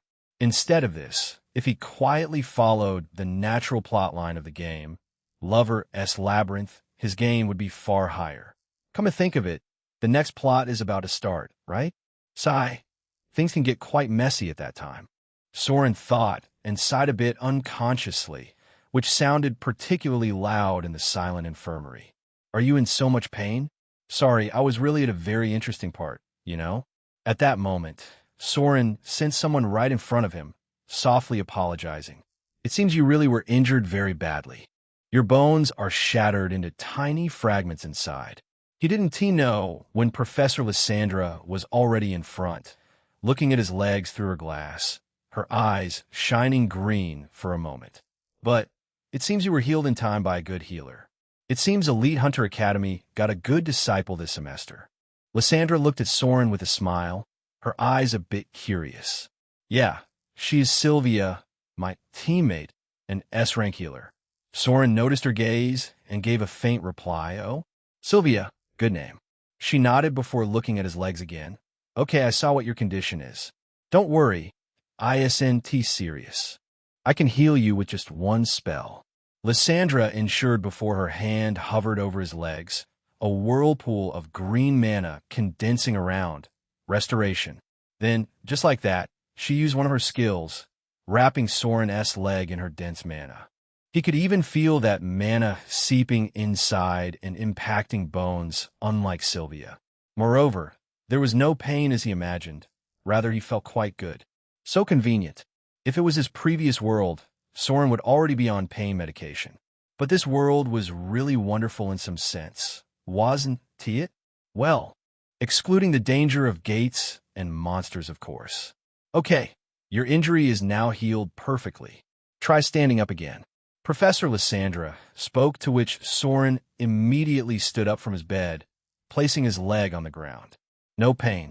He even jumped a bit left and right and felt that he was really cured. After falling from such a height, like a meteor, and crushing all the bones in his leg, he was as fine as before in just a few minutes. To be honest, he was kind of jealous of this ability. Thank you, Professor. After making sure there were no complications, Soren quickly bowed slightly to Professor Lysandra. Well, you're surprisingly polite. I expected some reckless teenager, all hormones and noise. For someone like you, you're unusually calm. Lysandra noticed that Soren had been respectful from the moment he entered the infirmary. Well, as a professor, that was expected. But he didn't complain even when she asked him to lie down while focusing on her book. To be honest, she expected some sign of peeking or at least a lingering gaze. After all, she knew how beautiful she was to a teenage boy. But there was nothing at all. Well, thank you, I guess. Soren was a bit confused by her words. It wasn't that he was calm. He was consciously limiting his interaction with this professor. First, he was afraid she would get interested in him somehow and awaken a perverted quest-like with Professor Lyra. Second, although Lysandra seemed amiable and kind, he knew how crazy this woman was. It wasn't without reason. In the game, she carried the title Crazy Healer. So, although it sounded narcissistic, he didn't want her to get interested in him and awaken a quest. That would raise his blood pressure too much. Still, he was a bit offended that she thought so lowly of him.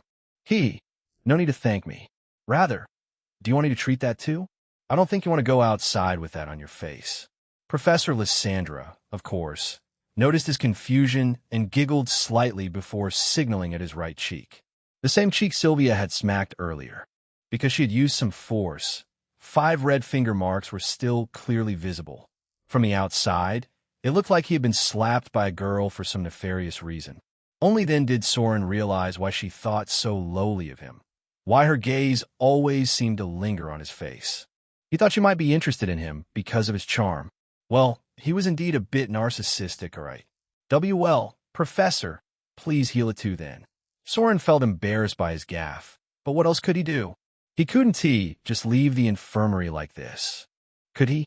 Although he was slightly annoyed by Lysandra's continuous giggling, at least she could help him. Now that I think about it, did Professor Lyra also see this? Crap, she might have the wrong impression of me now. How am I supposed to complete the quest like this? Soren suddenly thought with dread. Slightly increases strength-based attacks when equipped. Can be reforged into E-rank melee weapons, enhancing damage and durability. Item, Warchief S Horn Pendant Rank. E-effect, a pendant carved from the ceremonial horn. Slightly boosts stamina recovery and intimidation aura when worn. A crystallized fragment of the Greythorn Warchief S Fighting Spirit. When consumed, it instantly restores stamina to full and temporarily increases physical endurance and health for a short duration. Side effect, mild muscle fatigue after the effect wears off. Well, not bad, I guess. Soren remarked after looking at the items he got from the boss of the survival dungeon. To be honest, he was a bit disappointed, as that war chief was really strong.